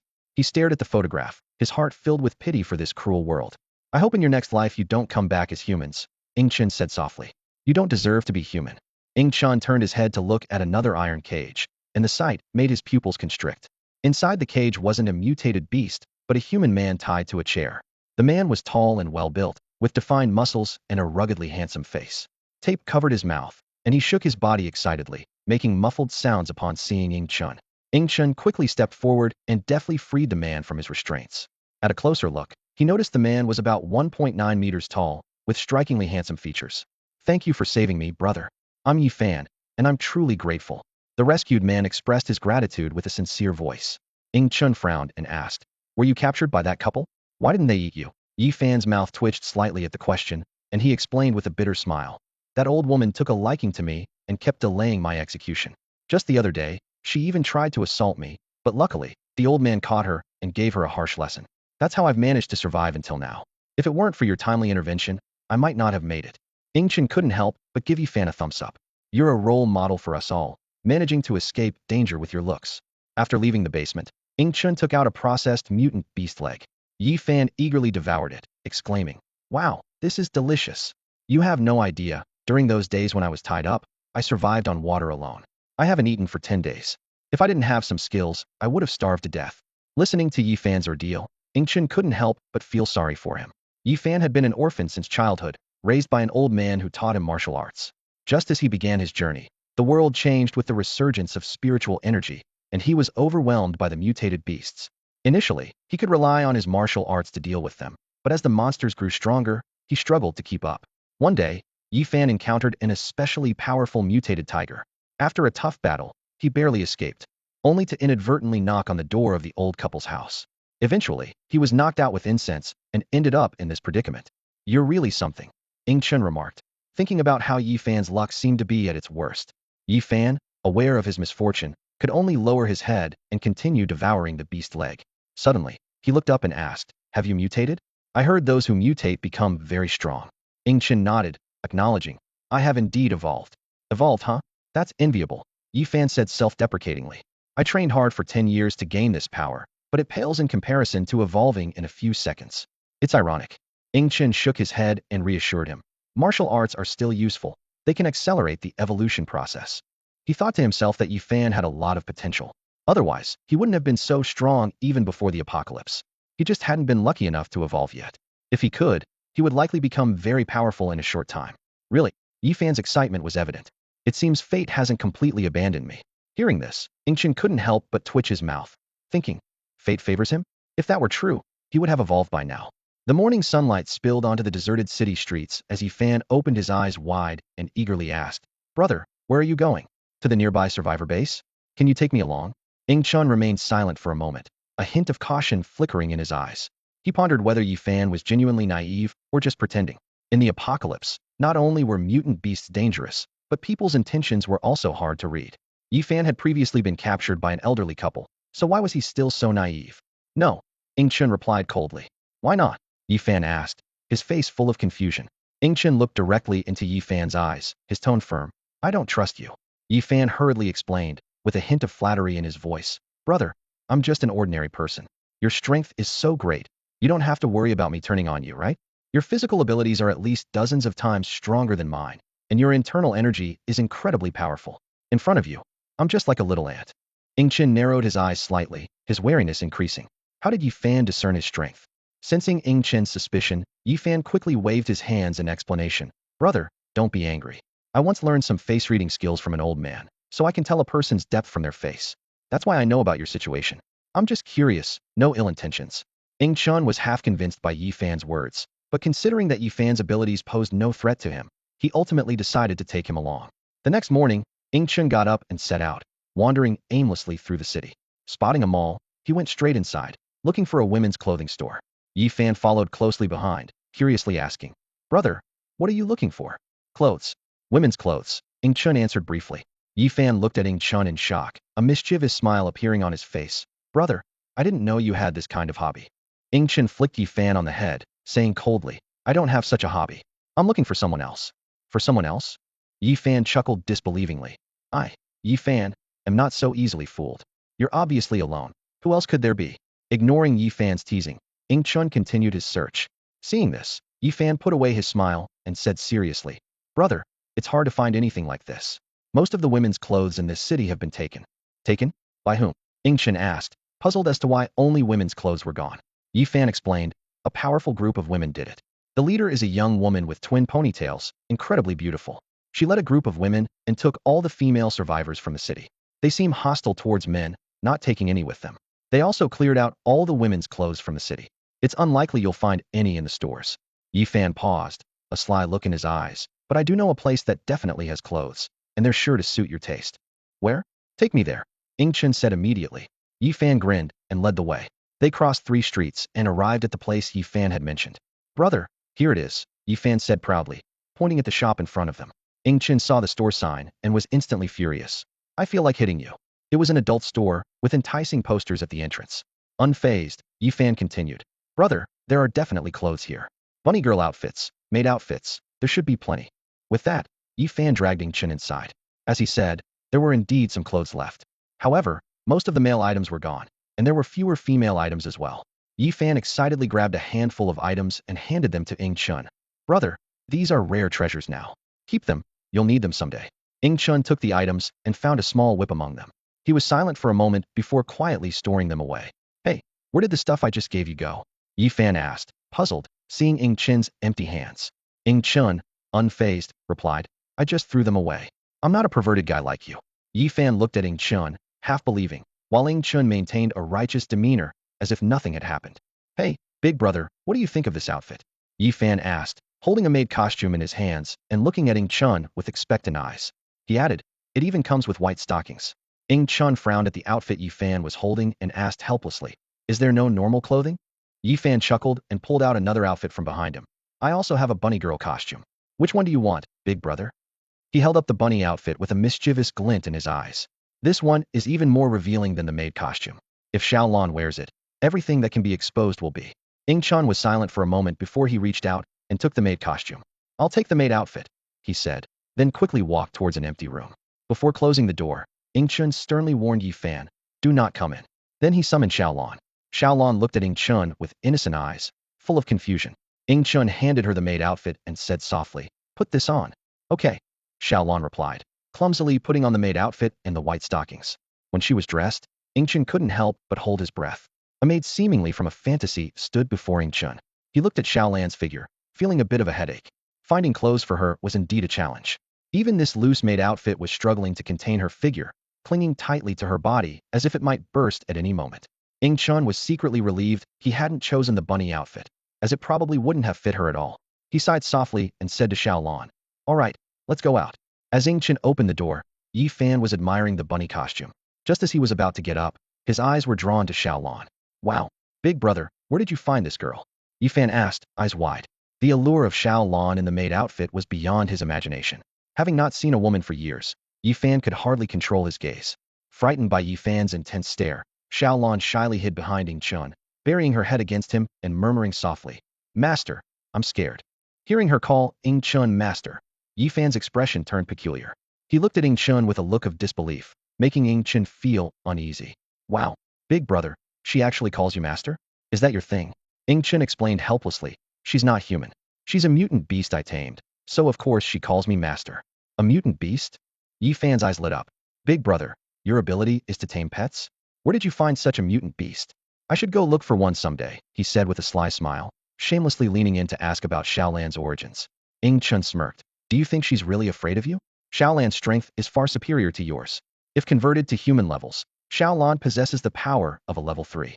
Her bloodline is very strong, and without powerful abilities, humans at the same level would be no match for her. Yi Fan was taken aback and then carefully sensed the power within Xiaolan, gasping in shock. She's even stronger than the mutant tiger that defeated me back then, Yi Fan said, realizing that Xiaolan's physical and energy levels far exceeded his, surpassing that of the mutant tiger by tenfold. Then why is she afraid of me? Yi Fan asked, puzzled. Ing Chen replied casually. She's just timid, having just come into contact with humans. With that, he intended to leave. Yi Fan quickly gathered the bunny costume and followed closely behind Ing Chen. Before leaving, Ing Chen suddenly asked, Yi Fan, do you have a map of this place? No, I just came down from the mountain. How would I know? Yi Fan shook his head. And so, the three of them continued based on Ing Chen's vague memory. They traveled through mountains and rivers, enduring a challenging 3-day journey. However, the outcome was that they got lost. Big brother, are we lost? Yi Fan asked with a hint of doubt, as he glanced around at the desolate surroundings. Impossible, Ing Chen replied calmly. We're just following the highway. There's no way we can go wrong. The three soon spotted a nearby highway, but reaching the road surface required climbing a support pillar over 10 meters high. Yi Fan excitedly said, Big brother, let me show you my agility. Before he finished speaking, Yi Fan nimbly leaped and climbed up the pillar like a monkey, with remarkable speed. Within moments, he reached the highway and looked down at Ing Chen with a smug grin. Big brother, though you're powerful, your agility must not be as good. You'll have to climb up slowly. Ing Chen smiled and shook his head. With a powerful jump, he landed effortlessly on the highway. Xiaolon followed suit, also reaching the top with ease. Ing Chen patted Yi Fan on the shoulder, holding back a laugh. Your agility is good, but your body is too fragile. At that moment, a massive shadow suddenly attacked. Caught off guard, Yi Fan's shoulder was torn, blood dripping from the wound. Ah, he cried out in pain, realizing in shock that his shoulder was nearly pierced, yet he hadn't seen what hit him. There it is, Ing Chen said alertly, turning to spot a giant hawk in the sky to their left, eyeing them menacingly. A mutated hawk, Yi Fan exclaimed. Ing Chen quickly analyzed. A wind god hawk, early 3rd grade, wind bloodline, mid-tier commander. Contract success rate is 40%, but there's no contract slot. It's a child of the wind, inherently able to manipulate the wind, and its combat power multiplies in windy conditions. A wind god hawk. Interesting, Ing Chen remarked nonchalantly, waving his hand as a smaller black bird appeared beside him. Swallowing sparrow, it's yours. The swallowing sparrow let out a cry and soared towards the wind god hawk. Yi Fan was surprised. Big brother, is that your pet? Isn't it too much to ask it to confront that hawk? The swallowing sparrow was only a quarter the size of the wind god hawk, making them look like parent and child. Ing Chen replied calmly. The little sparrow may be small, but it's not weak and can definitely defeat that wind god hawk. He was confident in the swallowing sparrow. With a king-level bloodline, it's incredibly strong, surpassing even the blue lawn bird and 4-leaf sword grass despite their higher levels.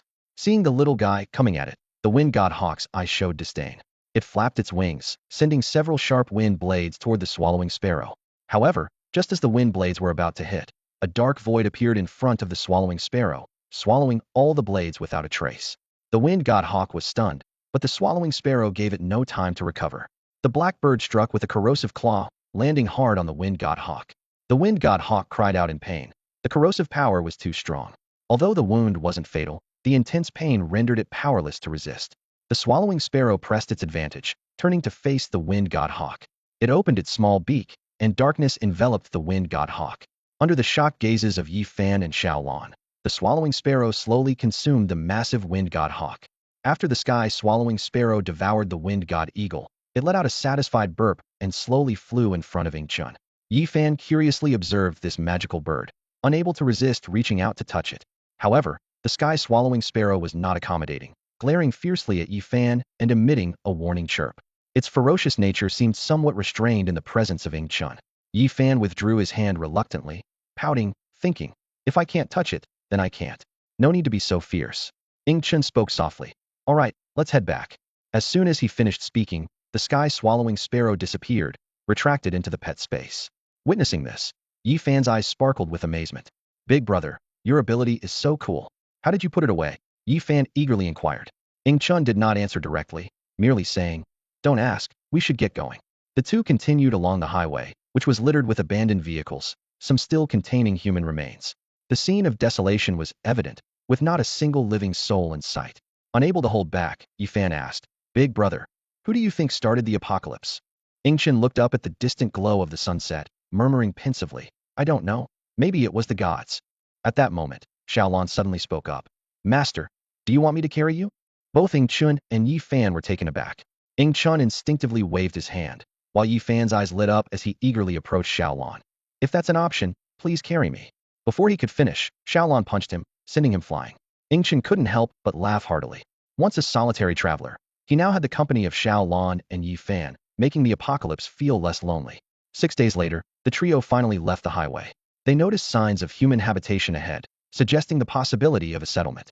Chun pondered whether this could be the place the divine beasts had mentioned, still thinking about the mythical dragon. Yi Fan shouted excitedly. Finally, signs of humans. Following the traces, the three eventually discovered the location of the settlement.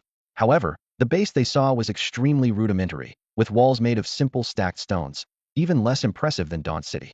Yi Fan pulled Chun along as they hurried towards the settlement, with Xiao Lan close behind. Soon, they arrived at the settlement's gate. The guards intercepted them, holding long knives and warily asking, "Who are you?" Upon seeing their appearances, the guards were visibly startled. Chun, blessed by the dragon, possessed an extraordinary appearance. Yi Fan was a typical rugged man, who would have been highly sought after before the apocalypse. Xiao Lan, lacking the allure of a mature woman, had a cute face and a graceful figure that stirred strong protective instincts in men. Chun smiled, extending his hand to shake the guards, explaining, "We're wanderers, visiting the settlement for the first time today."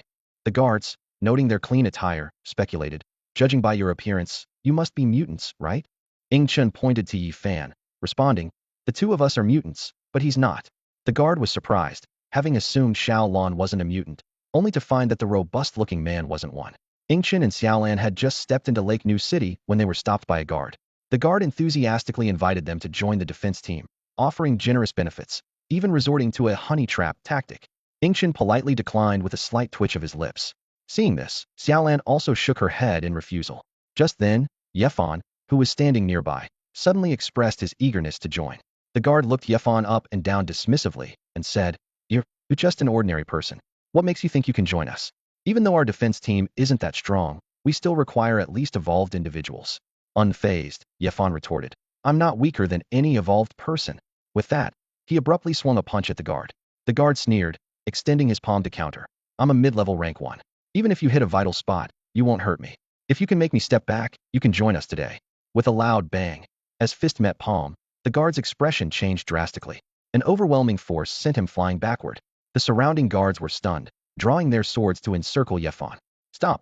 The guard, who had been knocked back, struggled to his feet, suppressing the tremor in his arm. He walked up to Yefan and patted him on the shoulder. "Well done, you indeed qualify to join us."